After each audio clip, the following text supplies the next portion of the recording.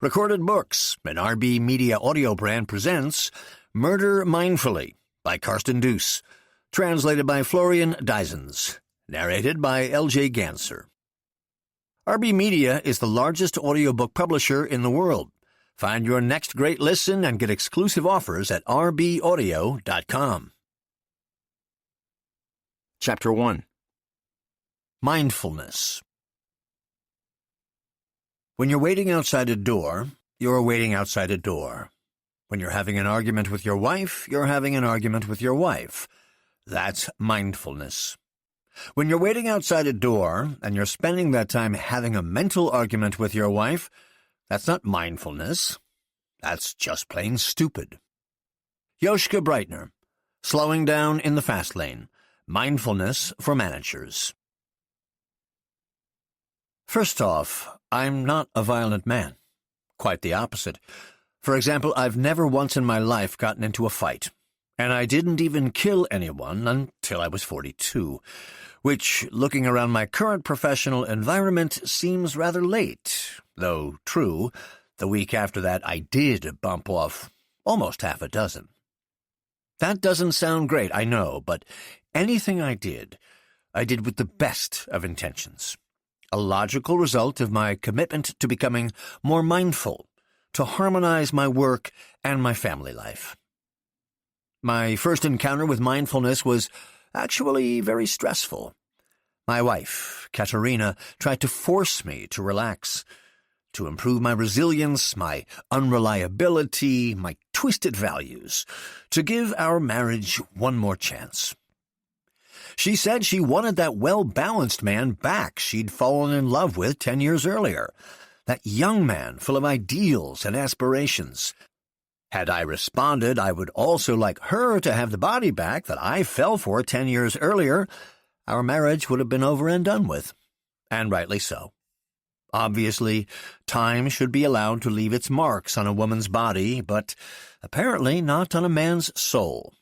And that's why my wife's body was spared a plastic surgeon, whereas my soul was sent off to mindfulness training. Back then, I thought mindfulness was just a different cup of the same esoteric tea that's warmed over and repackaged under a new buzzword every decade or so. Mindfulness was just autogenic training without lying down, yoga without contorting yourself, meditation without sitting cross-legged. Or, as the article in Manager magazine my wife once demonstratively placed on the breakfast table put it, mindfulness means taking in each moment with love and without judgment. A definition that made as little sense to me then as those pebbles on the beach pointlessly stacked by people so de-stressed they've become entirely detached from reality. Would I have even participated in this mindfulness racket if it had only been about the two of us, my wife and I? Not sure. But we have a little girl, Emily, and for her I would hitchhike from Sodom to Gomorrah if it meant our family would have a future. She's the real reason why, one Thursday night in January, I had my first appointment with a mindfulness coach. I was already 25 minutes late when I rang the bell outside the heavy wooden door of his mindfulness studio to discuss, among other matters, my time management issues. The coach rented the ground floor of a lavishly renovated old building in a fancier part of town. I'd spotted his flyer in the wellness area of a 5-star hotel and seen his fees online. Someone who charges an arm and a leg to teach people to be more relaxed could probably meditate away any annoyance at a paying client's lack of punctuality. At least that's what I thought. But when I rang the bell, nothing happened. Until this relaxation guru refused to open the door, I'd actually been quite relaxed, because my delay was entirely excusable. I was a lawyer, criminal law, and had managed to squeeze in a remand hearing just before. An employee of my main client, Dragan Sergovich, had found himself in a jewelry shop that afternoon, wishing to pick out an engagement ring. Instead of money, however, he only had a loaded pistol on him, and when he didn't like the rings that were presented to him, he smacked the jeweler in the temple with his gun. Since the jeweler had already triggered the silent alarm by then, The police arrived to find the jeweler on the ground, and the armed man offered no resistance when faced with the police's 2 submachine guns.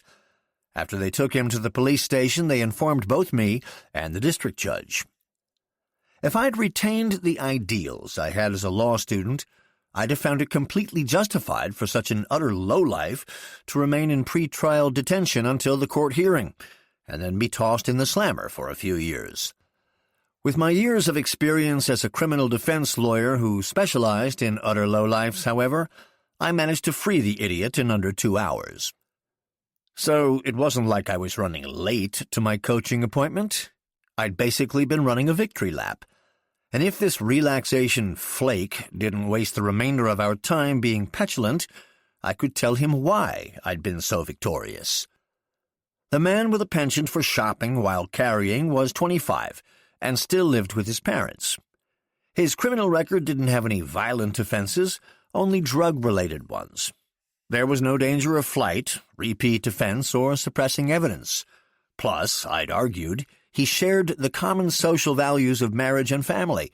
After all, that's why he'd been in the jewelry shop.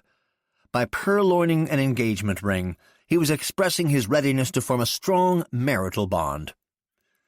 All right, for the jeweler in hospital and the cops on patrol, it must certainly have been difficult to understand that someone who was undoubtedly a violent offender was released to preen and mock the authorities to his friends that same night. When it came to things like this, even my wife occasionally found my work rather questionable. But explaining our legal system to other people wasn't my job. My job was to exploit that system, using every trick in the book. I made my money doing good for bad people. That's it. And I'd mastered it perfectly. I was an excellent criminal defense lawyer, employed by one of the most prestigious corporate law firms in the city, ready and available around the clock. It was stressful, of course it was, and not always compatible with my family responsibilities. That's why I found myself at the door of this mindfulness guy, who wouldn't let me in. My neck started to tense up. But I got a lot in exchange for all that stress. A company car, bespoke suits, expensive watches. I'd never cared much about status symbols before, but once you're a lawyer representing organized crime, status symbols start to matter.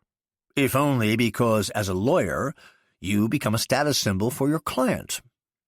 So I got a large office, a designer desk, and 5 figures a month to bring home to my family, my delightful daughter, my wonderful wife, and me. Sure, a high 4-digit slice of that salary went to paying off our house, a home for my delightful daughter, whom I never saw because I was always working, and for her loving mother, with whom, when I did see her, I only ever seemed to argue.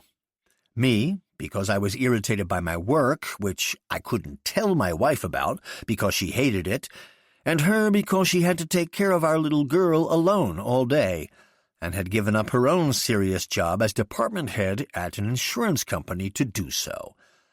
If our love was a delicate plant, we'd obviously been careless when we moved it up into a family-sized pot. In short, we were like so many successful young couples, going to shit.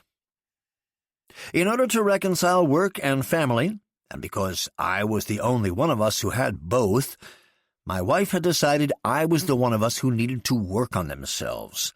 She'd sent me to this mindfulness coach, a moron who wouldn't open the door.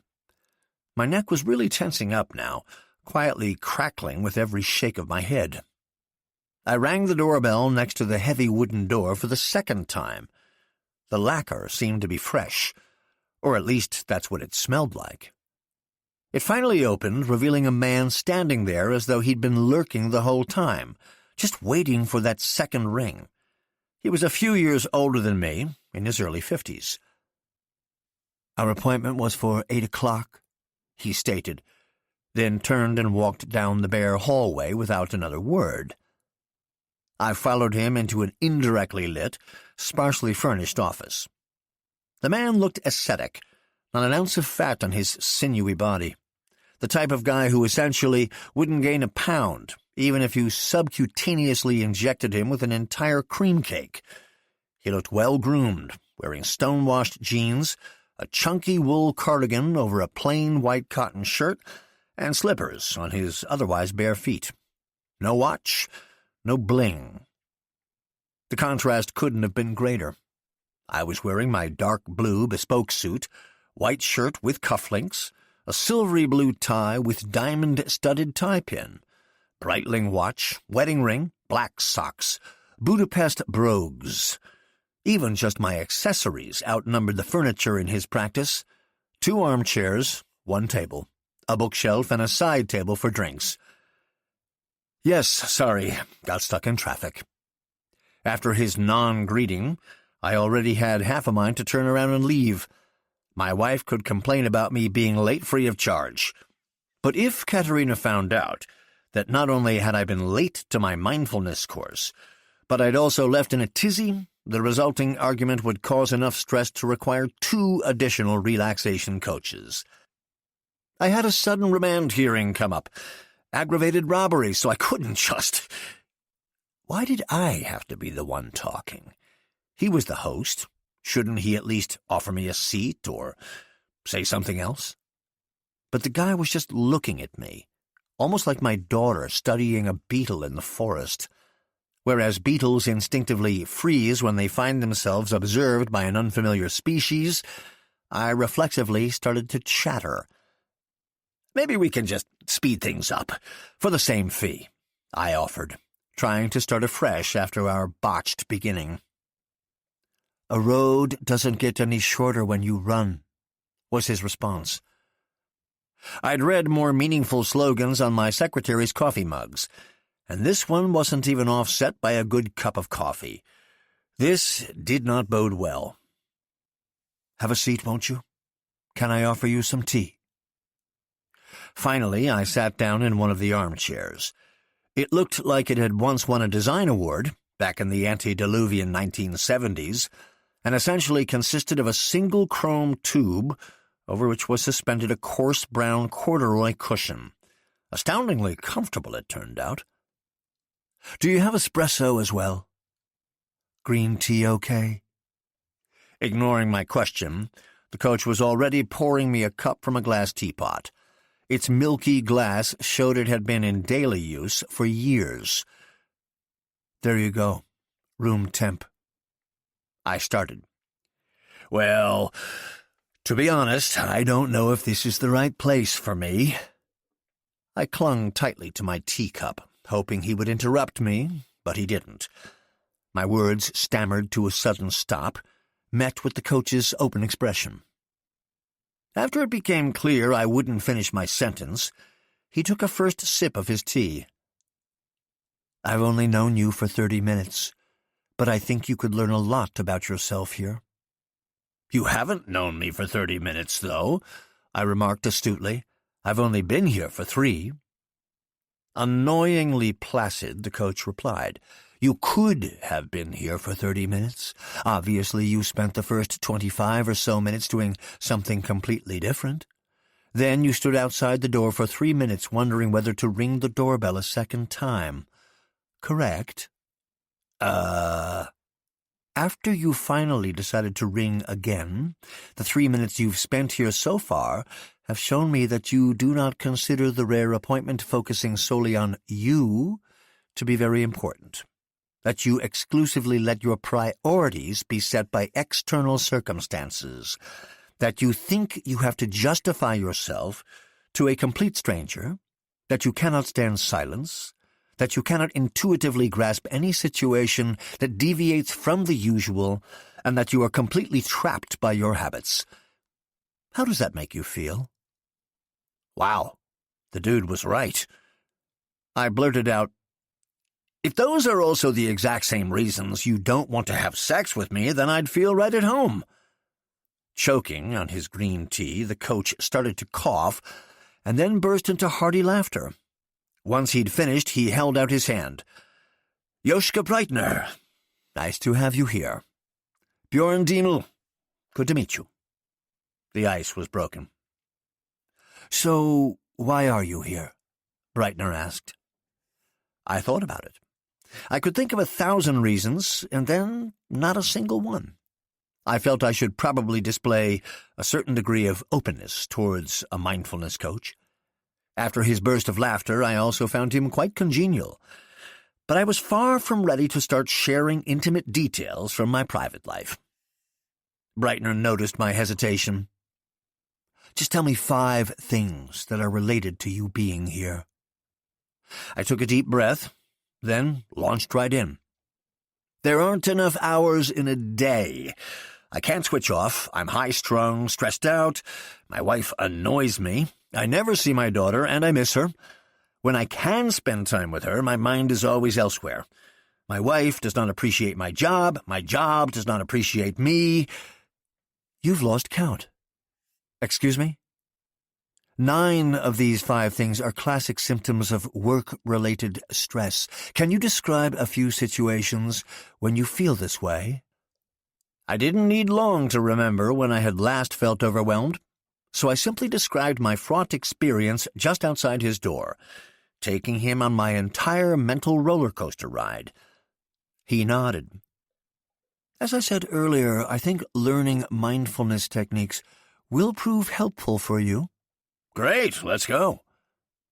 "Do you have any idea what mindfulness might mean?" "I suppose I'm paying good money to find out over the next few hours." "When you were standing outside the door," he said mildly, "you actually experienced it for free." I must have been too distracted to notice. "That's exactly the point. You stood outside the door for about 3 minutes, mulling over whether to ring again. For how many of those 180 seconds was your mind somewhere else?" "To be honest, maybe 176. "Where did your mind go?" "To a jewelry shop, to the police station, to my office, to my clients, to my daughter, to my arguments with my wife." "So, in just 3 minutes your mind went to 6 different places, bringing up all the attendant emotions. Did that help you at all?" "No, "So why did you do it?" he asked with real interest. "It's just how it went." If a client of mine had said something like that in court, I would have forbidden him to speak altogether. Mindfulness simply and plainly ensures this will not happen to you. "Okay, but can you explain how exactly?" "It's really quite simple. When you're waiting outside a door, you're waiting outside a door. When you're having an argument with your wife, you're having an argument with your wife. If you prefer to use your time waiting outside my door to mentally argue with your wife, then you are not being mindful." "And how do you mindfully stand outside a door?" "You just stand there and do nothing for 3 minutes. You note that you're standing there, and that your world will not veer into chaos if you are just standing there. Quite the opposite. If you never judge the moment, you also cannot experience it as negative in any way. You simply perceive the natural state of things, your breathing, the smell of freshly lacquered wood, the wind in your hair, you inhabiting your body.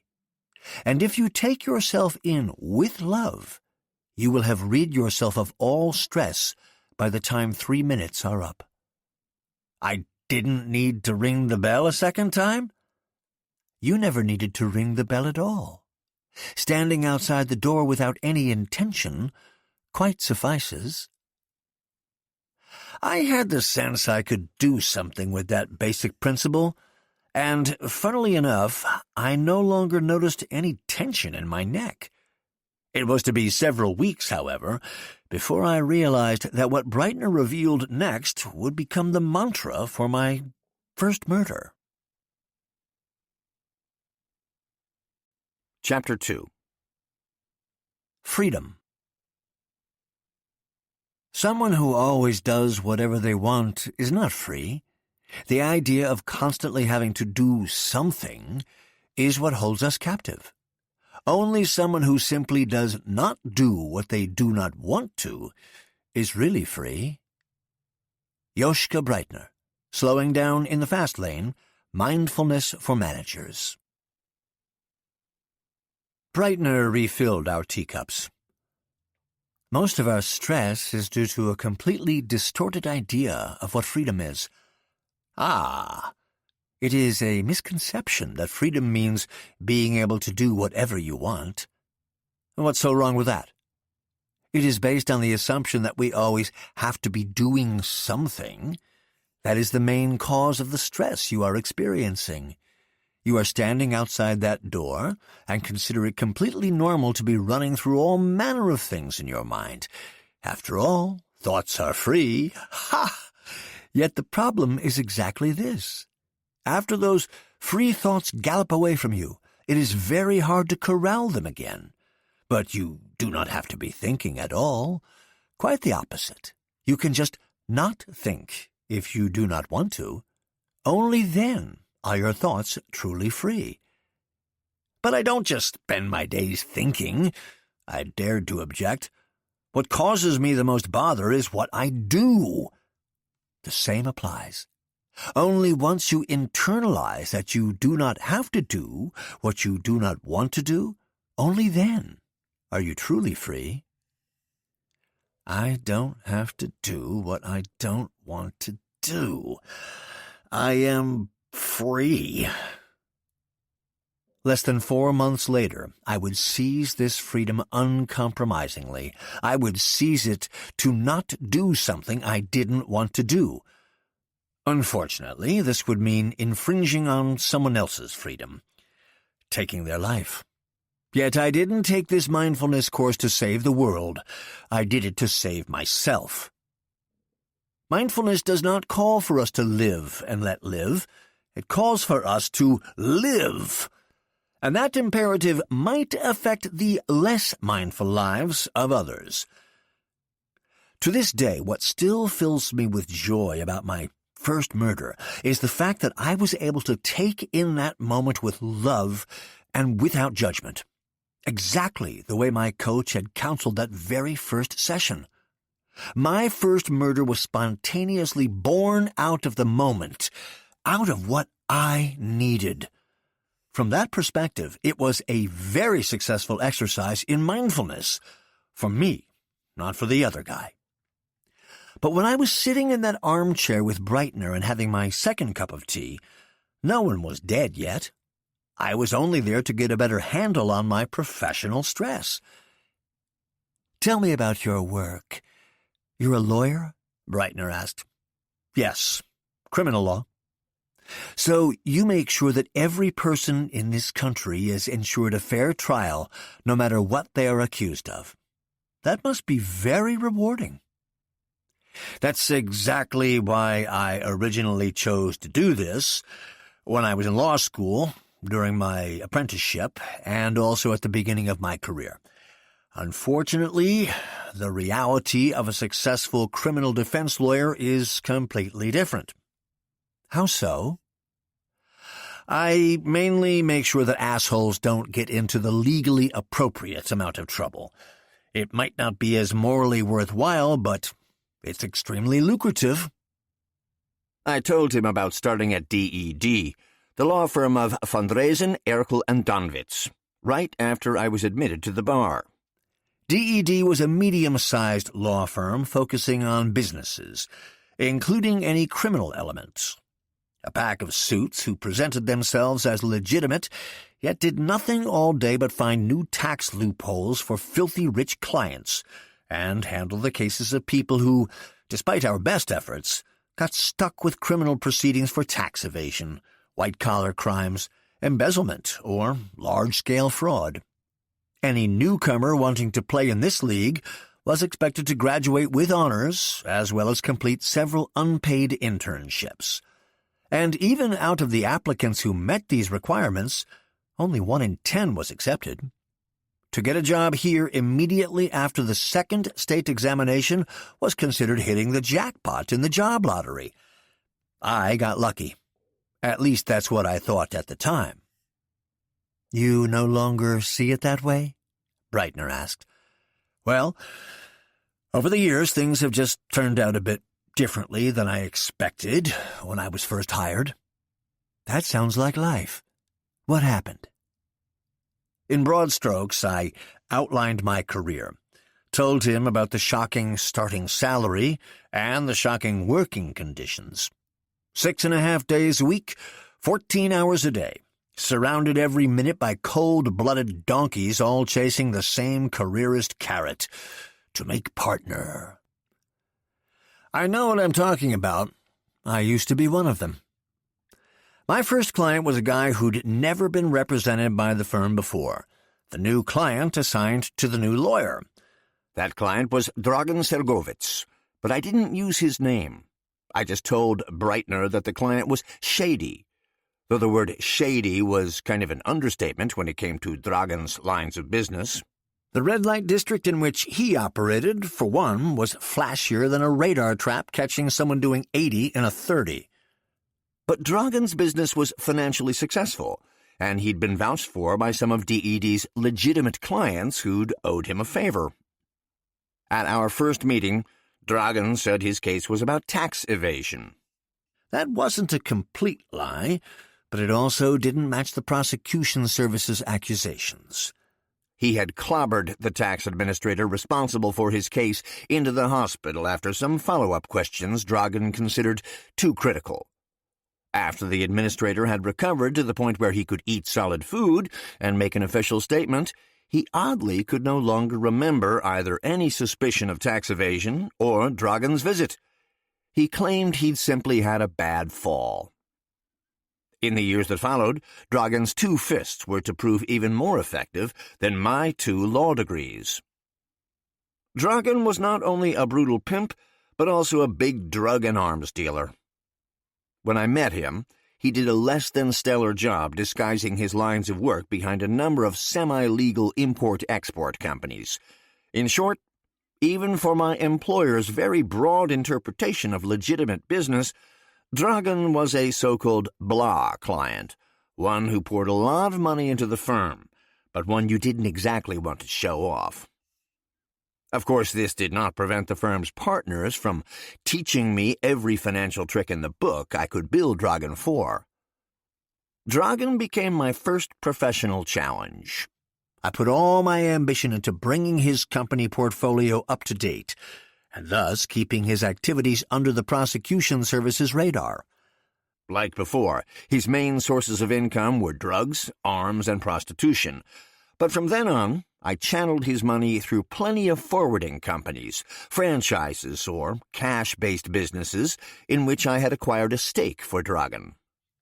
In addition, I showed him how to use EU subsidy fraud to nab money out of non-existent eggplant farms in Bulgaria, and how emissions trading allowed for sources of income that were at least as criminal as drug trafficking, but required no one's bones to be broken.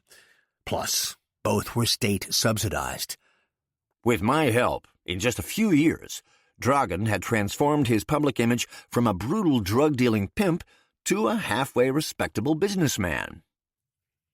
I perfected all the skills I had never learned during my studies: how to influence witnesses, pacify prosecutors, bring employees in line.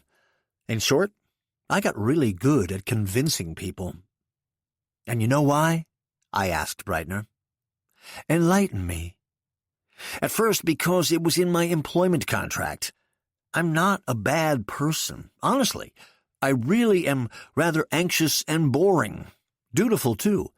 My sense of duty is perhaps my worst quality, and I'm fully aware that this system I helped set up is no good at all, neither for others nor for myself. Any system that rewards violence, injustice, and deceit, but not love, justice, and truth, simply cannot be good. But I could still be good, at least from inside the system. Out of duty, I've devoted years and years to making this system work.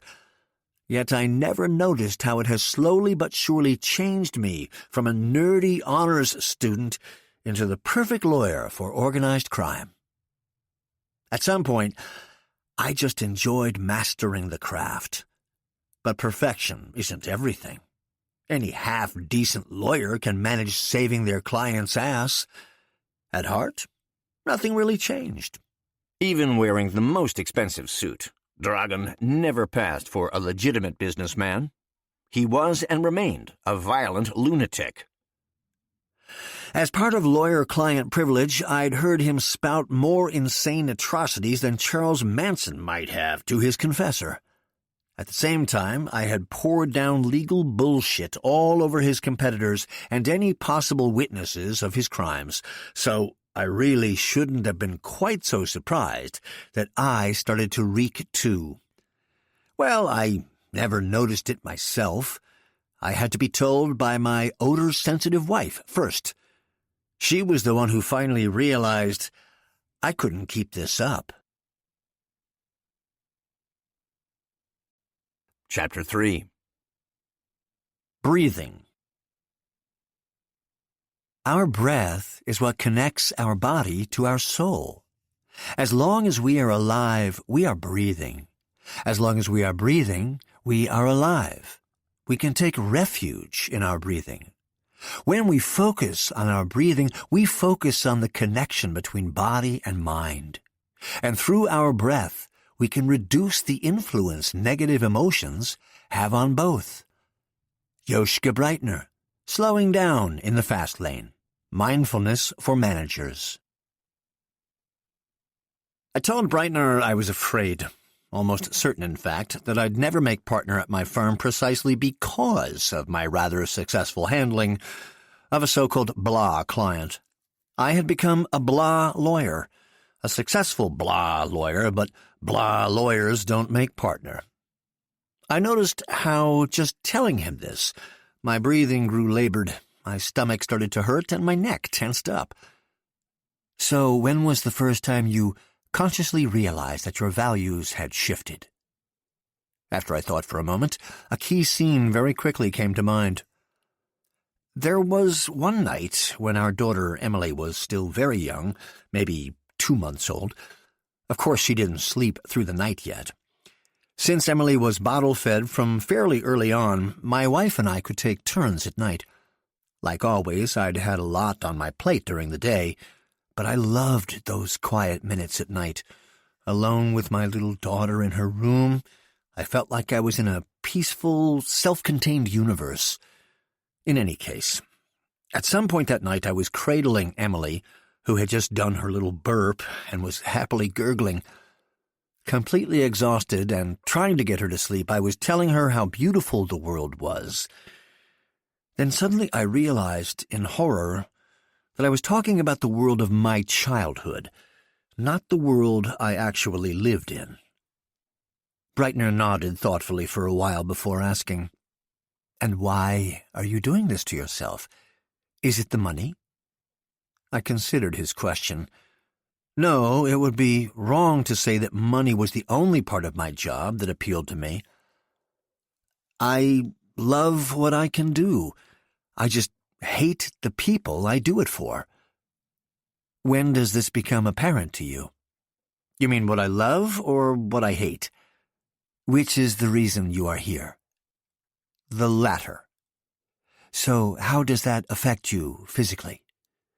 My neck feels tense, my stomach hurts, I get short of breath.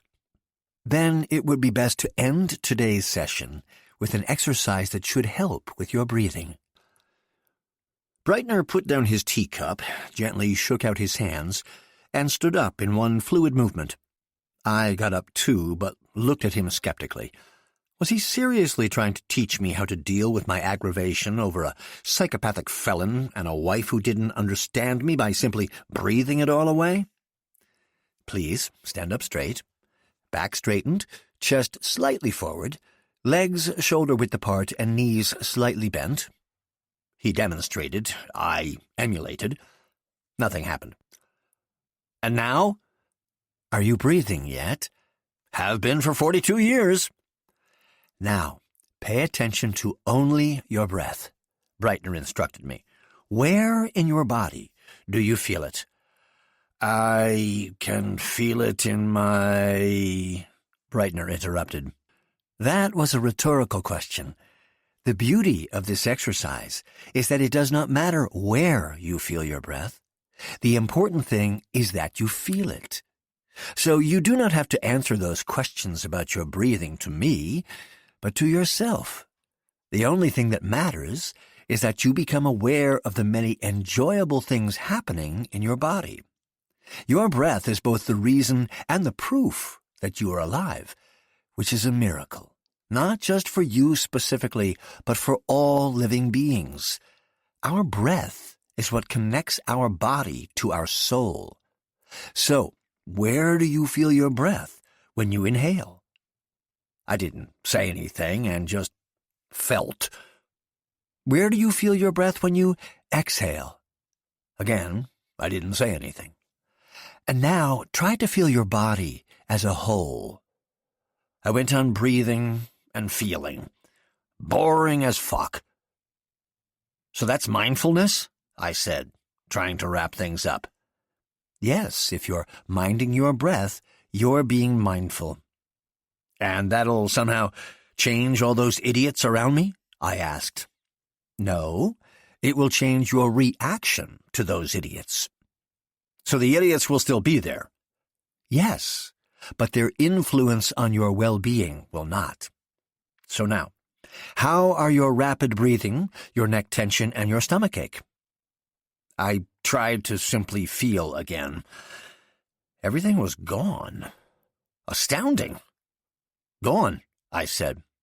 So, the next time your wife annoys you, or your firm pisses you off, I'd like you to go to the toilet to breathe.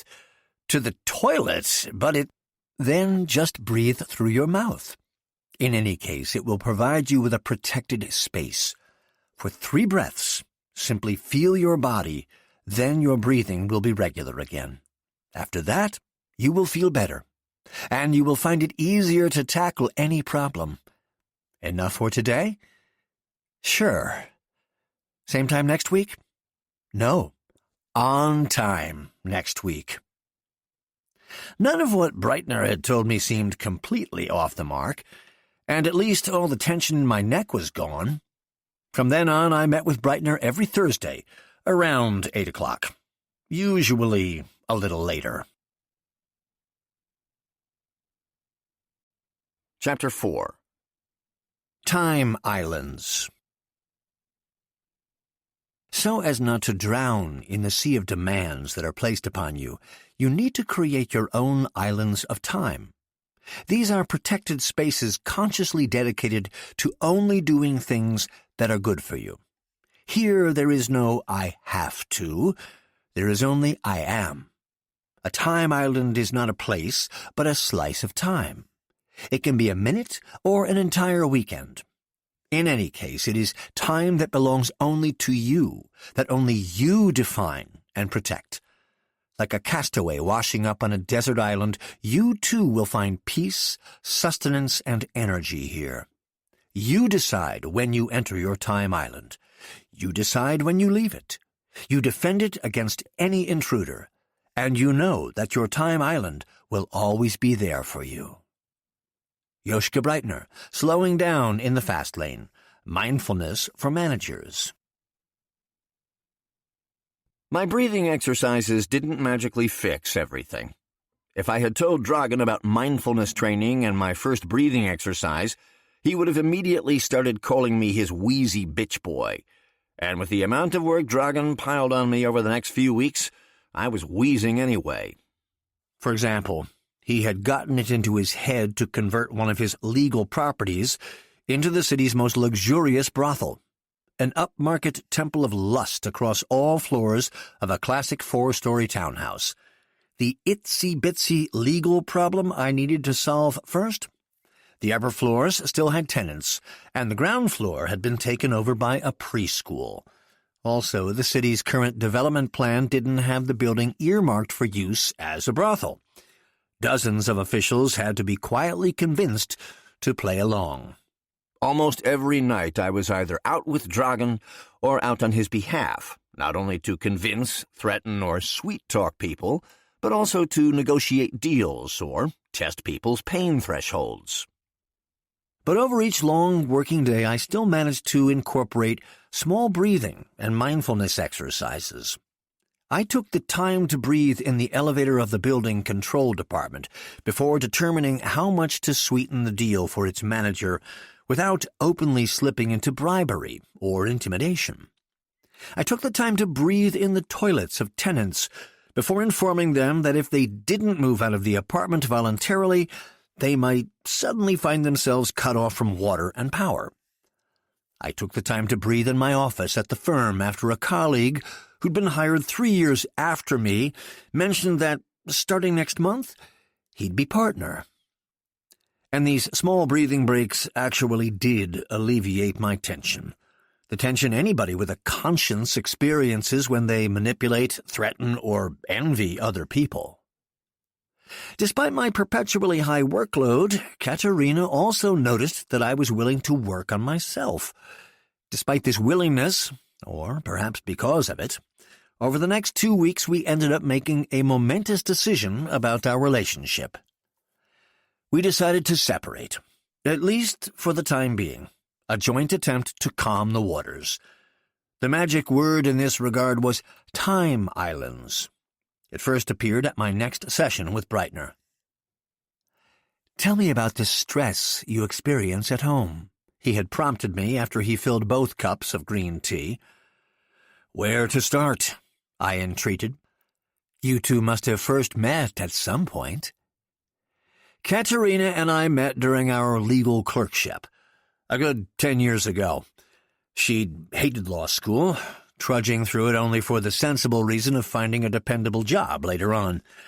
She really struggled, and I felt sorry for her because I had a very different experience. I found it all fascinating.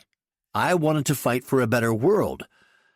One coffee break, we started talking about it, and this contrast turned out to be quite alluring. "Surely you didn't end up together because of your differing motivations for law school?" "No, of course not. We obviously also found each other attractive, and we were both single. We had good banter, and the sex was fun, too, so we got together." "Ah, a VW Golf relationship." "A what?" "A VW Golf is your generation's go-to compact car for exactly the same reasons. You buy it when you have no other options. It is not all that ugly. It easily gets you from A to B, and sometimes it can go pretty fast." "What's so wrong with that?" "Nothing whatsoever. Unless you are really dreaming about an old Ford Mustang and your wife of a Fiat 500. What good is an old Ford Mustang if it only gets me halfway?" "I do not have the impression that you are here because your golf took you where you wanted to go."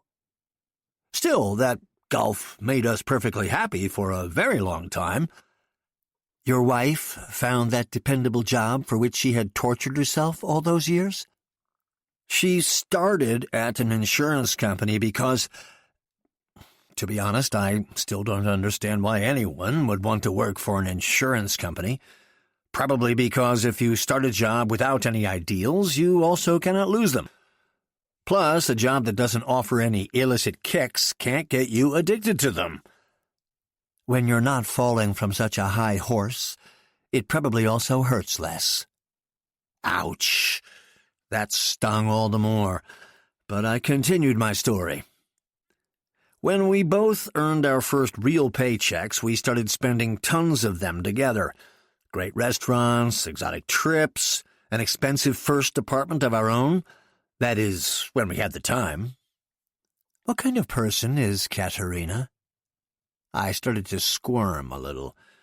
There were 2 answers to that question. One I liked and one I didn't like at all. I started with the pleasant answer. When we met, she was open, careful, loving, funny. We laughed a lot about other people. "And now?" That was the unpleasant answer. Closed off, fearful, loving to Emily, cold to me, and completely humorless. We also don't laugh about other people anymore. though Katerina does excel at bitter gossip. When do you think this happened? Somehow, everything that was supposed to be fun became an obligation. Let's not get out of bed today became, let's finally give up our separate places, otherwise we'll never move in together. I see myself growing old with you, turned into, my mother thinks it's high time we tied the knot, and I want you to be the father of my children became, if I don't stop taking the pill, 6 years from now, I'll be too old for a third child. So the dream prince who wanted to rescue the princess from her law school prison became a biddable golf driver, Breitner said, nodding. What do you mean, biddable? Moving in together, getting married, starting a family? I loved all of it. Otherwise, I wouldn't have done it. But I would have liked to have had more fun along the way. I would have liked to experience it, not just been ticking off a list. The more our relationship followed the typical path, the more trivial it somehow became. We were both working on our careers, and the only thing that mattered to us was that the other person was working on their career too. We both gladly accepted that the other made good money doing something. What kind of career didn't particularly interest us that much in the beginning, though over the years it became more and more of a burden. Katerina increasingly hated what I did for a living. What she did, meanwhile, I didn't even know. Sounds like a viable foundation, at least financially. When we'd been together for 5 years, we got married. Emily came 2 years later. Was having a child always part of your dreams for the future? Absolutely. On top of that, I also dreamed a child would literally bring new life to our relationship. But that was not the case. There's a shocker. If 2 adults together can't even manage something, why should a child be able to? I took a moment to consider that. Somehow his little interjections all made a shameful sort of sense. Katerina focused all her time and energy on Emily. She breastfed according to plan, weaned according to plan, took Emily to the baby gym according to plan, baby swimming to plan, mommy and me workouts to plan, but each of those plans was exclusively hers. The child of our dreams became the child of her plans. Our relationship was the only thing there wasn't a plan for. At home, I was just a planless nobody with a penis. Whenever I was at home, I did everything wrong. But when I came home too late, that was wrong too. I felt like I had no other choice but to plunge even deeper into my much-hated job. At least there I was somebody. There I might not be recognized as a partner either, but at least I have free rein. At least they trust me. And this has been going on since Emily was born? More or less. Since then, I've been working for 2. And since then, Katerina has been at home with Emily. At least when they're not in any mother and baby classes. Although Katerina hates other moms, she's so scared of doing anything wrong, she still copies every single thing they do. I only get to see my daughter asleep. She hardly gets to see me at all. When I come home irritated and run into my exhausted wife, we argue more and more. Katerina once even asked me why I was bothering to come home at all. I didn't know what to say to that. Do you have a response now? No, I replied without any hesitation. My clear no cut the air between us with surgical precision. The break in our conversation that followed was long, but relaxing. Breitner had a surprise waiting for me on the other side. Have you heard about the concept of time islands? Sorry, what? Time islands. Limited periods of time in which you only do things that feel good to you and nothing else. You probably mean what my parents' generation used to call the weekend and clocking off? Right. Which your generation traded for a smartphone.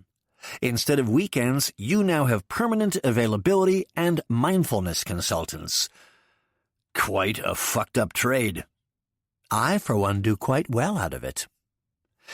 "And how are these time islands supposed to help me?" I inquired.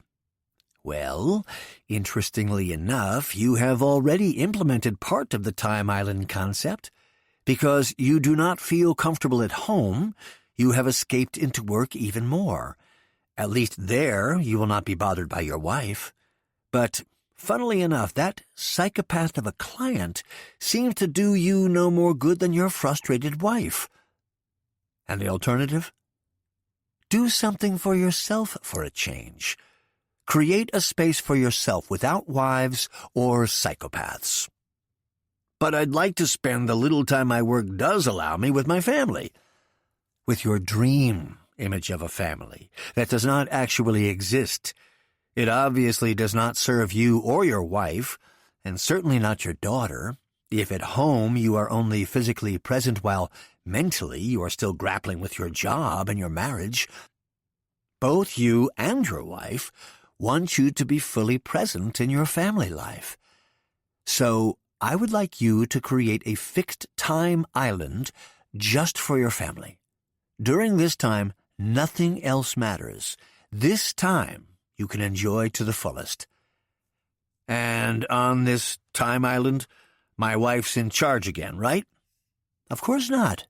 It is your time island.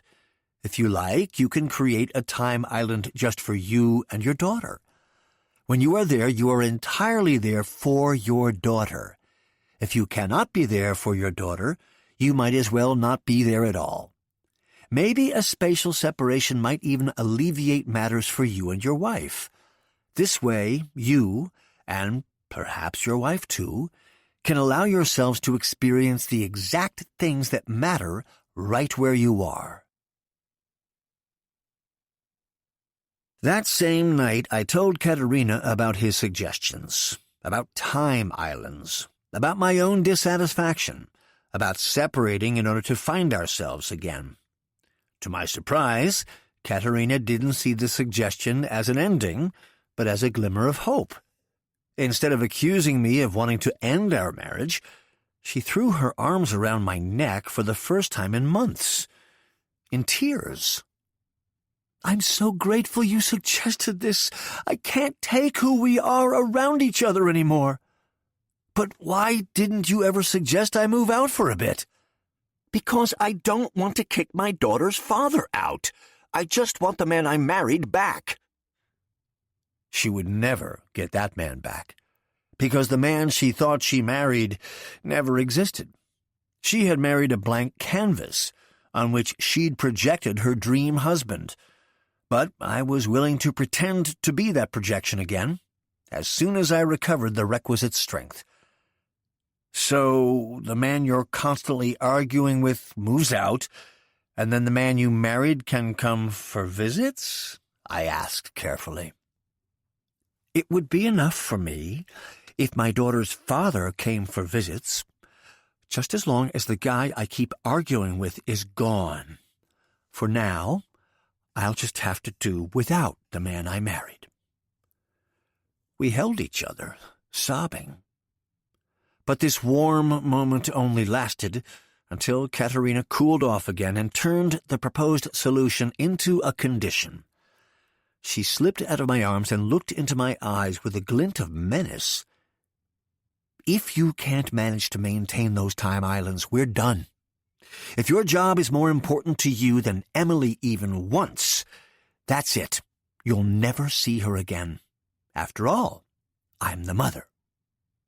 Or, to stick with the metaphor, if the glimmer of hope didn't turn into full daybreak, I would be sunset. It wasn't an empty threat.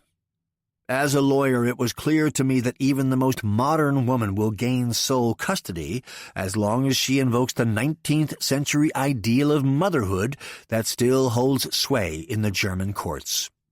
If the mother does not want him to, the father will never see the child. Full stop. And at her frostiest, Katerina would be able to go through with it too. Faced with this threat, it was much easier for me to move out. I was glad to climb out of the freezing pond before it froze over me. I found a furnished apartment in the same neighborhood. we found islands of time, in which I took care of Emily by myself. Initially, this was a few hours in the morning, which I made up for guilt-free by working a few more in the evenings.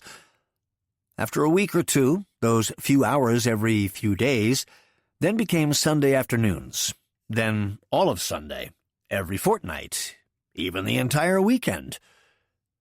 My job didn't allow for more time islands, or so I thought. This time with Emily brought me back to life. Spending time alone with this little person made me feel incredibly free. Just playing with her intuitively without having her mom breathing down my neck, constantly judging everything I did. Not to have my mind always on the firm, but on my island. And on this island, I was king, wizard, daddy. In the park, Emily and I could giggle at the waddling ducks without having to listen to Katerina rant about the moms on the other side of the pond. At the playground, we could hop on a swing whenever it was free, not only after Emily had been liberally slathered with sunscreen. At the ice cream parlor, it was so much more fun to order whatever tasted good, not pick from the limited selection marked low sugar and organic. For Emily and me, there was no longer any right or wrong. There was only beautiful and very beautiful. Spending 1 hour with my daughter on a time island with my head held high was 1,000 times more profound than a whole day with the three of us, and my head hung low. And I managed to make that time with my daughter sacrosanct. I communicated it to my firm, and Dragan knew too.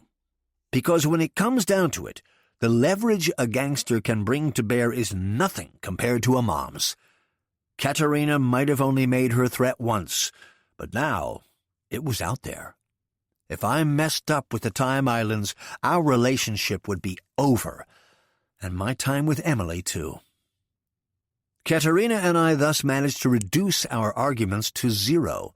We handled each other with kid gloves, and were pleased that Emily also obviously enjoyed spending more time with both her parents, albeit separately. Like many of the tough guys in organized crime, Dragan fancied himself someone who loved children. That is, unless they got in his way. When a man owed him €10, Dragan didn't hesitate to have the lug nuts on his car loosened, even if the guy was just about to drive off on a holiday with his family of 4. Still, afterwards, he'd always make sure the victim's seriously injured kids got season passes to the zoo. Emily was 2.5 when Dragan invaded our time island with all his might. Chapter 5. Digital Fasting. Mindfulness means being available to your own needs.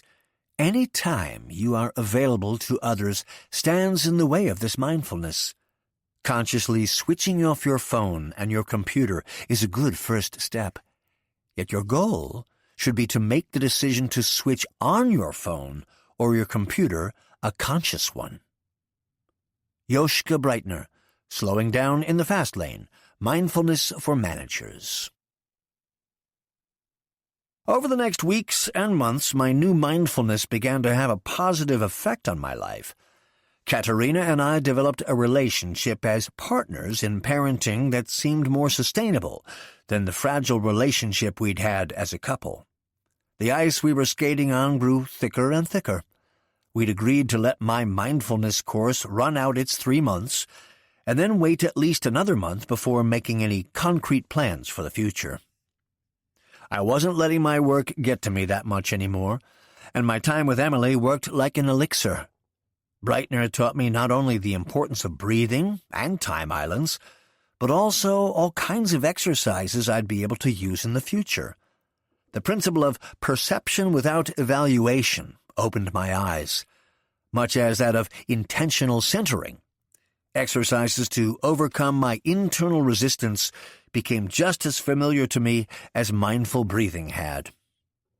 After 12 weeks, the mindfulness course was over, and I received Breitner's indispensable Slowing Down in the Fast Lane, Mindfulness for Managers as a farewell gift. Considering the steep course fee, I'd expected his handbook to be bound in leather. I made sure to carry it with me always, so I could consult it when needed. To celebrate my mindful new life, I decided to use the first weekend after the course ended as a time island to take Emily on a mini break. Katerina agreed. She also wanted to mark the occasion and enjoy the freedom she'd gained through my increased involvement. She'd booked herself a spa resort for the weekend, something she hadn't done since Emily was born. As Dragon's lawyer, I had access to many of his properties. I had acquired almost all of them for him and assigned them to his various companies. One of these properties was about 50 miles from the city, a fabulous house on a beautiful lake with a jetty, a sandy beach, and a barbecue area. Emily loved water, and we were going to turn the lake house into our Time Island's own special castle. I'd bought the house for Dragon out of EU agricultural subsidies he'd received for the Bulgarian eggplant farm. Once you understand that public funding isn't distributed based on the applicant's needs, but on their shamelessness, applying for more can become quite addictive. In fact, getting a wheelchair-accessible doorway installed in the guest toilet and providing a 5-page proposal to convert the rest of the house into a barrier-free training center for inclusion research was enough to earn subsidies from the Federal Ministry of Education. These grants, in turn, financed the luxurious expansion of the house's wellness area. I knew that Dragon was heading to Bratislava that weekend with a pile of cash to settle some business. Dragon knew that I wanted to spend this time at the lake house with my daughter, sit on the jetty, eat some nuts, feed the fish. None of us knew the weekend would unfold very differently. The week had been stressful. On Friday night, I had been crouched over a brief concerning the upmarket brothel until 11:30. Unlike all other tenants who were relatively easy to convince, pay off, or intimidate, the preschool on the ground floor stubbornly refused to vacate the premises. So I had to tighten the thumbscrews a little on the cooperative behind it, a parents' initiative made up of uncooperative bleeding hearts, through legal means, of course. I'd even happened to have met them before. By the summer, Emily would be old enough to attend preschool. But the criteria for getting into a preschool are much more confusing than for liquor licenses at brothels. Liquor licenses are issued centrally, unlike preschool spots. So Katerina and I had looked at all 31 preschools within a 10-minute driving radius together and applied for a place at each. The cooperative ended up 29th on our wish list. We felt the parents were a bunch of utopian nincompoops, and not entirely without reason. I assumed Emily would get a spot at a place between 1 and 5 on our wish list. I mean, I couldn't imagine on what absurd grounds we should be rejected at places 1 to 4. So I had no problems with the fact that number 29 was about to be turned into a titty temple. I had already offered the co-op a very low severance payment and threatened them with a nasty eviction lawsuit besides. Since the deadline for accepting the severance had expired, I was preparing the eviction proceeding. I got back to my apartment sometime after midnight and, in happy expectation of the weekend, immediately fell asleep. On Saturday morning, I picked up Emily. It still felt strange to be waiting on my own doorstep, like a visitor, but it was a good kind of strange. Only 3 months earlier, before I moved out, I'd felt so tense when I came home every night, just knowing I would be greeted with accusations or, worse, utter disregard. Now I rang the doorbell and was greeted by a smiling Katerina. "Hi, Bjorn. Nice to see you." What a difference in such a short time. "Daddy!" Emily hurtled towards me from the nursery. After showing me what was new in her world, one doll no longer needed to wear a nappy, she started packing up all her stuffed animals while her mother and I had a coffee. "Emily is really looking forward to your trip," Katerina told me. "I am too. But do me a favor. and please keep her far away from anything to do with your mafia maniac." The mere fact that she formulated this as a request represented a quantum leap in our communication. But Katerina's fears were completely unfounded. There was simply nothing even remotely redolent of criminality in the unused lake house. "Please, don't worry about it. As soon as I notice even a hint of mafioso, I'll immediately break off our trip." "And ruin my spa weekend?" Katerina's tone changed abruptly. "No, I stammered. "Bjorn, I will assume you can guarantee everything will be fine without any ifs or buts. This is your first weekend away together. If I can't rely on this to go smoothly, then you'd better not go at all. You know what's on the line here." There they were again, the cracks in the ice, and everything underneath. I took a quick breath to myself and then responded lovingly and calmly. "Katerina, I guarantee you that this weekend will be entirely plain sailing. For Emily, for me, and for you too." "Thank you," she said, warmer again. Katerina gave Emily a fierce hug goodbye, and me a friendly kiss on the cheek. Shortly after, I walked out of the much-too-big apartment hand in hand with Emily, who was skipping for joy. The fact that a single sentence from Katerina could still take the ground out from under me made me shudder. But if I'd learned anything, it was that when I'm standing outside a door, I'm standing outside a door. When I'm having an argument with Katerina, I'm having an argument with Katerina. So I walked outside and let Katerina be Katerina. From now on, we would be on our time island. It was the perfect day for a father-daughter trip to the lake. The sky was blue, and although it was 9 in the morning and only the end of April, it was already a summery 80 degrees. A significant issue today is our permanent availability, mainly due to our smartphones. It's an incredible travesty to call any device smart that, through a work call, email, WhatsApp, or whatever, can ruthlessly send us to the depths of hell, and from our own pocket. Hell phone would be more apropos. But phones are like weapons. It's not the thing itself that's dangerous, but the person using it. Unlike guns, smartphones only harm their owners.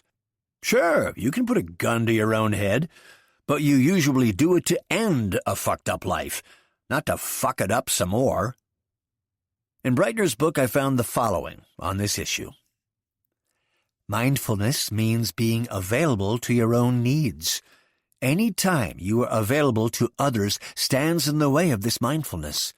Consciously switching off your phone is a good first step, to the extent that it should make it frighteningly clear that always being available to others has already been completely normalized. Yet your goal should be to make your decision to switch on your phone a conscious one. Until then, at least while on your time island, you should leave your phone and computer switched off. Pay these sentences heed. They can save lives. In recent weeks, I had kept my phone off while I was on my time islands, and not once had something happened that my voicemail couldn't fill me in on a few hours later. But this had to be the one weekend I forgot about my digital fast. Out of sheer excitement to take a trip with Emily, my mindfulness had slipped. The repercussions were immediate. I had just strapped Emily in her child seat and left the driveway when my phone rang. I suddenly realized I'd completely failed at mindfulness. The screen showed an unknown number, which didn't necessarily mean anything. Dragan changed mobile numbers like other people changed lawyers. I could have just declined the call, but if the man who's letting you stay at his lake house calls, it's considered rude to ignore him. After all, he could have just been calling to say, "Hope you have a great time," though that was unlikely. Also, not unimportant, he might have been calling to say, Hey, Mustafa will also be at the lake this weekend, and he's bringing 12 hoes. Doesn't bother you, does it? I had solemnly promised Katerina that there wouldn't be any such surprises, so I answered. Yep, I said. Dude, where are you? Good morning to you too, Dragan. I'm just on my way to the lake house with Emily, you remember? I need you here, now. Dragan, this is my weekend with Emily. We're going for ice cream. Dragan hung up. Because we'd known for years that Dragan's phones were being tapped, none of our important talks ever happened over the phone. Instead, we had agreed on a few attorney-client code words. Deciding on code words with a violent psychopath is a delicate matter. If someone already finds it hard to remember whose legs he'd had broken 2 days earlier, they're usually also not able to retain even just half a dozen designations for specific dangerous situations. That's why we had 2 code words, no more. One was watching Titanic, the other going for ice cream. Watching Titanic essentially meant the ship is going down. Throw any incriminating material overboard and get everyone into lifeboats. Dragan had never had to use that one before. Going for ice cream meant it's getting hot. We need to meet immediately. There was an ice cream parlor on the ground floor of my firm's building. I had rented it for Dragan through one of his own subsidiaries.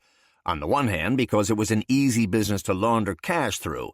On the other, because of the place's layout and proximity to my law firm. The staff rooms of the ice cream parlor were on the floor above, and could be reached via the elevator from both the underground garage and my office, but only via the elevator. The rooms were windowless, and there were exactly 2 sets of keys, one for Dragan and one for me.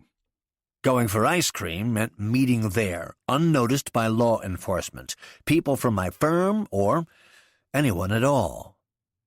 So far, Dragan had used the code word twice. Both times the reason had been that Dragan was wanted by the police, so before going into hiding, he needed to give me instructions in person. Which witnesses had to be influenced, and how I should instruct his employees until the waters had calmed again. I had a whole stack of powers of attorney, and even blank letterhead signed by Dragan. This way I could easily continue all of his business on his behalf in his absence. This had been tried and tested. If Dragan wanted to get into the building unnoticed, he'd hide in the back of one of his ice cream vans, let himself be driven into the underground garage, and then disappear into the elevator. I'd come down from my office. Nobody saw us. Going for ice cream was not only a code word, but also a conversation killer. It should leave police or prosecutors in the dark and prevent any discussion between the 2 of us about why we were meeting. This meant I had to meet Dragan. I'd picked up the phone. I'd heard the code word. My time island was moot. But just because my idiot client had once again had someone's bones broken, some smugglers had thundered into a police checkpoint, or some drug shipment had been blown up, did that really mean I should give up my newly acquired principles? Should a single phone call be able to ruin my hard-won father-daughter weekend? Thanks to my job, I didn't have a fucking choice. Ignoring a call would have been forgivable. Ignoring an emergency code word wasn't. With Dragan doing that could result in repercussions that went beyond employment law, straight into the anatomical. Aggravated, I threw the phone into the passenger footwell and stepped on the gas. I accelerated to 70 in a 30 zone, took the right-of-way from a smaller car, accidentally, and instead of driving towards the highway, turned onto the main road towards the city center with deliberately squealing tires. The little outburst of fury did me good, and Emily was also very impressed. She liked the squealing tires and shrieked with delight, "Daddy, what are you doing?" Yeah, what was I doing? I took 3 deep breaths and made a compromise with myself. I would briefly visit the office, get this unnecessary meeting over with, and then officially start on my time island. I was driving to an emergency meeting, nothing more. This wouldn't betray my commitment to time islands. Katerina wouldn't have any grounds for reproach. There was nothing wrong with the father briefly stopping by the office with his daughter on a Saturday morning, leaving aside the fact that he was doing it completely against his will. "Daddy is just dropping by the office for a bit," I said, as if it were the most normal thing in the world. On the car stereo, I selected the kids' music playlist, and we sang The Teddy Bear's Picnic all the way to the city center. Chapter 6. The Other Person's Inner World. Do not focus on what another person says, but on what they want to say. What you hear is only an echo of their inner world. If you feel, instead of just listen, many insults actually turn out to be cries for help. Joschka Breitner, Slowing Down in the Fast Lane, Mindfulness for Managers. Big law firms don't do weekends, they only loosen their ties a bit. So even on Saturdays, there are countless lawyers, clerks, and other bootlickers scurrying around in slightly more casual clothes to book expensive hours onto already inflated client bills. My half-baked plan was that I would ensnare one of the nerdy trainees to play with Emily for half an hour while I went for ice cream. Our offices occupied the upper 3 floors of a 5-story 1970s commercial building in the city center. Besides the ice cream parlor, the ground floor also had a clothing store and a McDonald's. As we drove up, Emily said, "I'll have a McFlurry, chicken McNuggets, and chocolate milk," pointing to the apparently familiar golden arches. Katerina no longer seemed to be so strict about healthy nutrition.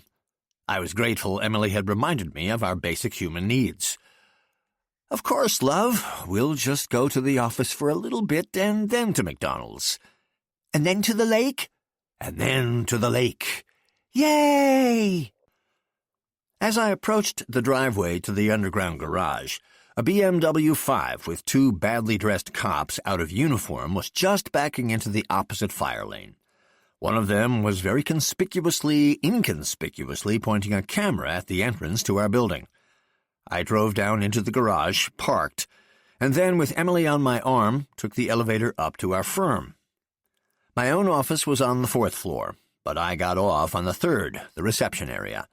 The same dragon had presided over von Dresen, Urkel, and Donwitz's reception desk for 20 years. Ms. Bregens had wasted her best years as a secretary at the firm, and now she was being saddled with weekend duty more and more. Once she must have been attractive, convinced that she'd be able to capitalize on her looks. Yet she must not have realized that looks aren't everything, especially when you lack any charm. Over the years, her looks had leveled down to her charm, and what remained was a disgruntled shrew. As she grew incrementally meaner over the years, it became harder and harder to sympathize with her. All she was now was the dragon at reception. She looked at me, then at Emily. Emily looked at Miss Bregens and pointed at her. "Daddy, does that old lady live here?" Out of the mouth of a babe, and not entirely off the mark, either.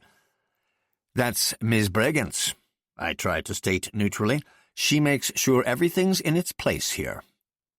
Miss Bregens contemptuously eyed the windbreaker and jeans I was wearing, instead of my usual tailor-made suits. "I take it you have no client meetings scheduled today?" she asked. I took a deep breath, felt my breath, and ignored the crabby remark. "Good morning, Miss Bregens. Have you by any chance seen Miss Kerner anywhere?" "Trainees like her are assigned only to the partners, not the other lawyers, and I don't think your clients are the right sort for a young lady like Miss Kerner." What was her deal? Was she seriously offended that my daughter had blithely called her old? Did I have to let this dragon talk down to me just because I wasn't a partner? Something, by the way, I also owed to the very client who'd summoned me to the office on a weekend like a lackey. Even if I'd been in a good mood, this kind of rudeness would have been too much for me, and I wasn't in a good mood. "Save your advice for the coffee break, and just tell me where Miss Kerner is," I barked. Her eyes widened in shock. Finally she murmured, "Miss Kerner is in the trainee room." I looked at Emily and said in a much calmer voice, "You know what, honey? Why don't you play in here for a bit, okay?" Before my daughter could answer, Miss Bragans had gathered herself again. "What do you think this office is, a playground?" If you practice mindfulness, you know, after breathing in and out a couple of times, that deep inside this poor woman was a wounded soul whose needs were crying out to be heard. My mindfulness coach said it very clearly. Do not focus on what another person says, but on what they want to say. What you hear is only an echo of their inner world. If you feel, instead of just listen, many insults actually turn out to be cries for help. Inside of Miss Bragans must be a woman who never had any children she might have brought to the office. A woman whose salary was only a fraction of that of the lawyers who expected her to work weekends because she didn't have a family. A woman who used the shred of power she'd been given to take out her life's frustrations on other people. After 12 weeks of mindfulness classes and one conscious in and exhale, that much was clear. Though it did slow my pulse, that didn't quite outweigh the 10 years this bully had already gotten on my wick. "Well, young lady," I couldn't help but quip, "if you went to law school and had a baby, you might be able to answer that question yourself." With that, I breezed past her to the trainee room, where, as expected, Emily and I met Clara Kerner, who for the past 3 weeks had been assigned to the partner whose department also included me and my blah client. Clara was the dumb kid of some dumb client. That's why she was allowed to join us as a trainee. To boost a resume this hopeless daughter of some so-and-so would never really need. In the way of all trainees who don't have the mental capacity to parse the prose of jurisprudence, she appeared to be coloring in some decisions of the Federal Court of Justice. That is, she had photocopied some decisions and marked up the bits she considered important with different highlighters. However, since she was overwhelmed by the sheer quantity of potentially important things, she seemed to simply be highlighting everything. This was of no more use than her general presence at the firm. There was simply no other reason for her to be there on a Saturday except to be seen. So for me to come in was a win for her. I asked her to stop coloring judgments for half an hour and instead do some proper coloring with Emily.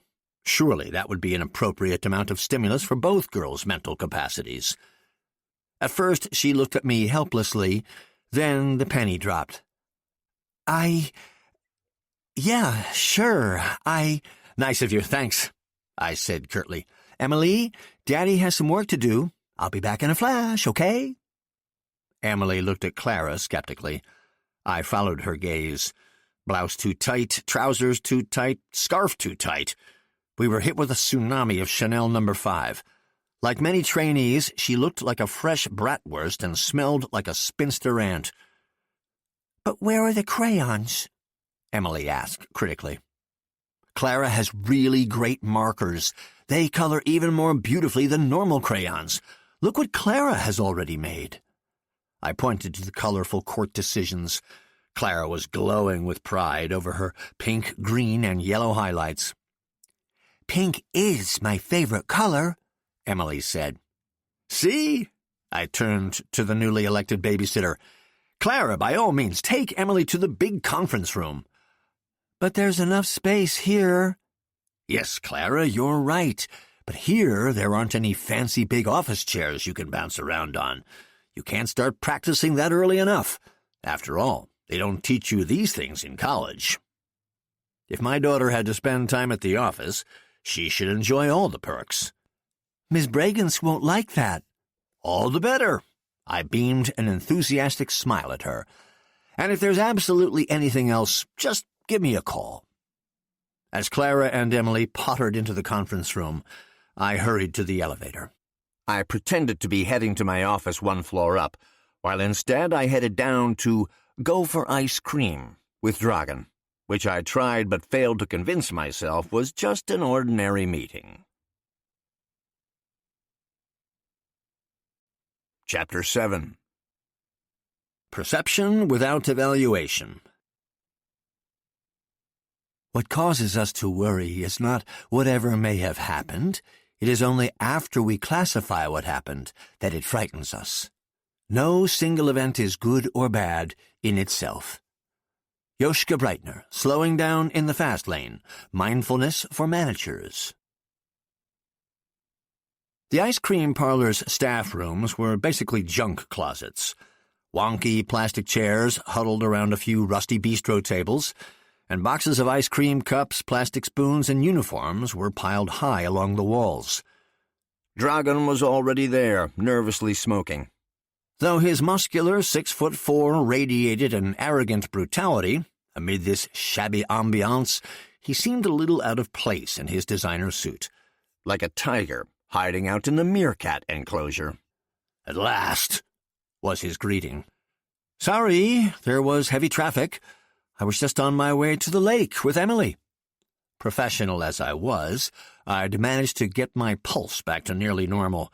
This was just an unnecessary meeting, nothing more. "Who's Emily?" My pulse quickened. "My daughter." A certain indignation started brewing inside me. Dragan obviously didn't have a clue that he was the one blocking me from the time island I had dedicated to my daughter. "All right, you know I love children, but you shouldn't let your family get in the way of your work." There was no point in talking to someone like Dragan about such a thing as work-life balance. But then I wasn't his shrink, just his lawyer, and I just wanted to get back to my daughter. "So let's talk about work. What happened?" "They're looking for me." "Why?" "Some drug courier got a few scratches at a highway rest stop." I knew from my first job with Dragan that his précis were always creatively optimistic and usually didn't even reveal the tip of the iceberg he'd rammed into full steam ahead. Obviously, scratches would be the least of it. "And why are the police looking for you?" "Because I kind of gave that moron a few thwacks." "We're sitting here because of a few thwacks?" "Well, no. Because the dude is dead." When a bank cashier is faced with a robber, most are well-trained enough to adopt an admirably professional demeanor. Simply treat the gangster like a highly strung customer and run through the usual routine until they run off with the money.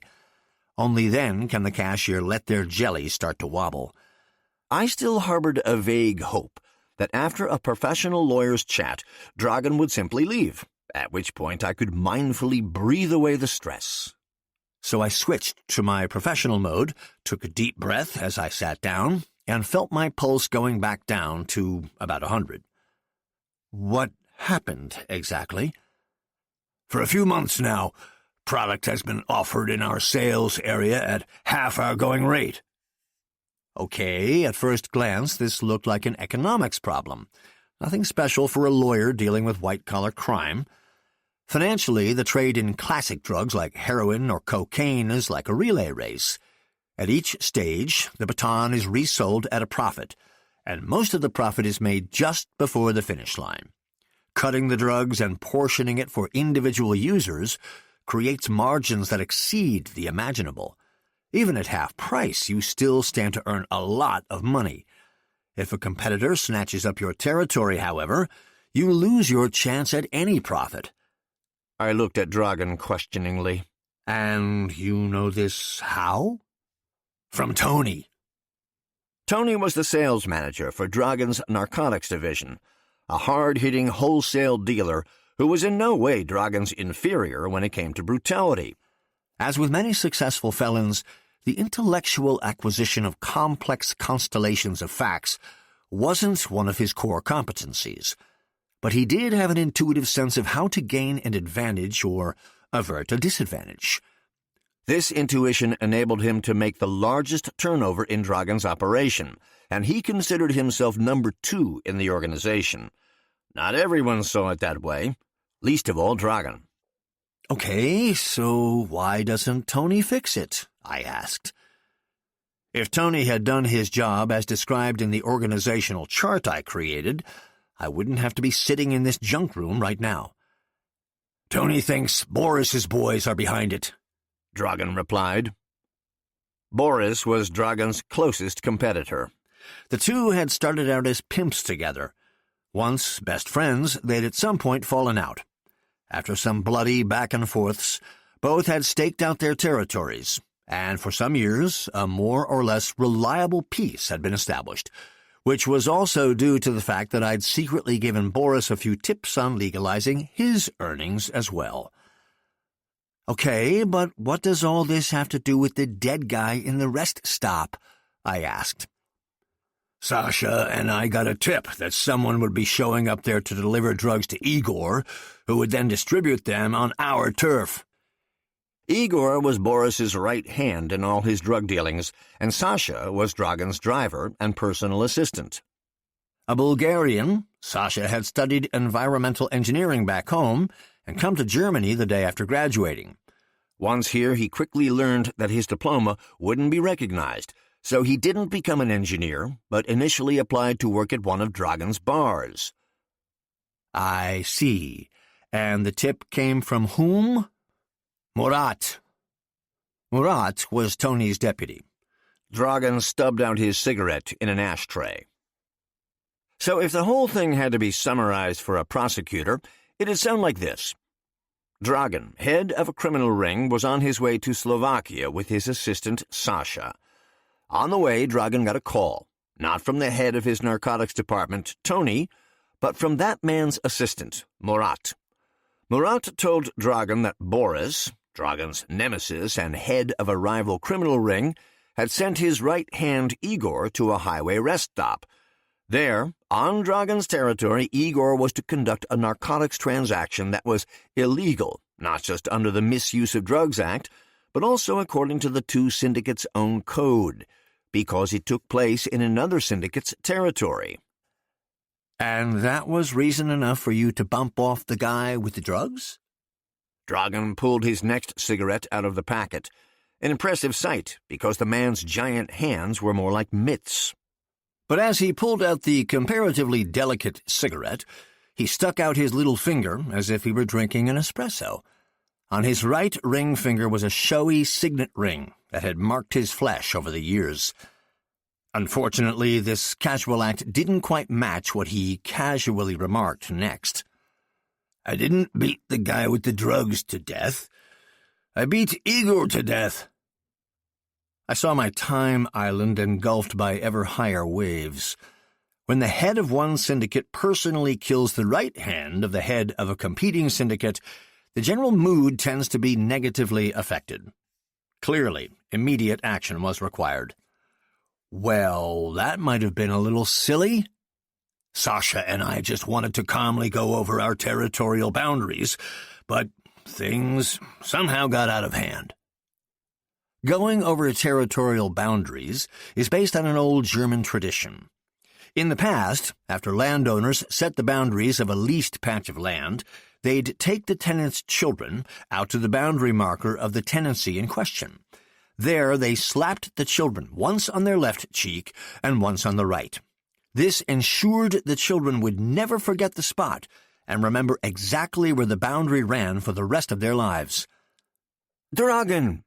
Why do you still insist on doing these things personally?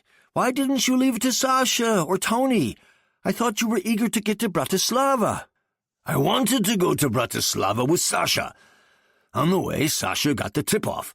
The rest stop was on our way, so I wanted to treat myself to a little bit of fun with the courier.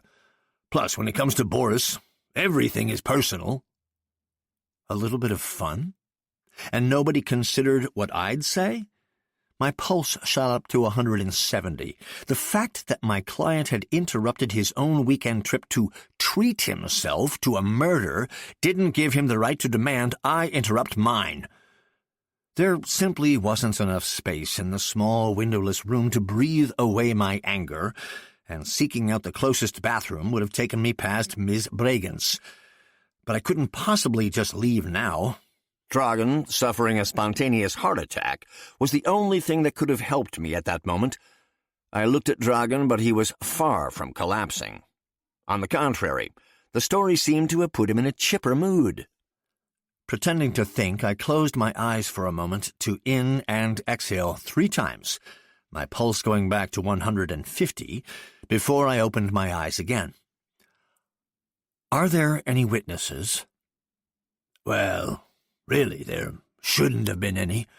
The rest stop is usually deserted that time of night. But then this fucking bus drove up. What kind of bus? One of those intercity ones. Full of myopic pensioners? More like precocious school children. How many children? No idea. How many fucking 12-year-olds fit on a bus like that? Maybe 50? Fucking 12-year-olds? I thought you loved children. Children bring sunshine to the world, but not at a rest stop at 4 a.m. How many of the children saw the brawl? All of them, I think. How many of them held up cell phones to film the proceedings? Kids being kids. Probably all of them as well. So, there are now 50 different video recordings showing you beating someone to death in front of 50 school children? Not at all. 49 at most. How do you mean? I jumped in front of the bus, kicked the door in, and went inside for a bit.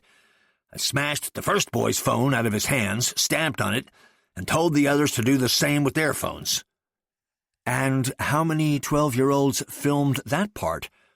The other 49.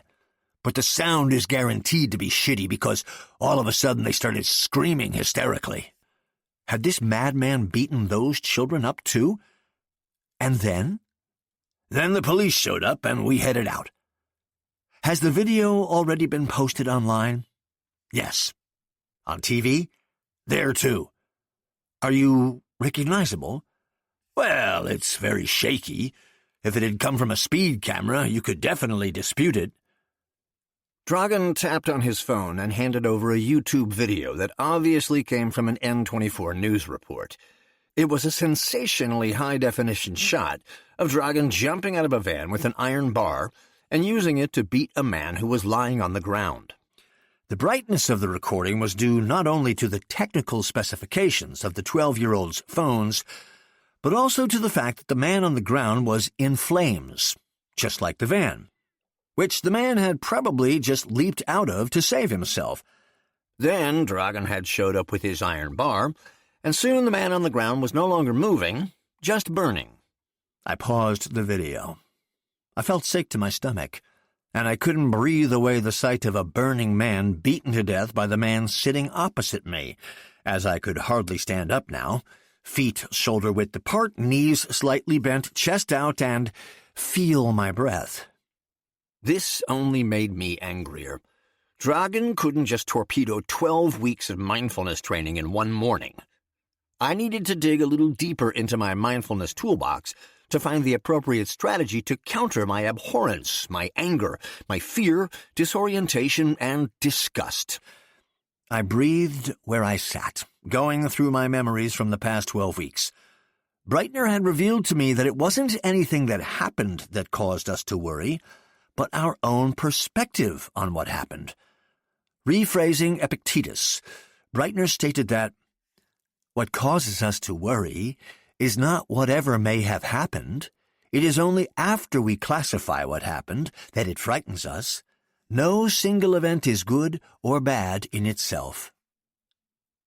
I tried to watch the video from this point of view. So there was a man who was on fire, okay, and there was another man who beat the burning man to death, okay. The fact that the beating man must be a psychopath was just my assessment of the situation. Not okay. Had the burning man tried to kidnap my daughter, I'd be much more understanding of the guy who lit him up and then beat him to death. It wasn't the burning and beating to death that was so disgusting. That was just my assessment. Or at least that's what the theory suggested. In fact, the man who'd been beaten to death hadn't attempted to kidnap my daughter. He didn't even know my daughter. Unlike Dragan, who knew about Emily but couldn't remember her name. He knew my situation at home, but he just didn't care. He knew about my plans for the weekend, but fucked them up anyway. In the video, he'd been faced with a living person, but just beaten him to death. At that moment, my phone rang, so I got a brief respite. It was coming from the firm's conference room. Another shock. Had something happened to Emily? Hello, what is it? It was Clara. Mr. Deemel, Emily just colored on a leather chair in the conference room. Is she okay? Well, she's having fun, but the chair... Then why are you calling me? Because I don't know what to do now. If Miss Bragans sees... Fuck Miss Bragans. How many office chairs are there in the conference room? 2, 4, 6, 12, 15. Then please tell Emily she's doing a great job and don't call me again until she's finished all 15. I ended the call. Dragan was staring at me. Have you lost your marbles? He snarled. I'm in big trouble, and you're talking about office chairs? Look, Emily's up there, and when it comes to her, I always pick up the phone. I don't give a fuck who's up there, buddy. This is where the cookie crumbles. And if that doesn't work for anyone up there, I'll personally go up there to clarify things. That would be all I needed.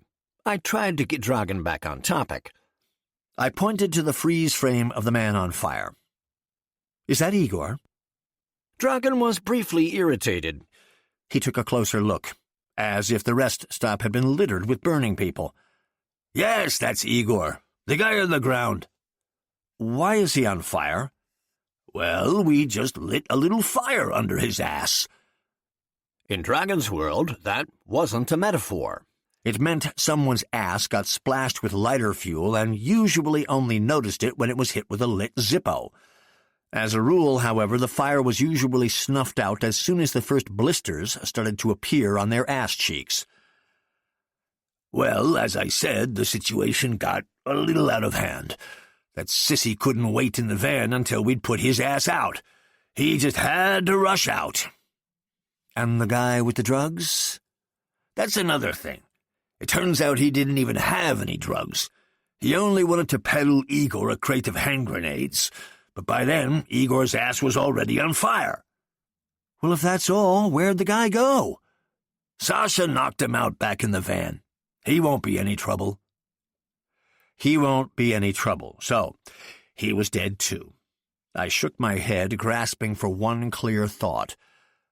Could it be that the tip-off about the drugs was someone taking the piss and subsequently putting you in deep shit, and me right along with you?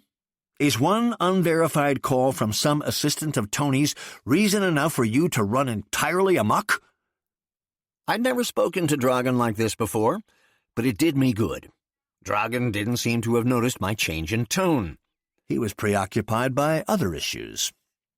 The fuck was I supposed to know a bus would be stopping there? And with school kids in it? He ranted. Which driver in their right mind would stop a bus full of school kids at an unlit rest stop in the middle of the night? Tell me that. You don't do that kind of thing to children. I love kids.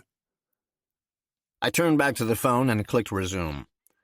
What Dragan meant by loving kids became clear in the next shot, which showed from inside the coach how Dragan first smashed the windscreen, kicked in the door, then knocked the phone out of the hand of a boy who couldn't be older than 10, threateningly tilting the kid's small, trembling chin with his right mitt as he shouted, "You didn't see shit, get that? Or I'll beat you all to death!"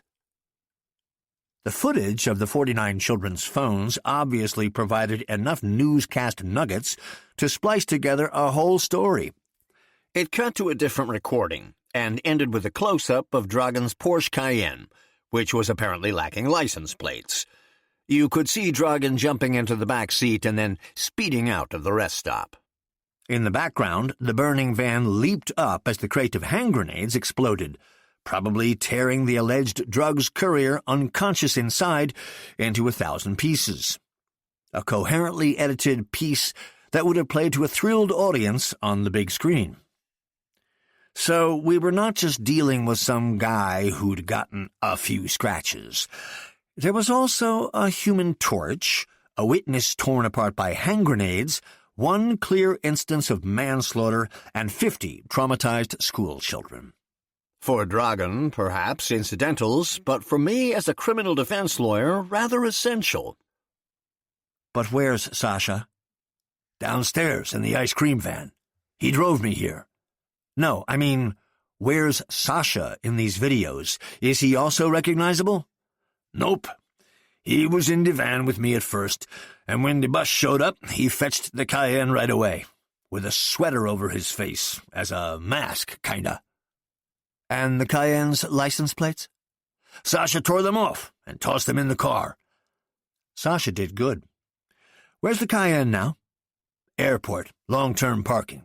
Sasha got the ice cream van and then brought me here. Your phones? In pieces on the highway. I'm not stupid. I didn't comment on that. And what am I supposed to do? You're the lawyer, so do something. Settle this shit. I felt anger catch hold of me again.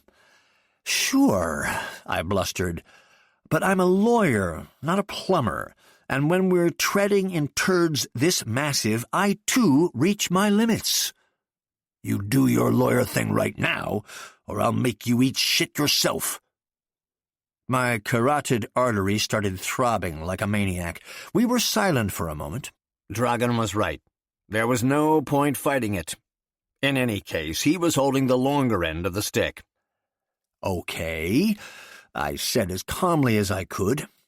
Option 1, you turn yourself in. If you do that, however, I won't be able to get you out so easily, not with the evidence against you. Even if I give all the children on the bus a puppy, and then threaten to kill it, the footage will still be online. Have you lost your mind? You want me to turn myself in? Option 2, you don't turn yourself in. If you do that, cops aren't your biggest problem. If Boris finds you, you might even wish you were in prison. It won't sit well with him that you set one of his men on fire and then beat him to death. Dragan slapped both hands on the table. Hold up, lawyer man. Our roles have been clear for years. I have a problem. You have the solution. So, what do we do? He stared at me unblinking, waiting for an answer. Considering his state of mind, I didn't want to point out the real problem, that Dragan had obviously been lured into a trap. In my distress, I tried some black humor. Lie low until all this commotion has died down, in like 30 or 40 years. Dragan's eyes narrowed to slits. I suddenly felt hot and cold at the same time, sure he was going to grab me by the throat. But then, very slowly, his mouth relaxed into a wide grin. Dragan reached over the table and patted me on the shoulders. That's what we'll do. The moron thought keeping a low profile for the next few decades was actually a solution. Dragan, you won't even make it out of this building. Plainclothes cops are already waiting for you outside. They'll tear your ice cream van apart. Then we'll just take your car. Sorry, what? I'll hide in the trunk, and you'll drive me out of town. Then we'll figure out what's next. I looked at him, stunned. My heartbeat spiked. He couldn't possibly be serious. The fucker didn't just want to dock at my time island for a quick chat. He wanted to take over the whole place. I'd either have to leave Emily at the office or bring her in the car. Both would be difficult to keep from Katerina. Doing either would shatter the promise to save our relationship I'd so solemnly made to Katerina less than an hour earlier. When I'm taking care of Emily, I'm taking care of Emily, no one else. That was the deal. And now that would all be destroyed? By this asshole of all fucking people? Dragan, please. I've got my little girl here with me. I can't go driving halfway across Europe with you in the trunk. You don't need to drive me across Europe, just out of town. Emma will love sitting in front. Emma? That was just too much. I yelled at him. Emily! The kid whose weekend you're ruining is named Emily." Luckily, these staff rooms were soundproofed fairly well. Dragan yelled back. "Fuck Amelia! This is about my life!" Then he became very still and stated, "I'm going down to the garage, where Sasha will lock me in your trunk. You'll come down with Emilia, and then you'll drive me out of town. When the cops see you with your little brat, they'll never suspect you've got someone hidden in the trunk." Fuck Amelia? Little brat? Did the guy who was making me break the serious promise I had made my wife to save my family just call my precious angel a brat? "Her name is Emily, you fucker." I froze. What had I done? Directly insulted the most brutal gangster in town? That wasn't very mindful of me. A better word would be suicidal. Dragan stood up, grabbed me by the collar with both hands, and got right in my face. I could smell the nicotine on his breath. "Nobody calls me a fucker." He was breathing heavily. "If I didn't need you for my escape, you'd be dead. If you don't do exactly as I ask, you'll no longer have a child, nor be able to make a new one. Is that clear?" I nodded. "Crystal," I croaked out. I didn't recognize my own voice. Dragan shoved me back into my chair and sat back down. "Well then, if you get me to safety, I'm prepared to forget this little incident. But if you screw this up, Mr. Lawyer Man, if the escape doesn't work, if for some reason I don't end up safe, but with the pigs, you're a dead man. Is that clear?" I nodded again. My thoughts were racing, but I couldn't think of any way out of this. Alive, that is. I had to bend to Dragan's will, get him out of here. Maybe I could even make sure Emily never had to know about Dragan. Maybe I could still drive Emily to the lake house after. If I was lucky, if I was really fucking lucky, Katerina wouldn't even have to find out what happened. "That'd be obstruction of justice," I sheepishly wheezed. This put a smile on Dragan's face. "There he is again, my smartass. And where should I take you?" "Take me to the lake house. That'll give me a bit of a breather." I slumped in my chair. This was an utter low point for me as a husband, a father, a lawyer. I was done. But at that very moment, when even the last spark of hope was about to go out, something fantastic happened. Right then, my entire 12-week mindfulness training really paid off. Like a celestial glow beaming through the black clouds brewing over my soul, I felt a complete calmness within me. In this sudden moment of clarity, I saw myself standing outside Breitner's door again, too late and wondering whether I should ring a second time. My inner voice said, "When I'm waiting outside a door, I'm waiting outside a door. When I'm going for ice cream with a hardened criminal, I'm going for ice cream with a hardened criminal. When I'm driving a getaway car, I'm driving a getaway car. When I'm at the lake, I'm at the lake." It was so clear. It was so simple. Thinking through every single scenario, all the possible consequences for my daughter, my marriage, my freedom, none of it would be any help. I might be heading straight for a fall, but that also meant I hadn't yet actually fallen. I surveyed the situation. 1 floor above me, at that very moment, was my daughter, my squeakily cheerful daughter, and I would be spending the weekend with her one way or another. I was still alive. I had a wife who didn't know what I was doing, and I wasn't in prison. Right then, all was true and plumb. There was simply no way to know what might happen at a later date. So there was absolutely no point in being afraid of this later date before it even arrived.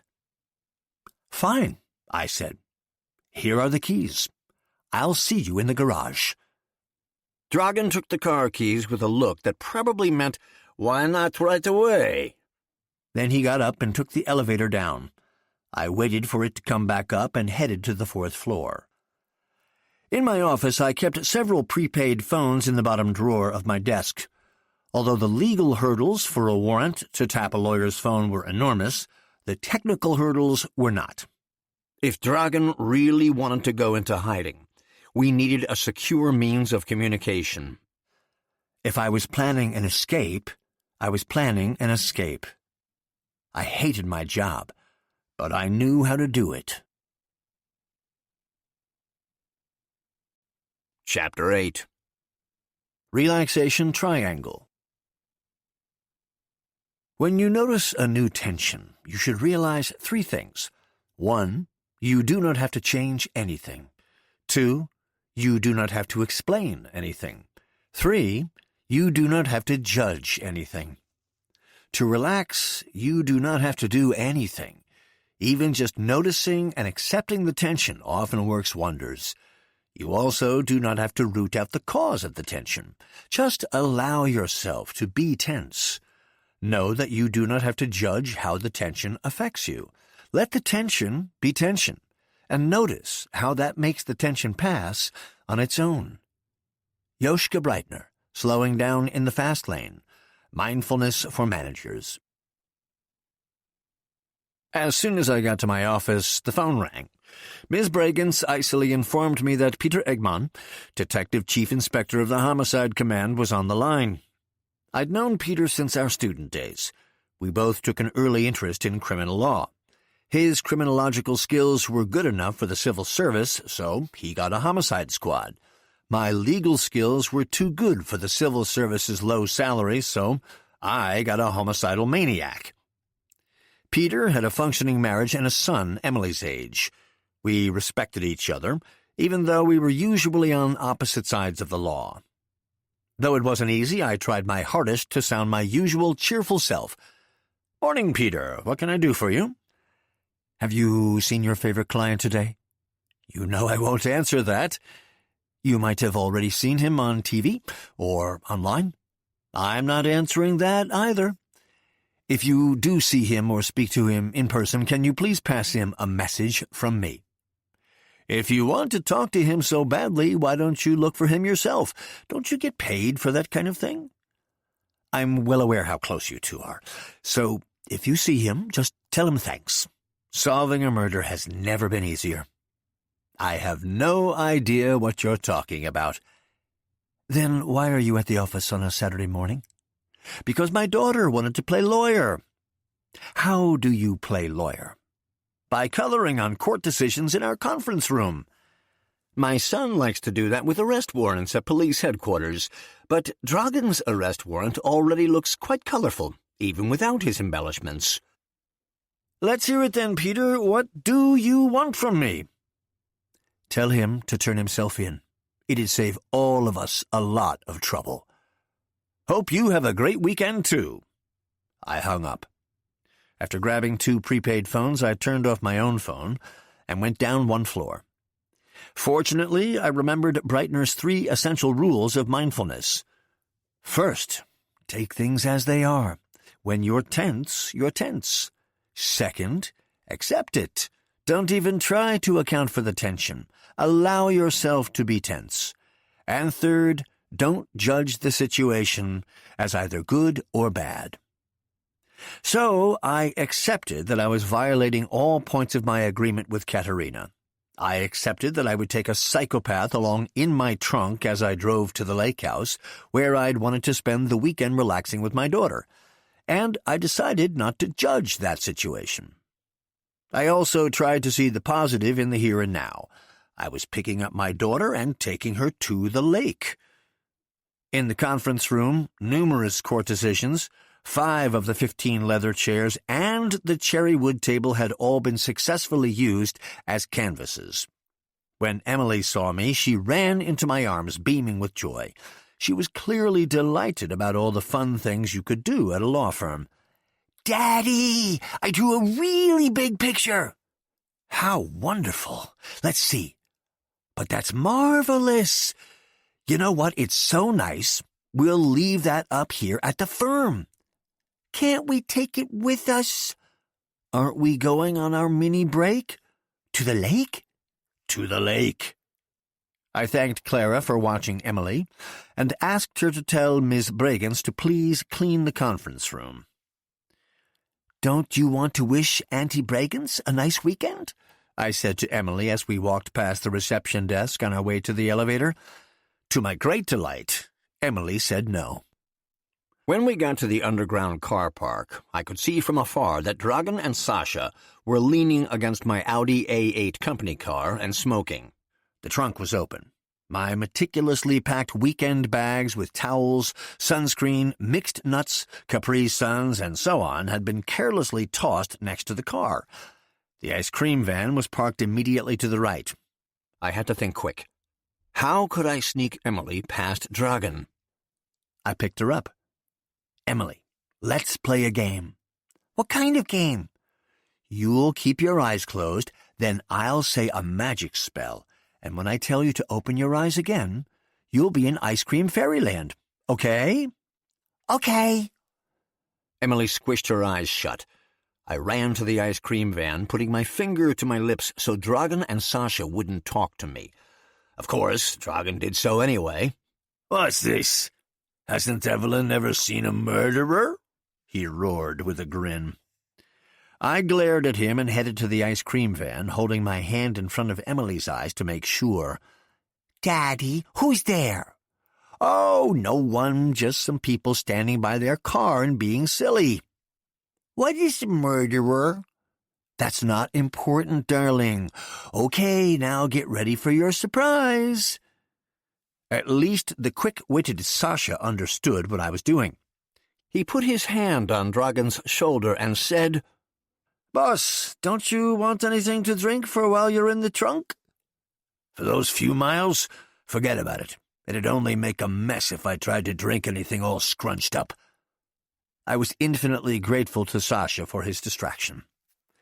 In the meantime, I had carried Emily into the ice cream van. All right, open your eyes. First, the magic spell. What? You said you would say a magic spell, and then we'd get to Ice Cream Fairyland. Emily kept her eyes closed. You're right.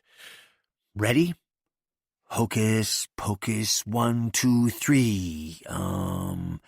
Abracadabra, alakazam, Ice Cream Fairyland, here we come. Emily's eyes were like saucers. She was surrounded by every kind of ice cream. Like an oversized watercolor set, refrigerated containers all around held ice cream in all the colors of the rainbow. In accounting terms, however, this setup made it possible to turn illegal prostitution revenue into harmless pocket money. And I didn't want Emily to see the man who used this ice cream van to line his pockets, so she needed to stay inside for a while. Okay, Emily, try any flavor you like. Daddy will be right back, all right? Ooh. That meant okay.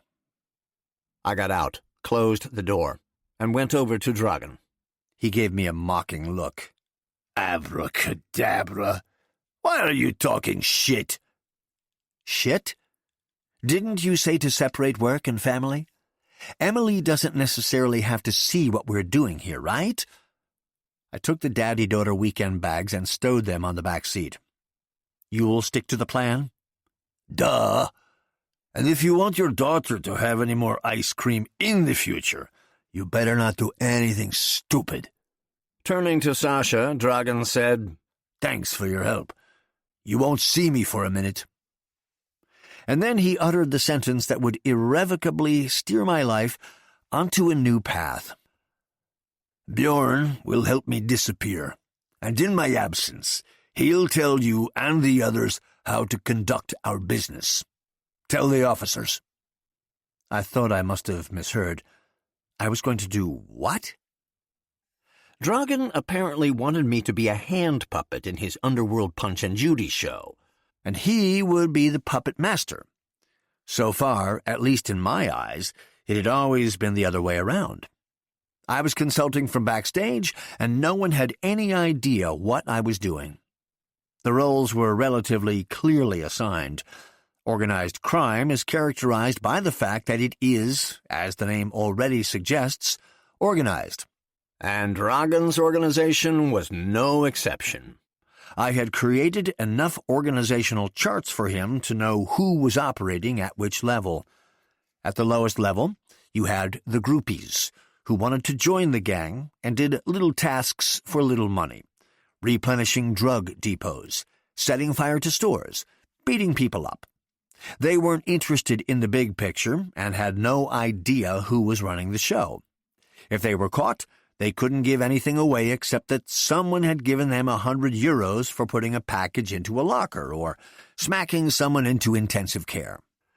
Then there were the soldiers, whose admission into this level required them to have at least seriously injured several competitors. They did the actual dirty work, transporting drugs and weapons on a large scale and personally inflicting the requisite violence upon bar owners, sex workers, and business partners. If they were caught, they kept quiet, because they'd end up in prison one way or another, and grasses didn't fare well in prison. Usually it was Sasha who told the soldiers what Dragon wanted them to do. Then there were specialists, weapons experts, laboratory bosses, and people like me, the lawyer. My specialty basically was knowing everything Dragon knew. All the names, all the accounts, all the deals. I advised him on strategic decisions and took care of all legal obstacles. But I wasn't part of his organization. After all these years, my last foothold in the legal world was that I was strictly billing him my employer's hourly fees. Though the bills exceeded my monthly salary many times over, this allowed me to convince myself I was at least financially independent from Dragon. At the top of the hierarchy, right below Dragon, were the officers. These were people who had become financially and personally intertwined with the gang over the years. These associates enjoyed a certain latitude, and in addition to their salary, also got a cut of the profits. They were managing directors of the front companies that laundered the money. Guys like Tony, who officially ran a management company for bars and clubs, but actually ran the organization's entire drugs branch.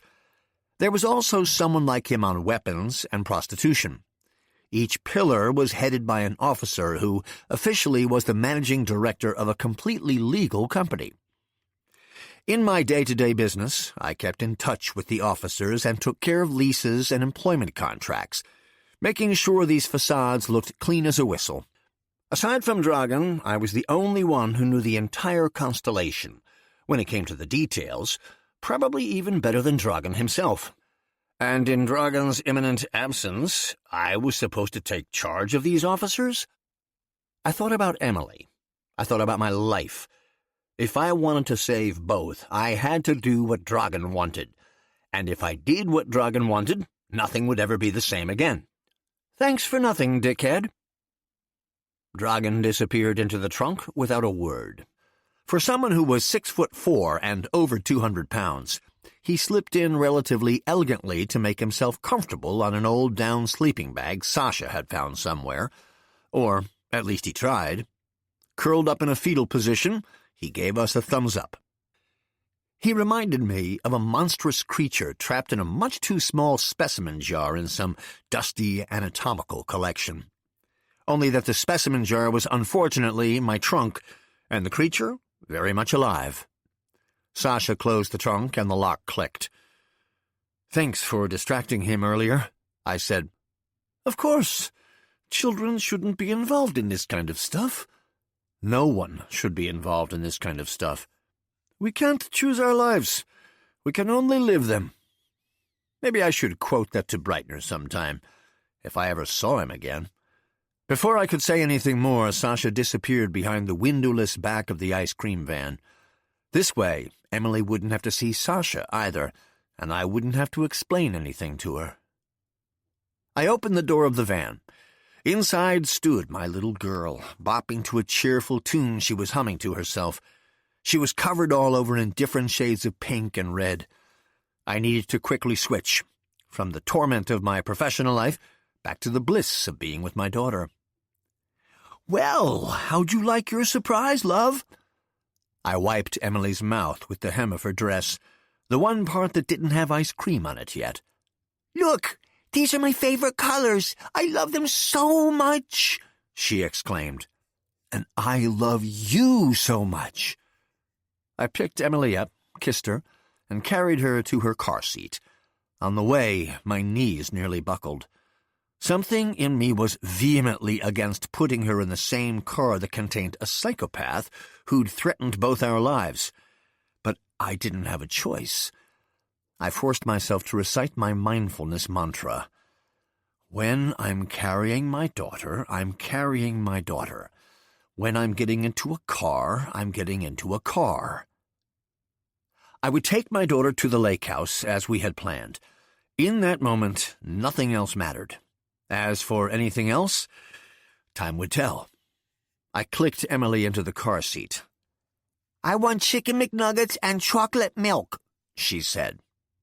It had been an eternity since I'd promised her that, and yet only half an hour had passed. "You just had ice cream." "But no chicken McNuggets." "I think McDonald's is already shut for the day. They're not taking any more orders today." "You have to ask." "Okay, I'll ask." Another promise I wouldn't be able to keep. While I had a murderer in the trunk of my car, I wanted to get out of the city as quickly as possible, not waste any more time at some drive-in counter. I drove us out of the underground garage. Sasha would stay inside and wait, exiting through the ice cream shop as a customer sometime after they opened. It was unbearable for me to pretend to my daughter that I was in a good mood and we'd go to McDonald's and then head to the lake to feed the fish as planned. But, to my happy surprise, I could soon vent my frustration, as our first unscheduled stop came quickly. At the ramp's exit stood Klaus Moeller, one of the two plainclothes police officers who'd obviously been watching the firm since this morning. A rather simple soul, he unfortunately looked just like a punching bag. So because I'd always wanted to do something like this, because my daughter expected it from me, and because my mindful mind could no longer give a fuck, I rolled down my window and said to him, "One order of chicken McNuggets." "And chocolate milk," Emily added. "Pardon? I'm not taking orders." "See, Emily, McDonald's is already shut." At least that took McDonald's off the table. "Boo," Emily grumbled. I turned back to Moeller. "So, what can I do for you?" "Routine traffic check. Could you please get out of the vehicle?" Now this I could manage. I could solve a purely legal problem in my sleep. "Mr. Moeller, you can only carry out routine traffic checks in routine traffic. Since you are standing on the ramp of my underground garage, we're on private property. So please save us both all the paperwork of me filing a police complaint against you, and just tell me what you want." "Have you seen Dragon?" "Yes, I've got him in my trunk." I have no idea whether this was when Dragon first wet that sleeping bag. "Oh, really?" "Sure, there was no more room in the front as my daughter's sitting there." "And why is your daughter sitting in the front?" "Because here she can be clipped into the car seat, whereas she'd get ice cream all over the trunk." "I was asking why her seat is not fitted in the back." "Because there is no regulation that forces me to secure a child in the back seat. It can be placed in the front just as well, provided that the passenger airbag does not pose a danger to the child, as would be the case with a baby car seat, for example. Do you have children, Mr. Moeller?" Moeller brushed the question aside with a vague wave of his hand. "I just wanted to know if you've seen Dragon." "As I told your boss on the phone earlier, I neither have to nor will I provide any information about this. You have a nice day now." Without any further explanation, I slid the window shut. Moeller stepped aside, and I accelerated. Emily and I were off to the lake. Dragon was too. Chapter 9. Single Tasking. Everyone is ruled by the same clock. We only differ in how we want to use the time we get. The more you want to get done in any period of time, the more stress you feel. This is called multitasking. Consider what is most important to you, and first, do only that. This is called single tasking.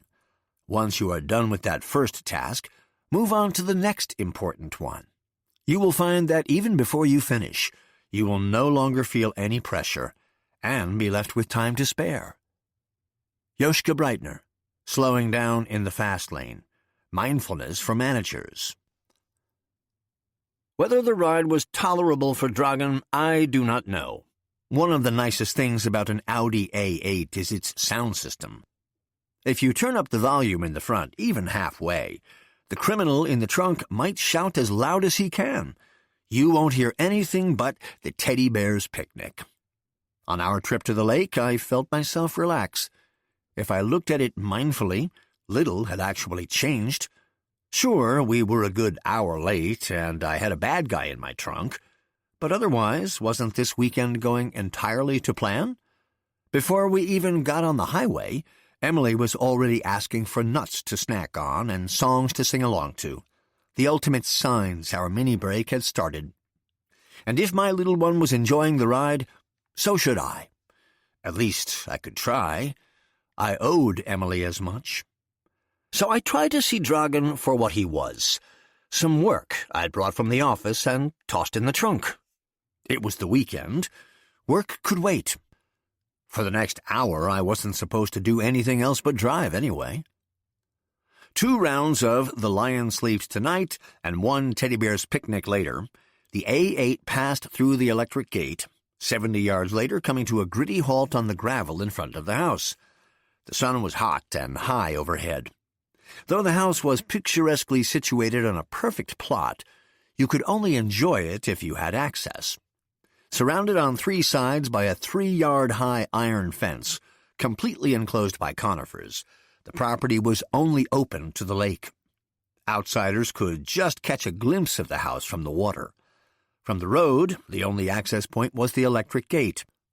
Passing the house on the left, you could drive to a boathouse without being seen from the lake.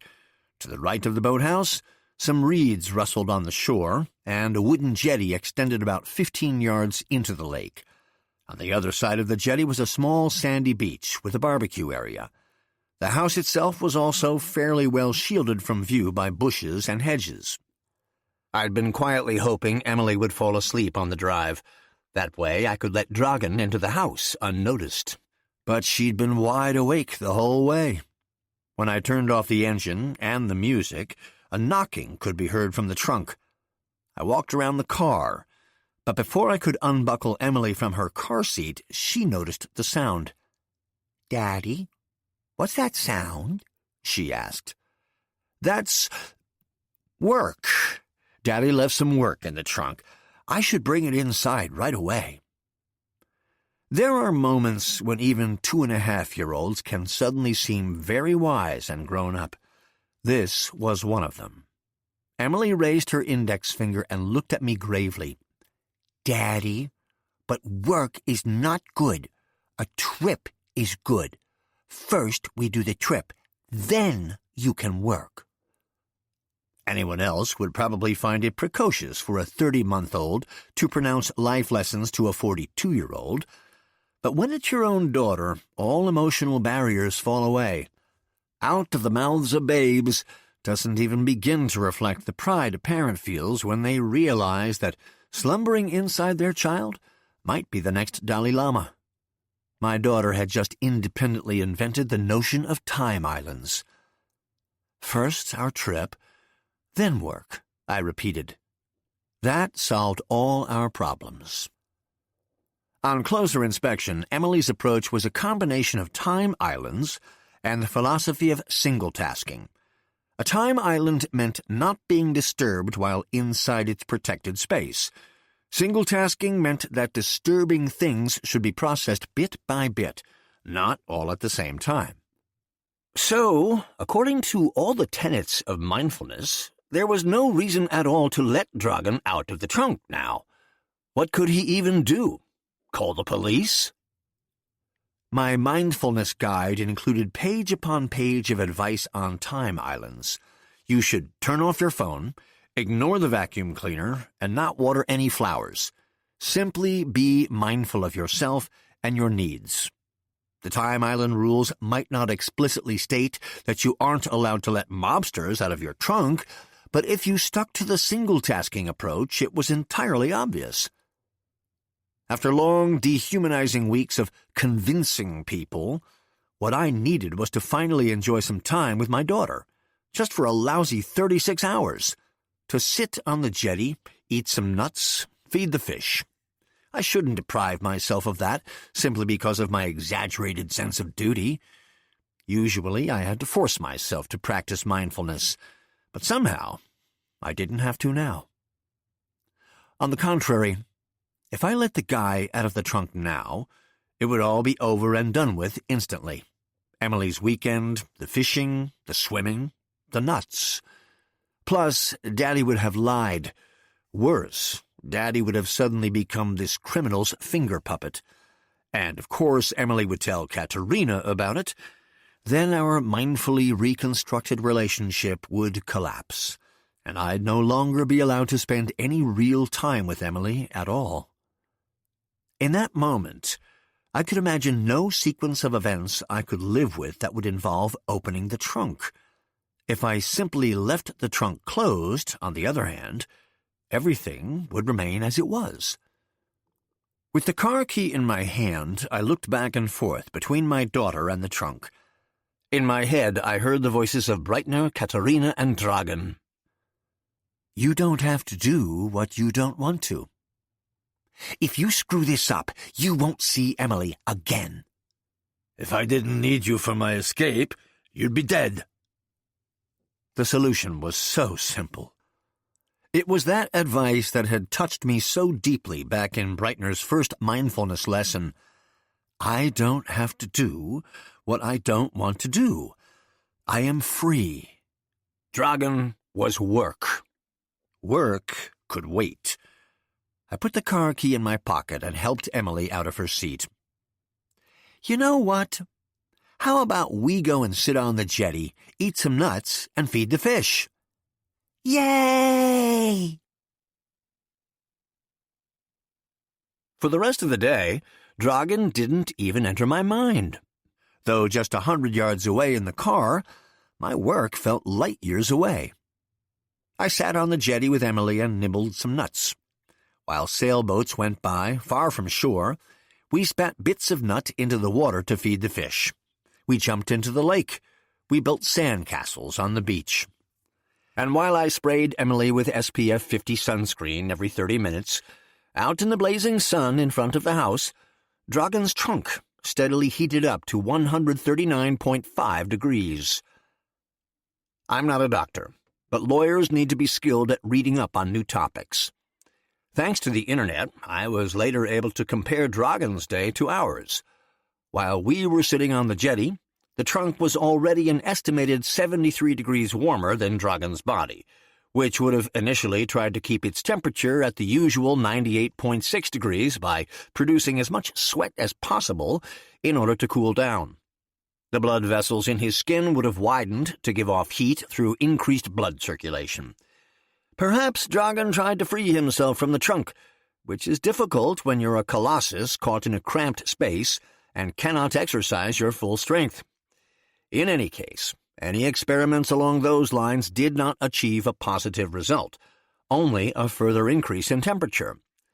By the time Emily and I first jumped into the cool water of the lake, Dragan's pulse must have noticeably sped up. He probably felt dizzy and nauseated. Since he had nothing to drink, his sweat production eventually ceased, perhaps around when Emily and I stuck the straws from our empty Capri Suns into our sand castle like flagpoles. When we jumped into the lake for the second time after a short nap in the shade of the boathouse, Dragan's body could have no longer fought off the heat due to an inability to produce more sweat. His body temperature would have already topped 104 degrees Fahrenheit. A classic matter of heat accumulation. At some point, his entire cardiovascular system collapsed. his organs no longer adequately supplied with oxygen. His brain would have started experiencing outages, his consciousness increasingly impaired. I think by the time we were toasting our first marshmallows on the beach, Dragan was probably dead. For Emily and me, it was a great day. For Dragan, his last. As fate ironically had it, I enjoyed a day of mindful relaxation, while Dragan died of burnout. Chapter 10. Happiness. Happiness is not some award that is bestowed upon you.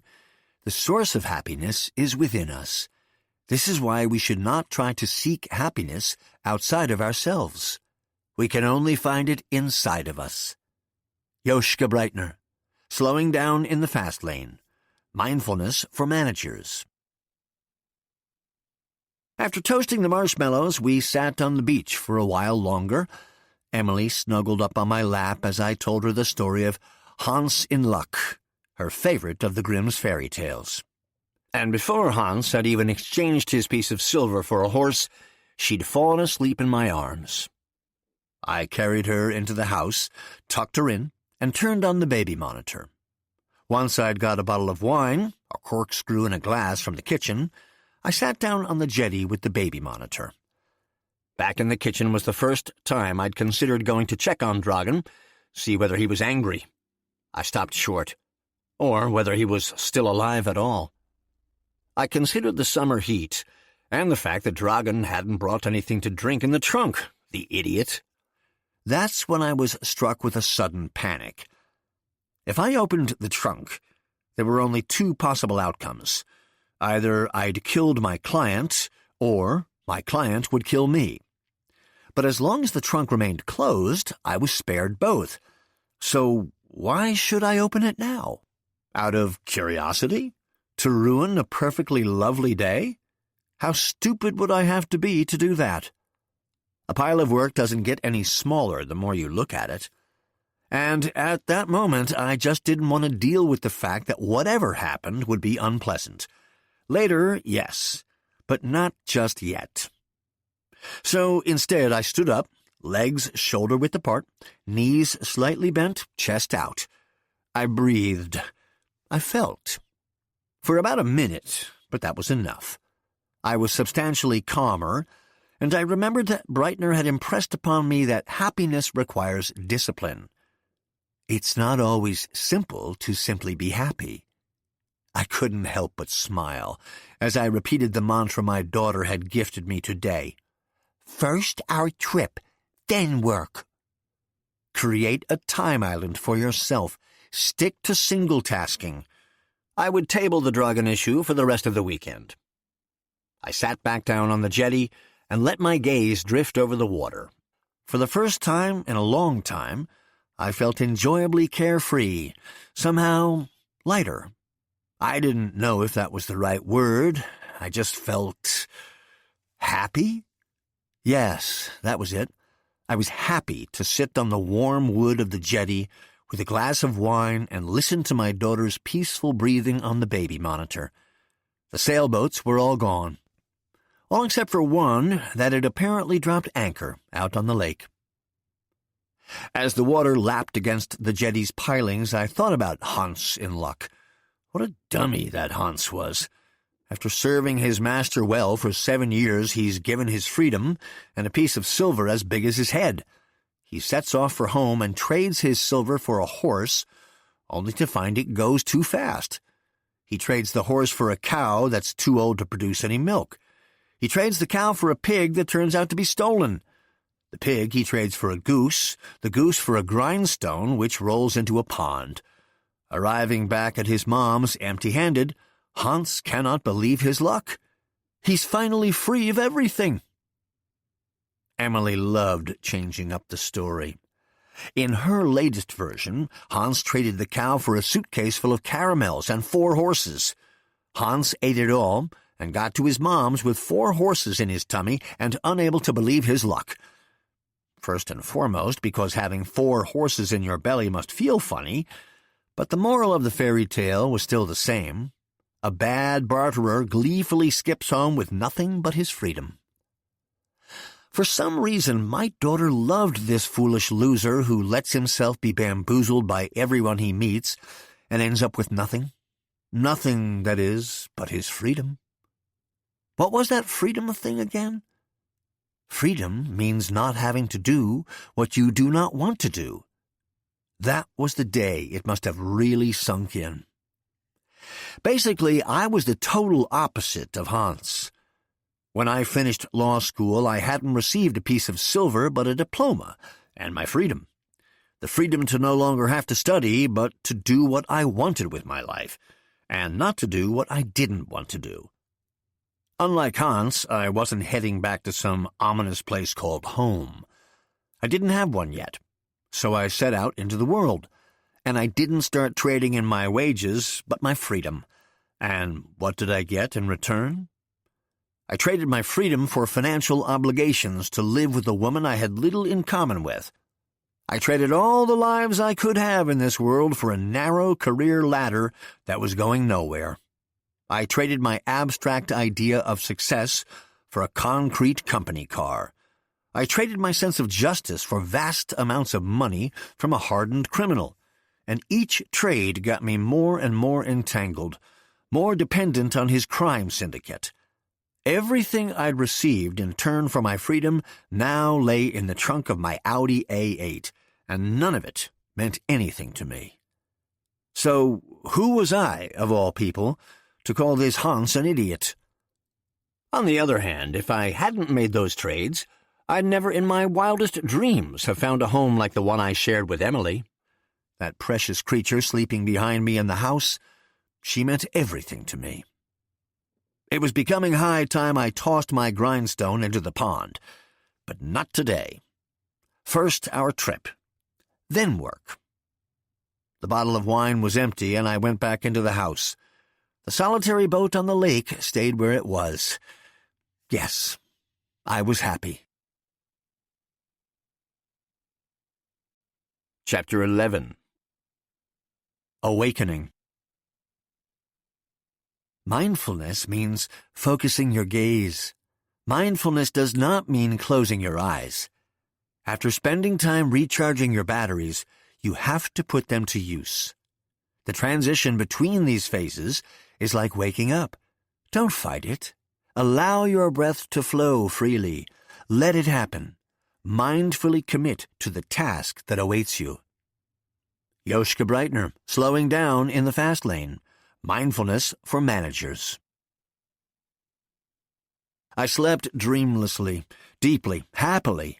I only woke up once when a little person toddled up and said, "Daddy, I want to sleep in the big bed." And I let her climb into bed to cuddle up.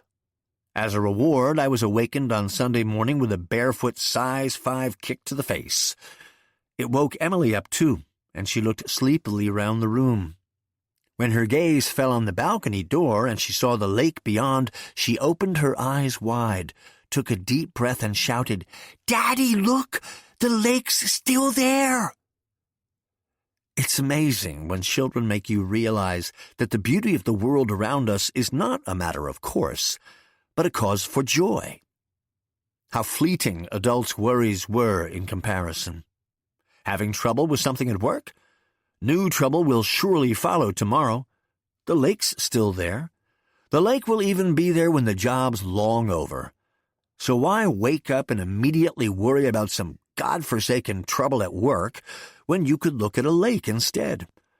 So I took a deep breath too and looked at the lake. Another one of those exercises from the mindfulness book that worked. It successfully suppressed the realization that someone from my work setting who'd come to the lake alive would, for the first time in his life, not be waking up at all. But today was still our mini-break. First our trip, then work. A magpie flew onto the balcony ledge and gave us a look. "The bird wants us to have breakfast outside," Emily helpfully translated. So we had breakfast on the terrace. The magpie kept us company to the extent that, by the time we were done, it had stolen 2 teaspoons and almost 1 salt shaker. Afterwards, I got the wooden motorboat out of the boathouse, and we took it out onto the lake. When we came back, I cooked us some spaghetti, which we ate on the jetty so we could also use it to fish with. When it comes to fishing, spaghetti is simply an unbeatable triple threat: fishing rod, line, and bait. Our visit was already coming to an end. Since a cleaning lady would be tidying the guest rooms and the kitchen, all I had to do was put our bags in the car and take Emily back to her mother. As I collected our things in the kitchen, I spotted a high-tech infrared thermometer on a shelf. I took it to the front door and aimed it at my trunk. It registered a temperature of 139.5 degrees. I stowed our bags in the back seat. When I strapped Emily into her car seat, she wrinkled her nose. "It smells funny in here, Daddy." I took a sniff myself and noticed a slightly sweetish, sour smell, a mixture of sweat, urine, and decomposition. It was almost entirely subliminal, like when you're fresh out of the shower and put on a sweater that's been in your gym bag for a week. Still, a significant irritant in the new car, which otherwise smelled only of leather and high-quality plastics. "That's the work I put in the trunk. Can you throw it away?" "I'll get rid of it later, sweetheart. Until then, we can open the window instead, all right?" "Do you have any gummy bears?" I gave Emily a small bag of gummy bears and rolled down the windows. After 10 minutes, Emily was happily asleep, all worn out from our day on the water. I don't know if it was because of the open windows or because a sleeping Emily could no longer distract my slowly reappearing negative thoughts, but a slight shiver came over me. In the very near future, I'd have to face the problem in my trunk. Given the subliminal smell, plus the temperature I'd measured earlier, I surmised that Dragan wouldn't be of any help in this. I'd never had to rack my brain over how to dispose of a corpse before. Tony and Sasha had done it plenty of times. Dispose of corpses, that is, not necessarily rack their brains. But I wanted to involve neither Tony nor Sasha in this new sphere of my legal work, not to mention the staff of the waste-to-energy facility they used for this. But when we'd taken the motorboat out that morning, I had noticed that the front of the boathouse had a very professionally furnished workshop. It had axes and chainsaws, even a professional wood chipper, 19 horsepower, 7-inch log diameter, 4-stroke gas engine, and a 360-degree rotating discharge. It also had tarps, shovels, and a wheelbarrow, probably everything necessary to dispose of a man built like a tree. In the laundry room back at the house, I'd also spotted several bottles of bleach. I looked over at my sleeping angel. The warm, low sunlight on Emily's face flickered rhythmically in the shade of the trees lining the road. Light, shadow, like a film being played in slow motion, so you could see every frame, and each one showed my daughter. I liked the film I was in just then, and part of this film involved my having to take care of the contents of my trunk later. That was okay. We had reached the highway, and I swiftly drove us back to town. Emily only woke up when we were almost there. "Are we still at the lake?" "No, honey, we're almost back at Mom's." "That was lovely at the lake. Can we go there again sometime?" Another mantra for me. That was lovely at the lake. All the time, sweetheart. Katerina was happy to see Emily again. Emily was happy to tell her mom all about the fish, the boat, and the marshmallows. And I was happy Emily didn't have anything to tell her about gangsters or abruptly altered plans. Katerina also seemed very relaxed. Whereas just 3 months ago, when I was still living at home, she could no longer even manage small talk, she was now brightly telling me about her spa weekend and the fabulous hotel. The same hotel, funnily enough, where I'd originally found Breitner's flyer. The three of us tried to outdo each other in who'd had the nicest water, the softest bed, the sunniest sun. At some point, Katerina broke off her laughter and, with surprising seriousness, said, "It's nice to have a laugh about things we did while we weren't together." I couldn't disagree. We had a coffee, and Katerina asked if I had an hour to spare for her in the next few days. She wanted to figure out a few things with me about the kindergarten registrations. It apparently was anything but a smooth ride, but nothing that should spoil the end of this great weekend. I promised to call in the next week, said goodbye to Emily and Katerina, and drove back to the lake. That was lovely at the lake, I said to myself. And no small part of that lovely experience was due to the fact that I'd left Dragan in the trunk. So now, when I would concentrate on my client, I'd be concentrating on a part of this lovely weekend. That thought already took some of the dramatics out of the work that was ahead of me. The time had come to use the energy I had gathered over the weekend.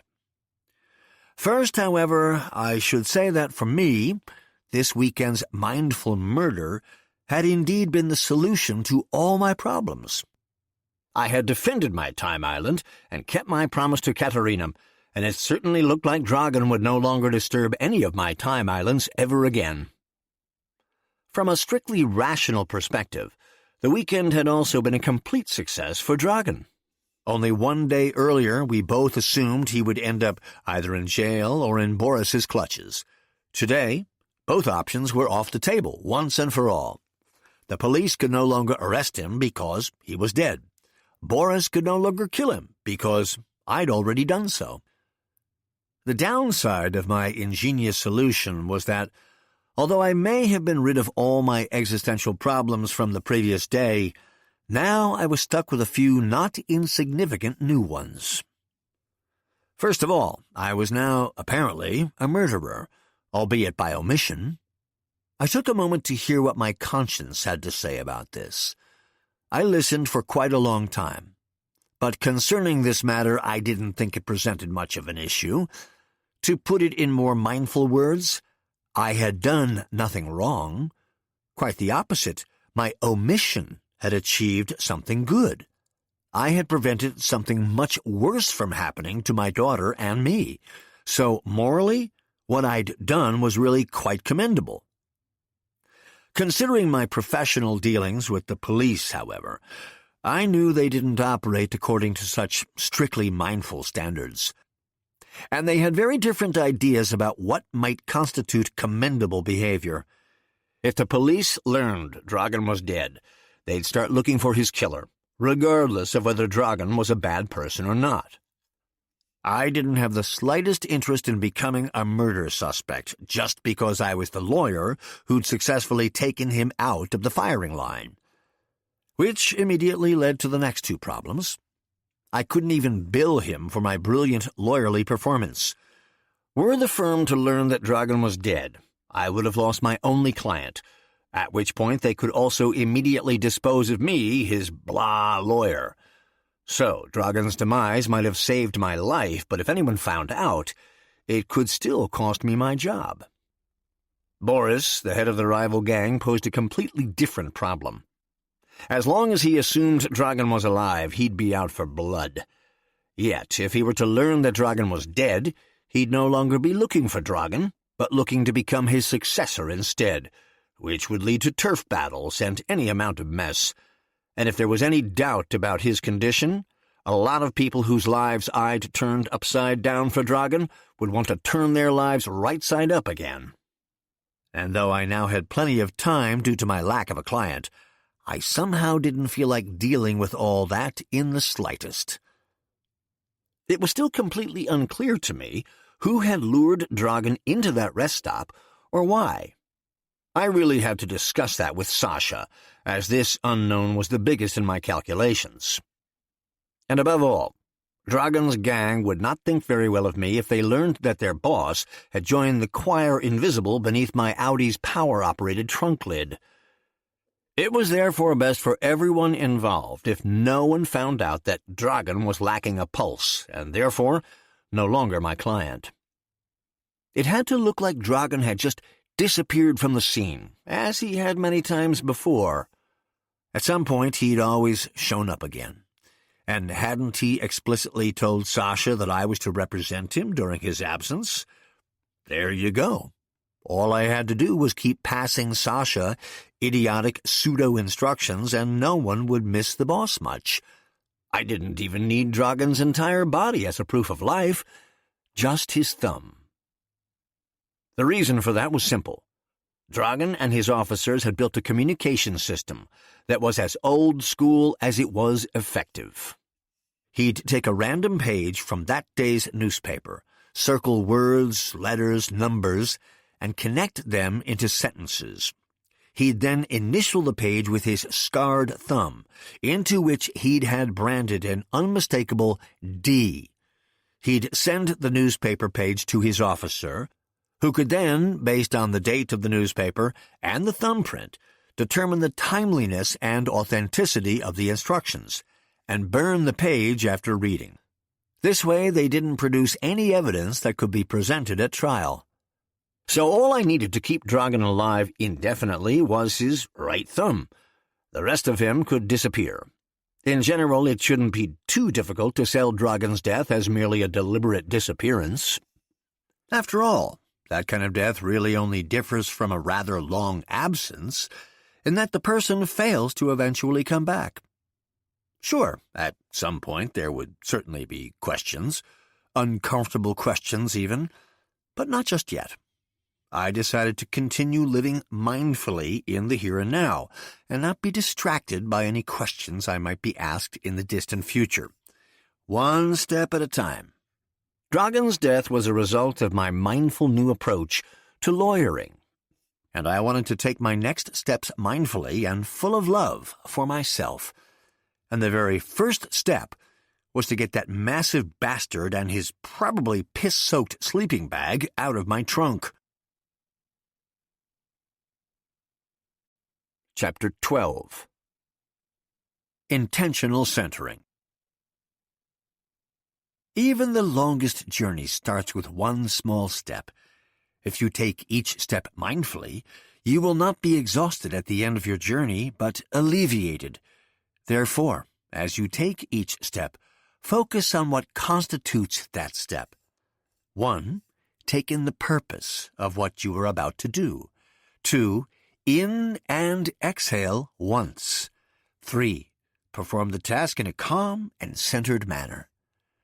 Joschka Breitner, Slowing Down in the Fast Lane. Mindfulness for Managers.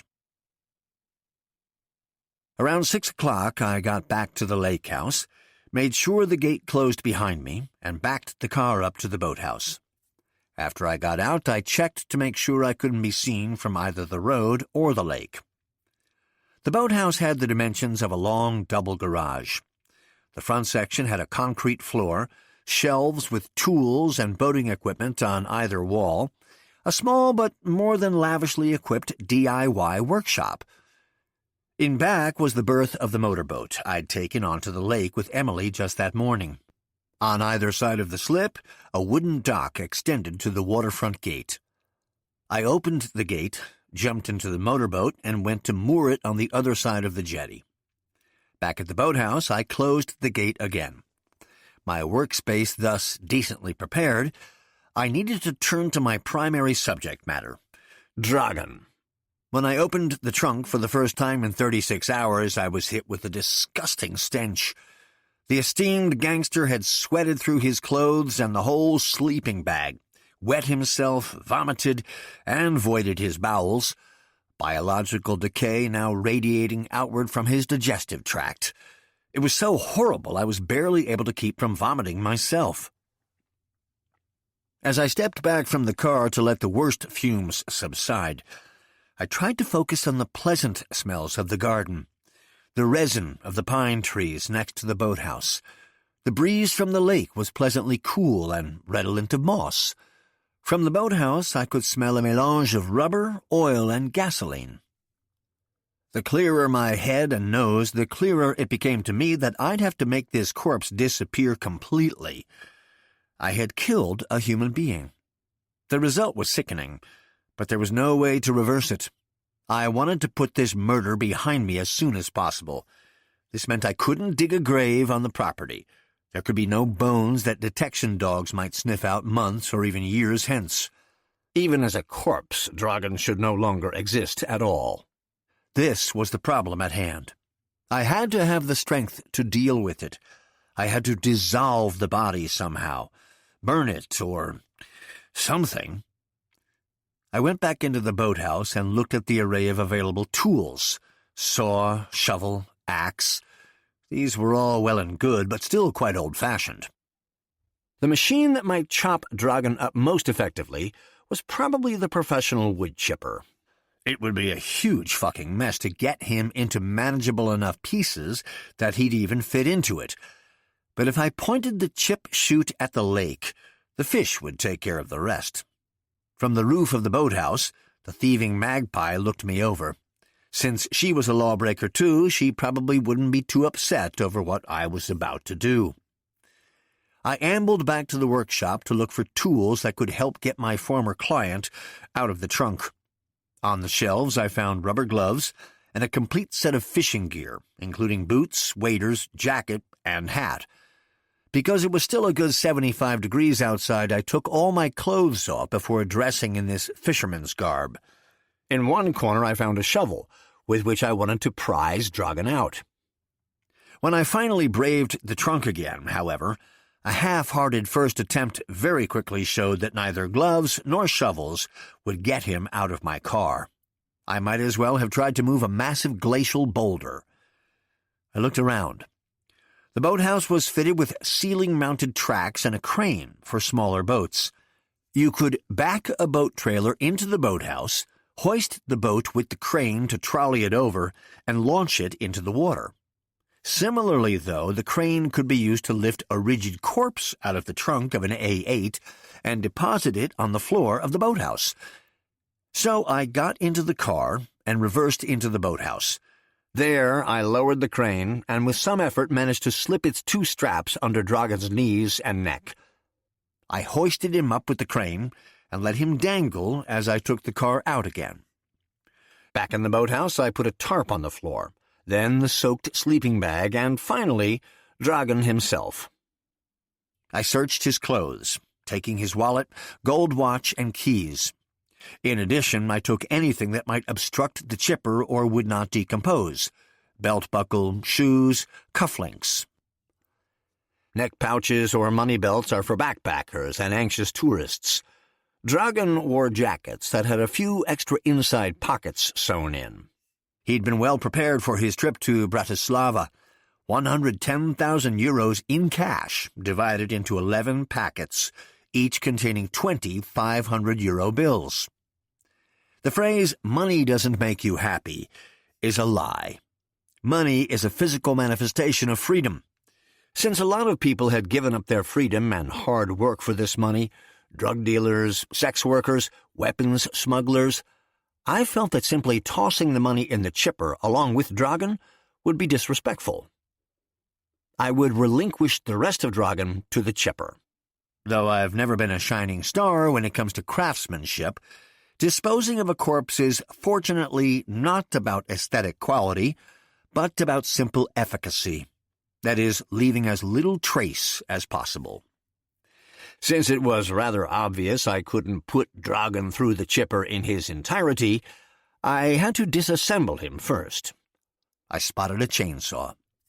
So as not to splatter his bloody DNA all over the boathouse, I laid out a second tarp over the corpse, attached its center to the crane, and lifted it to pitch a kind of tent. The ends I weighed down with heavy things: a jerry can, a coiled rope, a toolbox, a cooler, a fire extinguisher. This improvised sawmill quickly developed the air of a camping tent on the third day of a festival. The light was dim, the stench beastly, and the occupant unresponsive. A pretty stressful work environment, to be honest. To make sure I did everything right, I went back to the car and pulled the mindfulness book out of my briefcase. I remembered a set of rules I'd considered rather silly on paper, but that might actually serve me quite well in the practical dismemberment of a corpse.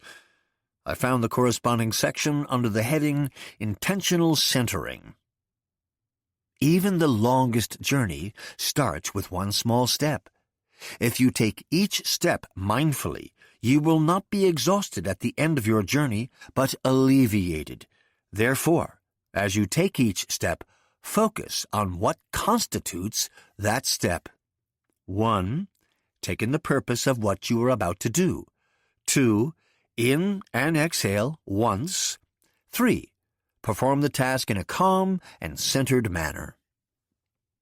So when I got back into the tent, I very consciously took in the purpose of my first task, sawing Dragon's head off. I took a deep breath, which was a mistake. I immediately choked, involuntarily inhaling even more of the foul air, and launched into a coughing fit. Taking any deep breaths in the tent was impossible. I lifted the top tarp a little, inhaled the fresh, humid air of the boathouse, and gave my nose and lungs a bit of a break. And then, calm and centered, I sawed off Dragon's head. It worked! I disassembled Dragon into 24 handy pieces, each of which would fit the chipper nicely. Once you're determined to no longer consider a human being as a human being, but as a piece of work, once you take note of which body part you want to saw off next, inhale a deep breath of fresh outside air, and then calmly start the chainsaw, the dismembering basically does itself. It's still a gory fucking mess, though. When I was finished, my fishing outfit and both tarps were completely covered in crimson. I am an orderly person, and I value clean clothes. So I walked to the dock, taking care to only step on the tarp, and jumped into the water fully dressed. The slip was 5 feet deep at most, but this way I could at least roughly rinse off my clothes and face. Refreshed and somewhat cleaner, I climbed the stepladder out again and began to take down the top tarp. After that, I stacked the 24 pieces of Dragon in the middle of the bottom tarp. I put the sleeping bag in a wheelbarrow and generously doused it with the bleach from the laundry room.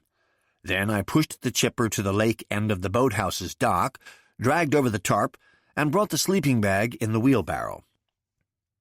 After opening the gate, I took in the placid panorama. The weekend was over. There wasn't a boat on the lake. It pained me to break this picturesque silence. Piece by piece, I tossed my most annoying client into the chipper. Every single piece spurted out a purplish fountain of shredded client over the blue-green lake. Across the water, the late spring sky turned orange. It was an amazing sight. Dragon had never looked more colorful. All of a sudden, a dreadful terror swept through me. I'd just sent the first hand and forearm through the chipper when it occurred to me that I hadn't yet severed Dragon's right thumb, the one he should continue to sign his newspaper missives with. Out of sheer mindfulness, I hadn't paid attention to which hand the chipper had just scattered into the lake. Panicked, I searched the noticeably smaller anatomical heap on the tarpaulin. One forearm remained. Was it his right or his left? Once a forearm is no longer attached to an arm that's connected to a torso, it's harder to tell than one might imagine. What was it again? When the palm is facing up, a right thumb points right and a left thumb left, so I turned the remaining hand palm up. The thumb pointed to the right, and was also branded with a D. You only ever think of the simplest solutions once you're over the first fright. I sadly lacked the kind of experience that might have taught me where to trim off a finger and still be able to use it as a stamp. Behind the first knuckle, the second, or the third? Fortunately, the hand had 4 other fingers to practice on, so I pruned off the 4 fingers in different places. Behind the middle knuckle, the little finger was as easy to cut off as a chicken bone, but the resulting digit felt a little short. I cut off the ring finger with the signet ring behind the distal knuckle, but that seemed too long and wonky. After 2 further attempts on the middle and index fingers, I decided to snip off the thumb behind the second knuckle. Having set the severed thumb aside, I was about to toss the remaining 4 digits into the chipper when I noticed there were only 3 left. The ring finger was missing. I looked all around and spotted the magpie, with the ring finger in her beak. Attracted to the sparkling signet ring, she must have flown into the boathouse through the open gate. Now she was about to fly off again, along with both signet ring and finger. Dragan had had this signet ring made years earlier, along with an exact duplicate for Boris. It was chunky, made of solid silver, and studded with a fairly pricey diamond. The ring bore the design of a stylized poppy, an automatic pistol, and a naked pole dancer. The set of rings was meant to seal their eternal friendship, but Boris hadn't worn his ring in years. The only reason Dragan still wore it after his rift with Boris was the fact that his fingers had grown too fat to pull the ring off his finger unscathed. The ring wasn't really to my taste, but of course I couldn't leave it to the bird. That was all I needed, a sticky-fingered magpie going after Dragan's paws and disrupting my carefully thought-out disposal. I grabbed the first thing I could get my hands on and threw it at the magpie. Stupidly enough, the item happened to be Dragan's thumb. It shot right past as the magpie took to the air in a flutter. That was dumb, more than dumb. Flapping her powerful wings and carrying the ring finger in her beak, the magpie soared out of the gate towards the neighboring property. I ran after her for a bit, but I didn't have a single hope of catching her. This was exactly what I'd been trying to avoid at all costs, for there to be even a single piece of Dragan left. I tried to calm down.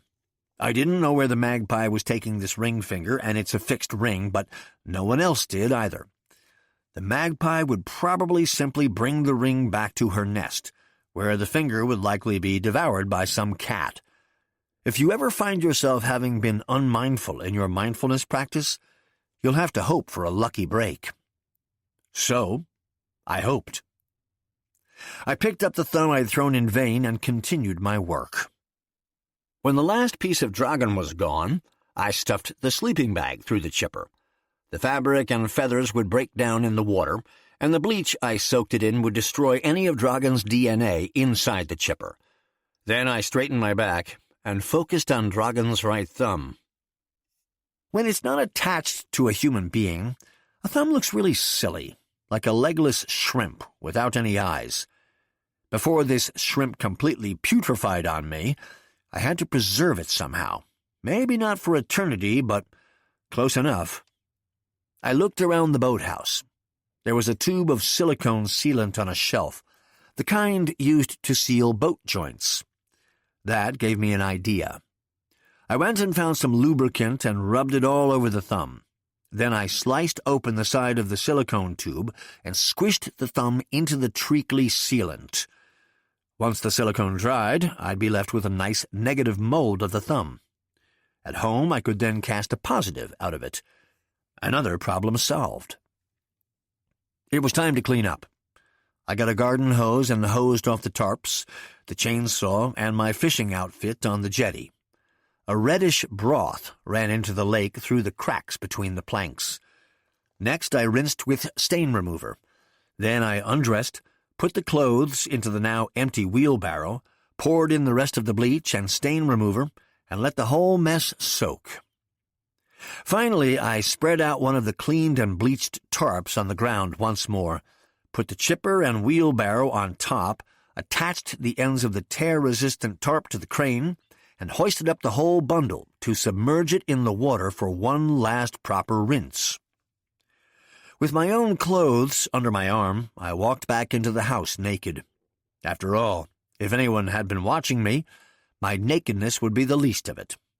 As someone who put on a tie for years just to go down to my mailbox, I greatly enjoyed this newfound informality. After indulging in a hot shower, I got dressed and headed back to the boathouse. I hoisted the equipment back out of the water and put the fishing gear, tarps, wheelbarrow, chainsaw, and chipper back in their designated places. I didn't give a shit whether the chipper and chainsaw would still work after taking a bath in the lake. If not, all the better. Should anyone ever come up with the esoteric idea that I'd sawed and chopped up Dragan, then a wood chipper that wasn't only DNA-free but also defective would not be able to convince a court. Next to the chipper was a pressure sprayer for pesticides. I dumped its contents into the slip, filled it with more bleach, and sprayed my car trunk with it. Though Dragan had been lying on the sleeping bag, which by now had been destroyed, I liked to be thorough. Last but not least, I collected the items I had taken from Dragan and placed them in the fire pit on the beach. I poured over gasoline and burned it all, tossing the gold watch and belt buckle far out into the lake. The ashes went into the water as well. So, that was it for Dragan. Nothing left. I went into the house, grabbed a beer from the fridge, and sat down on the dock where I'd eaten spaghetti with Emily less than 8 hours earlier, and where 24 hours earlier I had felt so very free again for the first time in years.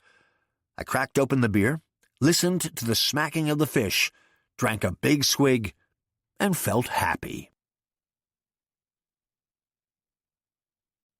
Chapter 13.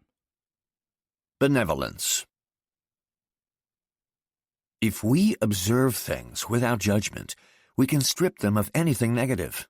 And if we assume a certain benevolence about what we observe, we can even turn them into something positive. Joschka Breitner, Slowing Down in the Fast Lane, Mindfulness for Managers. As a rule, I advised clients who'd been charged with a crime to simply continue their lives as before.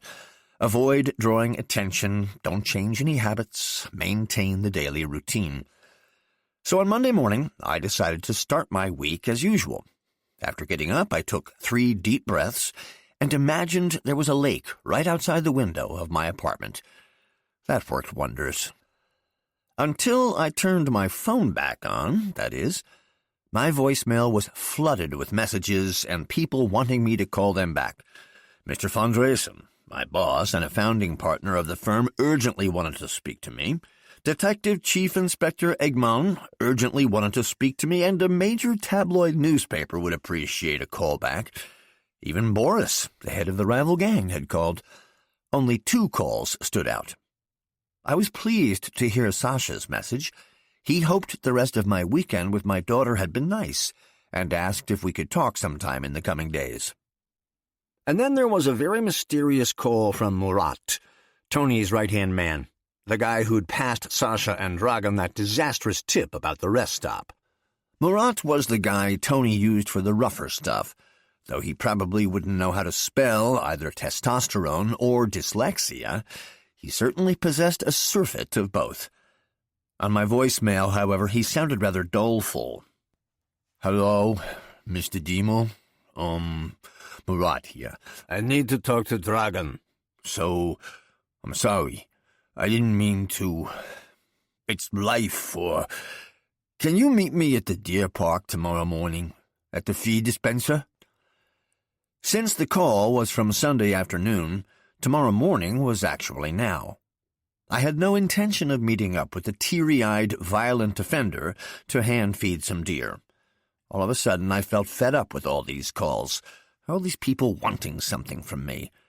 As I fell back into old habits, my stomach was already cramping up again. My shoulders tightened, and my teeth began to grind. Surely I hadn't just diced up my most annoying client, only to be immediately overrun by a whole new set of idiots. I couldn't allow that to happen. Breitner had advised me to deal with stressful situations by simply leaving them for a bit. Step out of the room, breathe, maybe take a little walk. So no, I wouldn't just pick up my old bad habits. The first thing I did was take some soothing breaths in and out. After that, I decided not to drive to work, but to walk at least part of the way. So what if I'd be late? Better relaxed and a bit late than tense and on time. Although my apartment was located at the other end of the city center, the office was just 3 U-Bahn stops away. And even just the walk to the subway would give my thoughts some breathing room. During the walk to the station, this was certainly the case. But the subway itself was jam-packed with grumpy people. The air was all but breathed up, and here, too, everyone seemed to want something from me. My air, my seat, my view. I managed to find an empty spot in a four-seater. So as not to let the miserable faces of my fellow travelers get to me, I pulled out my mindfulness guide and came across a paragraph about the importance of assuming benevolence. If we observe things without judgment, we can strip them of anything negative, and if we assume a certain benevolence about what we observe, we can even turn them into something positive. It also suggested a quick mindfulness experiment. Imagine that everyone has the best intentions. Your colleagues, your superiors, your family, everyone around you. Even fate wants to assist you as best it can. Now, look within and see what changes as you align your mindfulness with the benevolence of those around you. Thinking back on my voicemails, I imagined that all these people weren't up to any harm but simply reaching out with the best intentions. My firm, the police, the press, Boris. Everyone was just checking in to see if I needed anything. This was a touching thought. Completely absurd, of course, but still reassuring. I wanted to see if I could sense this benevolence in a more concrete manner. So I tried this experiment on my ill-tempered fellow passengers. And, funnily enough, my perception changed abruptly. Just as I could convince myself these people I didn't know must all be in a bad mood, I could also convince myself these strangers were well-disposed towards me. This new attitude alone altered my mood completely. When I got out after 3 stops, I felt so relaxed I was about to ask my lovely fellow travelers for their numbers so we could have a catch-up sometime, talk about that great trip we took together.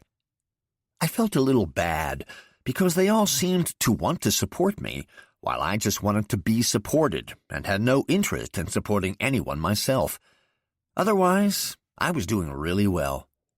What's more, I realized that I would actually arrive at the firm 10 minutes earlier than usual. No car meant no rush hour, meant no traffic to get stuck in. To make sure my new habit wouldn't attract any attention, I wasted the 10 minutes I gained at the local McDonald's.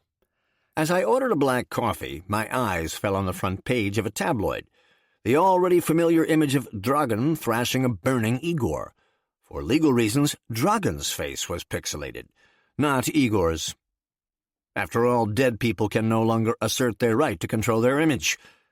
The fact that Dragan's face was pixelated was simply because the newspaper didn't want to be sued by a lawyer like myself on behalf of a still-living bastard like Dragan.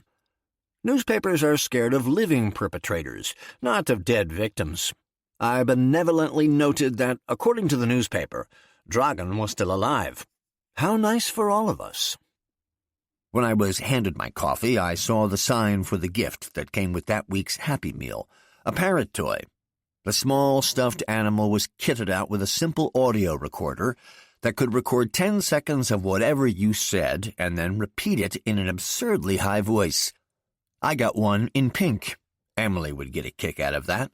I added a copy of the tabloid. The office would get a kick out of that. Upstairs, at the office, the secretary informed me I was wanted in Mr. von Dresen's office immediately. And you know what? It didn't bother me one bit. In my relaxed state, I had completely brushed off all those urgent requests to call people back. Hats off to me. How mindful could I get? With the newspaper under my arm, the McDonald's coffee in my hand, and the parrot toy in my jacket pocket, I headed to my boss's office. The interior was impressive in the stark way executive offices usually are. Expensive desk, expensive view, expensive abstract art on the wall, an expensive sitting area underneath, perfectly suited for showing off, perfectly unsuited for feeling at all comfortable. Although smoking was prohibited throughout the building, there was an unpleasant smell of stale cigars. In the sitting area, von Dresen and the other founding partners, Mr. Erkel and Mr. Donwitz, were having their morning meeting. The 3 gentlemen were all in their early 70s, faces tan from the golf course, and with wives at home pouring the first glass of the day. Von Dresen had managed to age in a dignified fashion and looked in shape. Urkel also had a healthy complexion, but that was the only thing that looked healthy about him. He suffered from obesity, shortness of breath, and high blood pressure. Donwitz was the least remarkable of the three, a small, emaciated gnome of sorts, albeit one with a great deal of money and power. The three gentlemen might have been partners, but they weren't friends. The only thing that connected them was the money they drew from the law firm they had founded decades earlier. And to protect this money, they joined forces against anyone who would dare disturb their peace. The morning meeting mainly revolved around strategically planning this joint defense project. On the coffee table in front of them was a copy of the tabloid with Dragon's picture. My friendly greeting was not returned. Von Dresen got straight to the point. "Is it true what you did over the weekend?" he asked. I briefly considered which of my weekend activities he might mean. That I'd taken the weekend off, that I had helped a wanted client escape, or that I had shoved said client through a wood chipper. "Could you perhaps be more specific?" I responded politely. It was a long weekend. "You maligned Ms. Bregenz for not having a law degree and for having reached an age at which she is no longer capable of conceiving children," Urkel fumed. Dear God, I mince up the biggest criminal client in the history of our firm only to get in trouble for talking back to the receptionist? I couldn't suppress a giggle. "What's so funny about that?" Donwitz exclaimed. "I don't think it's funny at all. Ms. Bregenz has been employed at this firm for 20 years. You are not better than her just because you went to law school. We do not condone any such snobbery here." "Thank you for that observation." "Thank you for that observation, Mr. Urkel," Urkel immediately countered. In my relaxed state, I didn't feel like escalating the situation, so I tried to settle matters diplomatically. "Please note that it was far from my intention to insult Ms. Bregenz, but when my daughter and I come to the office on a free Saturday, a day I'm supposed to spend with my daughter, and are immediately told off for it at reception, that doesn't exactly make for an inspiring work environment. She barked at me, I barked back. I'm perfectly happy for us to resolve this by apologizing to each other." I felt very mindful in that moment. My words were confident, diplomatic, and aware of my counterpart's perspectives, or so I thought. "Ms. Bregenz has nothing to apologize for," Urkel volleyed. "This office is not a playground. Your daughter defaced the entire conference room." I took a deep breath, envisaged a lake outside the office window, and felt the ground beneath my feet. At home, I usually manage with some window cleaner and a paper towel. I didn't recognize myself. Had I just calmly given my bosses cleaning tips instead of trembling in fear?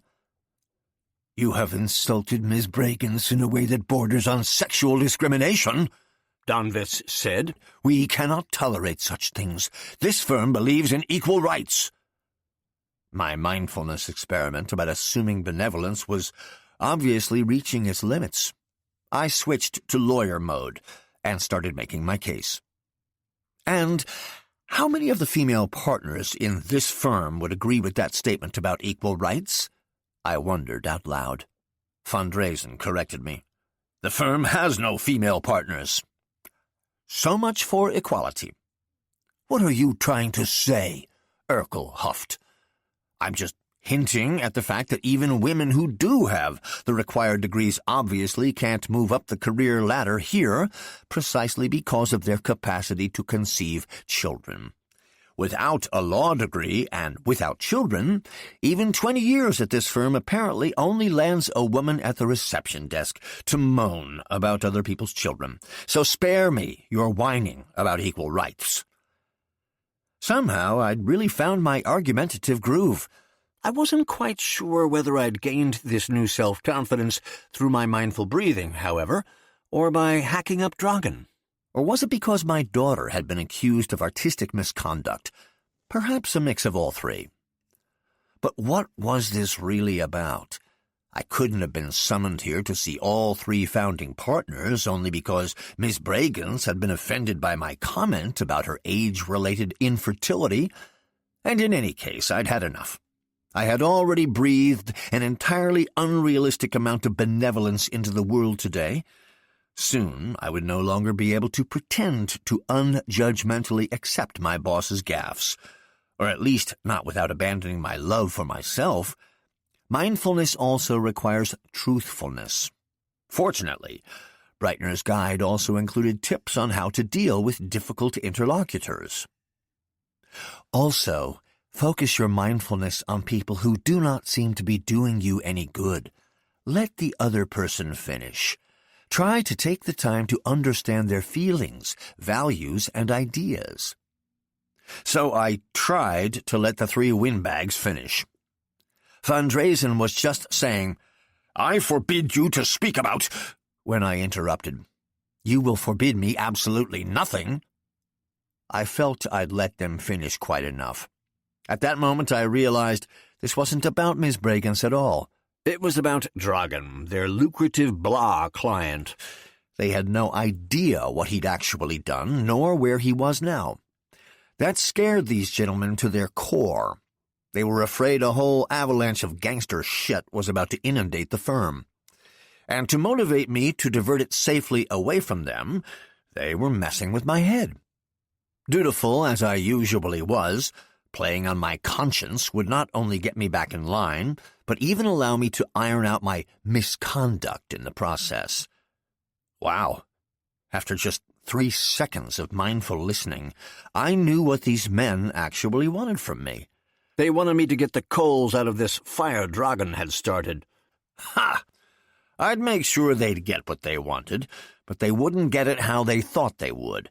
With unprecedented frankness, I confronted my terrified bosses with everything they didn't know about the situation. "You have a problem with my daughter defacing the conference room? Let me tell you something." I pointed at the front page on the coffee table. 2 nights ago, this client of your law firm defaced an entire rest stop with blood, ashes, shrapnel, and children's tears. Is that really less important to you than the emotional state of some aging disgrace of a secretary? The crap gangsters like that pull is what makes us our money. You significantly more than me, I should add. And you seriously want to accuse me with this politically correct nitpicking? Now that's how you mindfully turn a game around. "If you take issue with anything we said, you're free to leave the firm." Mr. Sergovich might take issue with me leaving. And that's how you ramp up the game. "We will get to your client in a moment." My client? I'm not even a partner here. I'm just looking after this gentleman for you. Your names are on every piece of letterhead and every bill. Every invoice is paid to your accounts. You make your money by laundering money for this sadistic mobster, and it's your law firm to which any number of questionable tax avoidance schemes for drugs and prostitution revenue can be traced back. You want to lecture me about proper manners and decorum? If the newspapers knew how much money you made off this psychopath, sexually discriminating against some dusty old office hag would be the least of your problems. Kindly leave the press out of this, Donwitz dryly stated. I'll remind you that you are bound by confidentiality. I am, yes, but your client is not. Urkel widened his eyes in indignation. Are you threatening us? Not me, but your client might. What do you mean? Well, if at some point in the distant future Mr. Sergovich should find himself in prison and feel that the partners were preventing his lawyer of record from planning his perfect defense because they preferred yammering about frustrated secretaries and children's drawings, then I could well imagine he'd take it very badly and start to be more communicative to the press, which would still be the least of your problems. I was really leaving behind the stable ground of well-founded criticism and venturing onto the very thin ice of open intimidation. Yet my interlocutors seemed to be much more afraid of falling in than I was. They were all very successful businessmen, They mainly cared about what they had earned in the past and whether they would retain it in the future. For them, the present was always mainly a cause for concern. Donwitz cleared his throat. And how would that be expressed? Well, I'll put it this way. Mr. Sergovich knows exactly where your wives shop for sherry. And it'd be such a shame if they suffered some drunk driving accident on their way back home, wouldn't it? As these three gentlemen probably worried more about their cars than their wives, however, I had to get a little more personal. And you know that Dragan likes to express criticism unconventionally? I casually pointed to the front page image of a burning Igor. It is easy to invoke a psychopath's willingness to resort to violence if you know he's already dead. I was starting to enjoy this conversation. If Dragan Sergovich goes down, you'll all go down with him. So, to prevent that from happening, I expect all three of you to fight like hell in his defense. And that is how you turn their game against them. The venerable partners were momentarily speechless. Von Dresen was the first to break the silence. "What do you suggest?" I hesitated, then spotted a chance to make this work for me. I smiled at all three of them in turn. "Let's dispense with the nonsense. You don't want anything to do with me. I don't want anything to do with you. Why should we cling to each other any longer?" Von Dresen was about to respond, but I raised my index finger. I also have no interest in representing Mr. Sergovich, but he trusts me, and I can handle him. So here's my proposal. At the end of the month, my employment contract will be terminated. I will start my own firm and take Mr. Sergovich with me. And what guarantee do we have that Mr. Sergovich will not resent us? He will gladly provide you with that in writing, along with a legally binding confidentiality agreement. He would agree to that? I'd ensure he would. Just like that? Well, after my 10 years of reliable work here at the firm, you would also be moved to generosity. Let's say with a severance payment of 10 months' salary. I spread my arms towards my bosses in a gesture of reconciliation, and then casually dropped them to my sides. It certainly looked confident, but it also activated the on switch of my newly purchased parrot toy. "For shame!" thundered Urkel. The parrot's recording then echoed 5 tones higher, but still very understandable. "For shame!" The three looked aghast. I took the pink stuffed animal out of my pocket and turned it off. "Sorry, that's for my daughter. When she's not coloring, she likes to play with stuffed animals. I'll give you some time to think all this over.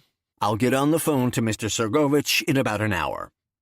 I walked out of the office with the parrot in my hand. Chapter 14. Fear. Fear is a natural protective mechanism. It can spark our body to peak performance, but it can also paralyze us. There is no point in judging fear. Even afraid, you can reduce tension through mindfulness. Joschka Breitner, Slowing Down in the Fast Lane. Mindfulness for Managers. The lawyer in me would have recommended I stick to my old habits and go on exactly as before. Yet, thanks to my mindfulness coach, in the very first hour of my very first day back at work, after my very first murder, I'd already thrown a lot of habits overboard. I'd left my company car at home, gotten a coffee at McDonald's. Oh yes, and I had threatened the 3 founding partners of my firm instead of letting them threaten me. A satisfying experience. I had once again taken the liberty of not doing what I didn't want to do, which, in this case, would have been to grovel. I took stock of what I felt. Miraculously, I neither had a stomachache nor felt any insecurity. Quite the opposite, in fact. My stomach felt great. Maybe I should get McDonald's coffee more often. I had no doubt that my bosses would agree to my proposal, so I confidently started packing up the personal things in my office. It wasn't that much. A few photos of Emily, an external hard drive with copies of documents and work emails, as well as various keys for bank lockers where I had stored countless documents for Dragan. Strictly speaking, the hard drive and lockers didn't fall under the category of personal belongings. But it was now in everyone's interest that I would no longer burden the firm with these matters. Last but not least, I got all the blank letterhead and powers of attorney signed by Dragan out of my office safe. 10 years of work, and it all fit in one briefcase. With the briefcase under my arm, I next did something I hadn't done in years. I went to a home improvement store. I needed plaster to turn the mold of Dragan's thumb into a cast. I also liked its symbolic meaning, turning Dragan's negative into a positive. My visit to the home improvement store did me good. This place was designed to meet the needs of people who wanted to create something with their own two hands. Any wrenches for sale here weren't going to be thrown into anyone's works, but used on something that would be a part of someone's home. Anyone going to a home improvement store is a person of action. They live in the present and have a firm grip on their future. And now, I was one of them. I bought a small bag of modeling plaster to give Dragan's now quietly decaying thumb a bright new future. After paying at the register, I put the bag in my briefcase. At that moment, my phone rang. It was the office. "Hello?" "I'm connecting you with Mr. von Dresen," Miss Bragans said in her automaton voice. I waited for my usual impulse to remark on the woman's affected mannerisms, but it never came. I just waited mindfully for the line to click and the voice of my soon-to-be former boss to come on. Von Dresen speaking. We accept your offer. There we go. What does that mean in concrete terms? Your employment will be terminated as of the 1st of May, and you will receive 10 months' salary severance pay. You will take with you Mr. Sergovich and any associated clients. Mr. Sergovich will confirm in writing that he has been looked after exclusively by you and will continue to be looked after exclusively by you in the future. This covers any claims against our firm. Sounds good. Please send it to my personal email address. It'll be on your desk shortly. I won't be coming back to the office today. Now listen here. It is still up to us to determine when you are expected to be in the office. Well, you can always fire me if that's more convenient. After all, you're still my boss. Speaking of which, as long as my termination agreement is not in effect, let alone signed, Mr. Sergovich remains an official client of your firm. So I assume you will take over liaising with the press until then? The press? What are we supposed to tell them? The same thing I am now telling you on Mr. Sergovich's behalf. No comment. Yes, 10 months of severance pay would soon be in my account, and I already had 100,000 euros from Dragan in cash. No more obligations to that shitty firm, and my annoying client could no longer annoy anyone either. And on top of that, my current employer would keep the press off me in the name of that client, and thus confirm that he was still alive, even though he wasn't. More objectively, could I have been any more mindful? Breitner's book had begun to hold a mystical significance. Now all I had to do was make sure the police didn't arrest me for murder, and that neither Dragan's gang nor its competition suspected what had really happened to Dragan. Breathing the air of freedom, I walked home through a city in bloom to check if all was right with Dragan's right thumb. I had put the silicone thumb mold in my bathroom. The material felt like it had firmed up pretty well, and the thumb was definitely ready to come out. That much was clear from the smell. Unfortunately, I had no idea how long silicone takes to dry out completely.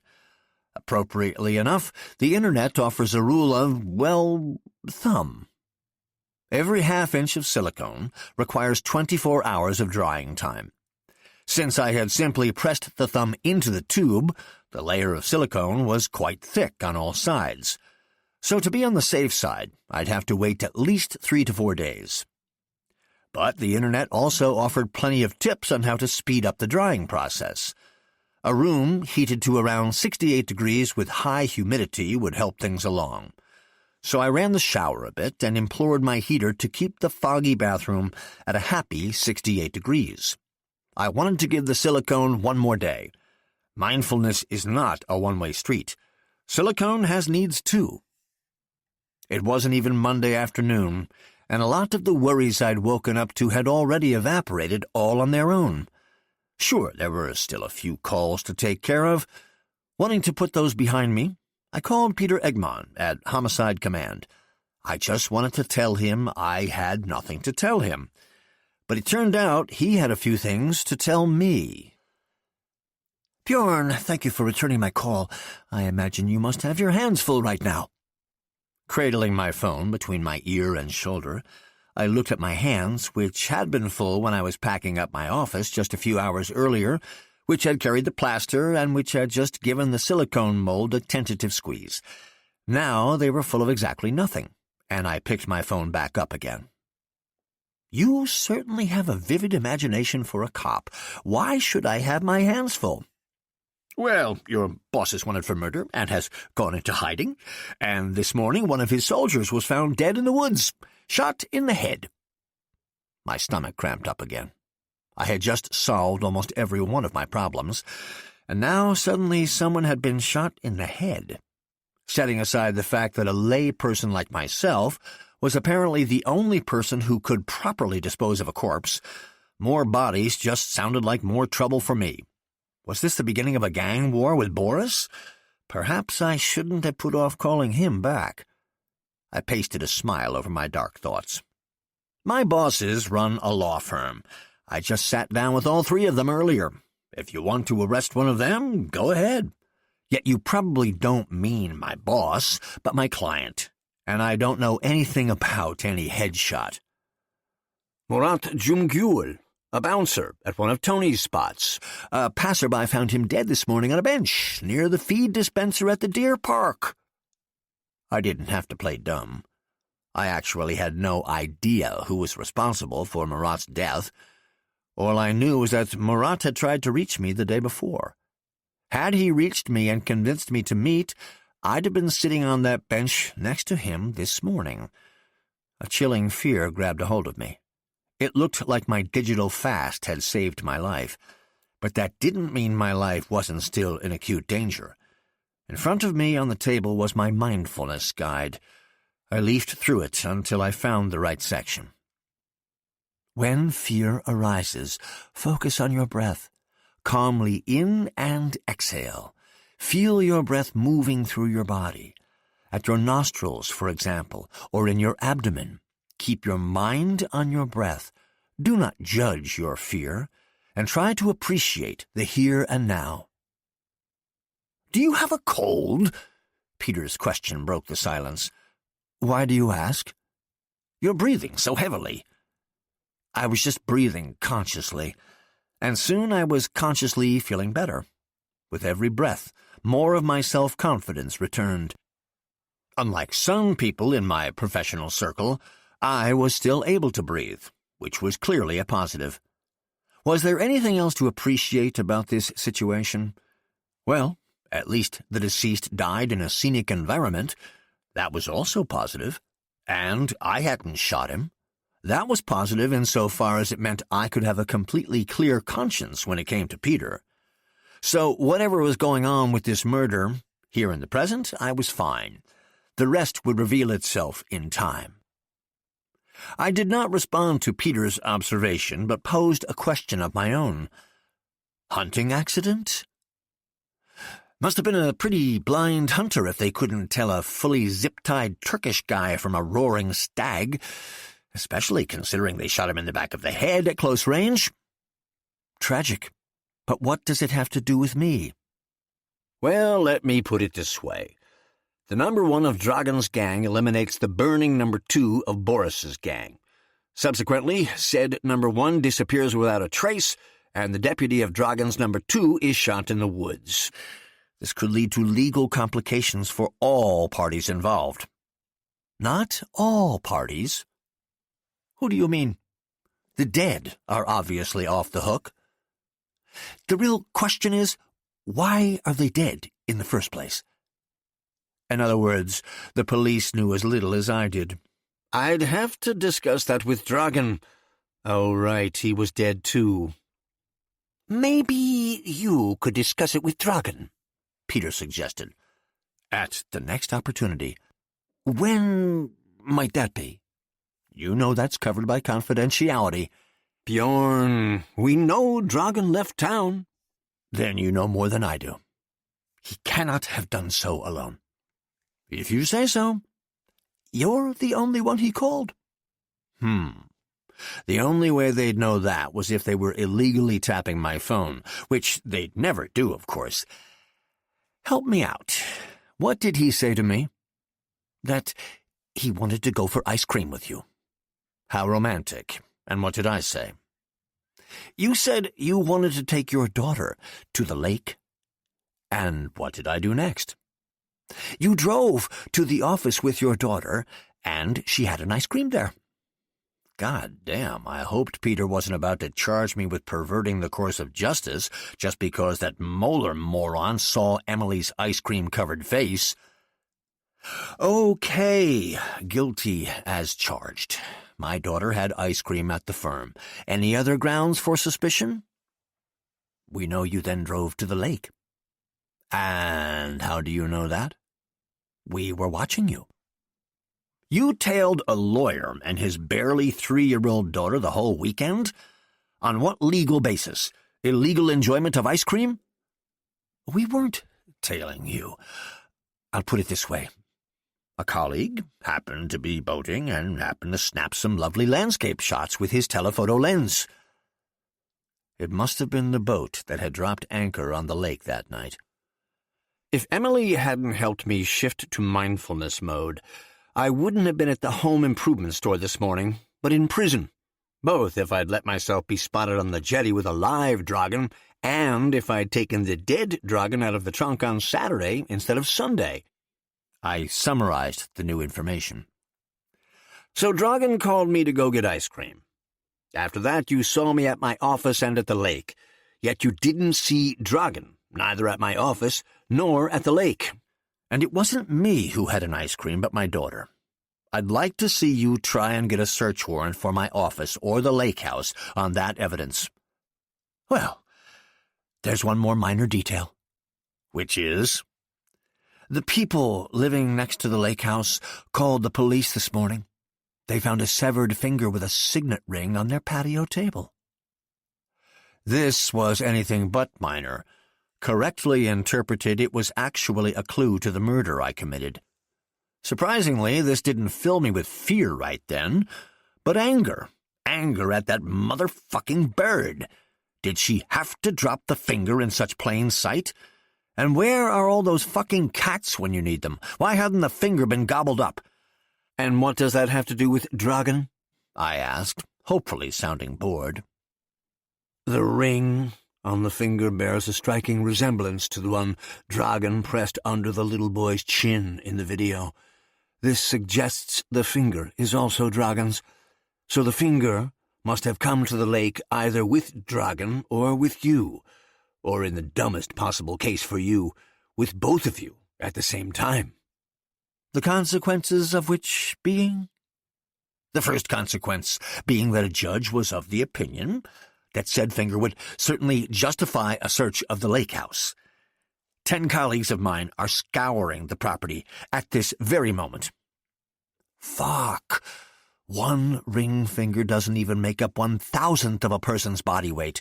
I'd chipped up 99.9% of Dragan without any difficulty, yet this one silly detail led to a search warrant. But it didn't need to be cause for panic. I had chopped up Dragan precisely because there was the possibility of a search. Otherwise, I could have just left him in the boathouse. I was pretty sure that, except for the finger thing, I had done a thorough job. I just had to have faith now. Then I hope your colleagues make sure to leave everything neat and tidy. If anything turns up missing afterwards, Peter, I'll hold you responsible. If anything more than this finger turns up Bjorn, I'll hold you responsible." We hung up. The consequences of my mindlessness confirmed my need for mindfulness. I breathed in and out for another 2 minutes and organized my thoughts. As for the search of the house, I just had to wait and see. Off the top of my head, I couldn't think of anything dramatic the police might find, and it'd take a few days before any DNA results came in on the finger. Of course, I could immediately start racking my brain over whether the police now assumed Dragan was dead, whether that meant they were now looking for his murderer, and whether I was a suspect. But I could also let it go. After all, what did one's severed finger really mean? Its former owner would have difficulty becoming a concert pianist, nothing more. I had more pressing matters to contend with, questions I should clear up quick. Above all, I needed to meet Sasha to talk about the hit on Murat, also to determine whether it had been intended to be a hit on me. Boris I would deal with last. If he had already launched a gang war, a phone call from me couldn't avert it anyway. And if Boris wasn't behind Murat's murder, then he could probably wait a little longer before embarking on a murder spree of his own. It's a familiar issue for anyone who suspects or knows their phones are being tapped. Conversations are always tense, as you're always aware of who might be listening. Using disposable prepaid phones is only a semi-solution. After all, you first have to get the other person's prepaid number without the police finding out.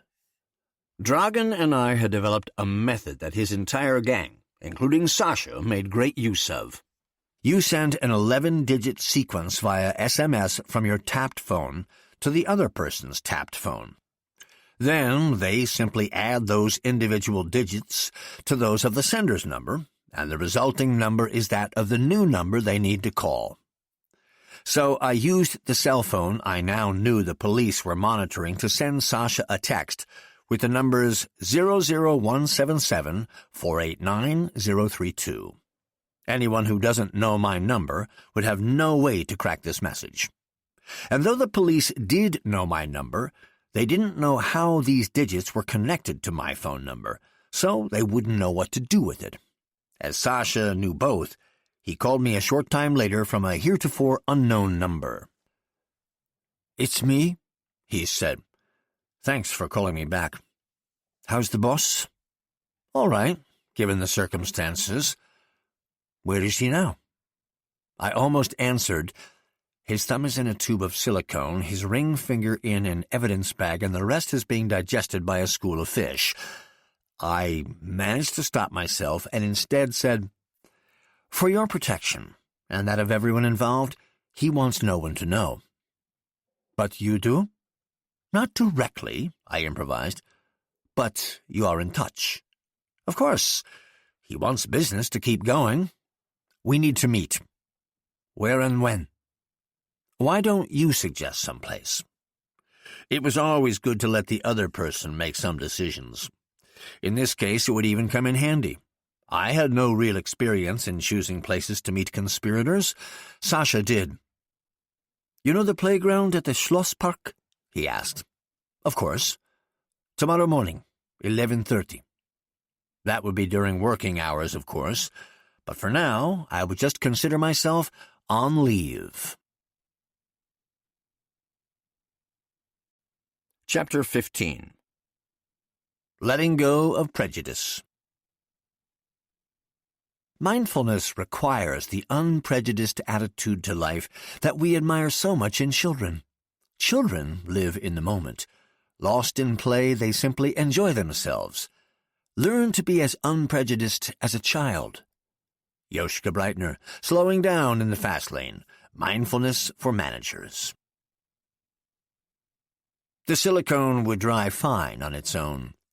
I had called back Sasha, the police, and my bosses. As for the press, the firm would keep them off my back until my official departure at the beginning of next week. I was hoping the waters would have calmed somewhat by then. And now I no longer needed to call Murat back. I didn't know whether a gang war had started on Friday, but if it had, there was nothing I could do about that now. Before I could have a clarifying conversation with Boris, I needed the necessary background information from Sasha, and I wouldn't see him until the next morning. So at the moment I had nothing more urgent to do than to be good to myself. I decided to go see my daughter. If I could be closer to Emily while successfully keeping all this violence away from her, then all my effort made sense. Since Katerina had suggested we discuss the preschool situation anyway, I called her up. She answered after the third ring. "Hi, Katerina, it's me. Did something happen?" I searched myself to see if I wanted to say anything like shredded my client, threatened my bosses, or was almost shot at the feed dispenser, but I didn't want to. And since I didn't have to do what I didn't want to do, I said, "No, why?" "It's Monday afternoon, and you have time to talk on the phone?" "I have a little free time on my hands right now." "I thought you must be fighting a 5-alarm fire, what with your favorite client on every front page." Katerina and I had already had every single conceivable argument about the moral intricacies of my work, but since our separation, any discussion of the issue was blessedly no longer laced with bitter irony. The front page is currently his only known location, and a client who's not around also requires no work. Sounds like the calm before the storm. Probably, but I'd love to enjoy it with Emily, if you wouldn't mind. Of course not. Come on over. I need to talk to you anyway. I hung up and got out the parrot toy. When I said, "Off to Emily," into the hidden microphone, its silly voice parroted me. "Emily is my everything." The bird repeated it. I took it to my coat rack. "I'm the greatest dad in the world." The bird felt just the same. "I chopped up my client, and now I'm free." Unfortunately, that's when I stumbled on my way to the front door and dropped the bird before it could answer. I picked it up again and repeated, "I said, I chopped up my client, and now I'm free." The bird remained silent. The fall must have damaged its memory chip. But what durability did I expect from a toy given away with a Happy Meal? I stuck the bird in my jacket pocket and decided to buy Emily a new one. I drove to our old house, a beautiful, detached 1960s build with a great garden, a great terrace, and a great many majestic trees. Emily greeted me with enthusiasm. "Did you bring any work, Daddy?" "No, sweetheart, not this time. I'm playing Lake House." She showed me how she had lined up all her stuffed animals on the edge of the terrace so they could watch the fish in the grass and feed them with nut spit. I envied my daughter's ability to relive beautiful moments through play, and I envied her knowledge gap. Her reenactment didn't include a chainsaw and a wood chipper.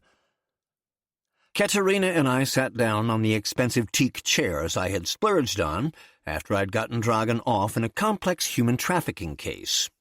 I earned my money from gangsters and then basically had the rainforest cut down to provide seating for our terrace. I never understood how Katerina could criticize my job, but still unselfconsciously enjoy the fruits of that labor. Fortunately, our relationship had now reached a point at which such questions no longer mattered. We didn't feel any hatred for each other. We'd known each other too long for that.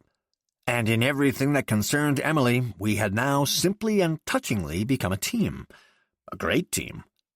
That was also why Katerina wanted to talk. "We have to come up with a preschool for Emily," she began. But we applied to 31 preschools. Regardless of the fact that being with other children was developmentally necessary and important, Katerina also planned to go back to her insurance job from the summer onwards, at least part-time. So getting Emily into preschool was urgent from both perspectives. Thanks to my mindfulness course, I'd managed to be at least physically present during most of the admission interviews. However, I had kind of lost track of what was supposed to happen next. Katerina nodded.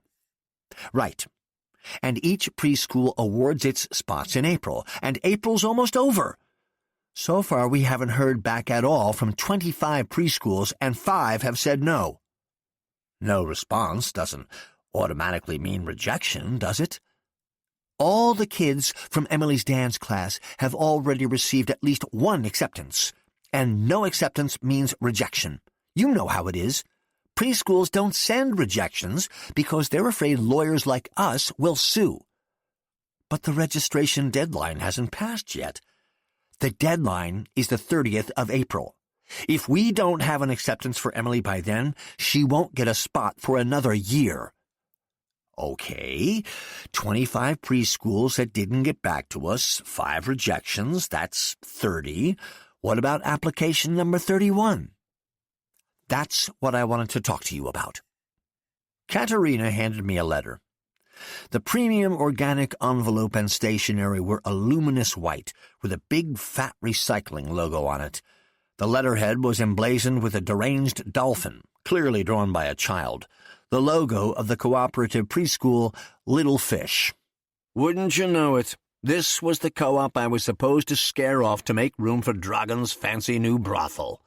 We'd originally ranked it 29th on our wish list, but I got the uncomfortable feeling that it had just shot to number 1, and that the contents of this letter very probably presented a major obstacle. In order to understand just how dire finding a preschool spot in our city had gotten, you have to know that the registration process was a complete joke. First, you had to register your child on the city's central online platform. True to the creative spirit of civil servants, the platform was called Smart Initiative for Childcare and Kindergartens, SICK for short. The corresponding URL actually was sick.de. Only by registering there could you assert your claim to a preschool place.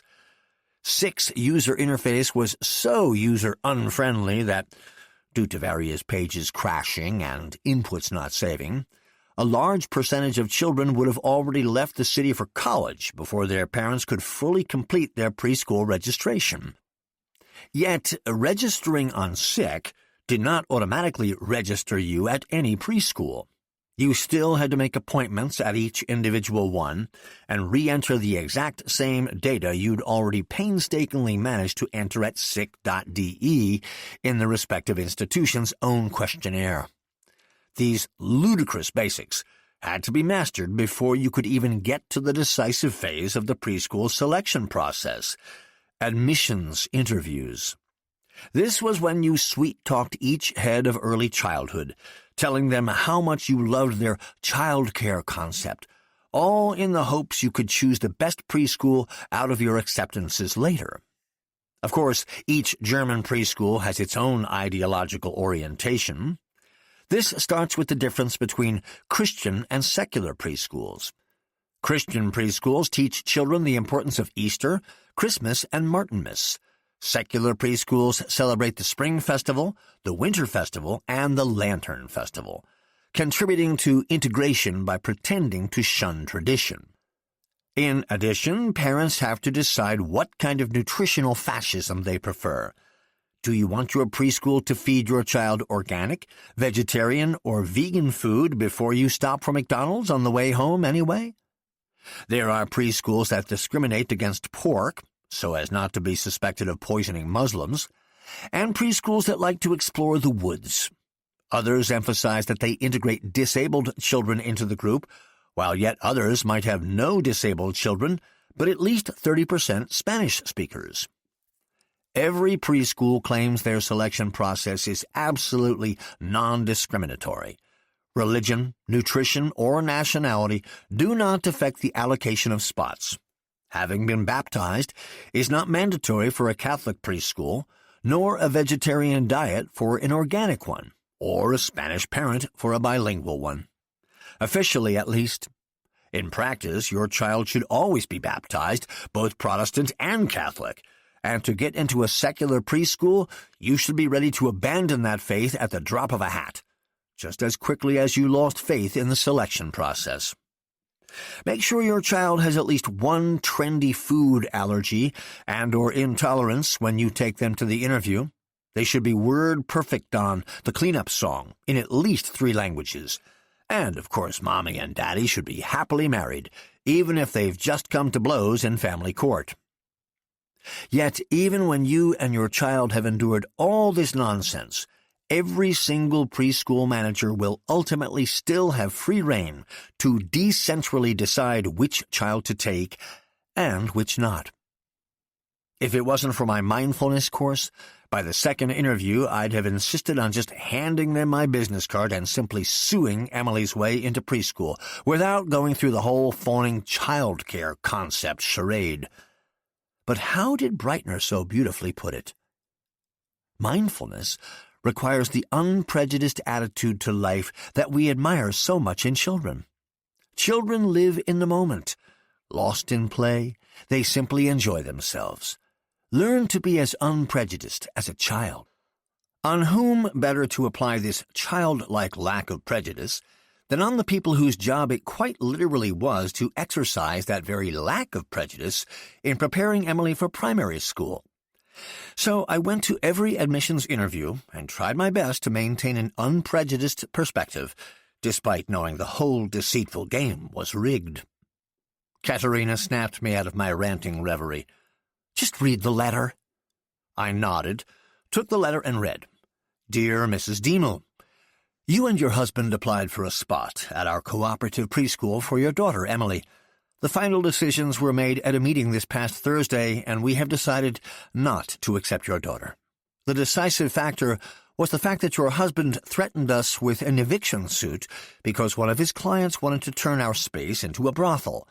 We do not want to have anything to do with parents who represent such clientele.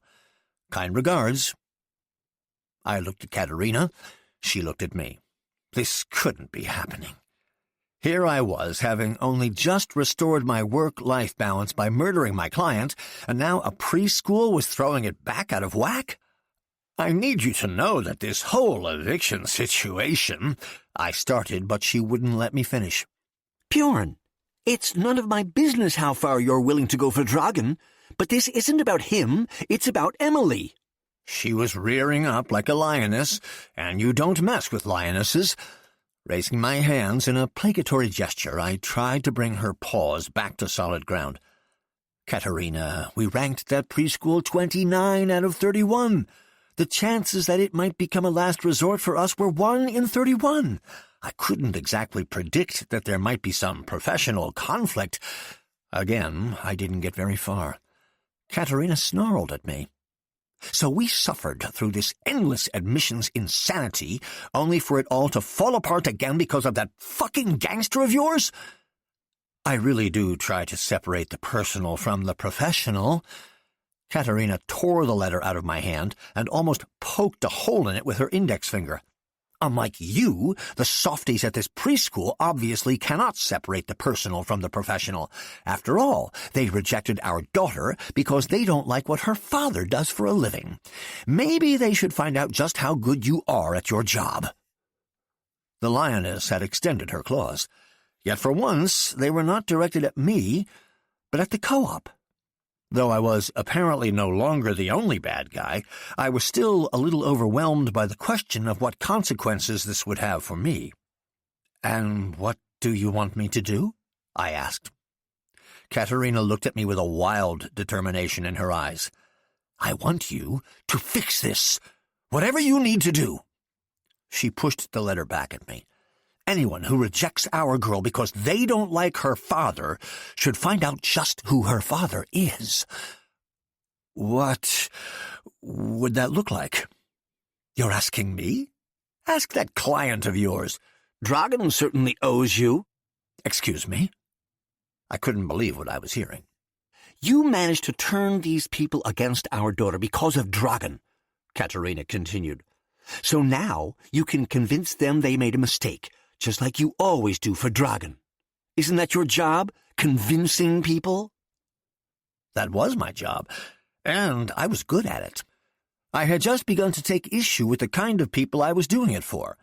Convincing people for Emily's sake, however, seemed like quite a positive experience. But this positive turn was quickly undone.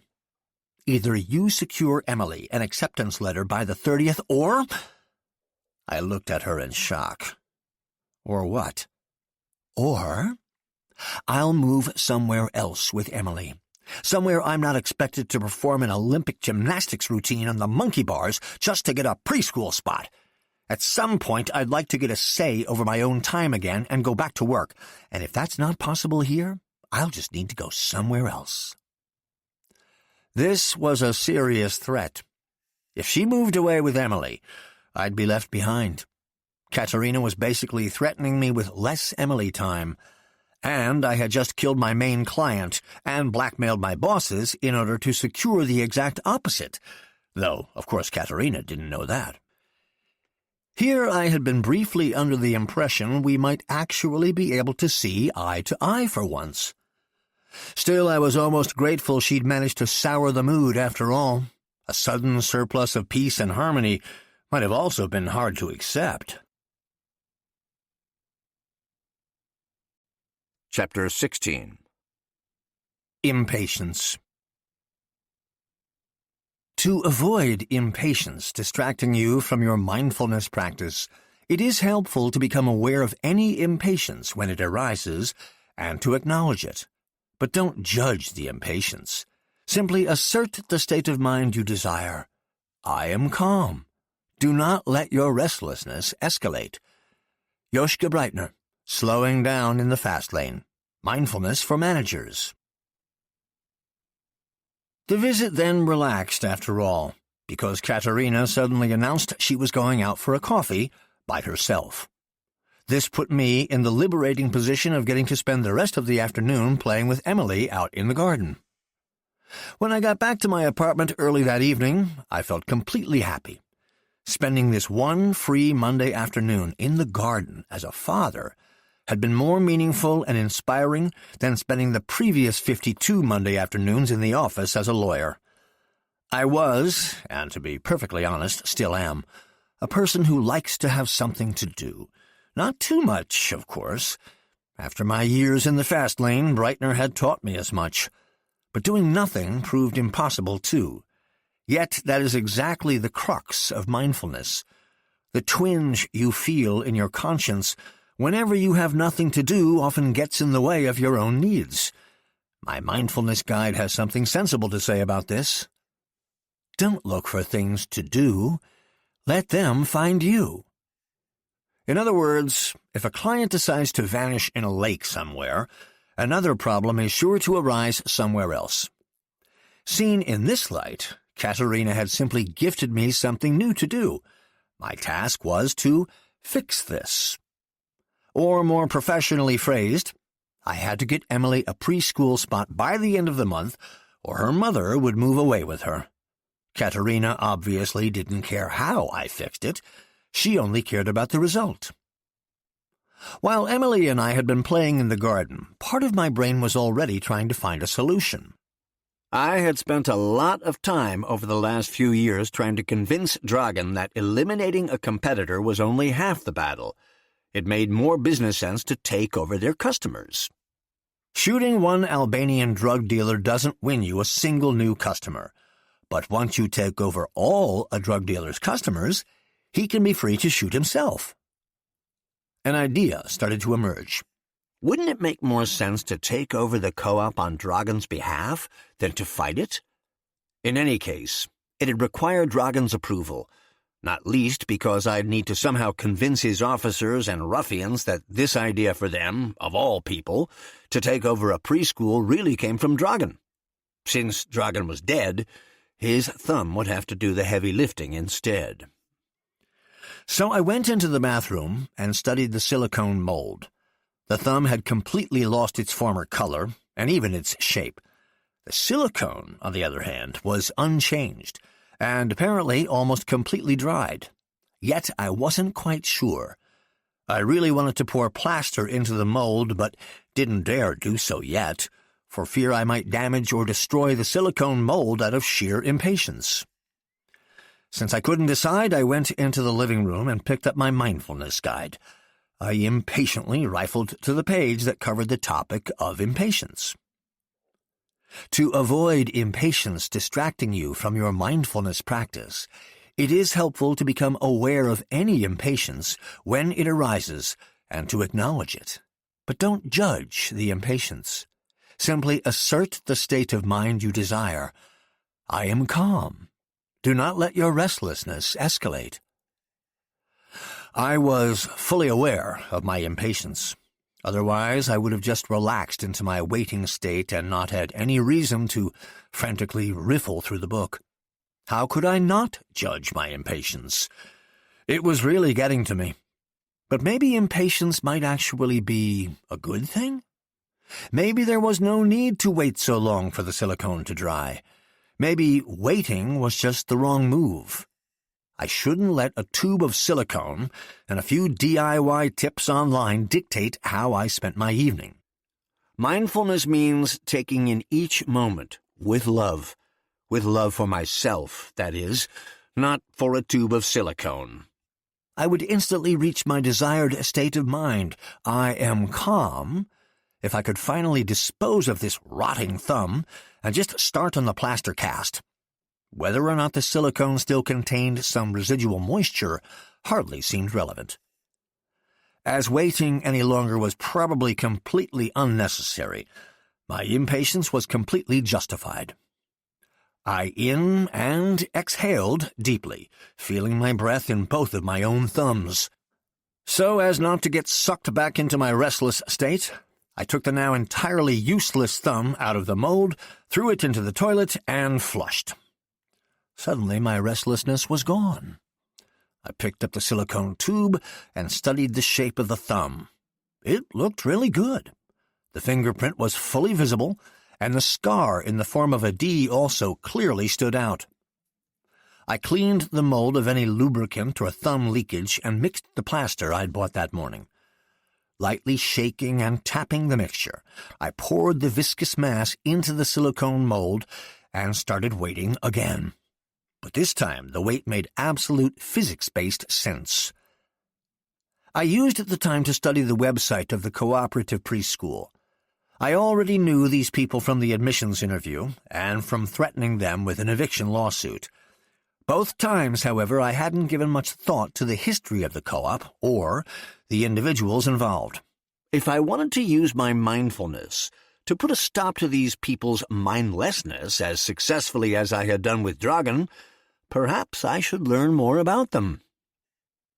In Germany, a company is considered a non-profit if it serves a non-profit purpose and exclusively uses its profits to achieve this purpose. Legally, it turned out Little Fish had been established as a non-profit company rather than an association. That was good news. In an association, the committee members make all the decisions, so they need to be convinced individually. In a non-profit company like this, however, it's the shareholders that make the decisions. Whoever has the most shares has the most power. Those shares, however, can be bought without anyone having to be convinced, though the decisions to offer those shares up for sale may require supporting arguments. Little Fish had only 3 shareholders. These 3 men had founded a startup together 5 years earlier that turned old car tires into flip-flops. But the founders soon realized that their crawling children were getting in their way at work, and since they were in the founding spirit, they co-founded this offshoot for their offspring. The 3 founders were in their mid to late 30s. As I learned from their Tires to Flip-Flops website, they aimed to commercially explore the important issues of sustainability and recycling. A roundabout way of saying their lucrative business imported third-world garbage. Though the meaning of the word serve was clearly foreign to these boys, they wore World War I-style beards with World War II-style haircuts. They were vegan, drove hybrid cars, and shot more CO2 into the atmosphere with a single business-class flight to Asia than their cars could save in a decade.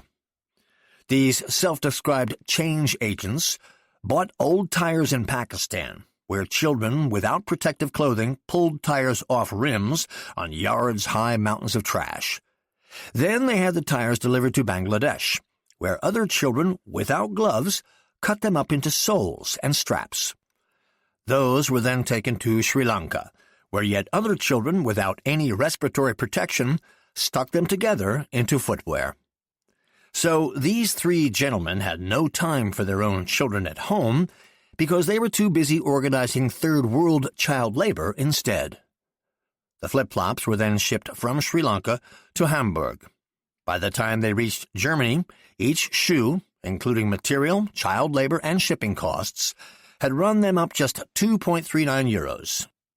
The eco-conscious entrepreneurs sold their tire wear for 69.95 euros a pair at hip boutiques and online. Bearing the lowercase brand name UNTRD, this garbage was touted as sustainable streetwear, a contribution to reducing waste in the third world. Meanwhile, what with the additional packaging, the actual amount of waste had tripled. Interestingly enough, even though this hazardous waste couldn't have made its way from overseas without globalization and its attendant child labor, the folks wearing these flip-flops were often vocal opponents of globalization. These three boys were also the sole shareholders of Little Fish. They were the ones responsible for rejecting Emily just because her father earned his money as a blah lawyer, not through child labor. For now, this was sufficient information. After an hour of research, I had a rough plan. After another, the plaster had dried. I carefully peeled it out of the silicone mold. A perfect copy of Dragon's right thumb, a stamp to put on all future orders. Having cleaned the silicone mold, I hid it in my cleaning cupboard. I took the thumb into the living room and pulled out the tabloid I'd bought that morning. It was time to flesh out my plan and let Dragon sign his first set of instructions. Chapter 17. Uncertainty. Certainty and uncertainty are irrational feelings, and you can control them yourself. Start by imagining you are somewhere that gives you a sense of certainty, surrounded by people you trust. You will soon realize you have given yourself a sense of certainty. Joschka Breitner, Slowing Down in the Fast Lane, Mindfulness for Managers. After my first breathing exercise the next morning, the firm's severance offer was already in my inbox. It essentially covered what we discussed. As a matter of principle, I made a few changes to the draft and sent it back, asking to have the amended contract countersigned on my desk by 3 that afternoon. I then wrote a statement on behalf of Dragon stating that he would indemnify the firm of von Dresen, Erkel, and Donwitz from any claims, and that he wanted to be represented exclusively by me in the future, as he had been in the past. I printed this letter on some of the blank letterhead Dragon had signed and put it in my briefcase. It was time to meet Sasha at the playground. That day, too, I decided to leave the A8 outside my apartment and explore my new freedom on foot. I'd already taken my office stuff from the car and decided to drop the car keys at the office later. The firm was free to pick up the car and return it to the leasing company. I was no longer letting anyone else determine how I made my way through the world. As it turned out, the Schloss Park playground had 3 enormous advantages for clandestine meetings. Firstly, as mornings saw it busy with moms, nannies, nanas, and children, there was a permanent noise cover created by shrieking Elijahs and Amelias, as well as by moms calling out, "Elijah, Amelia, please stop!" Amid this tumult, someone sitting just 6 feet away wouldn't be able to overhear even a fragment of your conversation. One supposed disadvantage of this particular playground: 2 men stood out like 2 drag queens at Sunday service. Yet this also resulted in the second advantage: we'd be able to spot anyone tailing us immediately. The third advantage was content-related. Admittedly, when we'd made the appointment, what I wanted to discuss with Sasha largely revolved around dead bodies and hand grenades. Since the previous afternoon, however, my list of discussion topics had expanded a little. Now we would also be talking about children. And when it came to children, Sasha was the perfect person to talk to. Sasha was 29. He wasn't very big, but wiry. He looked shrewd, sly, and always a little sloppy. Not dirty, but like he'd jumped out of bed 10 minutes earlier. like he hadn't yet brushed his teeth or his hair, and was still wearing his superhero pajamas under his clothes. As a result, people usually underestimated him, which, for some, had turned out to be a fatal mistake. He had come to Germany from Bulgaria 6 years earlier. For the first few years, he'd worked for Tony, first as a bartender, then as deputy managing director. Sasha was smart, and soon he knew every bouncer, dealer, and sex worker at Tony's club. Though not a nerd, he also turned out to be good with computers, so within a very short time he'd become the guy to call for any virus and network issues. What no one knew was that during the day, Sasha was taking college classes to get a German degree. After 3 years, however, he realized it was unsustainable for him to leave his job at the club at 8 in the morning and then attend lectures at 9. He dropped out of college. Instead, and to prevent the gangster lifestyle from dumbing him down, he decided to pursue a qualification he could do part-time and without as much effort, training to be an early childhood educator. He asked Tony for a job with more daylight. As Dragan's driver had just been caught going 75 miles per hour past an elementary school, Tony vouched for Sasha and took the opportunity to place one of his confidants in Dragan's immediate vicinity. That's how Sasha and Dragan met. As Sasha was always loyal to his direct employer, however, he proved unsuitable as an informant for Tony, so their relationship cooled down considerably. The job suited Sasha perfectly. As Dragan liked to sleep late and manage his affairs from home during the day, Sasha was usually only needed by the afternoon and could devote himself to his classwork in the mornings. After 3 years, he got his degree and didn't tell Dragan about it until he got the actual certificate. Dragan laughed himself half to death. Sasha and I were the only people close to the boss who had degrees. Dragan made fun of me for lacking any pedagogical qualifications, which even his driver had. When I got to the playground, Sasha was already on a bench watching the children rollicking around. I sat down next to him. "Nice place," I said. "It's easy to relax when innocent children are romping around." "Are there even any children who aren't innocent?" "No, just as there aren't any innocent adults. Every experience burdens you with the weight of its own guilt." "Are you an educator or a philosopher?" "Working with children, there's not much of a difference." "My little one has certainly taught me that, yet it's usually her who's more of a philosopher." "Wonderful girl, your Emily. How is she doing?" I really appreciated Sasha remembering her name. "Great. She really enjoyed our weekend at the lake." "And Dragan?" "He's fine, too. Since he never officially got into my trunk, he also doesn't want anyone to know where he got out of it. But we're in touch, and I have his first instructions with me." "And Dragan told you he wants the business to continue as usual." "Though that'll be more difficult than expected," Sasha noted. That was the stupid thing about people who weren't familiar with mindfulness. Their judgment got in the way. "What's the issue?" "Well," Sasha hesitated, "to be honest, there's a whole lot of issues." As a student of non-judgmental perception who appreciated single-tasking, I asked Sasha to list every issue he deemed problematic in order. "In order? Okay, so the facts are that Dragan was almost killed, I was almost killed, Igor was killed, and Murat is also dead." "Tony has a real attitude right now, and if we do nothing, we're heading straight for a real gang war with Boris." That Dragan and Sasha were almost killed was news to me. But even without that, Sasha's sketch of the current landscape didn't quite mesh with my state of deepest relaxation. "Okay, let's start with the last one. What's the gang war situation?"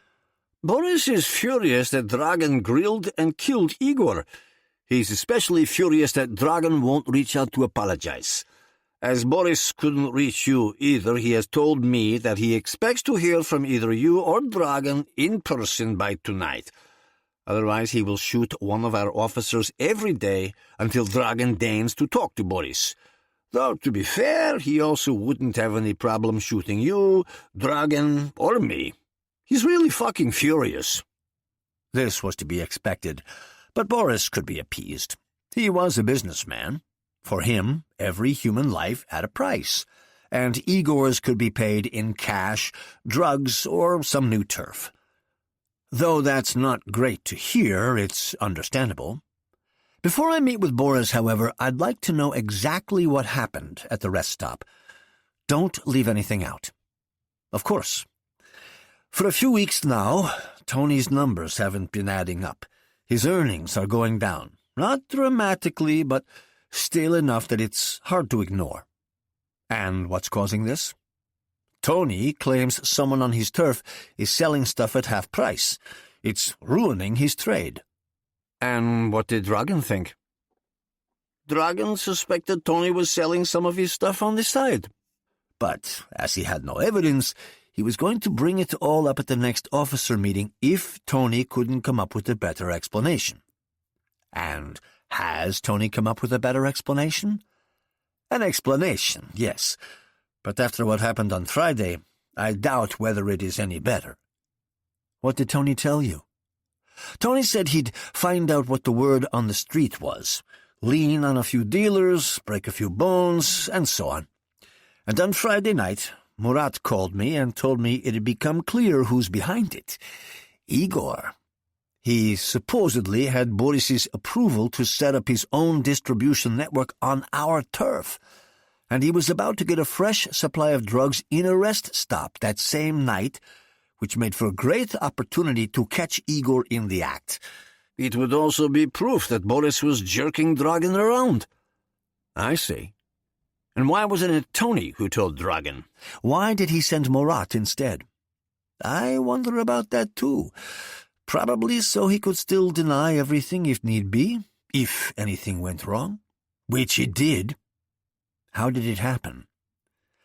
So we were on our way to Bratislava. Murat called me, and we drove to the rest stop shortly after. In the van were Igor and this guy. Dragan started yelling at Igor. I splashed gas on his pants. Dragan set him on fire. Light a little spark under his ass, the usual routine. That should have done it. I was already holding a blanket to put him out. But then this supposed courier all of a sudden pulls out a hand grenade and wants to jump out the vehicle. So instead of putting Igor's fire out, I threw the fire blanket over the dude and kicked the unpulled grenade out of his hand. Igor seized his chance and leaped out still burning. The van caught fire and Dragan ran after him. I saw the bus full of kids coming, knocked out the grenade guy, and went to get our car. You know the rest from the video. So your plan was just to light a little spark under Igor's ass, that's it? Sasha nodded. Yes. Then we'd have taken Igor to Boris and had a little chat about how Boris could apologize for pulling this shit. I shook my head. Best laid plans, eh? Depends how you look at it. There was a strange undertone in Sasha's voice. What do you mean? Sasha hesitated. Maybe the plan was really someone else's. Dragan was so furious he must have missed it. But the way I saw it, the guy with the hand grenade was not at all surprised we showed up. Igor was, but that dude looked like he'd been just waiting for us.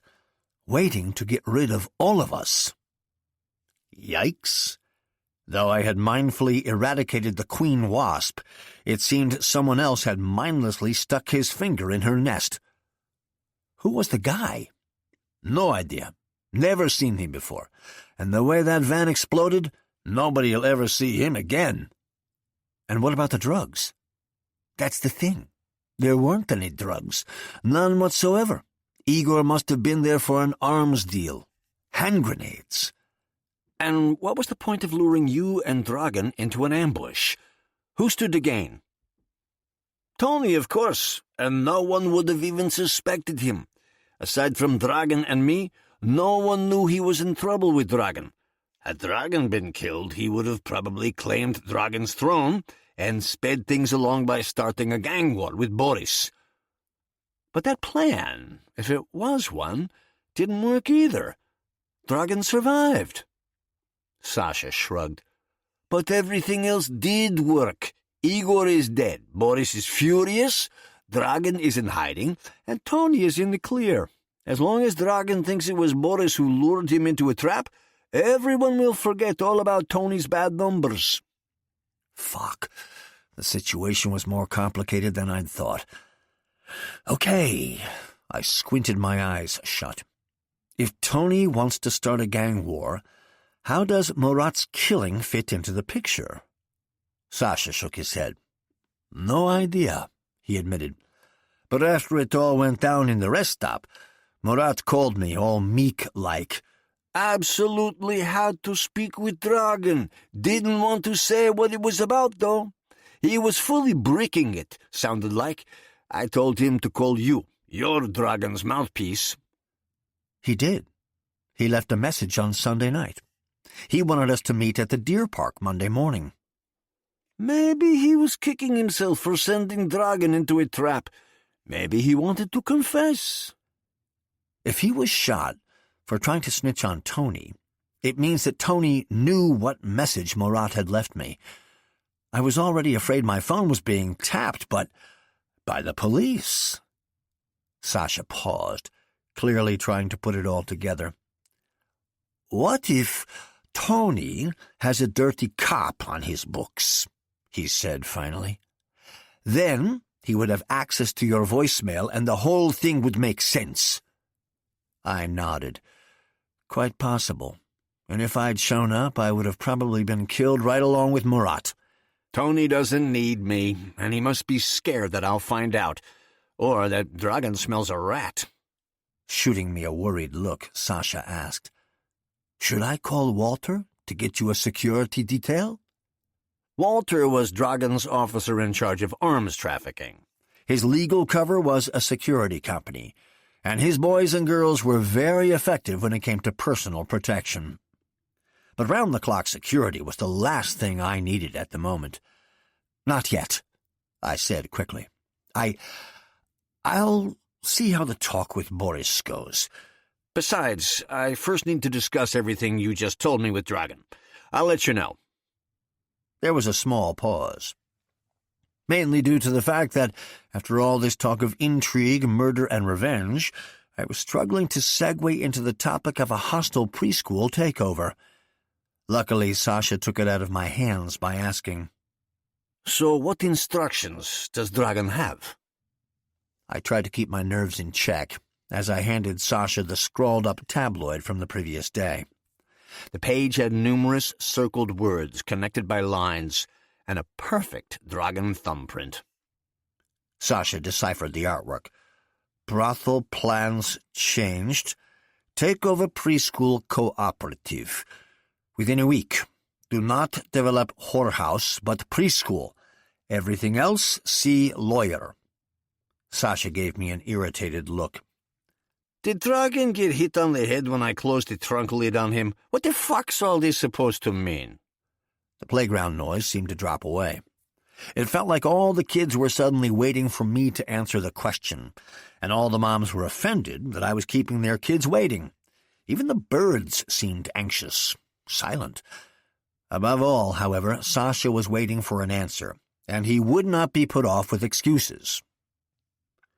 The takeover of a preschool by an organized crime network was certainly a great opportunity for a father who worked for said network and wanted his daughter to receive the best possible childcare.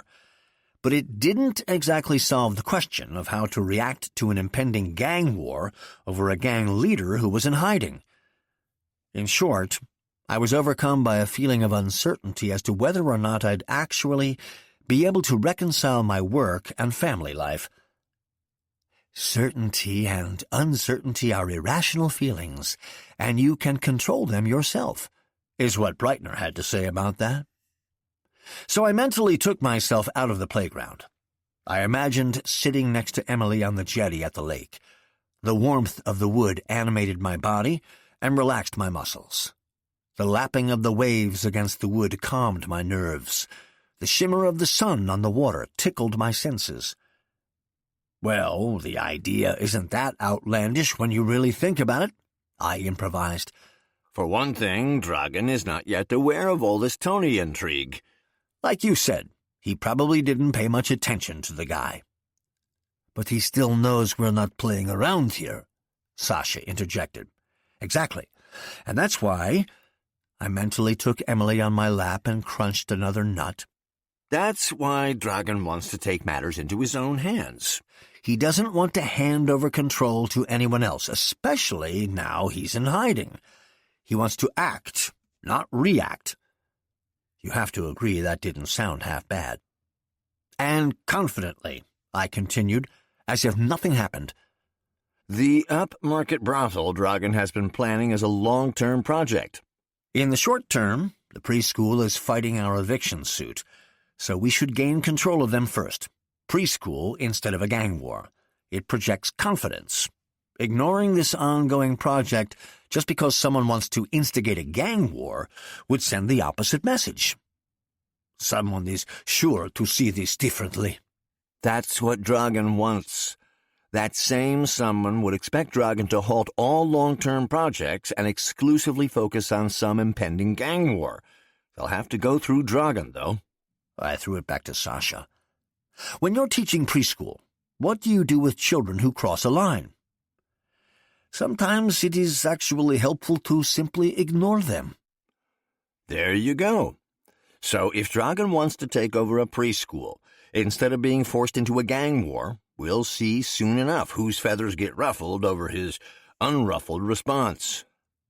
But what does he want with a preschool? Aren't we in the business of drugs, weapons, prostitutes? Of course, but those don't require any new instructions. That'll all go on as always. The preschool and the brothel are a political issue.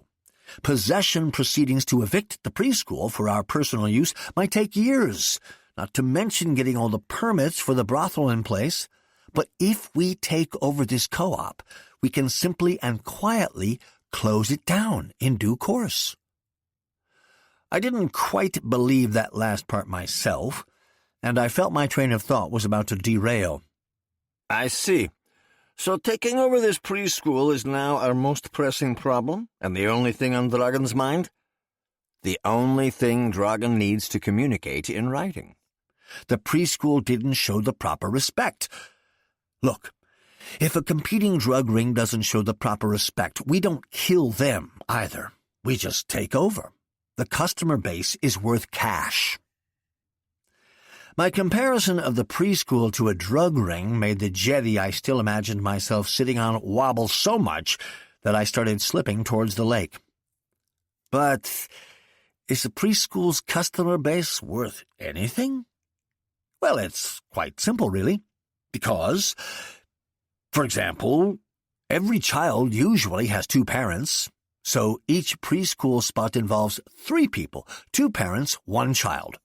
Parents are just as dependent on a preschool as junkies are on dope. They'll do whatever you need to secure a spot. Like a cat burglar dangling from a gutter, I clung to the jetty with my very last strength. But Sasha didn't seem to notice. "Good," he said suddenly. "Then we'll take over the preschool." I could only look at Sasha incredulously. "I'll handle it. No problem." "Excuse me?" It was only then that I realized I could save myself any more stammering. The jetty was level once again.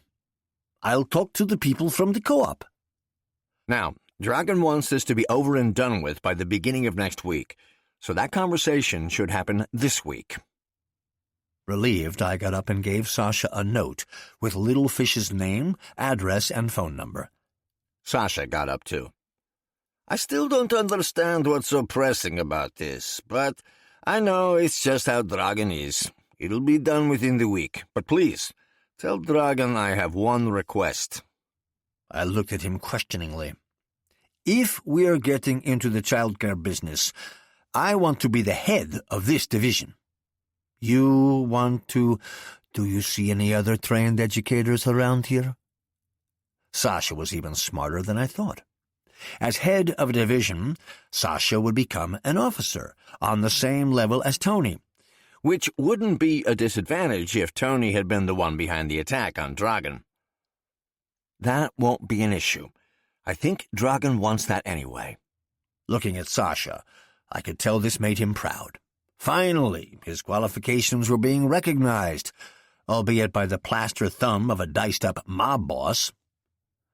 Dragan wants me to schedule a meeting with all the officers this week to set out our new course and reassure everyone that otherwise everything will stay as it was. I'll set it up. Any particular day? Sasha asked. Thursday, at the earliest. I first need to be able to discuss your Tony theory with Dragan and perhaps prepare any necessary measures.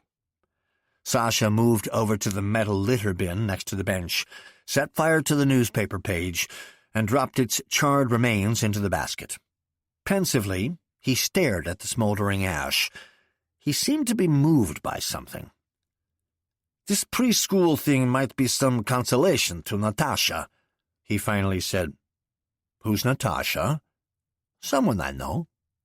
Is she connected to the preschool? No, to the building. Natasha was going to work at the brothel, which won't open for a while now. So why would she be happy about the preschool? If I'm running the preschool, she can put her 2 little ones there during the day. As you said, it's the parents who are dependent on these preschool spots, not the kids. I nodded. Who's looking after her kids now? Sasha smiled. Me. At that, he turned to the playground. Alexander! Lara! He called. Come on, time to go. Alexander and Laura obediently trotted over and left with Sasha, the first eager customer for my new drug, preschool spots. Chapter 18. Shamelessness. Some people communicate openly, others with restraint. The latter are often quick to consider the former rude, brazen, or shameless. Instead of getting pointlessly upset about other people's shamelessness, you can address the discrepancy between communication styles instead. Be less cautious in expressing what you want, and respond to any shamelessness with clarity. The best response to an unjustified request is, "Thank you for openly expressing what you want. Unfortunately, I cannot fulfill your request." Yoshka Breitner, slowing down in the fast lane. Mindfulness for managers. To organize my thoughts, I went for a walk in the Schloss Park. I needed to contact Boris, and I needed to find out what had really happened in that rest stop. Aside from me, only 2 people would have had an interest in killing Dragan. Boris and Tony. Boris because he wanted to eliminate his competitor, and Tony because he wanted to take Dragan's place. So we were facing either a gang war or an insurrection. As a newly minted Kingslayer, both scenarios could go totally pear-shaped for me, especially if I wasn't 100% sure who was behind it. If I made a move against the wrong guy, the consequences could be nasty. If I didn't do anything, the consequences could be even nastier. So I based my rough plan on simply letting Boris and Tony eliminate each other. Once, Boris was Dragan's best friend. Once, Tony was Dragan's protege. Now, Dragan was out of the game. Now, Dragan was me. Though I'd resolved my own issues with Dragan quite mindfully, as the new Dragan, I'd taken on his issues too. Still, I'd be able to cope with those as well. While letting my gaze wander along a lane of poplars in the park, I got a text from Tony. "Where's Dragan?" It was phrased like Tony himself, rude and demanding. Who asks a question like that? Either Tony was behind Friday's ambush, in which case the question couldn't be more brazen, or he wasn't, in which case the question couldn't be more stupid, especially sent unencrypted to a phone that was monitored by the police or from one that was being monitored, possibly even both. Before I could rashly and angrily respond, "Have you completely lost your marbles?" I found a quiet seat on one of the benches lining the lane, took 3 deep breaths, and pulled out my mindfulness book. A few weeks earlier, when Dragan was getting on my nerves, I had already found a passage about dealing with the shamelessly brazen. Some people communicate openly, others with restraint. The latter are often quick to consider the former rude, brazen, or shameless. Instead of getting pointlessly upset about other people's shamelessness, you can address the discrepancy between communication styles instead. Be less cautious in expressing what you want, and respond to any shamelessness with clarity. The best response to an unjustified request is, "Thank you for openly expressing what you want. Unfortunately, I cannot fulfill your request." I found it a nice approach, but if I would write back to Tony, with the police reading along, "Thank you for asking where I hid Dragan. Unfortunately, Dragan told me not to tell anyone where he was," then I might have responded mindfully to Tony's rudeness, but I'd also ensure that the investigators both mindfully and rudely reading along would have a lot of questions for me. I chose to split the difference. Communicate so openly that Tony and the police could both interpret my message any way they pleased. I texted back, "Thanks for asking so openly. Dragan is at Hermannstrasse 41, second floor. Ms. Bregenz. Ring twice, but he wants to keep that under wraps." Let the police, Tony and Ms. Bregenz, decide among themselves what this text meant. And if this got Ms. Bregenz into trouble, I'd welcome that too. While still on the bench, I called the office and asked whether the termination agreement was on my desk. It was. I set off on foot to sign it. From the park, the office was just half an hour's walk away. To keep up my new habit, I drank a quiet coffee at McDonald's and bought a newspaper before going up to the office. At 3 o'clock on the dot, 45 minutes after I got Tony's text, I was in my office. The termination agreement, including the changes I'd requested, was ready for my signature. I countersigned and added Dragan's statement to the folder. Starting the next day, I would no longer be an employee of Van Dresen, Urkel, and Dunwitz. As my final goodbye to this firm that had cost me 10 years of my life, and perhaps also my marriage, I wanted to personally hand Ms. Bregenz the folder, my keycard, and the car keys, along with the address where the car was parked. But Ms. Bregenz wasn't behind the desk. When I'd gotten to the office, her grumpy self had still been there to ignore me.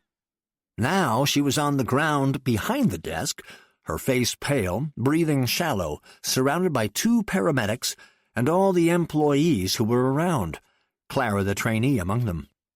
"What happened?" I asked her. "Miss Bregenz collapsed," Clara replied. "Clara, considering you've got an oral exam coming up soon, it would be helpful for you to practice summarizing the key points of a complex issue. I can see for myself Miss Bregenz has collapsed, but can you tell me why?" "She got a call, and then she collapsed." "Who called her?" "The police did." "How do you know that?" "Because when I picked up the phone to call an ambulance, the police were still on the line." "And what did they tell you?" "That they would call the ambulance themselves." "Thank you, Clara. Now, did the police perhaps also tell you what upset Ms. Bregenz so much that she collapsed?" "So, they told her that a hand grenade had exploded in her apartment right before a specialist firearms unit was about to storm in." "Another hand grenade. Thank you, Clara. Wasn't that easy?" I focused on my breathing and on the one indubitably positive thing I had just learned. My mindful text had apparently reached its destination and been read by both Tony and the police. To actually carry out an attack on Dragan, supposedly staying with Miss Bregenz, of all people, was as ludicrous as it was desperate. Boris was neither of these things. Tony was both. This meant that unless Boris had a mole with the police, only Tony could be behind this new attack. I had gotten exactly what mindful people appreciate most: clarity. Now I knew who was behind all these problems. Yet this did not necessarily make those problems any smaller. Since Ms. Bragans was no longer available for my ceremonial handover, I put the folder and the key in the internal mail drop-off. I realized this was probably the last time I would leave the office as an employee. As I breathed away the hand grenade exploding in Ms. Bragans's apartment, I started to feel cheerful, elated even. What did I care about the personal lives of my former employer's employees? I had a 6-figure sum in cash, a contractually guaranteed severance payment almost twice as high, and from now on, plenty of time to spend with my daughter and live a stress-free life. No hand grenade had exploded in my apartment. Sure, to prevent one from exploding there in the future, I'd still have to pit Tony and Boris against each other, but it would all work itself out. Of course, I had no idea then that the waves I'd just ridden were actually heralding a massive storm that would drown me if I didn't step up to captain the ship I'd been about to disembark. Chapter 19. Time pressure. Time is relative. How we perceive it depends on our subjective assessment of the situation we find ourselves in. Time pressure, therefore, is nothing more than an expression of tension. Joschka Breitner, Slowing Down in the Fast Lane, Mindfulness for Managers. Barely had I left the firm when a new text from Tony came in. 00035247315. After the "Where's Dragan" text and the hand grenade in Ms. Bragans's apartment, this was truly shameless. Who did this guy think he was? I certainly wasn't about to call him on any prepaid number. He should be calling me. These formalities still mattered. I decided to let him stew a little longer before I sent him the cipher for my new prepaid phone. At that same moment, my official mobile rang. Peter Eggman. He wanted to meet right away. We arranged to meet at McDonald's. I hadn't gotten much further from the office than that. Within 10 minutes, Peter walked up to the table where I was calmly nibbling a McMuffin and enjoying an imaginary lake shimmering behind the McCafe counter. Peter, on the other hand, looked very upset for a cop who usually kept his cool. Bjorn, what is all this shit? This is a very successful fast food restaurant. He sat down. I'm not talking about this place, but the state of your Ms. Bragans. I shrugged. Apparently she had a little fainting spell. Peter glared at me, furious. After I told her that a hand grenade was tossed through her living room window. Who's behind this? How would I know? You sent Tony a text saying that Dragan was in her apartment. And was he? Of course not. Setting aside for a moment the legality of your having read my text, did you seriously believe what it said? You know we have to follow up on every lead. If you really want to know what this shit is about, why don't you ask whoever threw that hand grenade? He's on the run. Oh, really? I thought the SCO-19 unit was already on site because of the text. Did the SCO-19 unit call another SCO-19 unit to catch the guy? Bjorn, this situation is serious. In 4 days, there have been 3 deaths and 2 grenade explosions, and all of them directly connected to Dragan. But I'm not. You're not? One day after you spent the night at the lake house with your daughter, both Dragan's ring and his ring finger turn up on his neighbor's patio table. Can you explain that? Are you even sure it is Dragan's finger? I countered. It's obviously the signet ring Dragan is wearing in the video. It's as tasteless as it is unique. Wait a minute, I objected. Dragan's ring is not unique, but one of a bespoke pair. Boris had the exact same ring made at the time. Yet Boris has informed us that he's still in possession of all 10 fingers. Fingers that haven't worn that ring for years. What's that supposed to mean? Well, if you don't even know whose ring it is you found, how can you be sure whose finger it's on?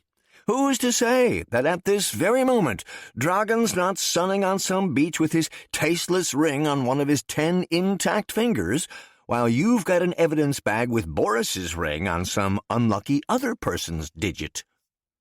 As a criminal defense lawyer, you don't have to stick to the truth. You just have to sow doubt. I've always been quite good at that. Granted, that point still has to be clarified, but the DNA report will certainly help us do so. Unfortunately, the laboratory is completely backed up. I hope to get the results by the end of the week. For a DNA examination, you would need a sample of reference DNA from Dragon. Let me give you a little expert tip. Take a saliva sample. Those stand up best in court. But if you're poking a cotton swab in Dragon's mouth anyway, you can just ask him yourself if any of his fingers have gone fishing. As a lawyer, I'd always been able to talk circles around anyone. Admittedly, my entire argument would fall apart the second an incontestable sample of Dragon's blood, sperm, or saliva could be compared to the finger's DNA, but no sooner than that. Right now, however, Peter was clearly itching to get back to safer ground. Don't you want to know what we found during our search of the lake house?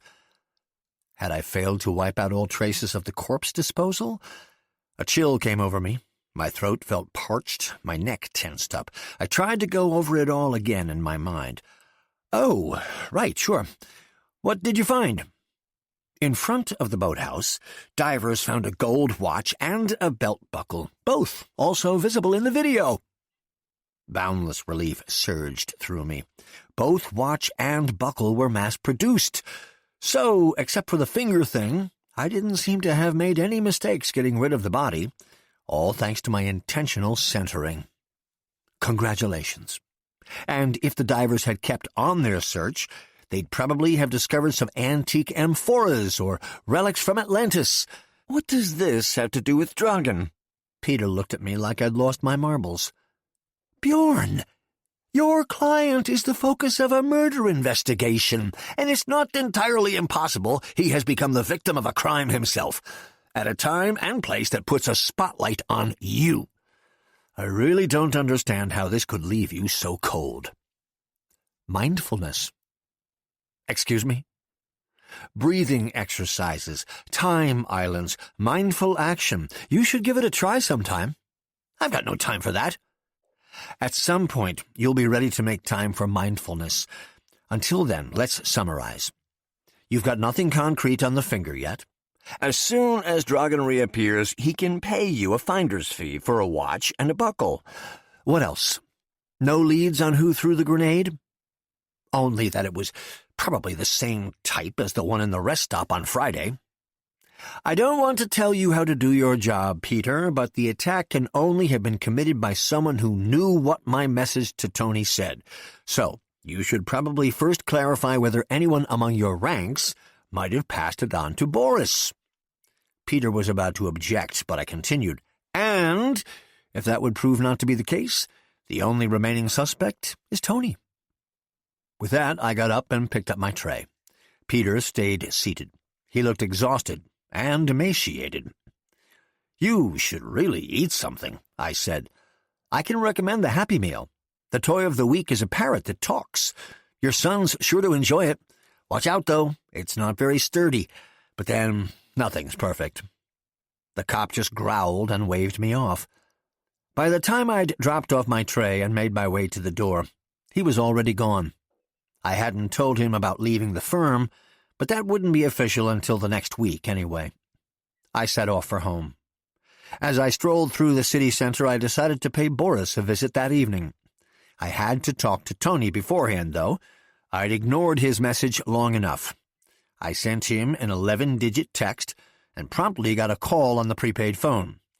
I sat down on a bench facing a frothily babbling but otherwise unadorned 1970s fountain. Bjorn, why didn't you call sooner? Mom, is that you? Cut the crap, man. It's all hitting the fan up here. Dragon's not around, and you're the only one in touch with him. Decisions need to be made right fucking now, you hear me? Sounds like you're under some pressure. Pressure? Fuck off. It's all gonna blow up in our face if Dragan doesn't make some decisions. And snappy, too. There will be an officer meeting on Thursday. That's when Dragan will tell you what we need to do. Fuck Thursday! Thursday's a long fucking ways off. We don't have that kind of time. I need to talk to him right now. Right fucking now! My mindfulness guide had a few very helpful things to say about time pressure. Time is relative. How we perceive it depends on our subjective assessment of the situation we find ourselves in. Time pressure, therefore, is nothing more than an expression of tension. Or a sign that someone had fallen flat on his face trying, for the second time, to kill his boss, and was furious with himself about it. I could imagine how he must have been feeling. Still, I had succeeded at what he had screwed up, and on my first attempt. That's why I was on that bench feeling zero time pressure, as I watched the bubbling fountain with its crown of foam, a stray floating French fry, and a random pigeon. Tell me, Tony, is it possible that you're feeling a bit tense? Of course I am. Why is that? Because for the second time in 4 days, my boss was almost blown up. Because my closest employee was shot in the head in the woods. Because Boris is massacring our whole operation. Is that enough for you? I followed the small, dirty white crown of foam along the edge of the fountain as it drifted away from the fry. Try to set up a time island. It really helps. Are you kidding me? I just want to be helpful. You want to be helpful, buddy? Take me to Dragan, right now. I had no intention of letting myself be pressured by Tony's pressure. As the pigeon tried to peck the soggy fry out of the fountain, I went on the attack. Maybe you can explain to me how that apartment blew up less than an hour after I texted you. Of course I can. Even a moron would understand. The police intercepted our fucking texts. And then tossed a hand grenade in there? Boris obviously has a mole that passed it on to him, and then one of Boris's people threw the fucking hand grenade. We need to act against Boris right now. I was reaching my quota of right nows.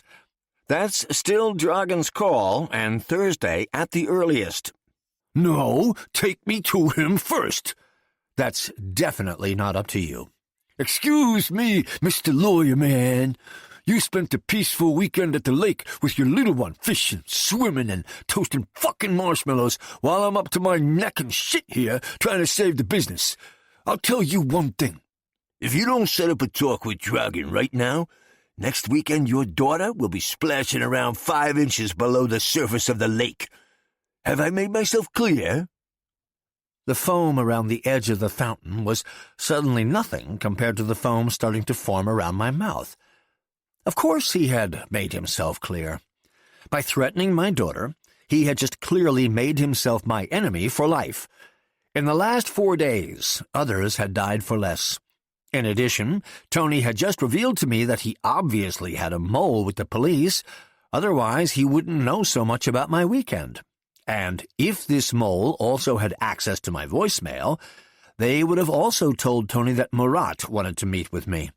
And if this mole knew that a finger wearing Dragan's ring was found on the neighboring property, then sooner or later Tony would find that out as well. The fact that Tony hadn't mentioned the finger led me to conclude that either he didn't know about it yet, or he wanted to keep it up his sleeve. But above all, my by now familiar mindfulness routine kicked in. 1. I took in the purpose of what I was about to do. Threaten Tony.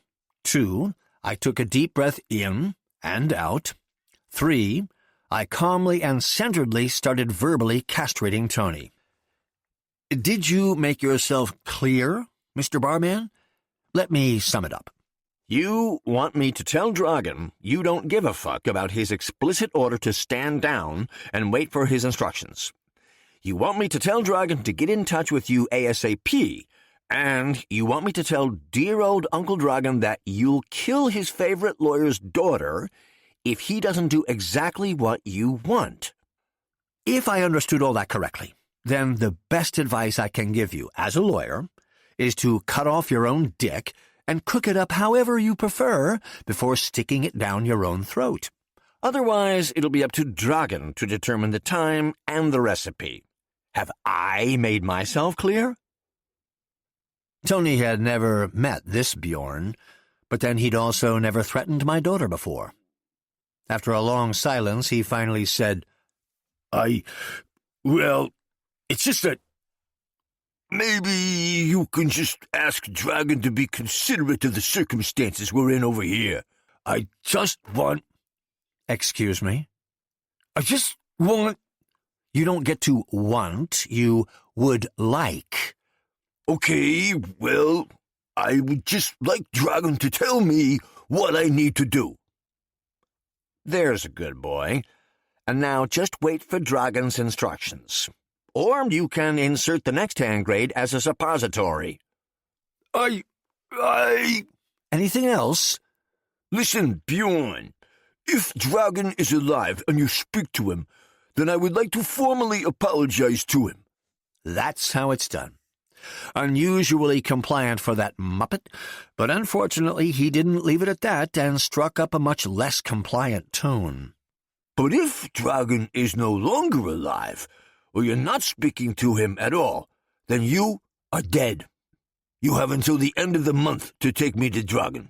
If you don't, you'll be in pieces by the 1st of May. I hung up.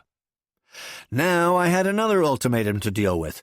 By April 30th, I also needed to secure a preschool spot. Somehow my new mindful lifestyle was putting me under a very centered time pressure. The first possible solution that occurred to me was Tony needed to go. I didn't have to make that decision just yet, however. First, I had to pay a visit to Boris. Chapter 20. Enjoyable eating. Mindfulness is also the art of enjoying the everyday. Eating, for example, stimulates all the senses. Pick up an everyday food item and imagine you are experiencing it for the very first time. What does it look like?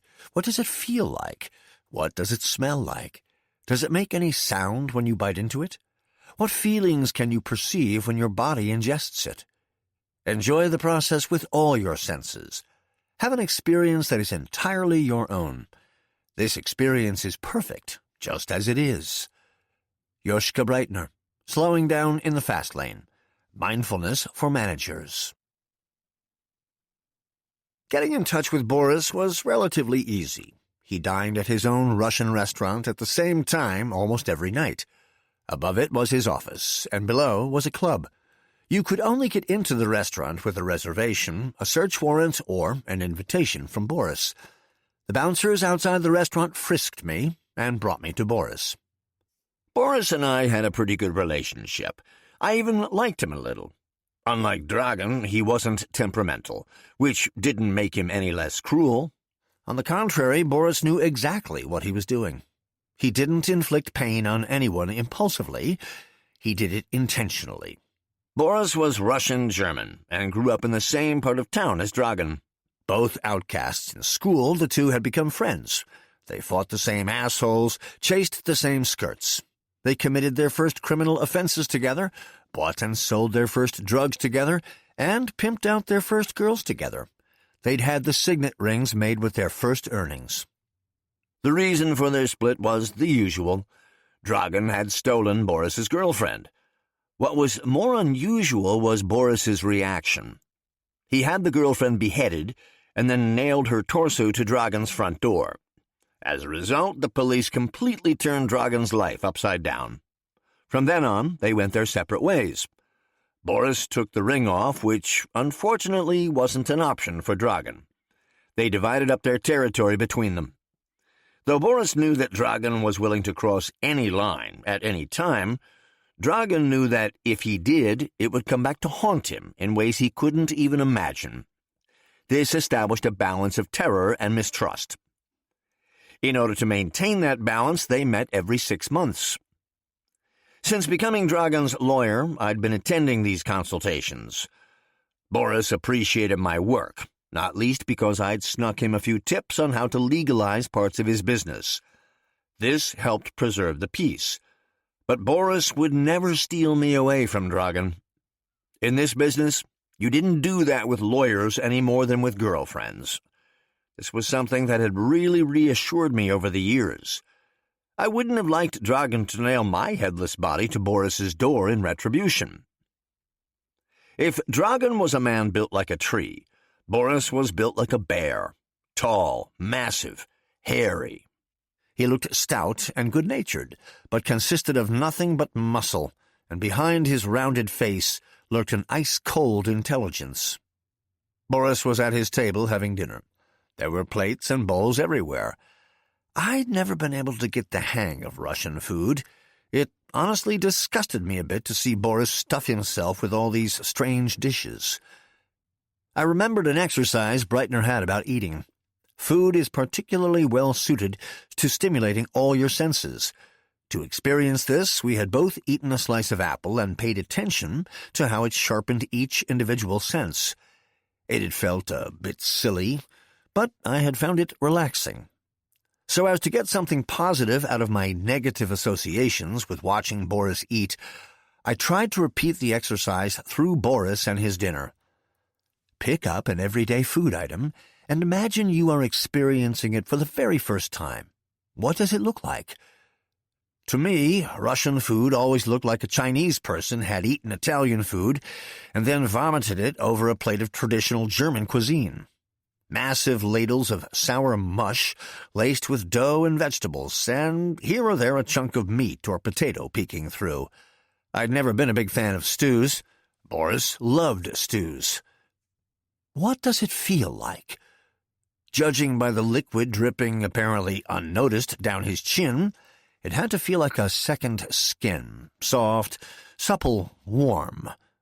What does it smell like?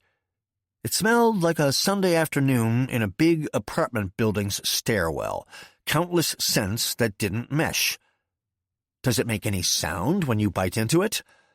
Yes, or at least when Boris did. It sounded like a suede boat shoe stepping into pretty low viscosity cow shit. You really had to listen carefully, but that was the exact sound. What feelings can you perceive when your body ingests it? A feeling of gratitude came over me. My body was not ingesting this. Enjoy the process with all your senses. Have an experience that is entirely your own. This experience is perfect, just as it is. Thanks to my little mindfulness exercise, this experience had at least stretched and warmed up my senses. Bjorn, I appreciate you stopping by in person. I knew Boris meant it. Would you like something to eat? He asked, pointing to the dishes on the table. No, thank you. Don't tell me you've already eaten. I haven't. I just hate Russian food. Boris laughed. You know, I prefer a brave truth over a craven lie, but you're really missing out. I smiled politely. Boris turned serious again. Let's get straight to the point. Why didn't that spineless dog come himself? Dragan had to scatter. That wasn't a lie. I'd scattered him myself. He's hiding from me. He's hiding from the police. And hiding from me. And hiding from you, yes. But I brought this for you. I gave Boris a page from the previous day's newspaper, covered in circles and lines. It was signed at the bottom with the D-branded fingerprint. Boris disdainfully picked it up. Like in the good old days? Boris had a B branded into his right thumb. Dragan and he had developed the newspaper method back when they were still close. If this is one of Dragan's crossword puzzles, then he can get the following solution tattooed on his ass. Burn in hell. Still, Boris started deciphering the squiggles into 3 sentences. Igor's death, unfortunate. Rest stop was a trap. Lawyer has full authority to negotiate. Boris picked up the newspaper page, touched it to the table's candle, and held it up in front of me. If I remember the video correctly, Igor burned much longer than his newspaper. Boris let the ashes flutter down into a wine cooler. Plus, he was beaten to death while still on fire. Unfortunate indeed. Boris shoveled a forkful of food into his mouth and chewed for a while. "All right," he said finally, looking me in the eye. "So Dragan claims to have been lured into a trap?" I nodded. "And he didn't mean to kill Igor? That was just collateral damage?" I nodded again. "Okay." Boris put on a false smile. "If he's sure of this, then let me think. Yes, then he can't help it that Igor has been turned into a pile of coals, and the matter is settled. Please tell Dragan he can come out of hiding, so we can get together and make some blini." "You mean those little Russian pancakes?" Boris turned serious again. "Those little Russian pancakes will be the last thing Dragan puts in his mouth before I cut off his head." Looking almost bored, he devoured another forkful. "Boris, let's discuss retribution later. If Dragan was ambushed, then the person responsible is also responsible for Igor's death. As soon as that person is caught, you can both take your revenge on him together." Boris stopped chewing. He swallowed, put his fork aside, and dabbed at his mouth with a napkin. I finally had his attention. "Let's pretend Dragan and I have interests in common. What do you think happened at this rest stop?" That question was a good sign. I took a deep breath. "For weeks now, someone on Dragan's territory has been selling drugs at half price." "I had no part in that," Boris responded. It sounded like a factual statement, not a justification. "Sasha got a call from Murat," I continued. "Who's Murat?" Boris was clearly in the dark.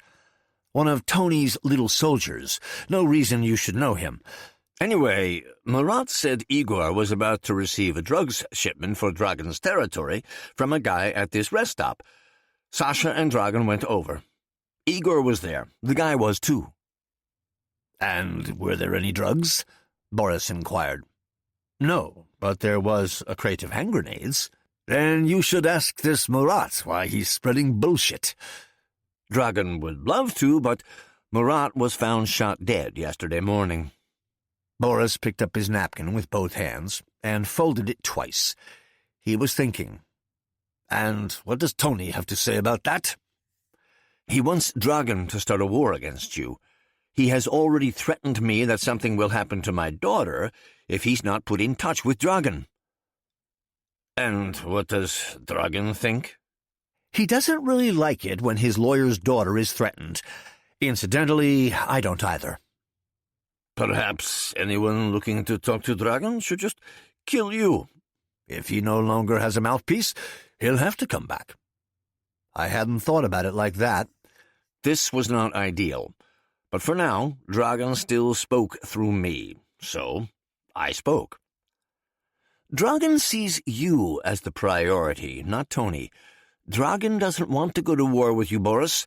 He wants clarity between you first." Boris looked at me. It was obvious what he had concluded from what I just said. Dragan is alive. Dragan is scared. Dragan is dealing with an internal problem. Boris pushed his plate aside, as though clearing the table between us. "Since you were so open and honest with me, dear Bjorn, I want to be open and honest with you. Igor got a very cheap deal on French hand grenades. Not usually our kind of thing, as they're no good as a tool of war. But when we throw them into a competitor's club, where we'd like to be selling our drugs, they occasionally come in handy. Igor had never seen the guy or his goods. It was their first meeting. And Igor's last. I shouldn't have said that. Boris shot me a menacing glare. Igor was one of my most important men, and I still have no proof that Dragan wasn't trying to meddle in my affairs." I raised my hands in a placatory gesture. "Boris, Dragan was ambushed, just like Igor. We have to assume that all three of them, Dragan, Sasha, and Igor, were supposed to have died that night. The guy with the hand grenades was supposed to make sure of that, but then the busload of kids showed up. Who's responsible for this? I need a name." It was the one we both knew we were really talking about, Tony. But officially saying so would have immediate consequences. Boris would pick him up. To save my own skin, however, I first needed to convince the rest of Dragon's officers Tony had to go. I needed proof for that, and to get it, I needed time. "If you give me a little time, Boris did not let me finish. "I'll give Dragon 6 days. Then he will give me a clear answer as to who I've got to thank for my dead officer. You will then serve up the pig with an apple in his mouth. I'll then personally stuff him with a few hand grenades. Or else—" I was all ears. "Or else I'll hang a few hand grenades around your neck. Maybe that'll get you motivated." Within 6 days? I pretended to think it over, pretended 2 other people hadn't already given me April 30th as a final deadline. That'd be next Monday. Exactly. Next Monday you hand over the traitor, or else you're dead. 6 days. It wouldn't be easy, but it was doable. I felt a degree of relief. "Don't worry," I said. "I'll bring him to you. Anything else?" "And then you take me to Dragon." Any relief I'd felt evaporated. "Excuse me? I need to have a little chat with that coward, so something like this doesn't happen again." "Yes, but how do you imagine that happening? He's wanted by the police." "It's your job to make it happen. If I haven't spoken to Dragon by next Monday, you're dead." By now, I was wondering if my life wouldn't have been a lot easier if I'd had Dragon just kill me the previous Saturday.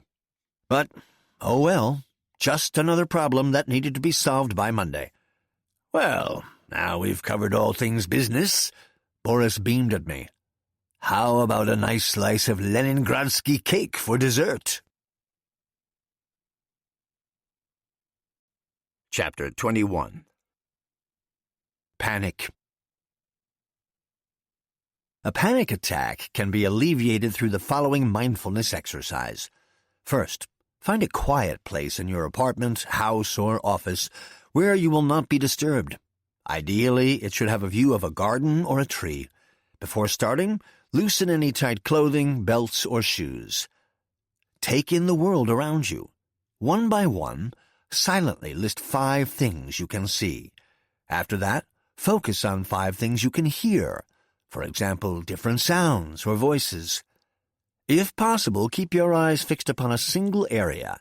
Now, notice how the ground supports your feet, how your legs rest firmly on your feet, how the rest of your body is supported by the ground, your feet, and your legs. As you feel your weight on the ground, you will realize that nothing has the power to knock you over. Joschka Breitner, slowing down in the fast lane. Mindfulness for managers.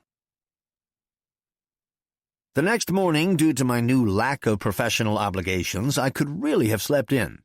Unpleasantly, however, I was awakened at 8:30 by an explosion outside my building.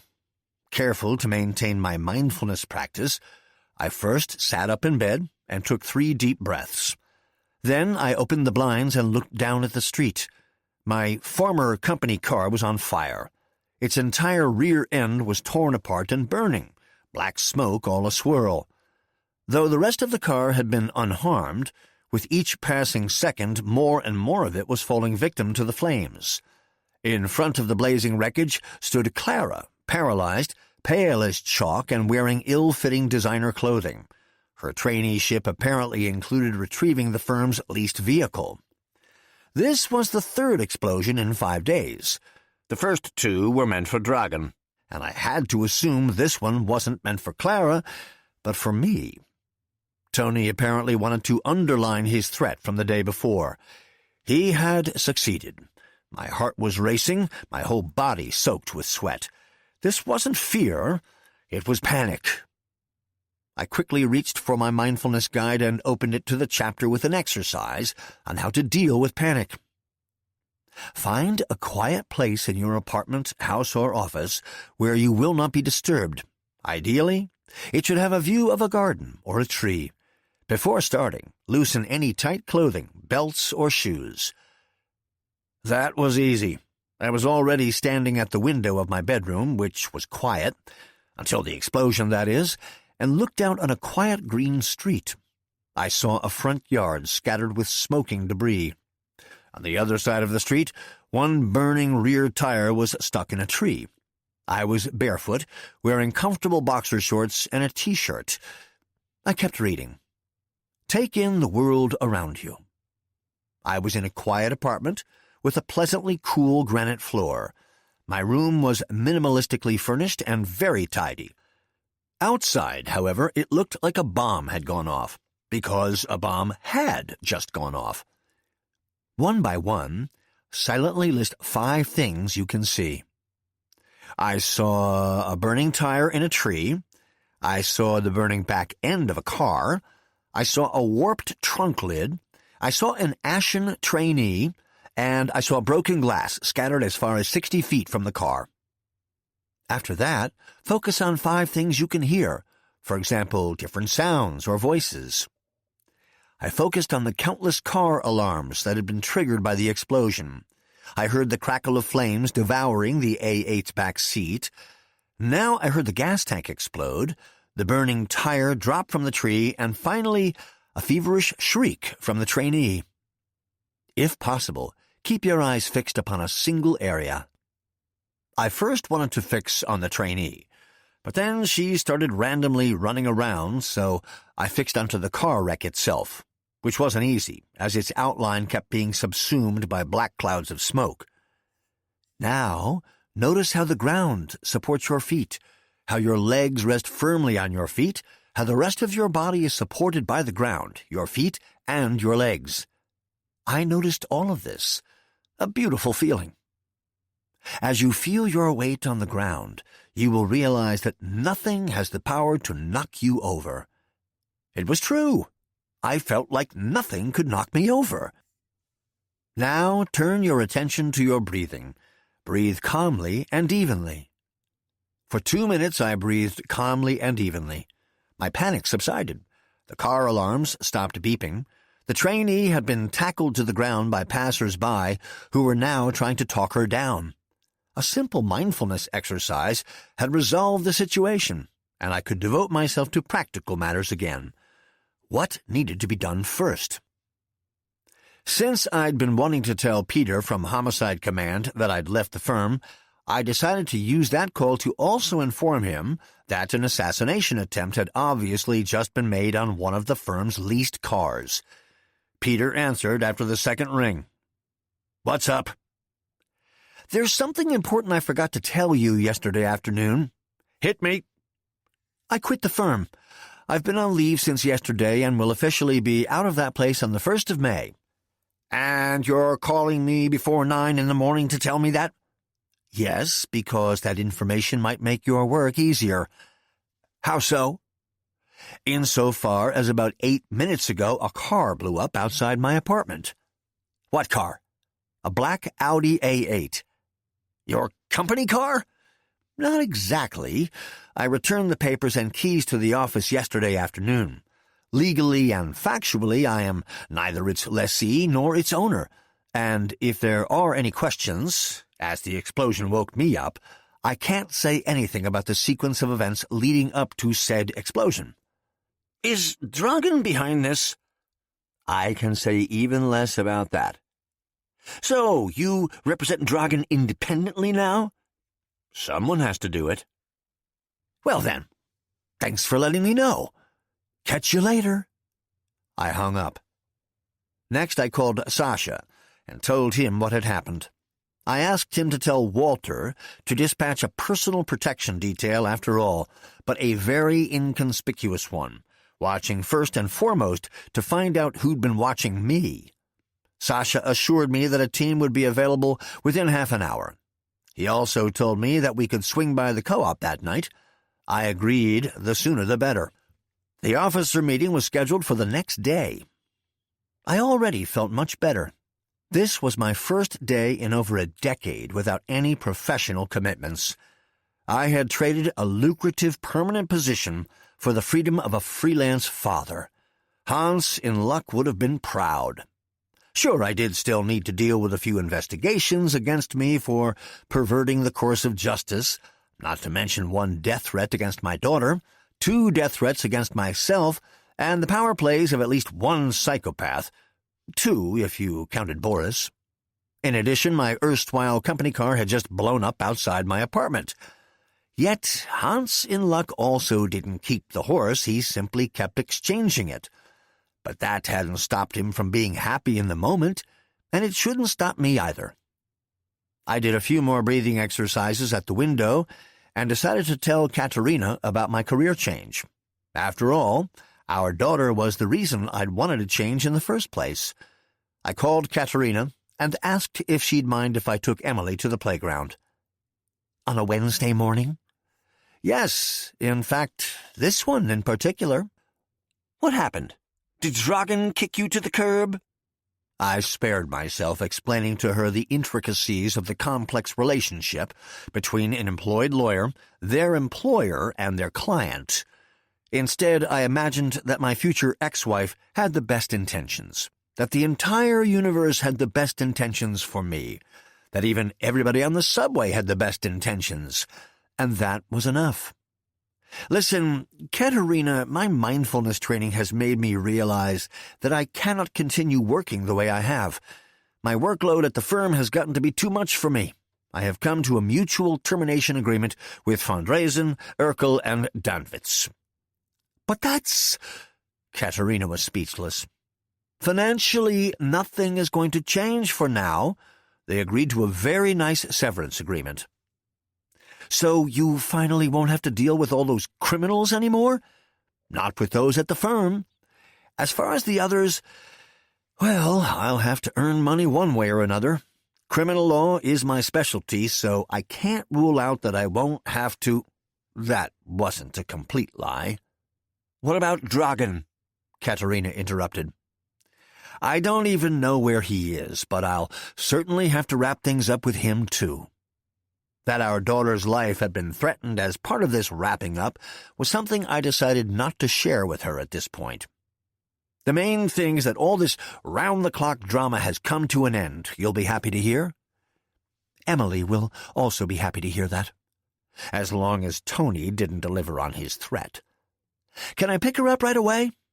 Of course. Come on over.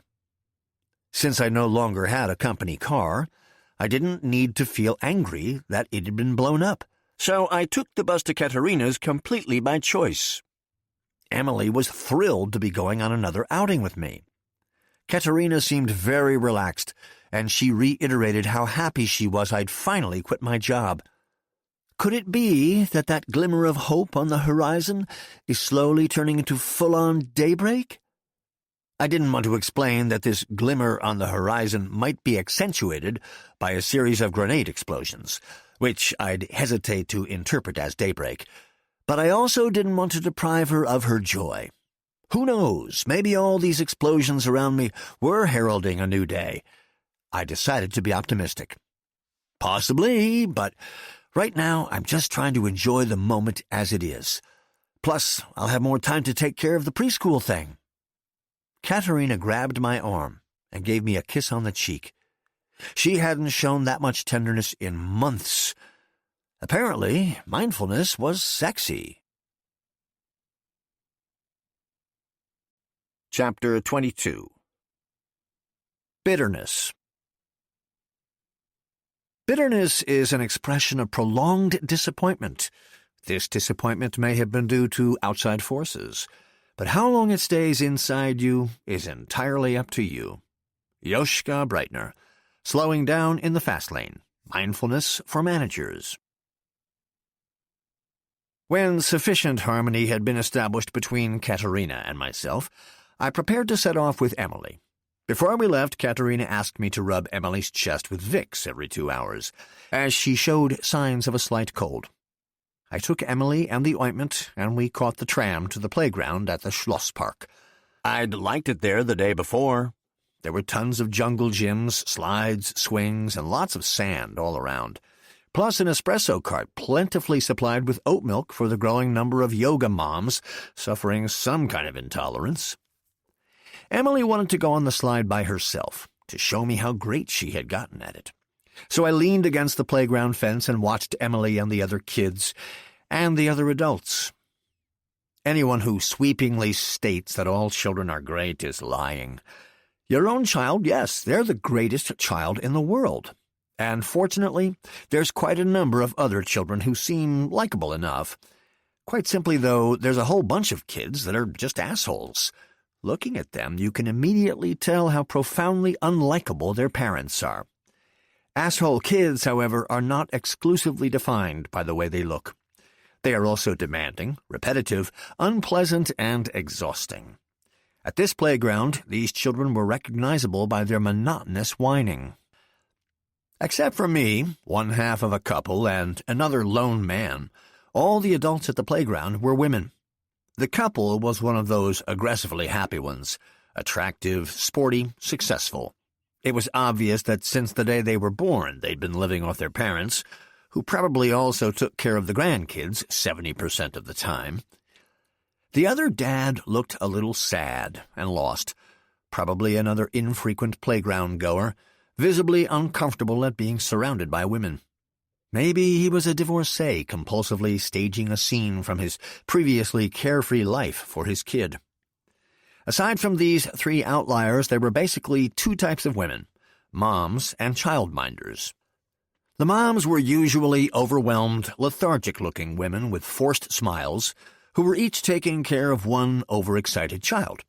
The childminders, on the other hand, were upbeat women, single-handedly pushing open-plan strollers with up to 5 lethargic-looking, overwhelmed toddlers. In Germany, childminders can take in up to 5 children. If there is even one asshole child among them, the other 4 will basically be left to their own devices, while the childminder tries to prevent the asshole from biting, beating, or scratching the other children, or to make them stop sulking. As my eyes swept across the playground, I suddenly realized that instead of enjoying my time with Emily, I'd been thinking bitter thoughts about the moms, childminders, and children around me.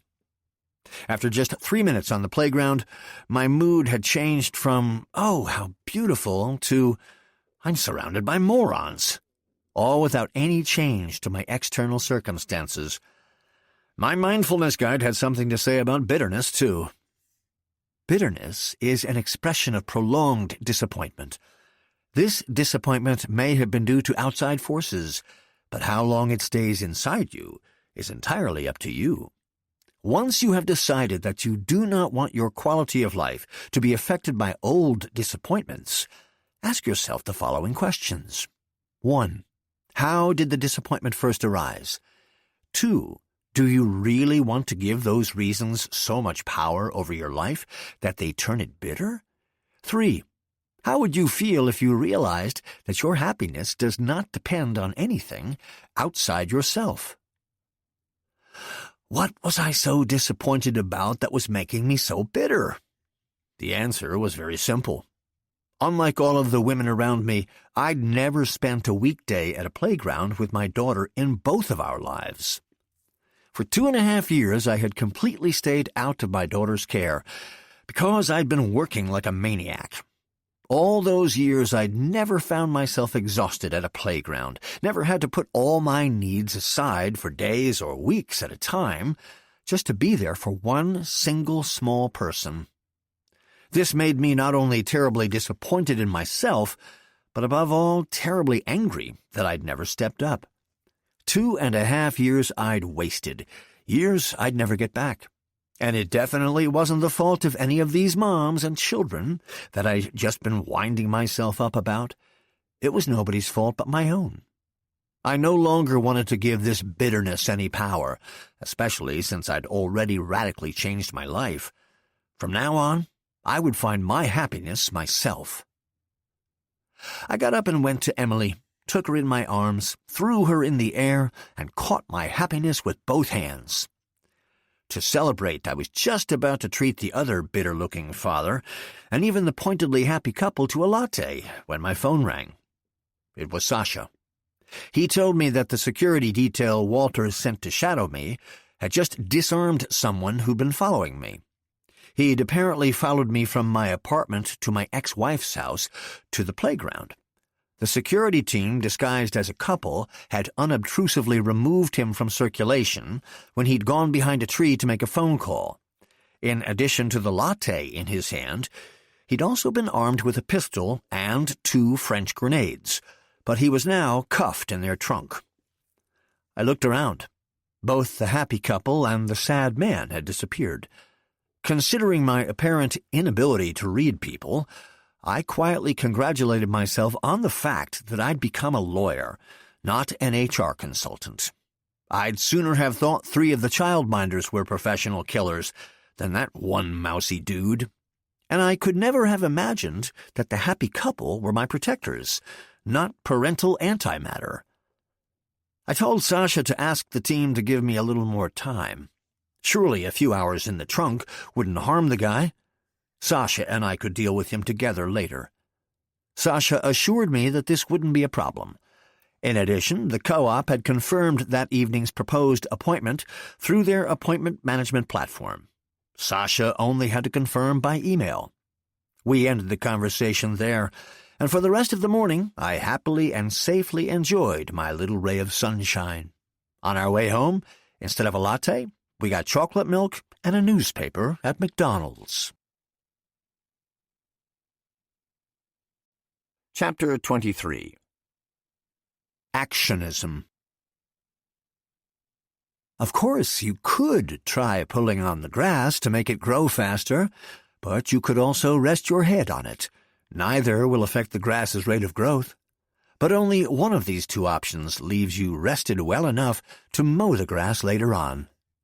Joschka Breitner, Slowing Down in the Fast Lane, Mindfulness for Managers. The Little Fish Co-op was very motivated to talk to us. Financially speaking, an eviction action, however unfounded, is a disadvantage for any business. No one is prepared to put their child in a preschool for 3 years if a brothel is scheduled to open in the same building within the first year. So these self-described innovators wanted to avoid any such trial. On my behalf, Sasha had confirmed the innovative meeting set through their innovative appointment management platform with an almost as innovative email. I remembered the Little Fish space from our admissions interview with Emily. The co-op had rented the ground floor of a stately and stunning but severely run-down townhouse. Until recently, the upper floors had housed an architectural office, a yoga studio, and a startup for instant noodle subscriptions. All 3 had since responded positively to my suggestion they vacate the premises immediately and save themselves a world of trouble. Of all the admissions interviews Katerina and I had been through, the one with Little Fish had been particularly absurd. When 2 parents need to visit a preschool together because they're looking to place their child, any normal-thinking person would ask, who takes care of their child during the interview? Katerina and I had arrived at the very logical solution of taking Emily with us. Where else can you feel confident to bring your child, if not to a preschool? But when we got there, we were almost indignantly asked if we wouldn't rather leave Emily in the car so as to ensure the assessment could proceed undisturbed. They said the parking spaces out front were quite clearly visible from inside. For me, however, clearly visible parking wasn't even a minor criterion when deciding on a preschool. This meant that the interview was basically over, at least for us, within 30 seconds. It was clear that our Emily would be in completely the wrong hands with these people. Nevertheless, we stayed, and Emily did too, if only because we had a legal right to a preschool spot.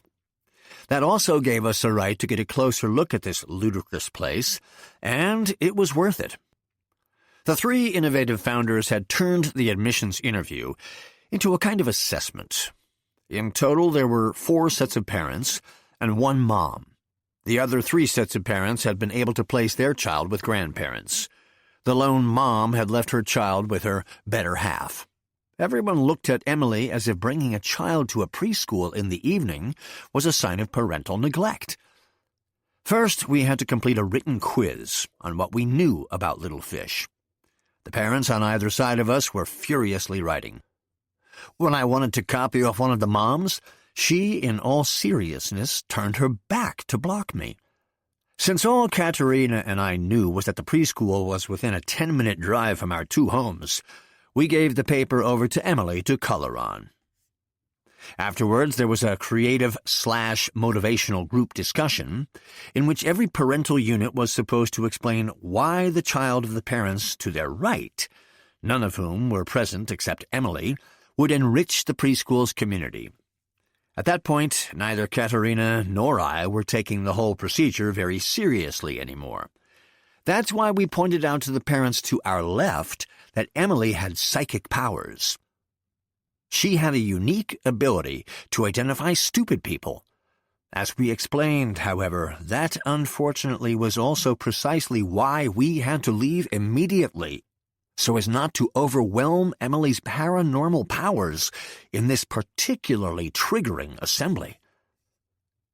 The next time I found myself dealing with the preschool was when I learned Dragan had bought up the building. I'd therefore had no hesitation about kicking these preschool posers out. At that time, I'd of course assumed Emily wouldn't need to rely on this preschool for a place. How quickly things could change. Chapter 20. As this quiet moment unfolds, let the soft music guide your thoughts into a calmer space before the story returns.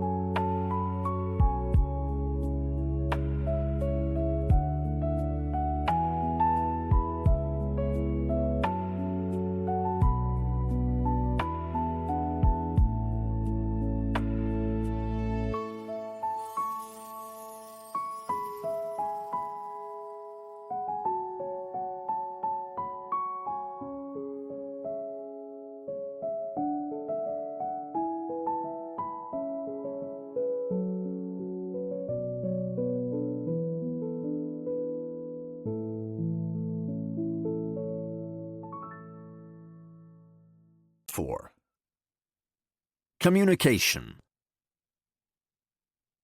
If you want to optimize your own communication skills, the way to get there is through emotional intelligence. This intelligence can be trained by targetedly training your attention. Develop a better impression and understanding of your interlocutor by gaining insight into what they need. Joschka Breitner, Slowing Down in the Fast Lane, Mindfulness for Managers. After all their hypocritical hoodoo around the application, I really didn't like the fact that these guys thought they could exact retribution on my daughter just because they didn't like what I did for a living. Mindfulness had done me good by helping me get my problems with Dragan under control. I wanted to continue down this path, so I didn't have the slightest inhibition against going over there with Sasha and tearing these self-righteous dicks some new ones. In fact, I was looking forward to it. For Emily, for me, and, yes, for Katerina, too. Of course, I had mentally prepared for the appointment. My mindfulness guide was very instructive when it came to communication. If you want to optimize your own communication skills, the way to get there is through emotional intelligence. This intelligence can be trained by targetedly training your attention. Develop a better impression and understanding of your interlocutor by gaining insight into what they need. So I trained my emotional intelligence by considering what my counterparts might need. I knew they were self-righteous bleeding hearts. They spent a lot of time in front of the mirror and in front of their Apple devices using social media to weave a lovely set of lies around their tire wear company. First and foremost, they needed to see themselves reflected, specifically in some utopia of peace and harmony. So the main question was how much peace and harmony we'd need to offer them in exchange for their utopian preschool. Of the three innovators, one had a business management degree and considered himself a financial genius. Another had a law degree and considered himself a lawyer. The third had dropped out of first a business management and then a law degree, and therefore considered himself a creative. In all their narcissism, none of them had felt they needed any external support in this conversation. I had. We were meeting in the preschool's administrative office. Sasha and I had brought a 60-something gentleman who was so inconspicuous that he could quietly sit on a children's chair outside the office without raising any inquiries. The atmosphere was frosty. Unconventional as these three bros were, they waived the handshake customary everywhere else, even among adversaries. Instead, we were offered an espresso from a 5,000 euro portafilter. It was a sign of their tendency to blow their own trumpet that these three bros wanted to show off their innovative preschool was able to afford an espresso machine with a 5,000 euro portafilter. The five of us sat at a small meeting table that had really only been designed for four. Everything in the office was contrived to show off.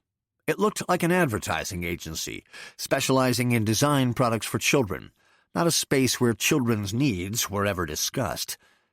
While bro number 3 lit an honest-to-goodness electronic pipe by pressing the on button in the pipe's bowl, I took the floor and started the conversation. We asked for this meeting to clear up a few misunderstandings.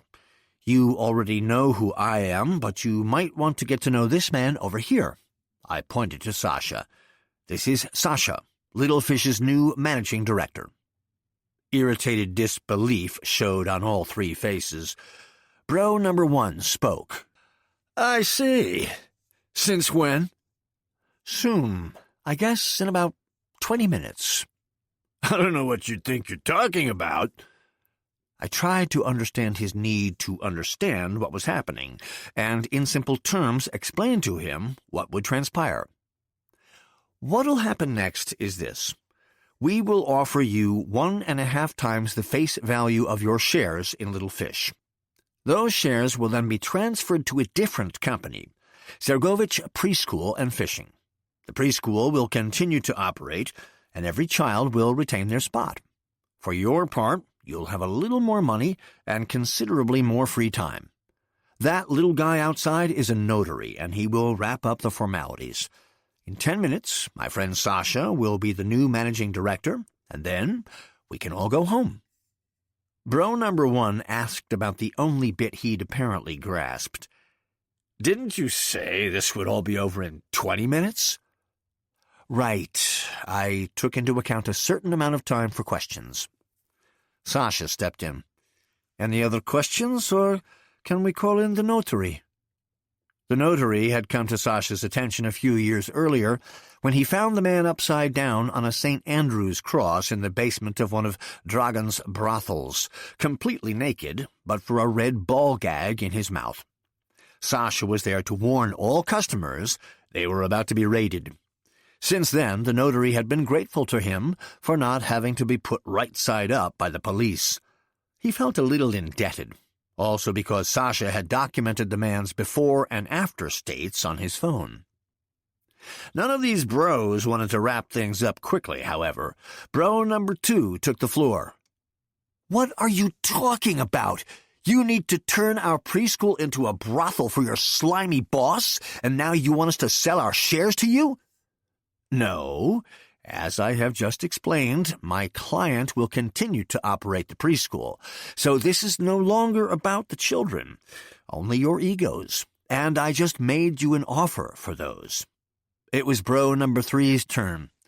"Listen, we were under the assumption you were here to apologize for your behavior, threatening us with eviction, turning this children's paradise into a brothel. That's not okay. But if you want trouble, go for it. You obviously have no idea how well connected we are on social media. We'll start a shitstorm you'll never forget." Though I had planned to keep the conversation at a friendly and not overly emotional pitch, it appeared I'd have to take it there. To me, a social media shitstorm was and remains so insignificant that it's not even worth ignoring. The concept is neither meaningful nor measurable. Yet for those who worship at the altar of all things online, even just waving the word around is proof enough of its validity. A statement like, "Don't do that, otherwise there will be a shitstorm," should be taken as seriously as someone telling their child, "Finish your plate, otherwise a child in Africa will die." Children die every second, all over the world, and every second some idiot posts shit on the internet. None of this will improve if you just ignore all causality and threaten to lay the blame on someone else instead. The shitstorm bro apparently felt the need to start a brawl. Mindful as I was, I'd make sure he'd get one. Once that need was satisfied, he might find he had a need for peace after all. Chapter 25. Forgiveness. Forgiveness is very liberating, especially to the one who forgives. Anger and thoughts of revenge can really get in your way. When you forgive the person you are angry with, the greatest freedom you generate is your own. Once you see that the person you are so immensely angry with is just a wounded soul like you, forgiving them is all the easier. Yoshka Breitner, Slowing Down in the Fast Lane. Mindfulness for Managers. Sometimes people need to be forced to be happy. And in any case, I no longer wanted to stand in the way of what these three apparently needed most. I gave Sasha a quick look and struck up a tone that was friendly yet full of conviction. In fact, I would like to apologize for what's about to happen. Why? What's going to happen? Without warning, Sasha had grabbed the head of bro number 2 next to him and slammed it onto the table. Blood was dripping from his nose. The three bros were speechless with horror. Now that I've apologized for this incident, we can get down to business. Finally, bro number 2 found his voice again. "That guy broke my nose," he shouted, looking at his fellow shareholders. "Call the police!" You are welcome to call the police. But if you do, maybe you should erase your hard drives first. Our hard drives? Why? What do they have to do with this? Asked bro number 3. For a preschool, your hard drives contain rather a lot of Nazi child propaganda, I replied. Bullshit! How would you even know what's on our computers? Because I'm the one who downloaded all that funny business onto them, boyos, Sasha said calmly. Through that nifty confirmation link for your innovative appointment management platform. Bro number 1 turned to the computer over on the desk. He clicked the mouse, and the desktop appeared on screen. As a wallpaper, the bros had chosen a selfie of the 3 of them on a beach somewhere in Asia. 3 straw hats, 3 pairs of Ray-Bans, 3 globalized bleeding hearts. See that folder named Sieg Heil Big Smile?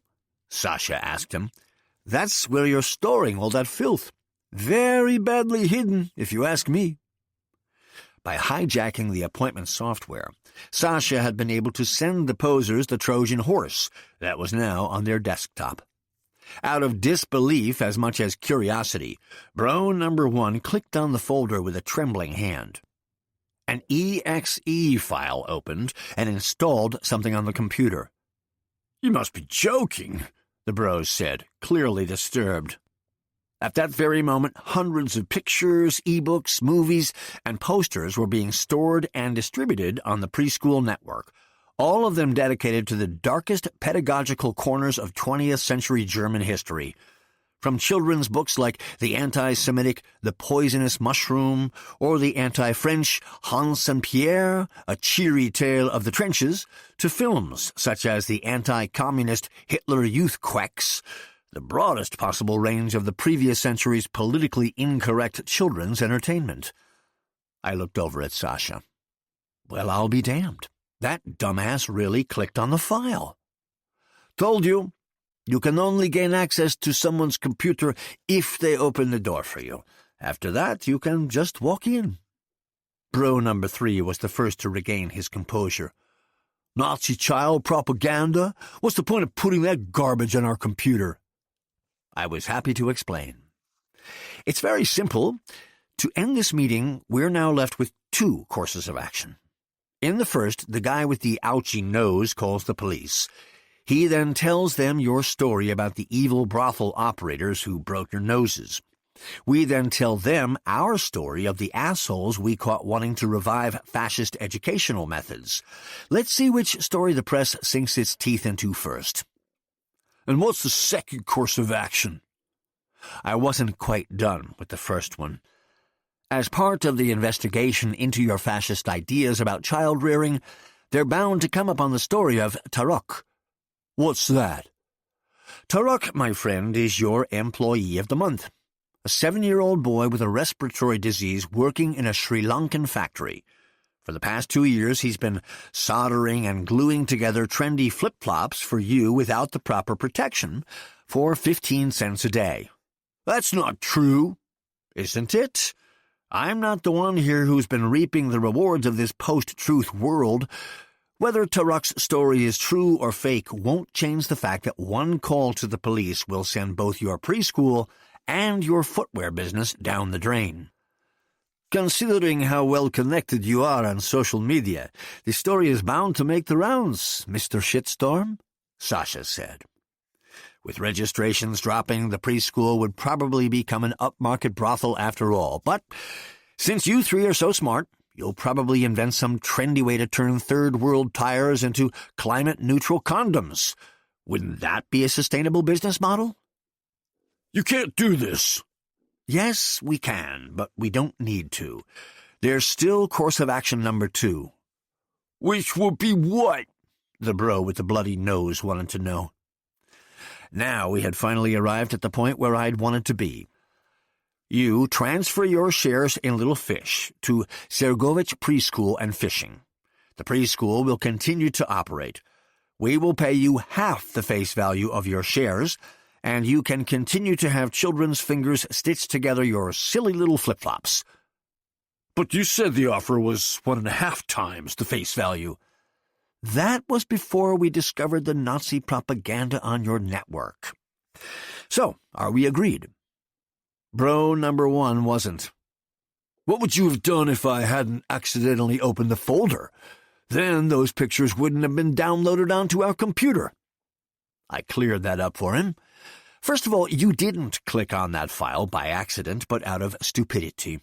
Secondly, if you hadn't, Sasha would not have broken one of your noses, but at least one leg each.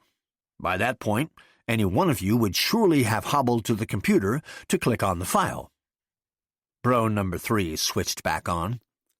We'll need to talk about this first. Just the 3 of us. I mean, this is nothing but mafia Sasha had grabbed bro number 3's head and slammed it into the table. Unfortunately, on the exact spot where he had put down his e-pipe. The tabletop broke his nose. The pipe lost him a tooth. Can we bring this meeting to a close now? Yes, let's do that. I stepped out and brought in the notary. This is Mr. Derkes. Mr. Derkes, these gentlemen would like to transfer their shares in Little Fish to the Sergovich Preschool and Fishing Company at a quarter of the face value. Bro number 1 wanted to say something, but then seemed to place a greater value on his intact nose than on a fair price. Signing and notarizing the contracts took no more than 5 minutes. Fewer than 20 minutes had passed since we arrived. We now faced 3 profoundly humiliated former shareholders, fathers who had financed their children's luxury childhood with the slave labor of children in the Third World, entrepreneurs who got off on posing as responsible and sustainable, assholes who arbitrarily denied my daughter a preschool spot because they didn't like what I did for a living. 2 of them already had a broken nose. While the notary packed up his things and Sasha printed out one last document on the computer, I realized that there really were 3 deeply wounded souls standing in front of me. That's when I understood what my mindfulness coach meant by forgiveness. Forgiveness is very liberating, especially to the one who forgives. Anger and thoughts of revenge can really get in your way. When you forgive the person you are angry with, the greatest freedom you generate is your own. Once you see that the person you are so immensely angry with is just a wounded soul like you, forgiving them is all the easier. My resentment had vanished. I no longer felt any hatred for these bros who had wanted to unleash their hatred of me at my daughter's expense. I felt loosened, liberated. I had forgiven them. So I was able to say goodbye in correspondingly relaxed fashion. Oh, right, I remembered. Since our paths will diverge at this point, I should tell you about the second official act of the new managing director of your former preschool. Bro number 1 bewilderedly asked, "What's that?" He will revert your rejection of my daughter's application and offer her a spot. You remember what her name is? None of the 3 did. They could only shyly shrug. To them, Emily had always been just the nameless child of the blah lawyer. Okay, then I think it's time for the managing director's first official act. Sasha, whenever you're ready. Sasha stood in front of the bro whose nose was still intact and changed that with a targeted blow. His little girl's name is Emily, asshole. And now, please sign this. Apparently, Sasha wasn't quite as ready for forgiveness. Chapter 26. Overcoming internal resistance. Internal resistance has a positive purpose, and to be able to deal with internal resistance constructively, it is important to recognize and appreciate this positive purpose. Joschka Breitner, Slowing Down in the Fast Lane, Mindfulness for Managers. After successful negotiations, I always felt a bit like a marathon runner crossing the finish line, exhausted but happy, bursting with endorphins. In this exhilarated state, Sasha and I drove over to the headquarters of Walter's security company to have a chat with the man who'd been caught tailing me that morning. He was still in the trunk of the security team's VW Passat, which was parked in the underground garage of a featureless commercial building on the outskirts of the city. My guardian angels were there to greet us. Not a lovey-dovey couple, but total professionals. Even in the garage's fluorescent glare, they still looked sporty and attractive. No longer passing for the spoiled children of rich parents, they looked like people you should only joke around with if you were signing their paychecks. I thanked them both for their excellent work. Sasha opened the trunk. There's a significant difference between leaving someone in a trunk for 36 hours, 24 of them in the blazing sun, or just 8. Unlike Dragan, this guy hadn't yet developed rigor mortis or started to decay. He did evince a stubbornness that bordered on rigidity and wasn't willing to say even a single word. Luckily, the number he'd been about to dial before he was loaded into the trunk was still stored on his phone, at least the digits he'd already entered. The last 4 were missing, but the first 7 matched Tony's most recent prepaid number. In the basement of Walter's security company was what they called the conference room. That designation was deliberately misleading. Instead of plates with assorted pastries to create a conversation-enhancing atmosphere, there was a shop-bought generator with custom-made finger clamps. In addition, there was a state-of-the-art video conferencing system through which intimate interviews could be shared with interested parties online, if necessary. This wonderful setup also allowed for the results of any conversation to be recorded. There were a lot of questions I wanted this trunk guy to answer. For example, who was his client that was behind all this, and whether he was also responsible for Marat's death, the ambush in the lay-by, and blowing up my former company car. I did, however, feel some internal resistance to connecting a total stranger to a generator. When I had dealt with the co-op bros mindfully, I'd come to the conclusion that the only way to meet their internal need for a brawl was to have Sasha break their noses. And it was precisely this solution that made it possible for me to forgive these wounded souls that had come upon my path. But I didn't even know this guy. Only the information he might be able to give me would help determine whether I liked him or not. As I watched Sasha and the couple skillfully secure the guy to a metal garden chair with handcuffs, as well as a heavy-duty iron chain, I started to feel uncomfortable. When I spotted a bucket of water with which the young man's clothes were likely to be drenched to enhance conductivity, my internal resistance actually coated my forehead with a thin layer of sweat. Everything in me resisted what I was seeing. I briefly excused myself and went to the toilet to consult my mindfulness handbook on the topic of overcoming internal resistance. It said, "Internal resistance has a positive purpose, and to be able to deal with internal resistance constructively, it is important to recognize and appreciate this positive purpose. In just 6 steps, you too can constructively deal with your internal resistance." I memorized Breitner's advice and quickly went back to the conference room. Since they still had a few things to set up before the generator's electrodes could be clamped to the young man's fingers, I used the time to go over the steps I had just learned. Step 1. Mindfully take in what is happening. Objectively describe the situation you are in. Well, I was about to clamp a generator to the fingers of a guy I didn't even know. What was difficult for me about that was clamping a generator to his fingers. Step 2. Name your internal motivations. Your internal resistance is not alone in your body. It works in opposition to your internal motivation. So what is your motivation? What is your resistance contending with? My motivation was that I wanted to live in peace and quiet. I didn't want my life to be determined by a few gangsters' power games. I didn't want to spend my weekends using an infrared thermometer to see if my client was fully cooked yet. I didn't want anyone to get shot if I missed an appointment with them. I didn't want a joking text about a secretary I hated to blow up her apartment. I didn't want to be woken by cars exploding. I abso-fucking-lutely didn't want any assholes threatening, endangering, or surveilling my daughter. And I wanted this guy to tell me who was responsible for all this crap. My internal resistance was due to having learned and internalized that you're not supposed to hurt other people, at least not if you don't even know them. That wasn't easy to reconcile with sending ever-stronger electric surges through the drenched body of a stranger before even knowing his name.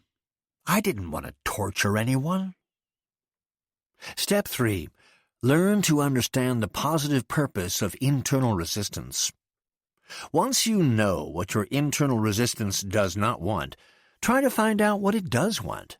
What is its positive purpose? Start a dialogue with your internal resistance. Ask what bothers it so much, then ask what it would prefer instead. All right, then. Dear internal resistance, why don't you want me to send electricity through this guy's body? To my surprise, my internal resistance responded promptly and without hesitation. Hello, it said. Well, I imagine the parts of him that'll be hooked up will start to smell quite a bit. You'll never get that stench out of your nose, and it'll always remind you that you're a torturer with a very guilty conscience. All right, noted and understood. Now for the second question. Dear internal resistance, what would you prefer instead? Can't you just offer the guy some conference room pastries so he'll tell you everything without having to resort to electricity? That way you'll get your answers without also getting a guilty conscience. There it was. I discovered my internal resistance's positive purpose. It simply wanted to save me from a guilty conscience. Step 4. Renaming your internal resistance. Give your internal resistance a positive name that is connected to its positive purpose. This makes it easier for you to appreciate it and integrate its positive purpose into the next step. As my internal resistance wanted to save me from a guilty conscience, I called it the conscientious. Step 5. Get your internal resistance on board. Your motivation has a positive power. As you have just discovered, your internal resistance also stems from a positive idea. If these two things are positive, they are not fundamentally different. They do not need to disagree. They can also support each other. See if there is a path that works for both your motivation and your resistance. It was now clear to me that a guilty conscience was standing in the way of my looking a stranger in the eyes and sending powerful currents through their body. But I'd have a much guiltier conscience if this guy harmed my daughter, me, or anyone else around me just because I wasn't willing to put up with the smell of burnt skin. I'd feel better about keeping a loved one safe than I'd feel guilty about hurting someone I don't know. So that any guilt would not diminish my good conscience too much, I even saw two solutions that combined my motivation and resistance. I would first offer this guy some pastries before asking if he'd be willing to answer my questions. If he wasn't, I could jumpstart him without a guilty conscience. Any resulting smells could be combated with my daughter's Vicks, which I'd forgotten to give back to Katerina. Step 6. Follow this path consistently. Once you have found a path that works for both, follow it consistently. It is quite possible that your motivation, or your resistance, will still urge you to deviate from this path. When that happens, briefly speak to them. Take their needs seriously, but remain consistent. So before Sasha and the couple could get started, I turned to the man in the chair, gave him a firm smile, and politely offered him a pastry. He didn't want any. All right. I asked if he'd be willing to answer a few questions. He wasn't. Fine, then. I rubbed some Vicks under my nose. Sasha and the security team gratefully also each took a fingerful. I asked my internal resistance if it was now okay with me clamping the electrodes onto the pastry refuser's fingers. My internal resistance not only agreed, it also pointed out that it would make sense to first pour the bucket of water over his upper body so as to ensure better conductivity. After the guy was soaked, Sasha took over with the finger clamps. The 5 marked negative were put on the fingers of his right hand and the ones marked positive on his left. I turned to the generator's current regulator with interest. Meanwhile, the security team sat discreetly in a corner of the room playing a quiz game against each other on their phones. After 10 minutes, we knew everything.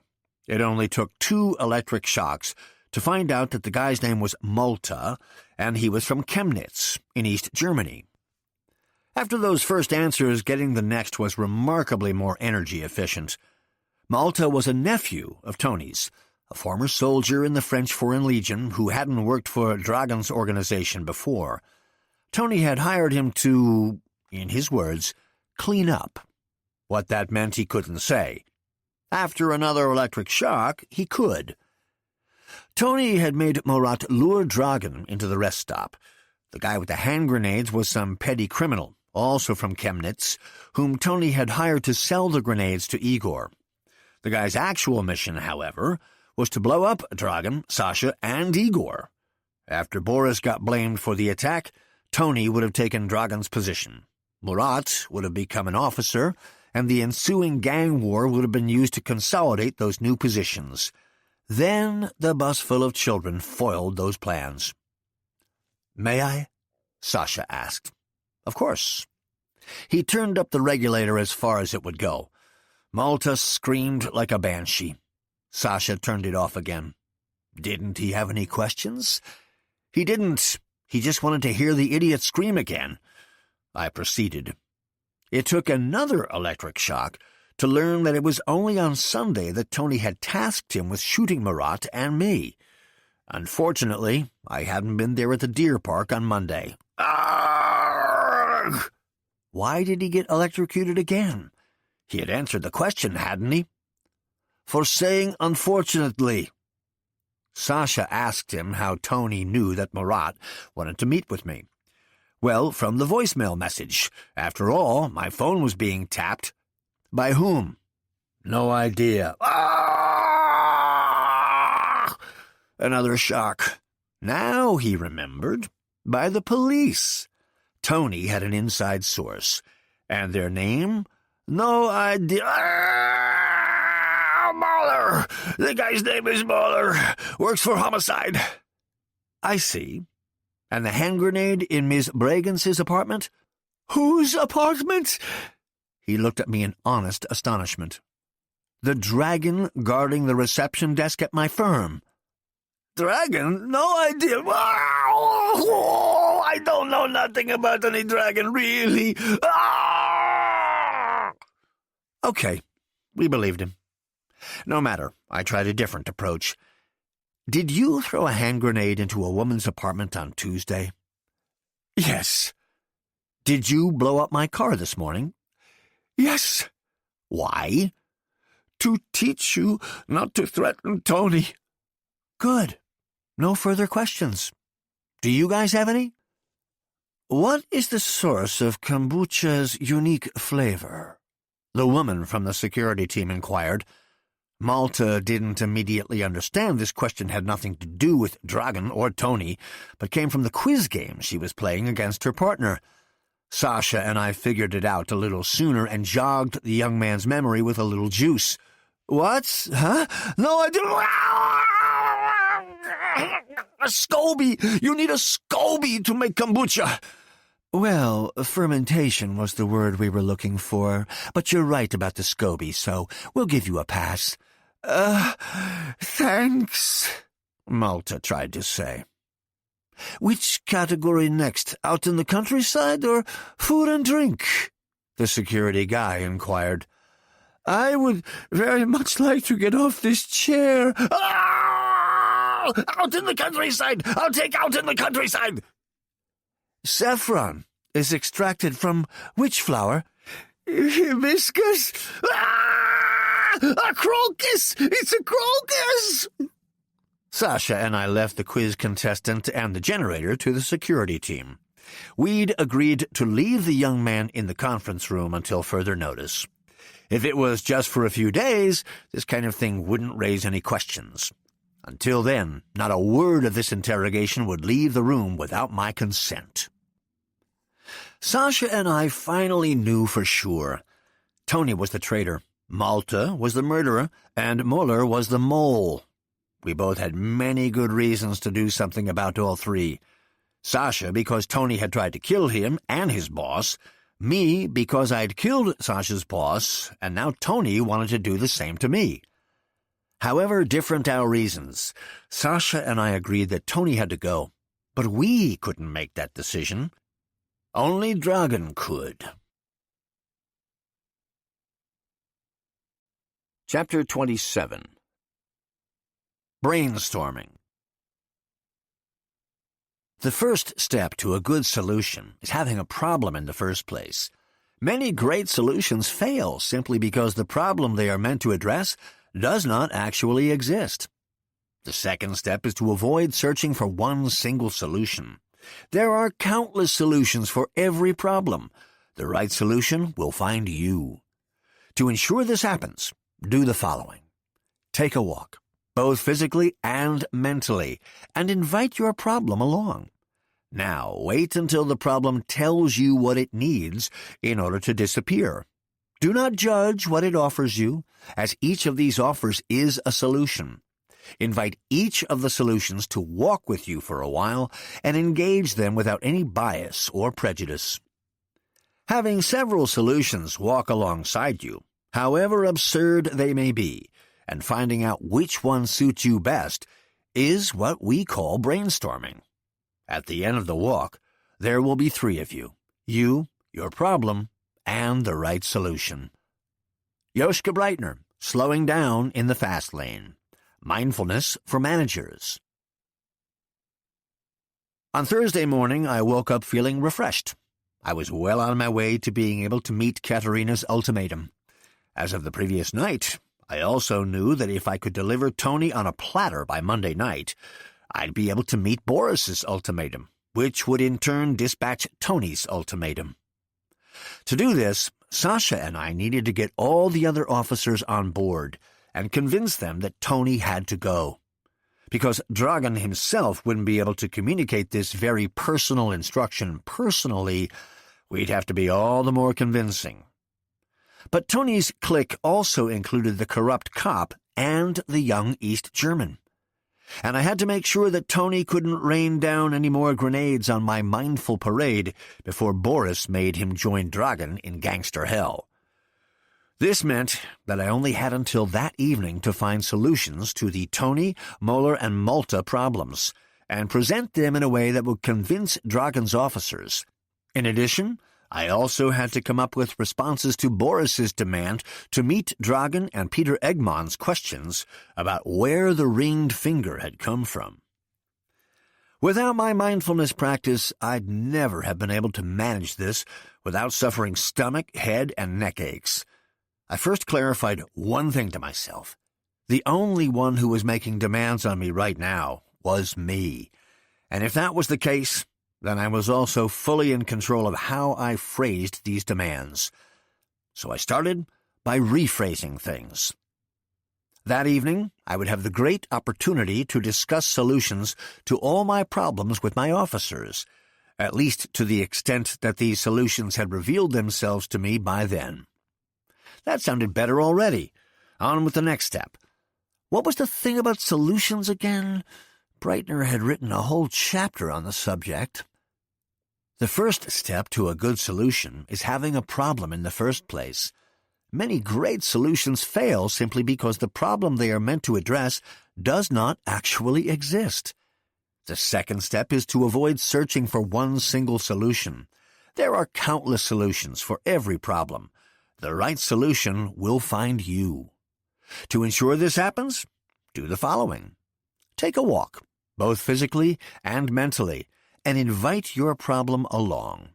Now, wait until the problem tells you what it needs in order to disappear. Do not judge what it offers you, as each of these offers is a solution. Invite each of the solutions to walk with you for a while and engage them without any bias or prejudice. Having several solutions walk alongside you, however absurd they may be, and finding out which one suits you best is what we call brainstorming. At the end of the walk, there will be 3 of you, your problem, and the right solution. Well, there you go. I had already completed the first step. I knew what my problems were. Since the officers' meeting was only scheduled for the evening, I had all day to take a walk. I put on comfortable jeans and an old pair of hiking boots, walked to the bus stop past the burnt-out parking bay where my old company car had blown up, and took public transport to the outskirts of the city, to a recreation area where I had last gone for a hike over a decade earlier. Aside from me, the 2 bodyguards disguised as a couple were the last and only other passengers to get off the bus at the final stop in the middle of the forest. At 9 o'clock on a Thursday morning, no one else seemed to be going for a walk. There was a single vehicle in the parking lot, but it had already been there before the bus got there. I asked the 2 of them to wait for me at the bus stop. I didn't have a phone on me, and no one had followed me, so no one could have known I would be here right then. I picked a well-marked circular trail that would take about 2 hours and set off. Soon enough, the Tony, Moeller, Malta, Boris, and Peter problems mentally fell into step alongside me. I greeted all 5, and first engaged the Peter problem. It stood out among the other 4 simply because I didn't know how big of a problem it was. With the others, it was clear. Tony wanted to kill me, Boris wanted to kill me, Malta had tried to kill me, and Moeller had provided Malta with the information he'd needed to do so. When it came to Peter and the finger, however, I didn't know what else might come my way. At worst, that signet ring could seal my fate as a convicted murderer. At best, they'd have no recoverable DNA from Dragan to compare it to, thereby settling the matter. If Boris and Tony found out about the finger and realized that, despite my assurances to the contrary, Dragan was dead, then a police investigation against me would be the least of my problems. But maybe there was a way I could affect whether and when Tony and Boris would find out about it. Perhaps, at best, at worst, what it came down to was that as long as I didn't know the extent of the problem, looking for a solution was useless. So I kindly said my goodbyes to the Peter problem and turned to the problems that had already materialized. I asked the Tony problem to tell me what it needed in order to disappear. As if I had pushed a button, solutions bubbled out, anything from take me to Dragan to make me the boss and just kill me. Those were already 3 possible solutions to the Tony problem, and I'd only walked 500 yards. Take me to Dragan would basically equate to just kill me. Make me the boss would mean that I'd be dead soon after, so just kill me was the easiest walking companion. The Boris problem was a little simpler. This one was either take me to Dragan or kill me or I'll kill you. The killing solution, however, seemed a little more complicated than it had with Tony. If I went about it the right way, Tony was pretty much alone, whereas Boris had a whole crime syndicate behind him. Still, I did not want to judge this proposed solution just yet. After all, I was glad it showed up so quickly. The Malta problem was similar. Offer me a job, offer me money, and beat me so badly I'll never dare do anything bad ever again were all possible solutions. But here, too, the most promising solution was just kill me. The Moeller problem was slightly different.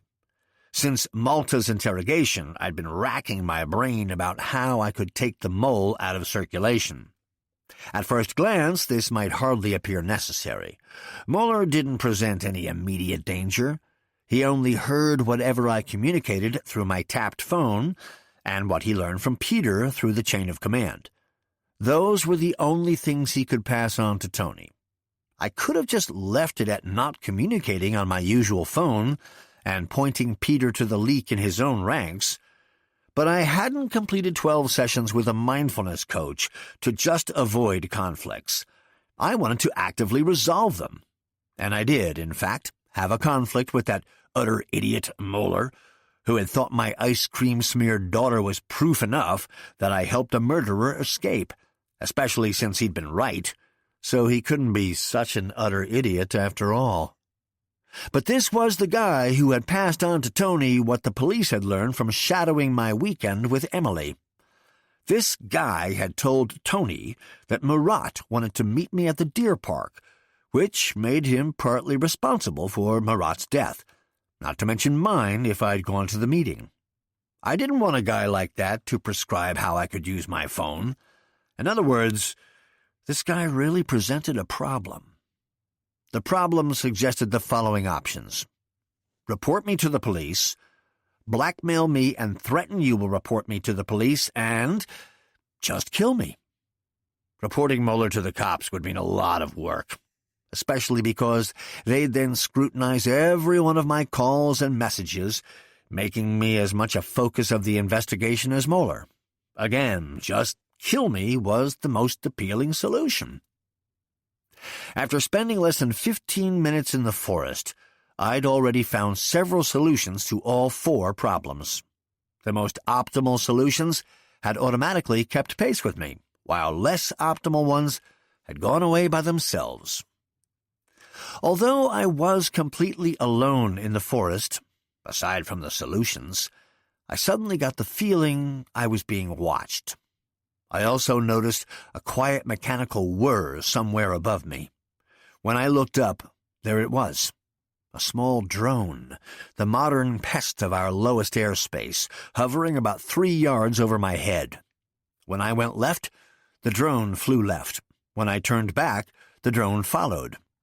I had no idea which of my problems would be interested in tracking me with a drone. Since I had left the security team at the start of the trail, I had to take out this disturbance myself. I picked up a large stick and tried throwing it at the annoying craft. It was a direct hit. The drone cracked in the air and shattered into dozens of small pieces on the ground. As it turned out, the drone had a wingspan of almost 2 feet, 4 rotors, and a small HD camera.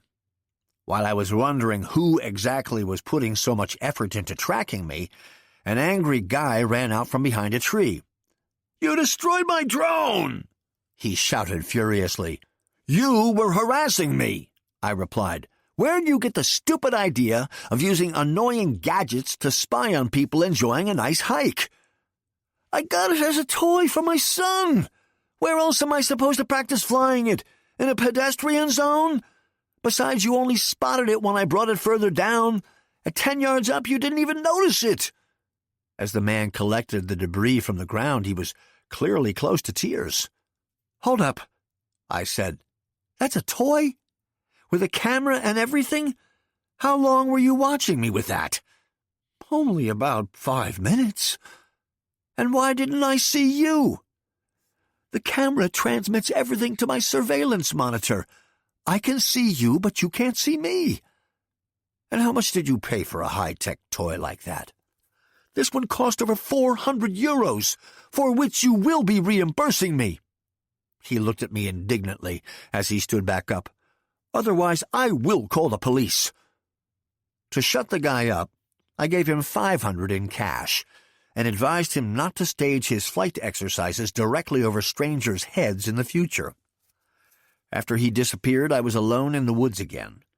Yet the drone didn't disappear, at least not from my head, where it had left a hint of an idea. I resumed my hike. Soon the solutions rejoined me, all 4 of which came down to just kill me. It's so obvious in retrospect. If a person's life is the problem, their death is the solution. But the most obvious solution is often the most elusive. Less than a week ago, when I was solving the Dragon problem, I'd already learned that it can be liberating to simply kill a problem off. I had overcome that initial inhibition. And with Murat's assassination, in which I should have been killed as well, Tony, Malta, and Mueller had forfeited any right to my moral scruples. Getting rid of all 3 bastards felt right. And just because Boris had nothing to do with the Deer Park murder, was not nearly reason enough not to kill him before he killed me. Still, I needed to work out the exact details of their elimination. These 4 men, who were all connected, at least through Tony, all needed to die, ideally without anyone finding out what they had in common. On the other hand, it'd be worth seeing if the 4 targets' relationship to each other might present some kind of synergy that could save me work. I wanted to have Tony killed by Boris anyway, that much was clear, but maybe I could ensure Tony would take care of Malta or Moeller for me first? As I brainstormed my way through the forest, I considered each of the 4 men, their backgrounds, their preferences, their strengths and weaknesses. And if problems and solutions had feet, there would have been places on my trail where the path was marked with hundreds of footprints. But fewer and fewer the closer I got to the end of the trail. And when I got back to the bus stop, I was left with just 4 slender solutions that were carrying the Tony, Boris, Malta, and Muller problems on their shoulders. The pair of bodyguards and I rode back to the city. Once we got downtown, I couldn't resist treating them to a coffee at my new favorite chain restaurant. I used the opportunity to pick up the latest tabloid as well. And once I got to my apartment, I began to put the solutions into action by signing them with Dragon's thumb stump. Chapter 28. Give and take. We can give and we can take. This is a cycle. As long as this give and take remains balanced, we are doing well. Yet those who only give but cannot take feel drained, and those who only take but cannot give feel bad. Joschka Breitner, Slowing Down in the Fast Lane, Mindfulness for Managers. The rest of the morning I elaborated the targeted solutions I'd found off-site, so I could implement them in Dragon's name at that night's all-hands officers meeting. But fuck that stupid corporate lingo. I just looked for ways to present the solutions from my walk in a way that rang the most true, which required Dragon's thumb and a few pages of newsprint. I spent the rest of the afternoon at home planning my own professional future. As a fully qualified lawyer, you can be anything you want.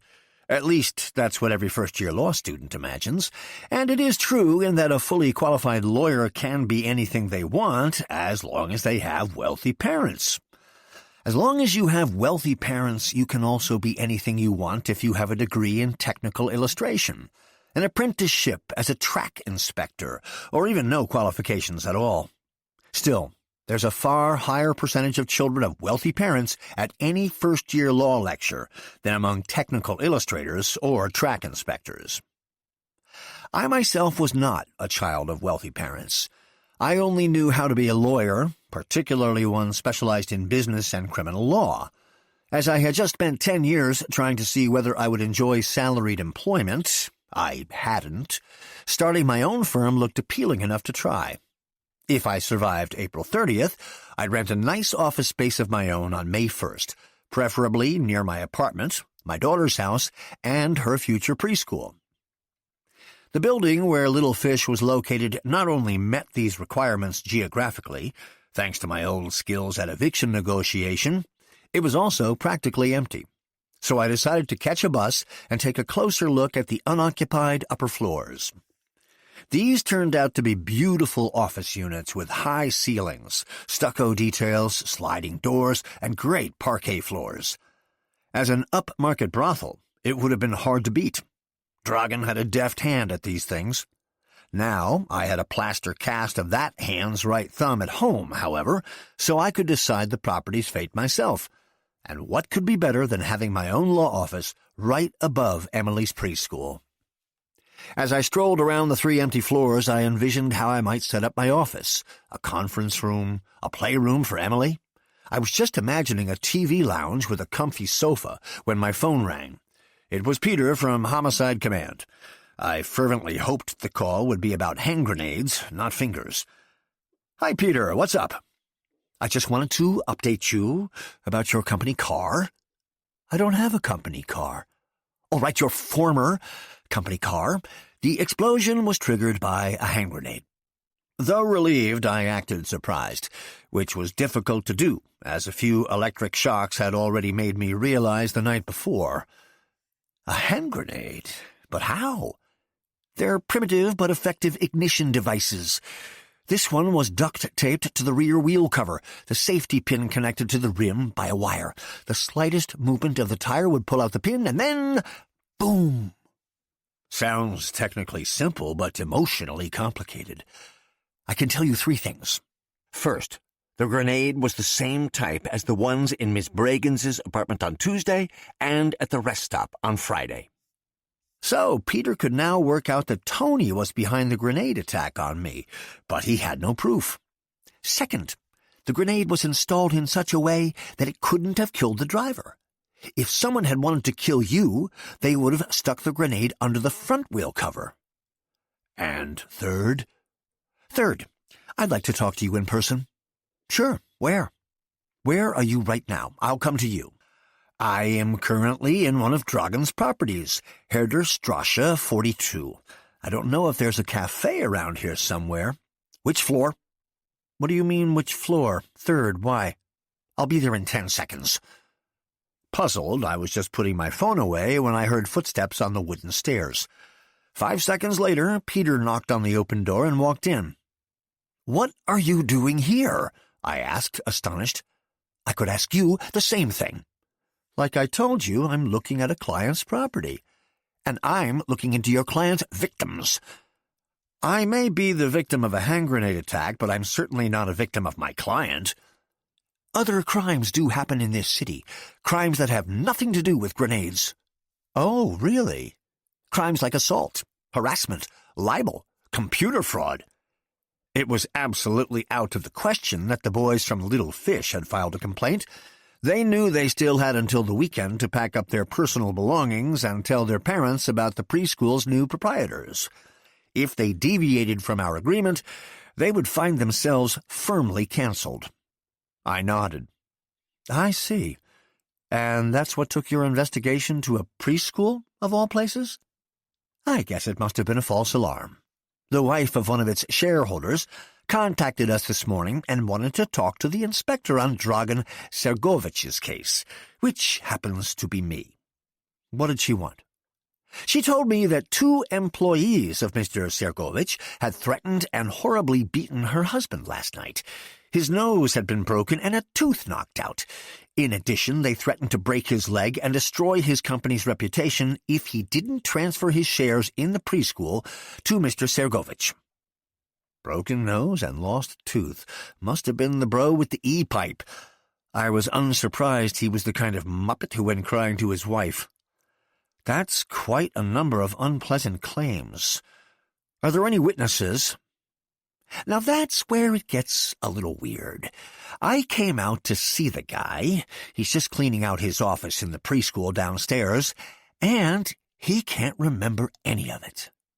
So he doesn't have a broken nose?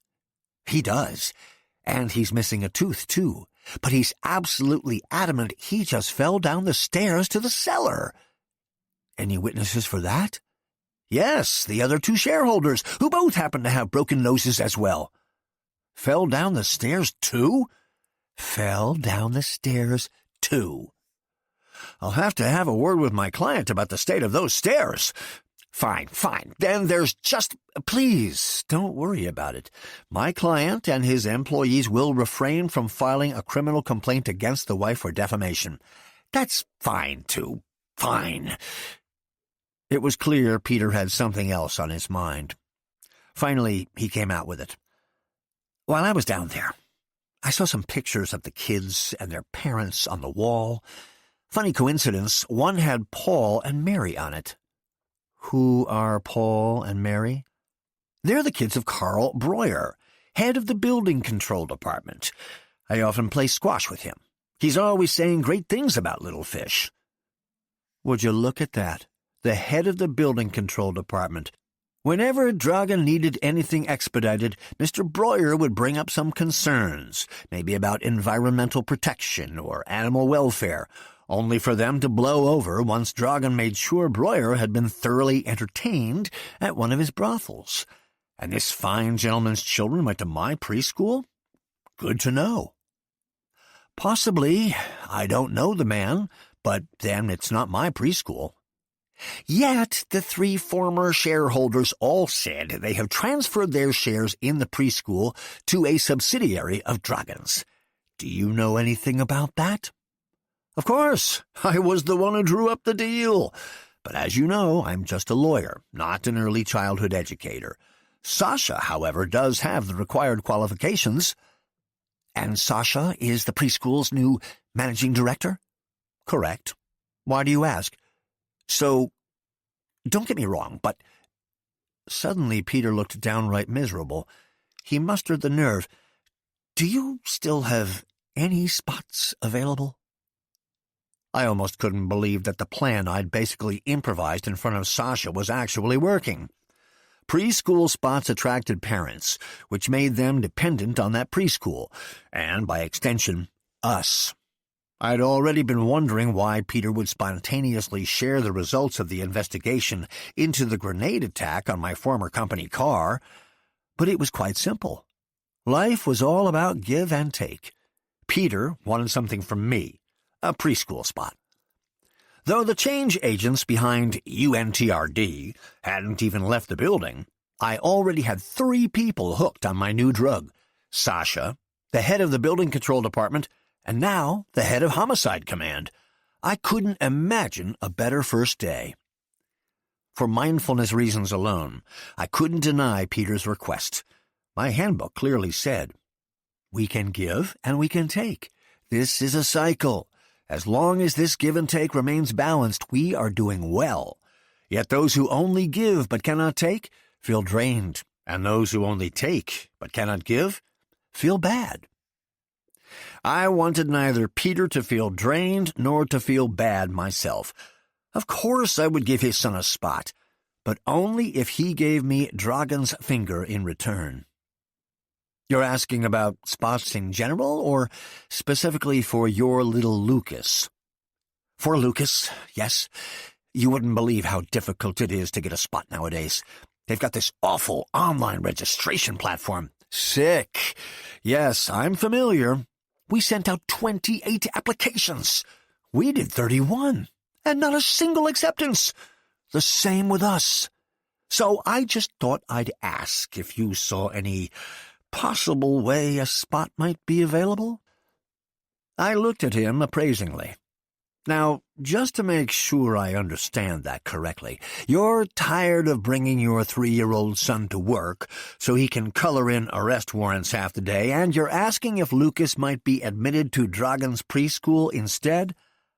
I'm just asking. Children are children, and work is work. Plus, this isn't Dragan's preschool. It's run by a non-profit company whose sole shareholder is a subsidiary of Dragan's. After all, I can still have a beer in one of Dragan's bars, even as a cop, just as long as I pay my own tab. And you would put up with the fact that Lucas might end up in a group with Emily, whose father is suspected of having kidnapped a finger wearing a ring that looked similar to one worn by the preschool's main shareholder? Who on earth is even saying that? Peter countered indignantly. There are almost 10 times as many fingers as people in the world. No wonder one finger is occasionally confused for another. Could you please clarify what you mean by confused? Peter cleared his throat.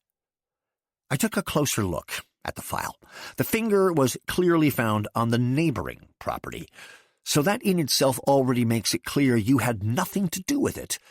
Unfortunately, I also didn't find any reliable DNA from Dragan I could compare it to. And as per usual, the lab is completely backed up, so I think this finger probably has no bearing on our case. That sounded better already. Relaxed, I stuck my hands in my coat pockets. I completely agree. So, Nemo or Flipper? Sorry, what? Would Lucas rather be in the Nemo or the Flipper group? Downstairs, all the groups are named after fish. But dolphins are mammals. If you want a spot at the most innovative preschool in town, you really should be a little more open-minded. But welcome to Little Fish. As I shook Peter's hand, I accidentally pulled the parrot toy out of my pocket. As it fell to the floor between us, its absurd falsetto screeched, "I chopped up my client, and now I'm free." Great that the piece of crap was finally working again. Not so great that it had done so now. There was an embarrassing break in our conversation. "What was that?" Peter demanded. "What was that?" the toy parroted. "That's that parrot toy I was telling you about." I put the bird back in my pocket. "Nemo or Flipper?" Peter briefly hesitated before declaring, "Flipper. Lucas should join the Flipper group." "Great decision. You won't regret it." "Won't regret it," my pocket repeated. Chapter 29. Convincing people. If you want to convince someone of something, here's a handy bit of wisdom. People who feel at ease are more open to trying new things, whereas people who do not will automatically raise their defenses. So create an atmosphere in which you feel at ease yourself, then convey that ease and openness to the person you are trying to convince. Really surprise them, make them curious, explain what your proposal might bring them. You will probably no longer need to convince them at all, for they will have already been convinced. Yoshka Breitner, Slowing Down in the Fast Lane, Mindfulness for Managers. The meeting was scheduled for 9 that evening. All the officers had confirmed they'd be there. So far, Dragon's illegal empire had consisted of 4 clearly defined areas: drugs, prostitution, arms trafficking, and smuggling, of all kinds. The drugs division was led by Tony, disguised as the director of a managing company for bars and clubs. Prostitution was the domain of Carla, a former sex worker and former girlfriend of Dragon's. Officially, she was the managing director of a casting agency. Carla hated Tony's guts because he only ever saw her as a former prostitute. Walter oversaw the weapons business. He was a former career soldier from the Franco-German Brigade, whose official title was Director of the Security Company. Smuggling, of all kinds, which included both goods and people, was handled by Stanislav, who publicly acted as the director of a shipping company. There were a lot of synergies between these companies. Stanislav transported Tony's drugs. Walter's security staff were sent to clear up any confusion when people didn't take Carla seriously. Carla's casting agents were loyal visitors to Tony's nightclubs, and every officer could shop from Walter's arsenal at wholesale prices. In short, each officer could rely on the services of every other officer. And since Dragon's disappearance, in addition to officers in charge of drugs, arms, hookers, and slaves, there was now also Sasha, charged with the child care unit. At the officers' meeting, 4 goals needed to be met.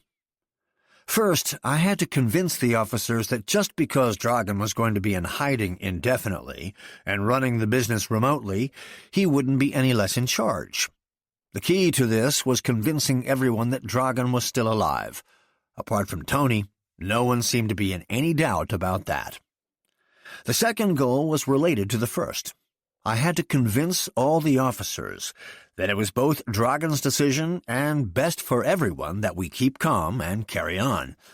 In other words, any gang war with Boris should be prevented. Apart from Tony, nobody would contest that either.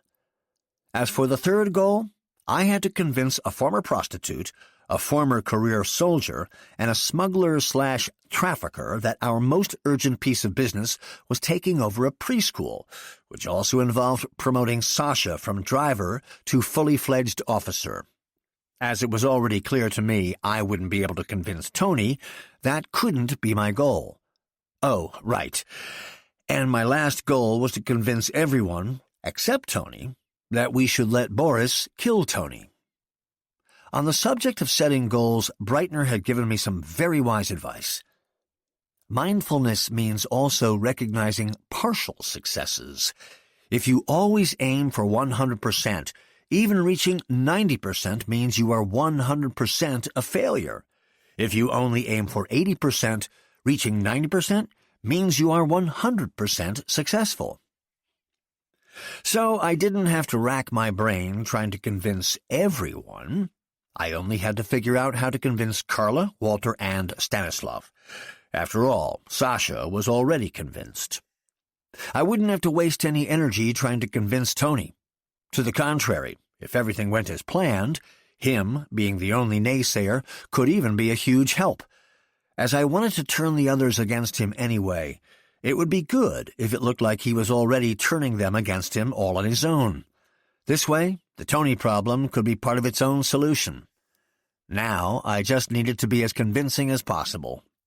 In my mindfulness handbook under the heading Convincing People, it said, "If you want to convince someone of something, here's a handy bit of wisdom. People who feel at ease are more open to trying new things, whereas people who do not will automatically raise their defenses. So, create an atmosphere in which you feel at ease yourself. Then convey that ease and openness to the person you are trying to convince. Really surprise them. Make them curious. Explain what your proposal might bring them. You will probably no longer need to convince them at all, for they will have already been convinced."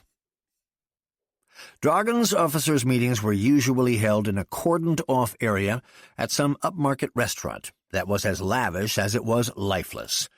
The atmosphere would start off anxious, and by the end be one of boundless relief. Each officer came fully prepared for Dragon to shower them with either praise, fury, or profanity, without warning. The best thing about the meetings had always been that they happened so rarely. I wanted to change that. Compared to that familiar state of all-consuming apprehension, creating a veritable feel-good atmosphere was not impossible. Even just foregoing fury and profanity would already mean a quantum leap in atmospheric terms.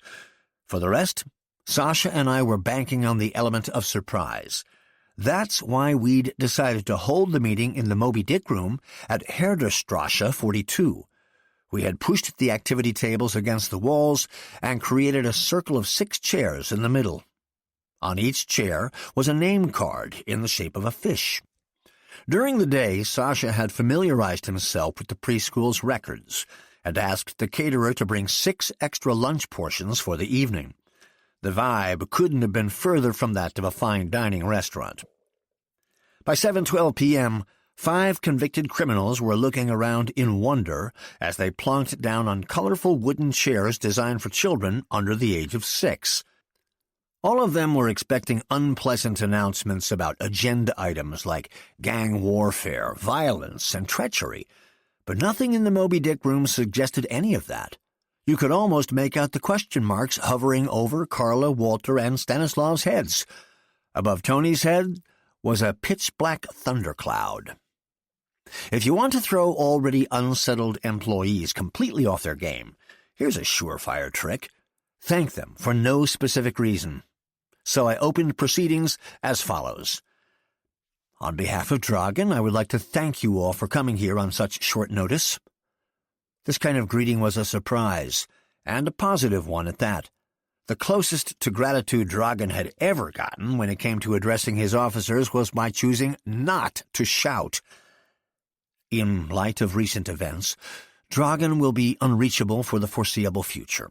He would have so loved to be here, if only to see you sitting on these silly chairs. At this, a tentative hint of exhilaration. I have a large number of messages from Dragon, so perhaps we should just start with the first. I opened an insulated box that stood next to me and passed each of the officers a covered plastic plate. A puzzled murmur went around the room. Then I took a copy of the previous day's tabloid from the box and unfolded it. It was stamped with Dragon's thumb. Only 2 words were circled and connected. Any cheerfulness vanished. Each of the officers was afraid they'd find Boris's ears on their plate. As I lifted the cover from my plate, I read out the newspaper's message. Bon appetit. Each plate had peas and carrots, twisty pasta, and chicken tenders, as well as a little box of organic apple juice. Carla, Walter, and Stanislav were visibly relieved. As expected, only Tony was disappointed not to find any body parts on his plate. "The fuck's this supposed to be?" he demanded, a disgusted expression on his face. I was about to answer when Stanislav stepped in. "Dude, those are chicken tenders. Do you know how long it's been since I've had chicken tenders? I must have only been 15. "And the last time I had this twisty pasta was back in military training," Walter added. "That takes me back for sure." The stomach is not just the way to a man's heart, but also a way to make them feel at ease. Upmarket restaurants are great if you want to impress outsiders, but there's one thing they can never do, and that's satisfy you, neither physically nor emotionally. Chicken tenders with twisty pasta casually create a completely different, more open atmosphere. "Is there any Capri Sun as well?" Carla asked as she poked her straw into the juice box. "I always loved those when I was small." With the help of children's chairs, name cards, and chicken tenders, Sasha and I had just turned 4 skeptical criminals into 1 pissed-off criminal and 3 enthusiastic children in the bodies of hardened criminals. "I don't know what to do with this shit. Can we finally get down to business?" Tony said, torpedoing the other officers, reminiscing. There is a very simple way to create an atmosphere where everyone but one person feels at ease. This is called bullying. From a mindfulness standpoint, bullying can be very enjoyable, at least for the bullies. They're free to have a good laugh at someone whenever they want to have a laugh, and they're free to not do a thing for that person if they don't want to. As soon as bullies start bullying, they can rest easy, content in the knowledge they're not being bullied themselves. Since I was in charge of the meeting, I needed to get the bullying going. "Well, if you're not hungry, Tony, maybe you can just get me my briefcase with the remaining instructions," I said, as I pointed to my briefcase next to the door and dug into my noodles. So as not to fully take on the role of a sulking toddler, Tony had to get up and fetch me the briefcase, like it or not. Have you ever in your adult life gotten up from a child-sized chair without embarrassing yourself? You haven't because it's impossible. Tony's rugged, muscular body couldn't help but look entirely lost and ridiculous as he tried to get up from the much too small seat. He failed miserably. There was just no room to place his legs at the right angle. So, after 3 unsuccessful attempts, he finally had to pull himself up by grabbing Sasha and Carla's shoulders. And when he was up, he couldn't immediately find his balance.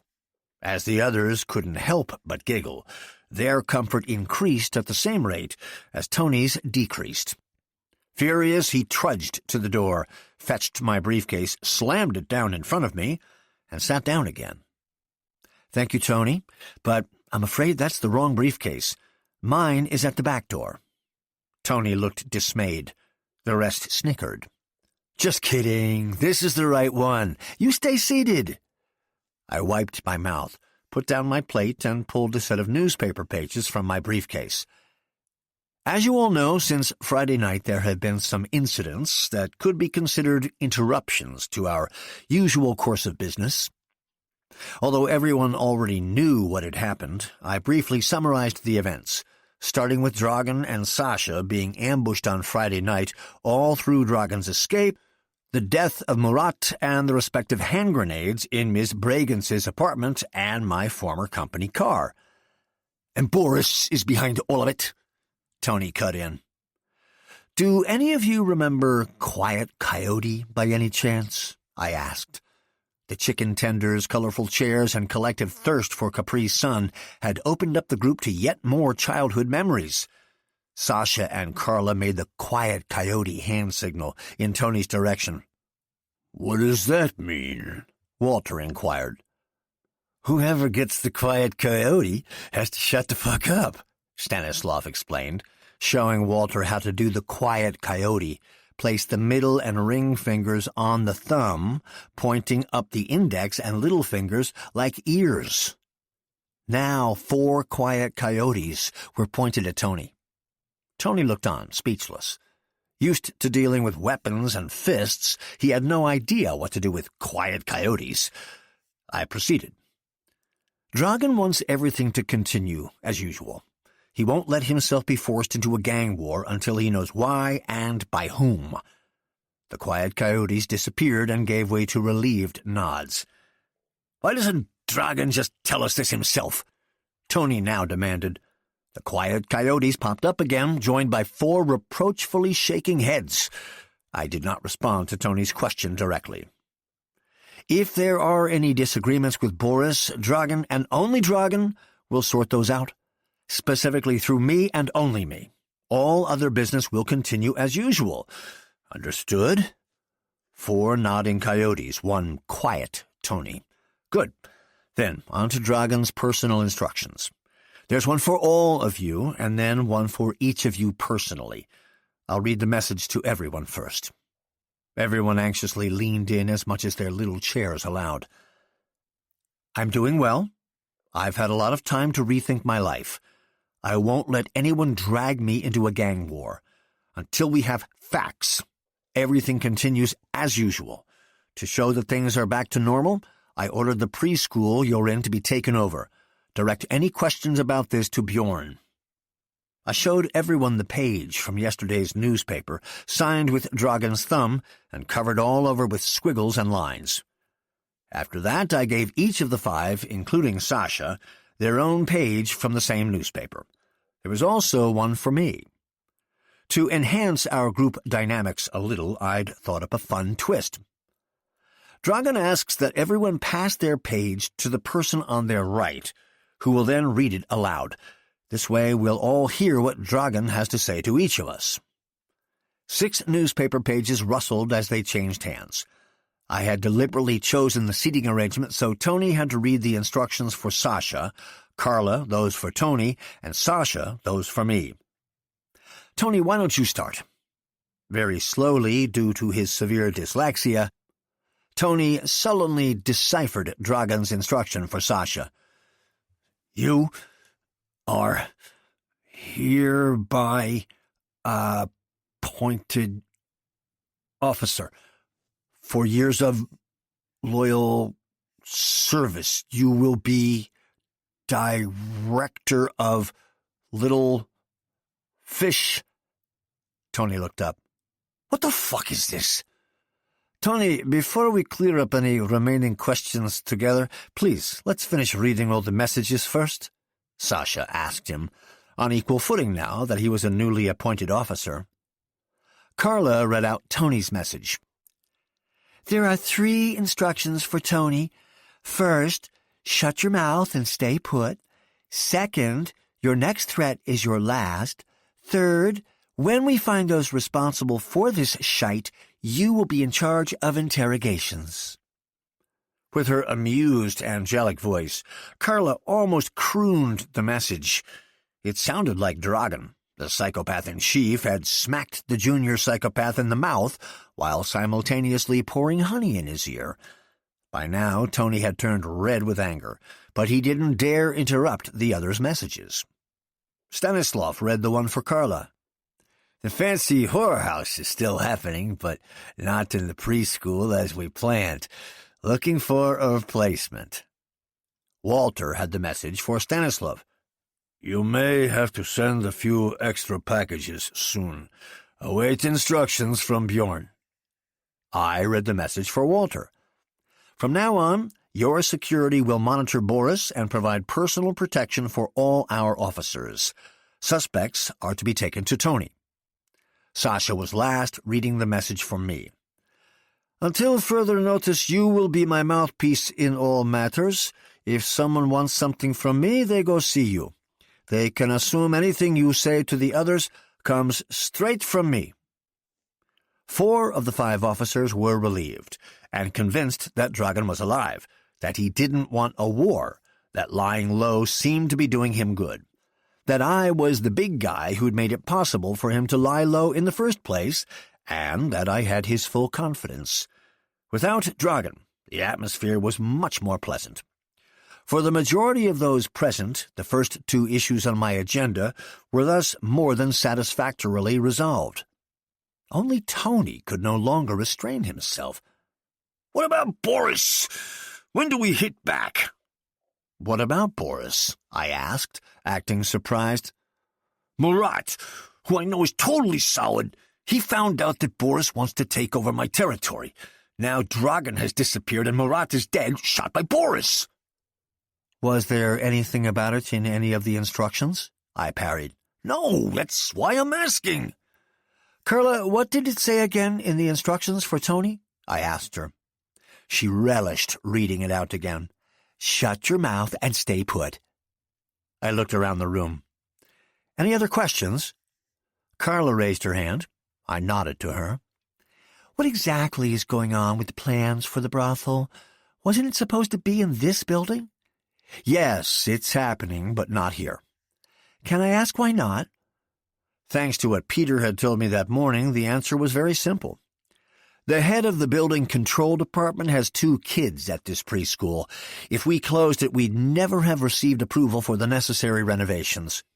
But if we run the preschool, he'd be all the more open to our suggestions anywhere else. I didn't know about that, Sasha whispered to me. Won't happen again, I whispered back. After all, you're the officer in charge. Oh, good old Mr. Breuer, an amused Carla interjected. My girls were usually enough to convince him. That's the whole point of taking over this preschool, I continued. When people's kids are involved, they can be convinced even more effectively.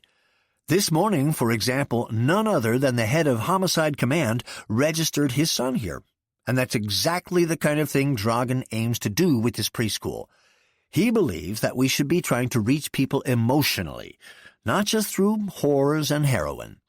In fact, this preschool is so important to Dragan that it'll be an independent arm of the business run by an officer familiar with the field.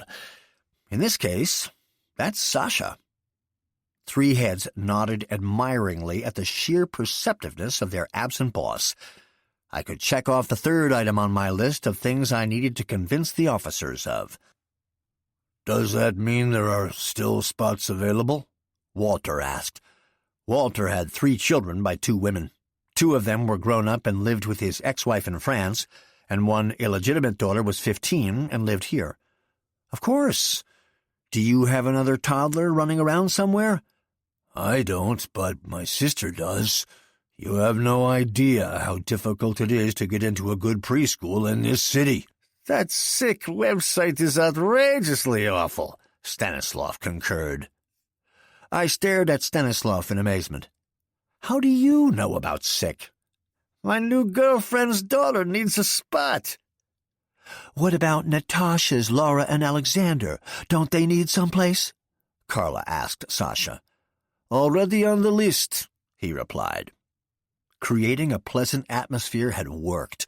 I had convinced the entire group, except for Tony.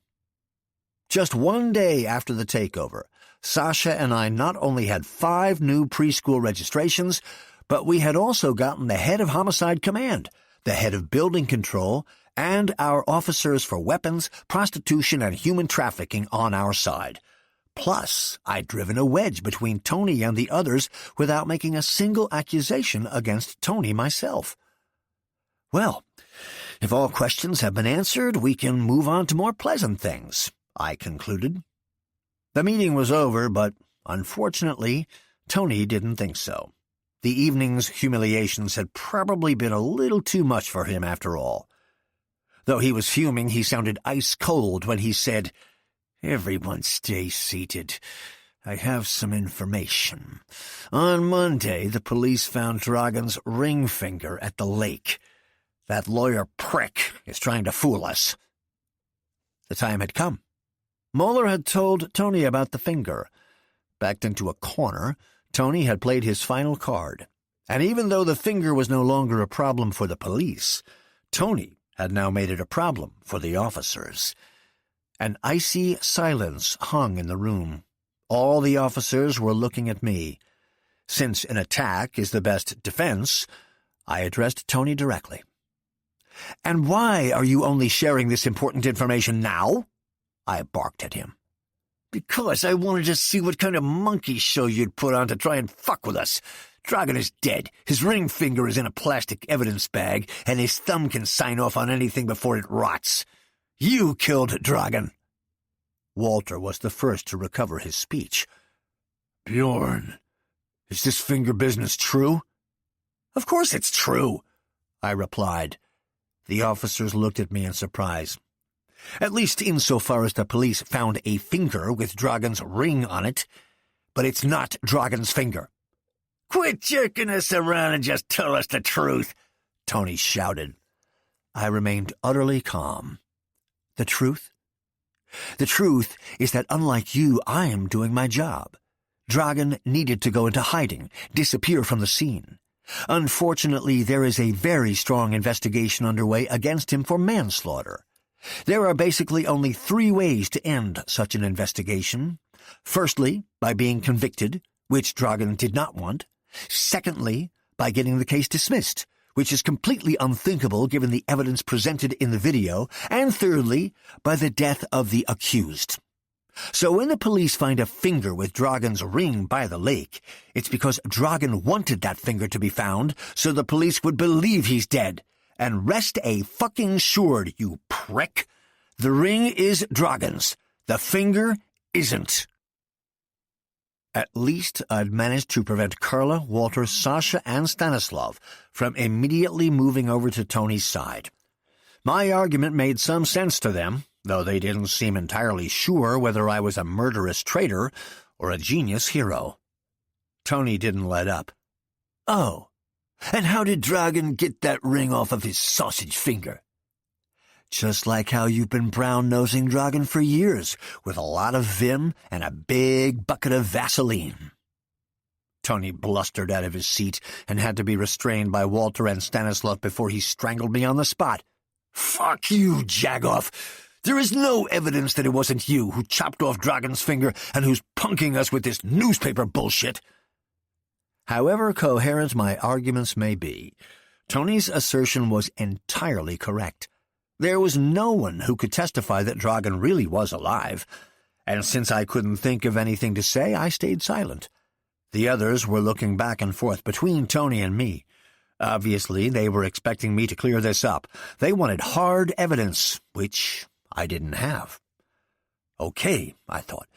Why don't I just try to look at this situation without judging it? I managed to kill my boss and get away with it from Saturday to Thursday. This is probably where it ends.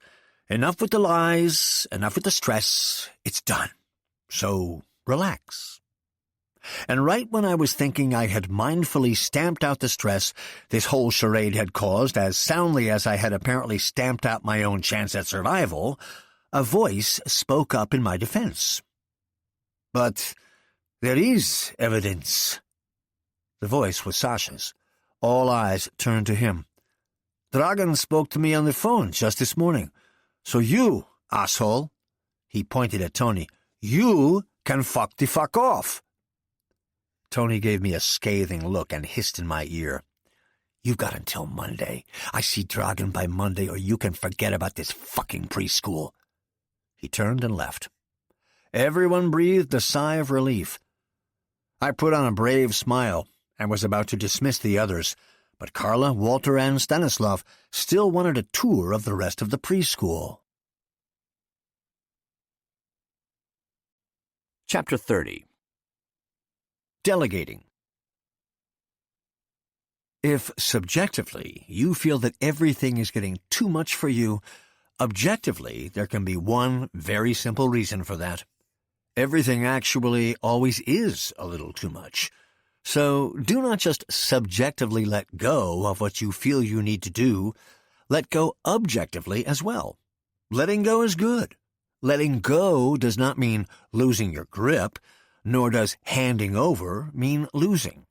The magic trick is to delegate. If you hand over parts of your work to someone else with love, they will take up that love along with the work. Then, in half the time it would have cost you by yourself, you will both get double the end result. Joschka Breitner, Slowing down in the fast lane. Mindfulness for managers. "What did that dildo say to you at the end?" Sasha asked when we stood in the outside play area 20 minutes later. He was smoking a hand-rolled cigarette. I was drinking the organic apple juice Tony had scoffed at. Carla had gone to the bathroom. Walter and Stanislav were in the office stocking up on promotional material for their sister and girlfriend. "Exactly what you'd expect. He gave me until Monday to set up a meet with Dragan, or I'm dead." "That craven cunt.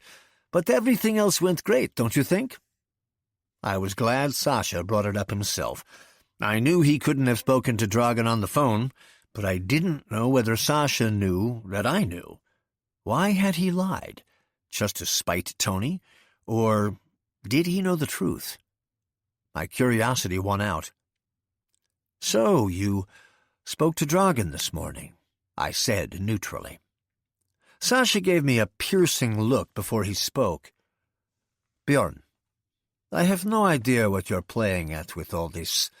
All I know is that we'll all benefit more from your game than from Tony's. So don't ask that type of question, and I won't either." "Understood, Officer Sasha. Then I'd finally like to officially congratulate you on your promotion." "Thank you, Counselor Bjorn. And by the way, the others think you're a hero for coming up with that finger thing. I do too. Making the police think Dragan is dead is a genius move." That was good. I needed everyone's support because there was a lot to support. Tony had to be eliminated. Boris had to be reassured. Moeller had to be silenced. Malta had to be scrapped. And all of it by Monday. A lot for me to do alone. And a lot even for Sasha and me together. In all mindfulness, I didn't know how I would do it without the support of the rest of the officers. Fortunately, mindfulness doesn't mean doing only what you're willing or able to do. Mindfulness also means dividing what you need doing into things you are capable of doing and things others are much more capable of. Those things can then be confidently handed over to people you trust. I had already discussed with Sasha how we wanted to divvy up the tasks, promising him I'd discuss it with Dragan. And Dragan had miraculously agreed to the distribution of tasks and even suggested 1 or 2 improvements. "When do we tell the others?" Sasha asked, stubbing out the ember of his cig against the tile floor, but holding on to the butt. We had decided to show Carla, Walter, and Stanislav the footage of Malta's interrogation once Tony had left. The 3 of them had already witnessed how far out on a limb Tony had gone when it came to blaming Boris. It wouldn't take too much effort now to push him off the limb entirely, especially not after his last freak-out. Sasha and I stood next to the fire pit over which the founders probably made the preschoolers cook hot dogs in the autumn. I made a mental note to order proper wieners for the same occasion next autumn. When Carla, Walter, and Stanislav joined us outside, Sasha was just burning the signed newsprint in the fire pit. "Too bad we always have to burn them," Carla said. "In a few years, they'll be historical documents." "That'd get you locked up with historically long sentences, if they ever end up in the police archives," I couldn't help noting. But I still haven't read out tonight's most important historical document. I waved around another newspaper page. "But what about Tony?" Carla inquired. "Doesn't that buzzkill officially have to be here, too?" "He's what it's about. Listen up." I unfolded the newspaper signed with Dragan's thumb. The date confirmed it was from today's edition, meaning it was a whole day fresher than the instructions from earlier. The page was almost illegibly cluttered with squiggles and strokes. I read aloud. "If Tony, as expected, left the meeting early, please watch the video Bjorn sent me this morning." The 3 looked at each other, unsure. On my iPhone, I showed them a recording of Malta's interrogation from the previous evening. The footage caused an uproar, not because of the electric shocks, but because of the information they'd revealed. That it was Tony who was a traitor. that Tony had also wanted to eliminate Dragan, Sasha, and, with Malta's help, Murat and me too. That he'd succeeded in Murat's case, not in mine. Yet just half an hour earlier, in front of the assembled officers, Tony had put his hand in the fire for Murat, the colleague he'd had shot. He had blamed Murat's death on Boris, because he wanted to start a gang war. He had betrayed us all. "I was the one who got to prick those hand grenades," Walter said, giving me a sad look. "But I had no idea what that traitor was planning to do with them." "Let's drive down to his rat hole right now and take the fucker out on the spot," Stanislav fumed. "We should clip those electrical clamps to his tiny brain," Carla suggested. I raised my hands in a placatory gesture. "Let's first hear what Dragan has to say about this." With that, I unfolded another newspaper page. It was a lengthy text with specific instructions, delegating various tasks to various officers, so that together we could achieve the perfect result. We spent another half-hour discussing the details of Dragan's plan. Once each of us knew what to do, Sasha burned this last newspaper page too, and the meeting was over. Chapter 31. Gratitude. There is one feeling that can be generated very quickly and that overshadows all negative thoughts. This feeling is gratitude. When you are troubled by your burdens, just think of 3 things you are grateful for. It might be a ray of sunshine outside your window, your last raise, or just a good conversation. Try to really feel this gratitude. You will find that you cannot be grateful and frustrated at the same time. Joschka Breitner, Slowing Down in the Fast Lane, Mindfulness for Managers. That night, I slept fitfully, dreaming of threats and betrayals, torture and violence. When I woke up, it was clear why. On the one hand, I actually had to deal with these issues if I wanted to live to see Monday.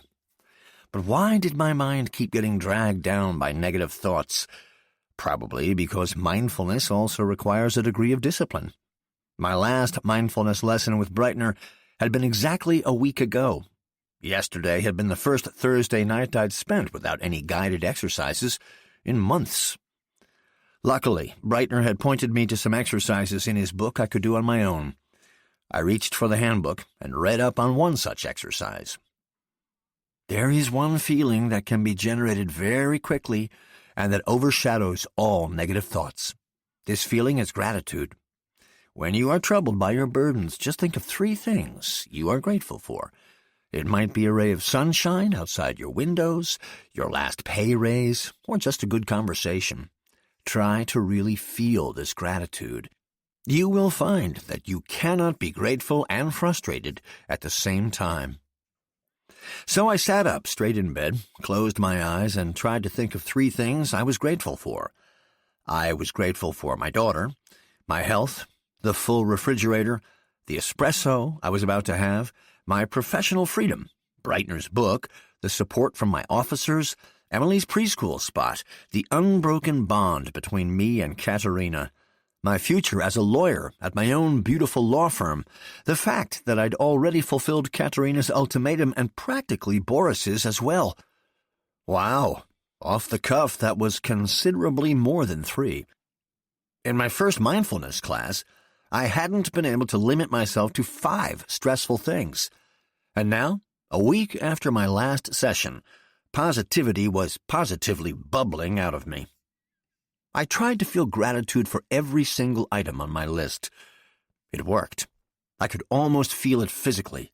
From my solar plexus, gratitude flowed through me, its warmth melting away the chilling worries I'd felt just moments before.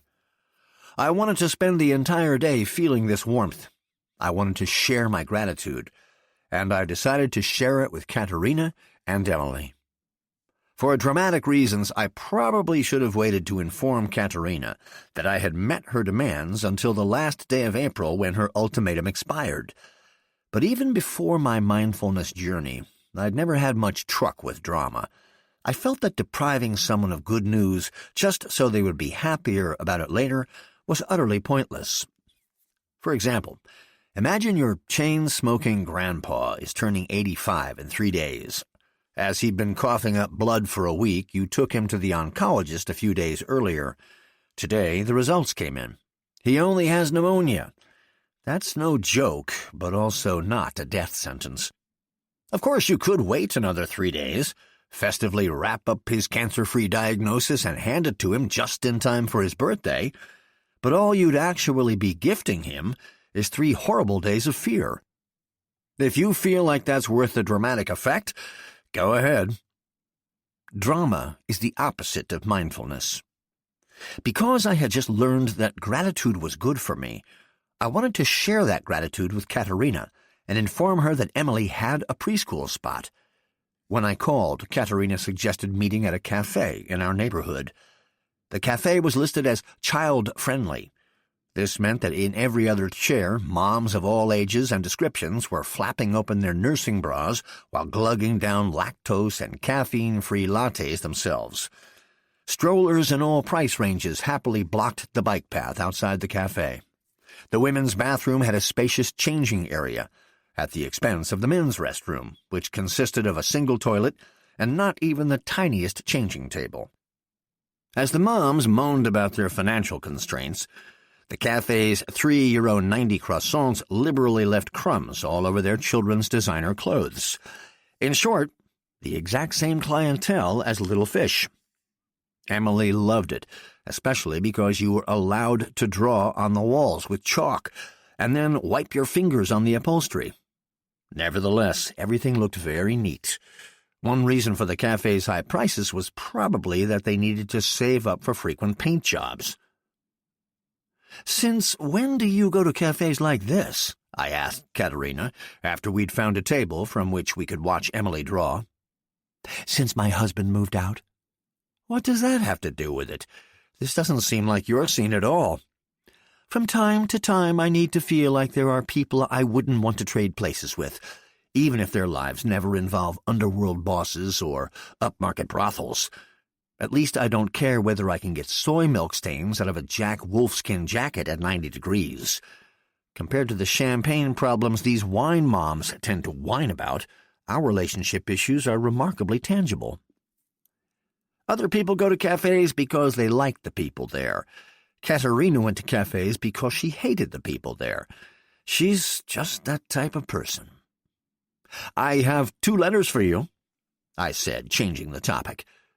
I first handed Katerina a letter from Little Fish, signed by all 3 of its founders. "Dear Mrs. Diemel, we would hereby like to formally apologize to you. Last week we sent you a rejection regarding your daughter's preschool application. That was wrong of us. Your daughter is the most wonderful child in the world.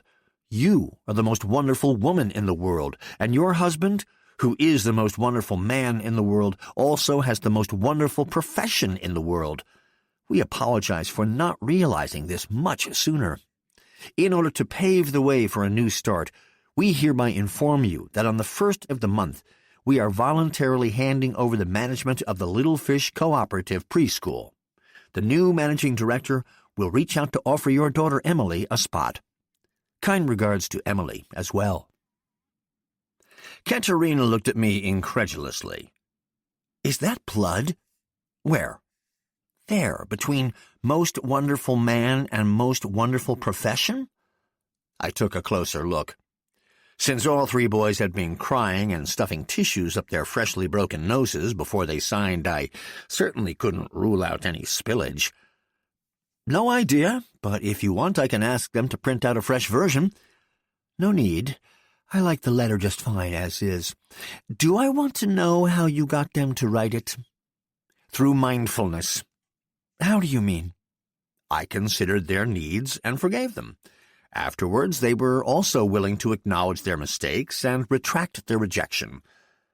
"And for Emily, this means what?" I gave Katerina the second letter. "Dear Mrs. and Mr. Diemel, I am pleased to inform you that there will be a place available for your daughter, Emily, at our facility as of August 1st. Emily will undoubtedly prove a great addition to the little fish community. Please contact us at your earliest convenience to make arrangements to sign the contract. Kind regards, Sasha Ivanov. Katerina looked incredulous again. Wait, Sasha Ivanov, isn't that Dragon's driver? My stomach started to feel queasy. I took a deep breath. Right. And now he runs the preschool? Dragon owed me. Katerina stared back and forth at the two letters, and I was scared she was about to slap me with them. But then, unexpectedly, her eyes grew damp, and she embraced me. You've done much worse. Thank you. Mindfulness can kill people and break noses, but it can melt icebergs, too. Chapter 32. Jealousy. One of humanity's oldest and fiercest emotions is jealousy. This emotion is associated with anger, hatred, fear, and powerlessness. Jealousy usually prevents a person from thinking clearly and rationally, all based on the idea that someone else is responsible. One way to deal with jealousy is through clear-eyed acceptance. Accept the pain you are feeling as your pain. As no one but you is responsible for this pain, no one but you can get rid of it. Joschka Breitner, Slowing Down in the Fast Lane, Mindfulness for Managers. While we were still in the cafe envisioning what it'd be like once Emily became a preschooler this summer, I got a text from Carla on my non-bugged prepaid phone. Hotel Domino, now. Katerina's mood instantly snapped back to icy. Can't you ever put your phone down? She knew I'd taken the mindfulness course for our family's sake. I'd protected my times with Emily, even quit my job and secured the hard-won preschool spot. She didn't know I had to murder Dragon, blackmail my bosses, and threaten the preschool's founders to do it, let alone that this meant putting my own life on the line. But she could have noticed how at ease I'd felt with her just then, how happy, and still she thought it appropriate to tear that all down with a cutting remark. At that moment it became clear to me that it would be impossible to change my life for her as long as she did not change her own. So I would no longer change my life for her at all. I'd change it for me, and for Emily, which felt more than good enough. In response to Katerina's helpful remark, I looked at my watch. 11 o'clock. I looked around the cafe. I was the only man there. Then I said, let me put it this way. The fact that I am the only man here at 11 in the morning drinking an overpriced espresso with his wife and daughter does have a lot to do with my job and this phone. After all the other dads are at the office, parked in front of a landline and not giving a fuck what preschool their kids get into. The atmosphere in the cafe seemed to affect Katerina.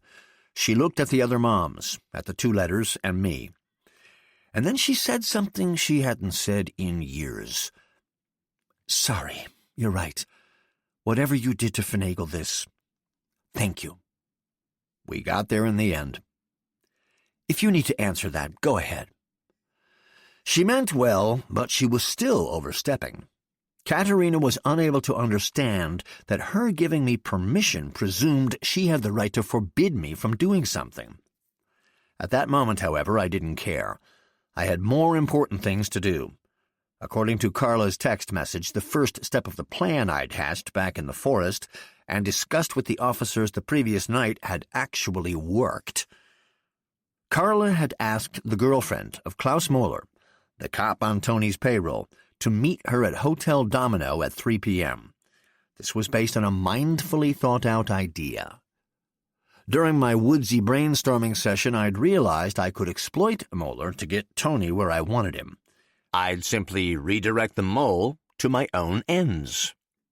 But how could I use mindfulness to get a corrupt policeman to obey me? The first thing I needed to do was empathize with the cop's emotional life. Police officers are civil servants. Civil servants are usually rational thinkers, less guided by their emotions. manipulating someone who's rational is more difficult than manipulating someone who's irrational. So the first thing I needed to do was get Mueller to throw rationality overboard. Of course, mindfulness is primarily intended to do the opposite, to cope with irrational emotions. What's especially great about mindfulness is that it enables you to peaceably diffuse even the most violent, explosive emotional outbursts. But fortunately, this is not a one-way street. Feelings can be diffused, just like bombs. The fundamental difference between practicing mindfulness and disarming a bomb is that being a bomb disposal expert comes with the serious risk of dying on the job. Not so with practicing mindfulness. If mindfulness methods cannot solve a problem one day, they might still do so the next. But if a bomb disposal expert has a bad day, there is no next. Yet the crucial thing is that since a bomb disposal expert knows exactly how a bomb works, they can also refuse one. The same goes for mindfulness. With the knowledge that mindfulness provides about establishing peace of mind, you can also turn a rational person into an irrational bundle of nerves. Simply pull the emotional rug out from under them. So I was looking for a feeling that would cloud our mole's rational brain, one that would ensure I could do whatever I wanted with him. In Dragon's name, I had thus enlisted Sasha, Carla, Walter, and Stanislav in a beautiful plan. Mueller lived with his strikingly attractive girlfriend, Basha, in a de facto marital union untethered by actual wedlock. 10 years younger than him and originally Polish, Basha saw earning a civil servant's salary with pension rights as a status symbol, and for Mueller, her attractive appearance was more than just a status symbol. Though they looked entirely mismatched, the two were actually very happy together, perhaps also because Basha took care to avoid places where she might get hit on by other men. But that didn't mean she wasn't open to compliments, especially from women. That's why Carla would be the one to approach her on the street. As the legitimate director of a modeling agency looking for new faces, she'd ask Basha to have a coffee with her at Hotel Domino, a respectable-looking establishment that was actually a by-the-hour hotel for Carla's upmarket escorts. So Carla and the housewife could discuss earning some money on the side by modeling for ads. Once I had confirmation from Carla that Basha had taken the bait, and permission from Katerina to send off a few texts, Sasha and I conducted a scripted text exchange on the phones that Mueller was tapping. Me: "Do you know where Tony is? Can't reach him." Sasha: "I'm sure he's just busy boinking that cop's wife again." Me: "Who?" Sasha: "The young blonde with that porn-stashed nobody from Homicide." Me: "Mueller's missus?" Sasha: "Yep." Me: "Her and Tony?"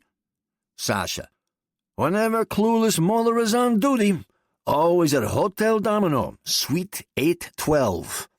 Me: "Good to know. Thanks." Since I now had some experience maintaining my work-life balance, I turned my attention back to my family. I had not only understood the idea behind delegating, I internalized and practiced it in such a way that I could let go quite comfortably of what needed to happen next. Satisfied, I put my phone away. Katerina told me about her plans to take Emily to her parents on Saturday. We both knew I could come along, but we both knew I wouldn't. We decided to go on a family outing on Sunday instead. I suggested showing Emily the preschool. Though she'd been there for the admissions interview, her daddy hadn't been in charge of it then. So Sunday would be a family day, if her daddy was still even alive by Sunday, which depended, among other things, on what would happen today. When you're delegating, open feedback from everyone involved is key. Fortunately, Sasha was able to tell me what happened with as much accuracy as amusement. For Mueller, reading that SMS exchange must have been the tremendously emotional event we'd intended it to be. As I slipped my phone back into my jacket pocket and waited for at least a put-on smile to appear on Katerina's face, Mueller had already erased the intercepted text exchange from police records and jumped into his car to race to Hotel Domino, only to find his girlfriend's car in the parking lot. Crazed with anger, hatred, and fear, he rushed up to the 8th floor and kicked in the door to the suite.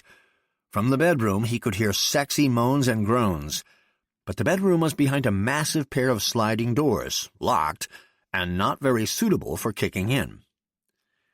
What happened next must have been even more exciting live than it looked to me on video afterwards. Of course, Carla had tiny hidden cameras in every room of the hotel. There are no more precious memories than those of adultery, at least from the point of view of who's filming said adultery. The recording from the suite's living room showed a police officer who had lost his mind rattling a locked bedroom door. Inside the bedroom, a TV was playing the hotel's own porn channel at maximum volume. Sasha and Stanislav were leaning against the wall that separated the suite's bedroom from the living room, and my 2 bodyguards were waiting in the bathroom, naked. Mueller was trying to shout over the voices he attributed not to the TV, but to Tony and his girlfriend. "Tony, open the door right now, you conniving cunt!" Nothing happened. The groaning continued unabated. "I've given you everything you asked for, and now you want to take my girlfriend, too?" Nothing happened except for one lustful shriek from behind the door. "I risked my job for you. Now come out and risk your life, you coward!" Nothing happened except for a rhythmically increasing double roar. "If you don't open the door, on the count of 3, I'll kill you and that bitch right there in bed." Nothing happened except for a drawn-out "Yes!" behind the door. 1, 2, 3. Furious, Mueller fired an entire magazine through the bedroom door. The bullets pierced the empty and already somewhat ramshackle double bed.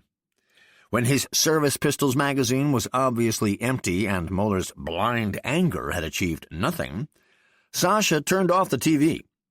Now that the bed was safe, Stanislav directed the naked bodyguards to get into it before he finally opened the sliding doors.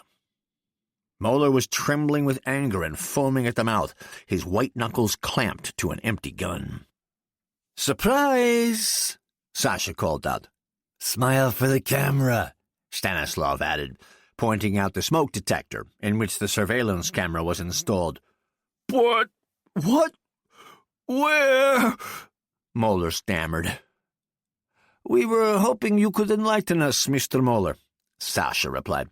"You have just shot an entire official police magazine through the closed bedroom door of a hotel suite, which you illegally entered, by the way, that was occupied by a couple of complete strangers. But why? Where are your manners?" Mueller was stunned. "But my Basha and Tony, where did they go?" "Where Tony is, we don't know. Neither do we much care about that right now," Sasha informed him. "As for your Basha, however," Stanislav continued. "Or, as you say, that bitch," Sasha added. "She's here at the hotel," Stanislav explained. "She's just meeting the managing director of a casting agency 8 floors down. If you'd like, we'd be perfectly happy to send for her. Then she can find out you almost shot 2 complete strangers out of baseless jealousy." "Our video recordings are really top-notch. And in the process, Basha would also learn that you actually believed she'd have an affair with that cunt Tony," Sasha went on, "and that you'd just as soon have shot that bitch, too. By the time she's in the elevator back down, she'll probably have left you. And even if Basha doesn't care about the recordings, the commissioner certainly will. Once this friendly couple file a complaint against you for attempted murder, he'll have to look at the footage." "But Mueller stammered. "And then you'd probably lose your job and your girlfriend too, right?" Sasha pointed out. "Because without the job, the missus will only see you as half a man." Bit of a shitty day for Mr. Mueller, whichever way you look at it, ain't it? In some near-death experiences, A dying person supposedly sees their entire life play out before their eyes like a movie. Thinking about his possible future, Mueller could also see a movie play out, a horror movie. Since Mueller had just been on quite the emotional roller coaster, Fuck! My girlfriend is cheating on me! Hooray! My girlfriend isn't cheating on me! Fuck! My girlfriend isn't cheating on me, but she's leaving me anyway! Now I've lost my job, too! He offered no resistance to the proposal Sasha made him next. For one last time, Mueller would pass Tony some police information that was completely false. After that, Mueller would never hear from Tony again, nor from the couple in the hotel bed, and he'd never have to see the video of him in the hotel suite ever again. When all was said and done, he would marry his Basha and retire happily ever after. Of course, all that stuff about getting married and retiring would never happen, but it painted a beautiful picture, and threats alone are not motivation enough to ensure cooperation. Lies work much better. Chapter 33. Lies. Lies weigh on your conscience. The truth will set you free. That is what people say, but it is not true. Dealing with the truth is often more difficult than dealing with a lie, and the truth sometimes hurts more than a lie. And since some truths are nobody's business, there is no harm in shielding them with a lie. What matters is the mindset with which you decide to tell the truth or tell a lie. Yoshka Breitner, Slowing Down in the Fast Lane. Mindfulness for Managers. As planned, it didn't take long before Sasha and Stanislav had Mueller where we wanted him. He was like wax in Sasha's hands. He just needed to be molded into shape before he would melt away. "When you're not calling your girlfriend a bitch, what do you call her?" Sasha asked. Basha, my girlfriend's name is Basha," Mueller replied. "I'm well aware, but some people like to give their wives pet names, because they're named something completely unerotic, like Hildrun, for example, or they actually smell like a rose. So what do you call Basha when you're in a romantic mood?" "Bunny." "And what does she call you?" "How is that relevant?" "It's not. But since I'm the guy with the silly little video, I get to ask my silly little questions." "She calls me Buck." Sasha choked down a laugh as he imagined Bucky Mueller getting lovey-dovey with his Polish bunny. "Well, then it's time for some dictation, Bucky boy." Sasha put a pen and paper on the small desk by the wall and told Mueller to sit down. "What happens now?" "From now on, you will no longer be Mr. I'll kill that bitch, but Mr. I want to spend the rest of my life with you. That's why you're going to write your little bunny a letter explaining why you'll be gone for the weekend." "What do you mean, gone?" Sasha ignored Mueller's question. "Write this down. Dearest Bunny, I need to go away this weekend on a mission for our love. Don't ask why. Just know that it's about our future. You'll find out everything on Monday. Love, Buck." When it came to this part of the plan, I had a bit of a guilty conscience. Morally, it was not okay to force Mueller to lie to a girlfriend who had no part in any of this. But since I was already dealing with one policeman and two gangsters, it'd be annoying to also have to deal with an oblivious girlfriend hysterically looking for her missing Bucky. Fortunately, Breitner's handbook assured me that lying is not a bad thing in itself. In this case, it wouldn't even be a bad thing at all. Lies weigh on your conscience. The truth will set you free. That is what people say, but it is not true. Dealing with the truth is often more difficult than dealing with a lie, and the truth sometimes hurts more than a lie. And since some truths are nobody's business, there is no harm in shielding them with a lie. What matters is the mindset with which you decide to tell the truth or tell a lie. It would have made no sense if Mueller had written, "Dear Bunny, I'm a crooked cop. I have no idea if we'll ever see each other again. I'll probably be dead soon, yours Buck. And as Sasha told me afterwards, any mindful means of motivating Muller would have been surplus to requirements. After Muller had called his Basha a bitch and almost shot her, it was relatively easy for him to lie to her in writing, especially since 2 gangsters were threatening to destroy his reputation, and this lie was the only way his girlfriend would never find out. Even without any mindfulness training, lying made things much easier for him. Muller even wrote out the letter in his most beautiful cursive. Sasha read through it and gave it to the female bodyguard, now fully clothed again.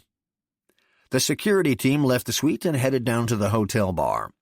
There, the note made its way into Basha's handbag unnoticed, probably to be found an hour later when she opened it to get her house key. "So," said Sasha, "then I think it's about time for you to make your call to Tony." "Why should I call Tony?" Muller asked anxiously. "Just one last call to Tony that will mark the end of your years working together." "What should I tell him?" "Tell him that our nice lawyer, Mr. Diemel, is holding a guy named Malta prisoner in the basement of Walter's Security Company." "But," Muller was obviously thinking along, "how do I know that?" "Because Mr. Diemel texted that to me, of course," Sasha explained, "which you then read during your work as an investigating police officer." "Or do you need us to fake that text for you as well?" Stanislav added. "But what exactly should I tell him?" "All right, then. Let's just run through it." Sasha picked up the vase of flowers that was on the table in his left hand. "This here is Mr. Diemel." Then he took the remote, which was on the TV, in his right hand. "And this is me." He raised the remote. "I text Mr. Diemel, the guy in Walter's basement is slowly waking up." Now he raised the vase. Mr. Diemel goes, "Has he said anything yet?" Me, "Nope, only that his name is Malta. He's still totally groggy. Should I call Tony?" Mr. Diemel, "Not yet. I want to talk to the guy first." I'm like, "When?" He's like, "In 2 hours." Both are like, "Done." Sasha looked at Muller. "Understood?" Obviously more comfortable at this basic level of conversation, Muller nodded. "Then make the fucking call." Muller took out his phone and called Tony, who answered right away. Without any follow-up questions, Tony fully bought that the killer he had hired was apparently cowering in Walter's basement and about to spill the beans. Within 2 hours, Malta would tell Diemel, that is, me, everything. Tony thanked Muller and hung up. As we had discussed the night before, Stanislav then took Muller under his wing, and Sasha called me to say we were ready to go. Tony was already on his way to Walter's. Sasha and I were on our way too, so I got to experience what happened next in person. Chapter 34. Inner Smile. There are muscles in your body that, when activated, effortlessly facilitate a state of mindful relaxation. These muscles are the ones you use to smile. Please take a moment to smile, just to yourself. Track how your smile moves across your face. Feel how activating the muscles around your mouth automatically releases tension around your neck. Now, feel this relaxation ripple through you as your smile spreads over your entire body. So smile to yourself as often as you can. Joschka Breitner, Slowing Down in the Fast Lane, Mindfulness for Managers. While Tony, Sasha, and I were making our separate ways to Walter's headquarters, Stanislav took Muller in his car to a remote truck stop in a very quiet industrial estate. Having parked behind an 18-wheeler with Polish plates, Stanislav asked Muller to handcuff himself to his steering wheel. Since Muller was a little stubborn and Stanislav a little annoyed, this led to a brief tussle in which Muller broke his left thumb, left index finger, and one metacarpal, Once Moeller realized that Stanislav had not only more intact bones, but also at least one more gun than him, the policeman finally complied. To his great amazement, the loading doors of the Polish truck then opened, revealing a large compartment with an SUV in the back. 2 of Stanislav's employees attached 2 ramps to the truck, pushed Moeller and his vehicle in, strapped it in properly, and closed the doors again. Sasha and I arrived at the sunny parking lot of Walter's company at the same time. Tony's car was already there, right in front of the entrance.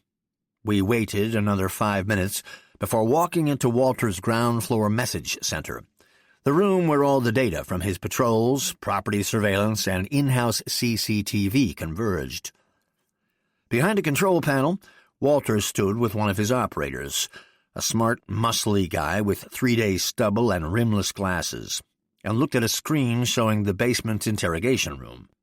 We could see Malta lying apparently unconscious on a sofa, and Tony checking to see if the interrogation camera was off.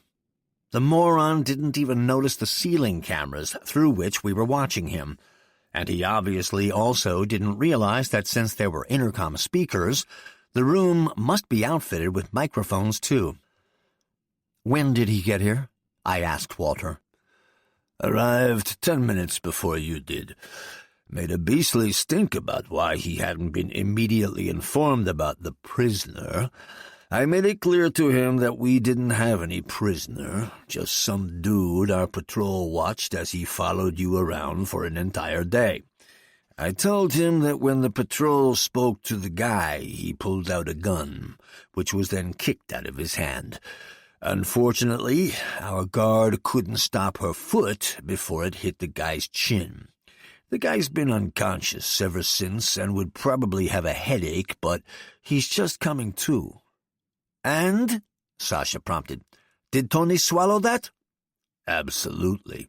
He instantly started shouting up a storm. Reminded me in front of my people that Dragan had only entrusted him with any interrogation. 3 times he asked whether the guy had said anything yet, then he rushed downstairs." Which is where we were seeing him. Tony examined Malta, then slapped him. Nothing happened. The fact that Malta was unconscious was primarily due to the fact that Walter had roofied him.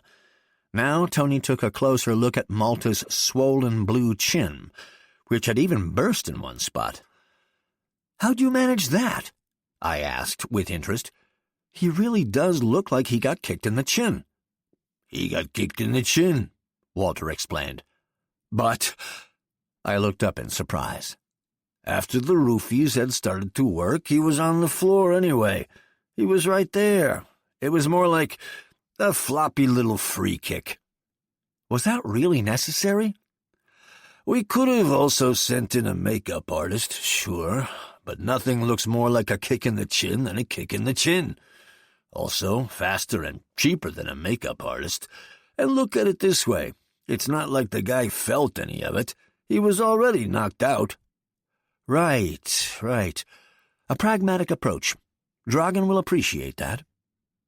Everyone in the room was now anxiously waiting to see how Tony would react. We were sure Tony wanted to eliminate Malta as a witness. That was the basis of Dragan's plan, meaning mine. We disagreed, however, on how we thought Tony would take him out. I was of the opinion that Tony would just kill Malta on the spot. Walter was of the opinion that Tony would first torture the guy to find out if he had said anything, and Sasha was betting that Tony would torture Malta to death at once, regardless of whether he'd actually say anything. Each of us bet €50. After my positive experiences with intentional centering and overcoming internal resistance, I had no major issues with the fact that someone was about to die. After all, it would be the desired result of my mindful considerations. So I wasn't experiencing any unresolved emotions. I was, however, feeling a certain tension about how exactly Malta would be killed. Though too minor to try to breathe away in front of all these people, the tension was pronounced enough to affect my well-being. I remembered another one of Breitner's relaxation exercises. He called it the inner smile. There are muscles in your body that, when activated, effortlessly facilitate a state of mindful relaxation. These muscles are the ones you use to smile. Please take a moment to smile, just to yourself. Track how your smile moves across your face. Feel how activating the muscles around your mouth automatically releases tension around your neck. Now, feel this relaxation ripple through your body as your smile spreads through your entire body. So, smile to yourself as often as you can. In order to quickly and effectively release the tension I was feeling, I started smiling to myself. And I hadn't started my little exercise a moment too early. We watched Tony lean over Malta and feel his pulse. He then pulled Malta off the sofa onto the floor. Then he turned away, and for a moment it looked like he was about to leave. But then out of nowhere, Tony turned back around, swung out his right steel-toe-clad foot, and kicked the unconscious man in the head with full force. After that, Malta's head was at such an unnatural angle, there was no doubt his neck was broken. The man was dead. Walter, Sasha, and the operator shrank back in shock and looked away in disgust. Due to my inner smile exercise, however, I had reached utmost serenity and was able to follow the events on screen unfazed. When Walter and Sasha saw that I was just smiling in a situation even they found disgusting, they probably drew some conclusions that were fundamentally false. They didn't understand I could only endure the sight because I was smiling. Still, the misunderstanding didn't hurt my growing reputation as a leader. I wasn't just a brilliant strategist who could make the police believe Dragan was dead. I even smiled in the face of death. Another element in my favor was the fact that my prediction had been correct. Tony had taken Malta out immediately, without any torture or fuss. Without a word, Walter and Sasha each gave me 50 euros. We watched Tony feel Malta's pulse again. He no longer seemed to have any. Tony hoisted Malta back onto the sofa and positioned him exactly as he'd found him. But when he wanted to leave, he found the door was locked. This was the moment I'd been waiting for. I pressed the intercom button and lowered my vocal register 2 notches. "Hello, Tony." Tony flinched. "My, aren't you a jumpy little bunny?" "Who's there?" "I wear many faces. Maybe I'm Malta, a little pissed off you just killed me. Or maybe I'm Murat, who you had shot by Malta. Or Dragan, who you wanted to kill too." "What is this shit?" I assumed my normal voice again. "Okay, Tony, let's cut the crap. I'm just the guy whose daughter you happened to threaten because you wanted to see Dragan, which is why I won't take you to Dragan, but to someone who's much more eager to see you." Tony started kicking the steel door with all his might. The door remained utterly unimpressed. "You lawyer cunt! Open the door right now, or I'll fucking end you!" "Hello, Tony," said Walter. "Now, I never went to college or anything, so I just thought I'd ask. How exactly are you going to kill Bjorn with the door shut?" "I'd also love to know," added Sasha. "Get me out of here! That guy is screwing with you! Dragan is dead!" "Okay," Walter said, "but wait a minute. If Dragan is dead, why did he tell us to send you into this hidden camera trap?" "You were filming me?" "We were," Sasha contributed, "just like we filmed Malta's confession. And let me just say," I just said, "Dragan was not amused." "Open the door right now, asshole! I'll end you! I'll break your I turned off the intercom. I had him exactly where I wanted him. For someone like Tony, who solved every problem by force, it must be awful to be helplessly stuck in a room with a guy who was already dead, while no one outside paid him any mind. It would be exceptional agony, not to be battled, but ignored. We would leave Tony in that basement's total silence the entire weekend, along with Malta, who, due to Tony's violent outburst, was no longer much of a conversationalist. On Sunday night, Malta would be disposed of in the waste-to-energy facility per the usual method. Sunday was supposedly the best day for this, Sasha had explained to me. Life really was a never-ending learning journey. Tony, meanwhile, we would take to Boris on Monday. In short, we were on schedule. When we walked out to the parking lot, Walter took me aside. "Listen, Bjorn, it's none of my business, but—" He dithered. "Just tell me, what's up?" "Well, it's about Dragan and these newspaper pages." Despite the sun still shining overhead, I felt a sudden chill. What the hell had Walter found out now? What about them? "I don't mean to tell you your business." "Just say it." "Well, my people have been following you for a few days now, and it's quite clear that there's only one place you go and pick something up every day." "And where is that?" "McDonald's." I was beyond stunned. I had no idea where this was going. "What are you trying to say?" "Well, if even my people have gathered that Dragan can only get you his messages at McDonald's, then the police can too. Maybe you should try to find a more subtle strategy." I stopped short. The fact that I'd been to McDonald's to buy a newspaper every day that week was suddenly yet more proof that Dragan was alive. I smiled to myself just because I actually felt like smiling. Chapter 35. Pain. There are two types of pain, the pain of a wound and the pain of poking a wound. A wound itself cannot be undone, but if we avoid poking it, the wound will heal much faster. Yoshka Breitner, slowing down in the fast lane. Mindfulness for managers. That Saturday was very relaxed, at least for me. I started the day with a simple breathing exercise in front of the open window. I sensed the closeness of the tree outside, whose toasted bark already seemed to be healing. In my mind's eye, I could see the lake where just a week earlier I had taken my first step on a path that would lead me to a profound inner peace. I felt the breath and life inside of me. I felt grateful. Long before their Monday expiration date, 2 of the 3 ultimatums I'd been given were now off the table. Emily had her preschool spot, and Tony no longer posed a danger to me, stuck as he was in Walter's basement. I no longer even felt any hatred or resentment towards Tony either. I had come to see him more as a gift. Well, not in the sense of what a gift our Tony is to humanity, but more concretely as my gift to Boris. Now he just had to be handed over with appropriate pomp.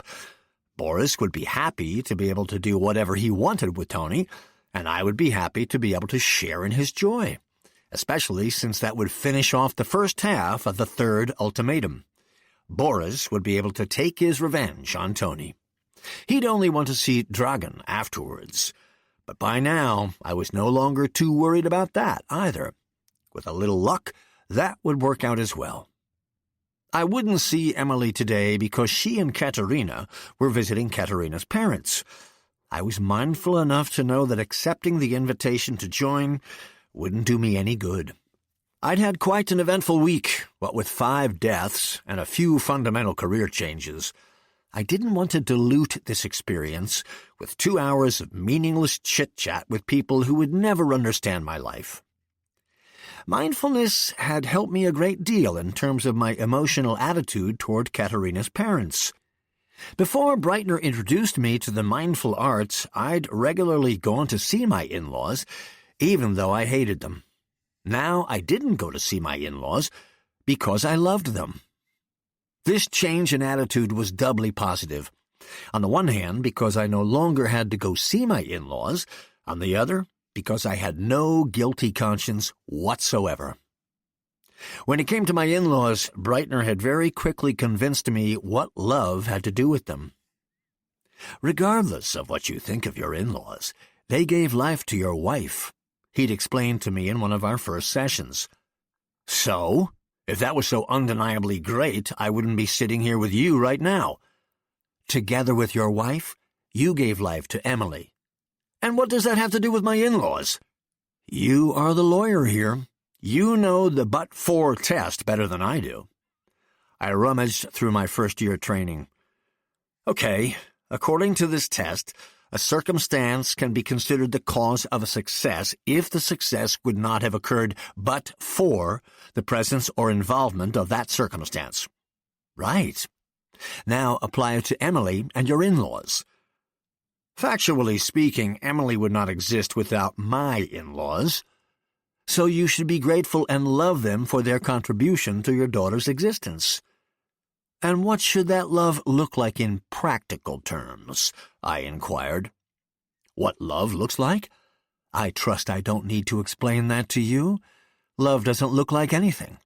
Love is a feeling. So it has nothing to do with having coffee, forced visits, or receiving well-intentioned advice. Forget all that. Love your in-laws and stay at home. Out of your love, give them a few nice hours with their child and their granddaughter without their grumpy son-in-law having to be there too. Instead, give them a loving son-in-law who thinks of them fondly from afar. Sounds pretty good. Since then, I've stayed home, and the visits have been much more relaxed for all involved. So this Saturday, I finally had the peace, the quiet, and the opportunity to happily take care of the everyday professional duties that had fallen by the wayside during the week, what with all the mindfulness and death threats. I had to start a new law firm. I already had a client, and I had my eye on a wonderful new office. The fact that this space belonged to my client and that he was also dead constituted attendant circumstances that were entirely favorable.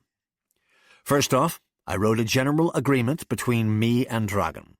I would work for him as a lawyer, charging a monthly retainer fee and additionally a reduced hourly rate based on the retainer, which was still exorbitant. After printing out and signing this agreement on a blank sheet already signed by Dragan, I wrote out a lease agreement between myself and Dragan regarding the office space above the preschool. The advantage of doing them in this order was that it also enabled me to invoice Dragan for drafting the lease. I sent a letter to the Law Society informing them of my new address, took out professional indemnity insurance online, opened a bank account for the firm, and thus became an independent lawyer. Newly independent, I then went into town. At a toy shop, I got the last tool I needed to stop Boris from killing me, and then took it to Sasha so he could practice with it. It felt good. As Stanislav told me that night, Moeller's Saturday hadn't started out as good. Around the time I was taking out my professional indemnity insurance online, the Polish 18-wheeler that contained both Moeller's car and Moeller, complaining about his broken hand, had driven straight across Poland overnight and was about 40 miles from the Belarusian border. As Moeller knew neither the first thing about the principles of mindfulness nor what his impending fate might be, this meant he was under a certain existential stress. Instead of simply accepting that he was tied to his car, that he was in pain, and that he neither could nor needed to do anything about that, he was caught up in spiraling thoughts. As he was upset that he had pointlessly resisted his attacker, this only worsened the situation. And since he didn't have the slightest idea what would happen to him, he was imagining the most horrific scenarios. This meant, for example, that he spent the whole journey afraid he was being driven to a scrapyard to be tossed into a trash compactor right along with his car. When Stanislav finally freed him from the car after a good 18 hours' travel, Moeller realized this concern had been unfounded. The truck was in a parking lot on the outskirts of a Polish town called Sokuka, on the border with Belarus, Basha's hometown. In a mixture of confusion and incipient Stockholm syndrome, Moeller told his captor that he'd been afraid he was going to anonymously end up in a trash compactor. Stanislav later told me it annoyed him that he hadn't come up with the idea himself. It would have saved him the 18-hour drive. Stanislav and his fellow driver had reattached the ramp to the Polish 18-wheeler's loading area and rolled out Mueller's car and the SUV. Once Mueller was freed from his cuffs, he rubbed his heavily swollen hand, astounded when he recognized the parking garage. He knew the area well from his visits to his future in-laws. Their house was right across the street. Maybe Sasha really did just want him to finally get married? "What are we doing here?" he asked Stanislav. "Not we, you. You're going to cross this street, ring your future father-in-law's doorbell, and ask for his blessing." "But why?" "Firstly, because you love Basha. Secondly, because married men are less susceptible to doing criminal shit. And thirdly, because we want you to." Stanislav handed the bewildered policeman a bottle of whiskey for Basha's father and a bouquet of flowers for her mom. Mueller was as relieved as he was perplexed. It was all going to be okay. As of that day, he'd no longer be a crooked cop.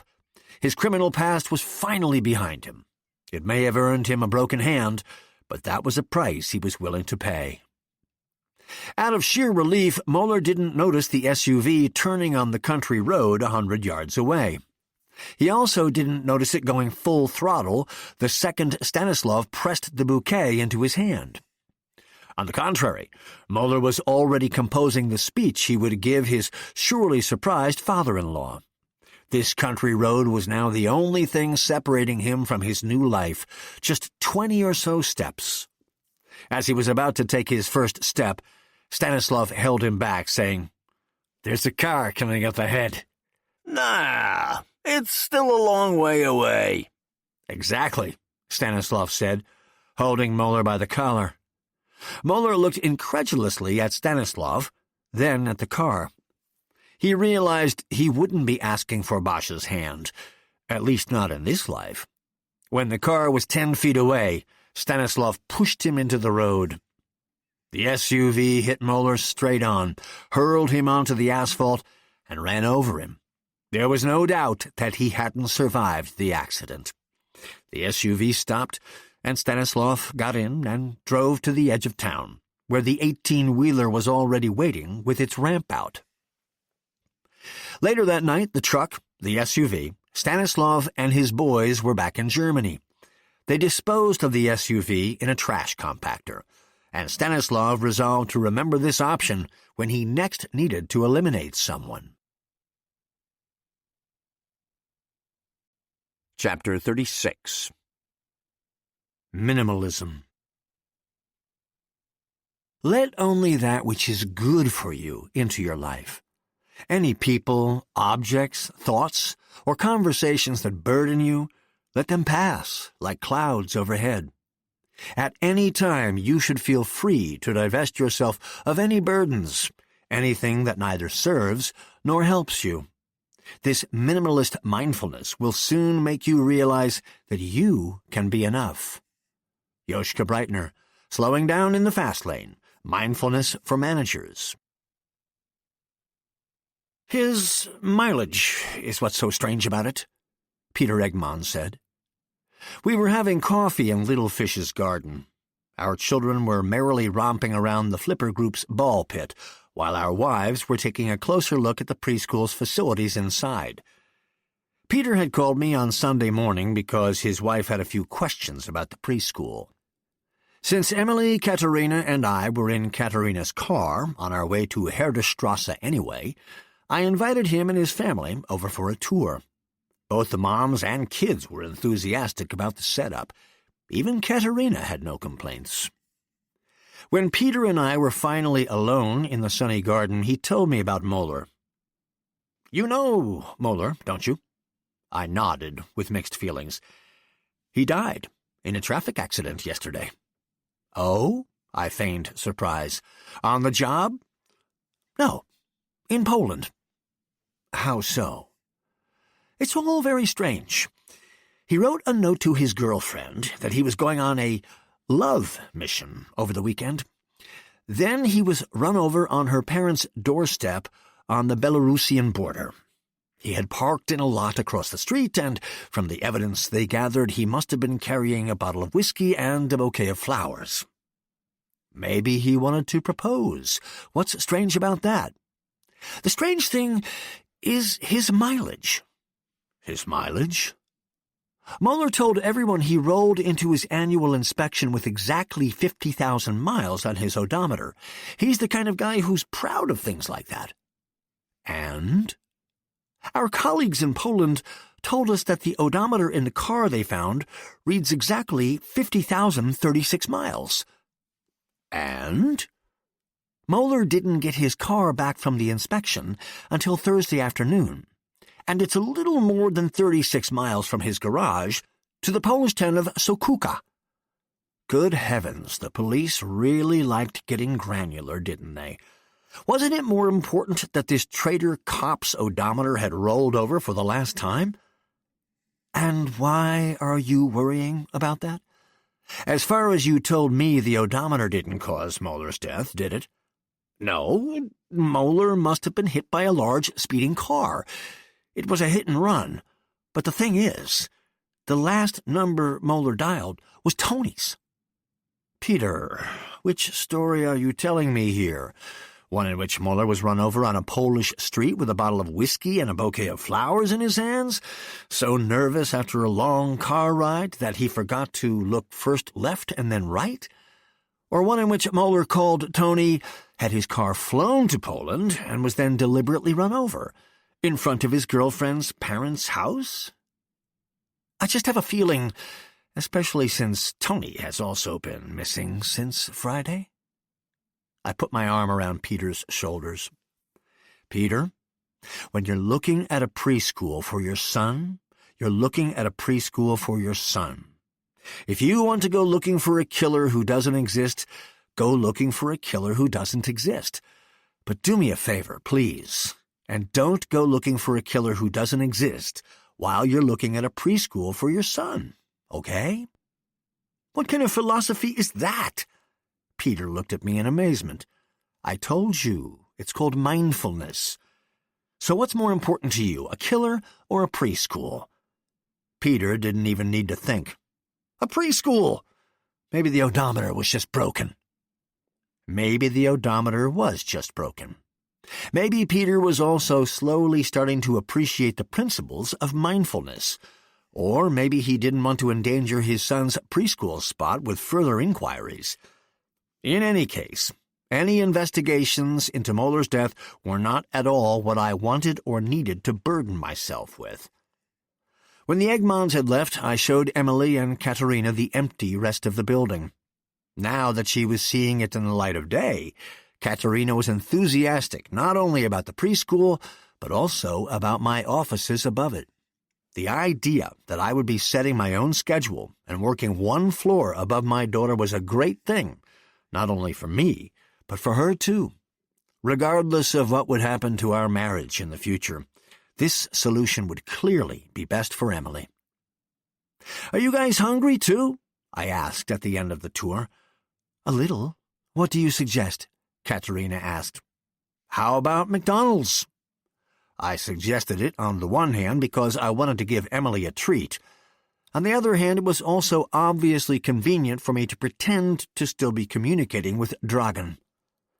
Katerina was about to summon some pedagogical outrage, but Emily was quicker. I want chicken McNuggets, vanilla ice cream, and chocolate milk. Katerina looked at Emily and laughed. Okay, then. I guess I can't say I've never taken Emily to McDonald's before. Since, as your lawyer, I'm bound by confidentiality, no one outside this office will ever know. Katerina gave me a spontaneous hug. It's nice to see you so relaxed. I've never seen you like this. She was right. A good week after completing my mindfulness course, I was happy to watch all my professional problems gradually vanish into thin air. At our last session, Breitner had given me some rather abstract advice about minimalism. Let only that which is good for you into your life. Any people, objects, thoughts, or conversations that burden you, let them pass like clouds overhead. At any time, you should feel free to divest yourself of any burdens, anything that neither serves nor helps you. This minimalist mindfulness will soon make you realize that you can be enough. It was really fulfilling to see this abstract advice take real shape in my life. I had broken away from my client. I had broken away from my firm. I had let go of Moeller. By that evening, Malta would go up in smoke at the incinerator and pass as a perfectly filtered cloud overhead. And by the next day, Tony would no longer exist either. I could not have minimized my professional environment any further, at least not if I wanted to keep a few potential clients around. After an ample family dinner at McDonald's, Katerina drove me back to my apartment. As she stopped in the parking bay where my company car had exploded, she gave the charred tree an irritated look. What happened there? A car caught fire, but don't worry, the tree will grow back. Whose car? Definitely not mine. Which wasn't even a lie. That evening, I called Boris. Yes, Boris grumbled curtly. It's me, Bjorn. I was just looking at my calendar, and I realized that Monday is almost upon us. Very true. And if you're calling to ask for more time, Mr. Lawyer Man, you can start Googling what "niet" means. That's not why I'm calling, Boris. Quite the contrary. I'd like to start by thanking you. Are you now? And for what? For sticking to your part of our deal and letting us find the traitor in peace.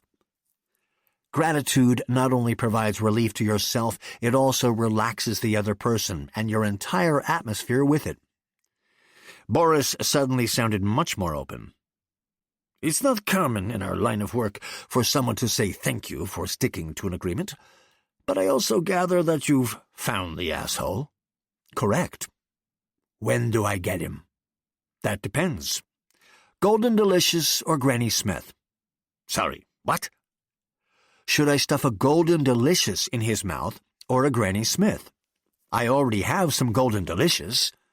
You can stuff a horse apple in his mouth for all I care, long as I can do whatever I want with the guy. It's all been cleared with Dragan.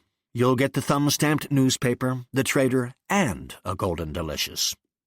And when do I get to see Dragan? Afterwards, we can all go see him together. You with your officers, me with Dragan's. We'll clear up the whole thing at all levels. Sounds good. Where is this supposed to happen? You'll understand I can't tell anyone that beforehand.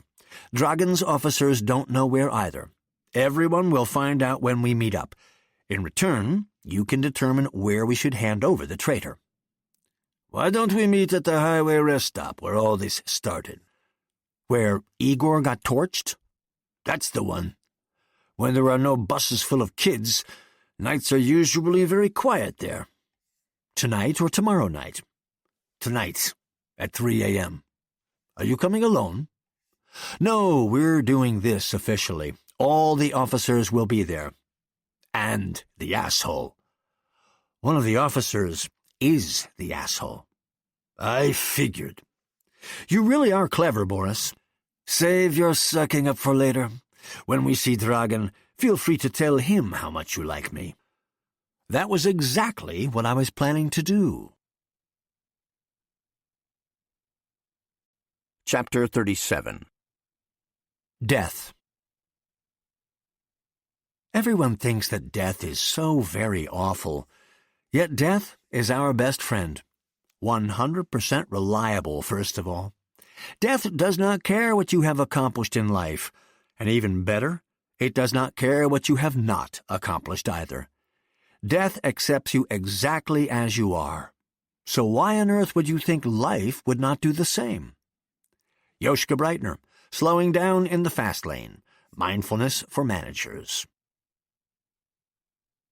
The apple's not staying put. Carla was getting annoyed.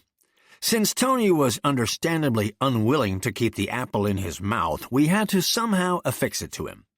Carla's idea was to clamp the apple's stalk to Tony's nose using a hair clip. Then the apple would at least be dangling in front of his mouth. But even though both Tony's hands and feet were cuffed, he could still shake his head so violently the apple would come flying off. "Do you have any knitting needles in this van?" Walter inquired. "Then I can just stuff the apple into the son of a bitch's mouth and skewer it through his left cheek with the knitting needle until it comes out the other side. That should hold." "Just use that duct tape over there," Sasha suggested. Sure enough, a half-empty roll was rumbling around the footwell of the Ford Transit, and Carla and Walter used it to keep the apple in Tony's mouth. Sitting next to Stanislav in front, I watched the other four in the rearview mirror. Tony had fought tooth and nail when we dragged him out of the interrogation room. This despite the fact that he should have been happy to get some fresh air finally, if only for a few minutes before his death. Due to Malta's advanced state of decomposition, the room's stench was overpowering. Now Malta and Tony had parted ways. When Tony had been immobilized with a taser, Sasha told Walter's people to take the package containing Malta to the waste-to-energy facility. While still on our way to the rest stop, we received word that Malta had passed through the combustion chamber and out through the facility's emission control system. When Tony's apple was finally in place, it was 3 a.m., and we were already driving into the completely deserted highway rest stop where the whole pretty pickle had begun the Saturday before last. 2 Mercedes were parked in front of the public bathrooms, which looked filthy even in the dark. In front of them stood Boris and 4 of his officers. Stanislav parked our transit beside them, and we all got out, except for Tony. Behind a copse of trees, a few yards away, stood an abandoned Opel Kadett, a red sticker from the highway agency declaring the vehicle would soon be removed. Boris couldn't have chosen a more fitting meeting place. Some police tape fluttered on a forgotten wooden post right where Dragan had burned and beaten Igor to death 9 days earlier, because the asshole we were about to hand over had lured both of them into a trap. But instead of Boris and his officers executing Dragan's officers in retaliation, now everybody was amicably shaking hands. "Boris," I said, "Dragan sends his best regards. He would like to apologize once again for what happened, but he now knows who the culprit was. Dragan also fully recognizes you should be the one to hold the traitor accountable, no matter the position he previously held with Dragan." I handed Boris a newspaper signed with Dragan's thumb, which said exactly that, as well as a smartphone. "What am I supposed to do with this phone? Does Dragan want to talk to me? I'm supposed to go see him in a minute. Or is the coward about to cancel?"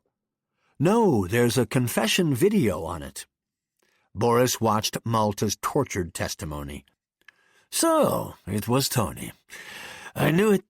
Why isn't the man making these allegations here himself?" "Because we watched Tony kill him in an attempt to prevent exactly that from happening. That constituted enough of an admission of guilt to clear any doubts we may have had. So that's why we're handing over Tony in person."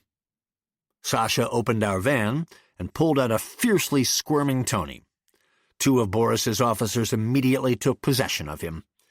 Boris looked impressed. "Dragan kills my number 2 and hands me his.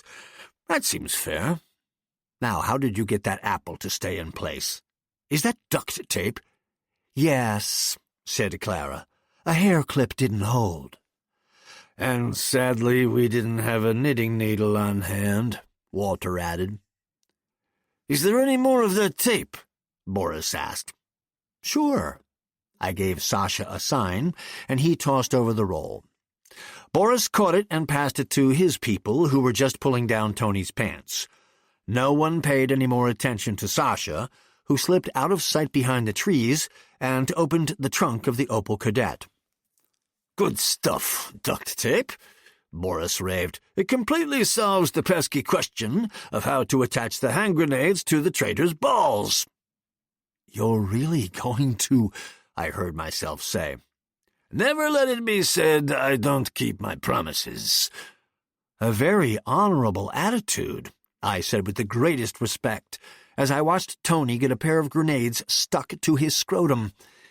"How are you going to manage the safety pins? I mean, someone still has to pull them out, right?" The technical logistics really interested me. Boris pointed at 2 reels of kite string, each of which had one end tied to a grenade pin. In the meantime, Tony had been tied upside down to a St. Andrew's cross that Boris's people must have gotten from a brothel. "What about all the shrapnel and splatter? Won't it make a mess when this guy blasts all over this place? I mean, your beautiful cars." No one paid my objections any heed. Boris's officers just lifted up the cross and carried it behind the toilets. There were now 25 square feet of filthy concrete between us and the sure-to-be-bloody mess. "The guy really does think of everything," Carla noted with approval. In fact, Boris's cool approach to Tony's execution was the polar opposite of the emotionally charged violence with which Dragan had dispatched Igor to the afterlife on the very same spot. Still, the result wouldn't be much different, neither for the imminent victim nor for the inevitable crime scene cleaners. When the officers came back, they handed Boris the coiled ends of kite string. "Don't you want to say anything to him? A few last words?" I suggested. "Something theatrical?" But Boris just gave both strings a jerk. "Why would I?" "I just thought because we went to all that trouble with the apple and—" My sentence was cut short by 2 simultaneous explosions behind the restrooms. Bits of Tony and the cross went flying far and wide, everywhere that wasn't shielded by the toilets. As the double bangs faded away, an irregular whir suddenly became audible. I looked up. Boris followed my gaze. A drone came tumbling down to us, shattering right between Boris and me. It had a camera and an antenna. "What the fuck is that?" Boris demanded. "That's a drone. Someone must have been filming us." I tried to analyze the situation with a maximum of surprise in my voice. The drone was actually the same model as the one I'd taken down with a stick in the forest, except I had stuck a small sticker on this one that said "Police," and the sticker did its job. "That's a cop drone," Boris cursed. "Some fucker must have ratted us out," I said. Boris was already trampling the drone and its camera. "No one films me during an execution." I held Boris back. "It won't do anything. Do you see that antenna? The drone pilot will have already stored the footage on some computer." "What does that mean? Are we fucked? We're not just going to wait around until we're arrested. We're leaving. All of us, right fucking now." Boris's people frantically ran to their cars. My officers had also already jumped into the van. I tried to live up to my new leadership role. "Wait! If we all panic and leave, we won't be able to get our stories straight. If this drone filmed everything, then—" I turned to Boris in a convincing panic. "Then the police know you're responsible for this murder, and we are compromised too. What's important is getting you out of the line of fire while the rest of us coordinate what we're going to say." "How do you suggest we do that?" "First, you need to go into hiding. The rest we can do over the phone." "Go into hiding? Where?" I pretended to think for a moment until a brilliant idea came to me. "I'll drive you straight to Dragan from here. His hiding place is safe. Plus, you two are in the same boat now anyway. But we have to hurry. It's about to be teeming with cops." Boris looked at me, anxious at first, then considering it, before finally something clicked. A satisfied grin appeared on his face. "You, sir, you're a genius. That's what we'll do. Guys, you're all leaving. Bjorn will drive me to Dragan. I'll be in touch. Vladi, give the lawyer the car keys." Vladimir, one of Boris's officers, tossed me the key to one of the Mercedes. All the rest were divided between the other Mercedes and the Ford Transit. Boris and I were heading to the car when Sasha appeared next to me. "Great flying," I whispered to him. "Thanks, I've been practicing. Pick up what's left of the drone and make sure it disappears." "Of course, just like we discussed." Sasha walked over to the toilets. The Ford Transit and the other Mercedes left the rest stop with squealing tires. Boris was about to get into the passenger seat when I put a hand on his shoulder. "Sorry, Boris. From now on, you can't be seen by anyone. You need to disappear completely." "Where do I go?" Boris asked, suddenly frantic. I opened the trunk. "It's not comfortable, but it's safe." Boris climbed in. "And I'll see Dragan soon?" "You'll see Dragan soon." At peace with myself, I closed the trunk lid with love and without judgment. Mindfully, even. We hope you have enjoyed this production of Murder Mindfully by Karsten Dusse, translated by Florian Dysens, narrated by L.J. Ganser, a member of SAG-AFTRA. Copyright 2019 by Karsten Dusse. Translation copyright 2024 by Florian Dysens. Sound recording copyright 2026 by Recorded Books. Recorded Books is an RB Media audio brand. This recording is protected by copyright. Unauthorized copying, sharing, or distribution is prohibited. Thank you for listening. Discover audiobook giveaways, discounts, new releases, recommendations, and more from RB Media, the largest audiobook publisher in the world. Visit rbaudio.com.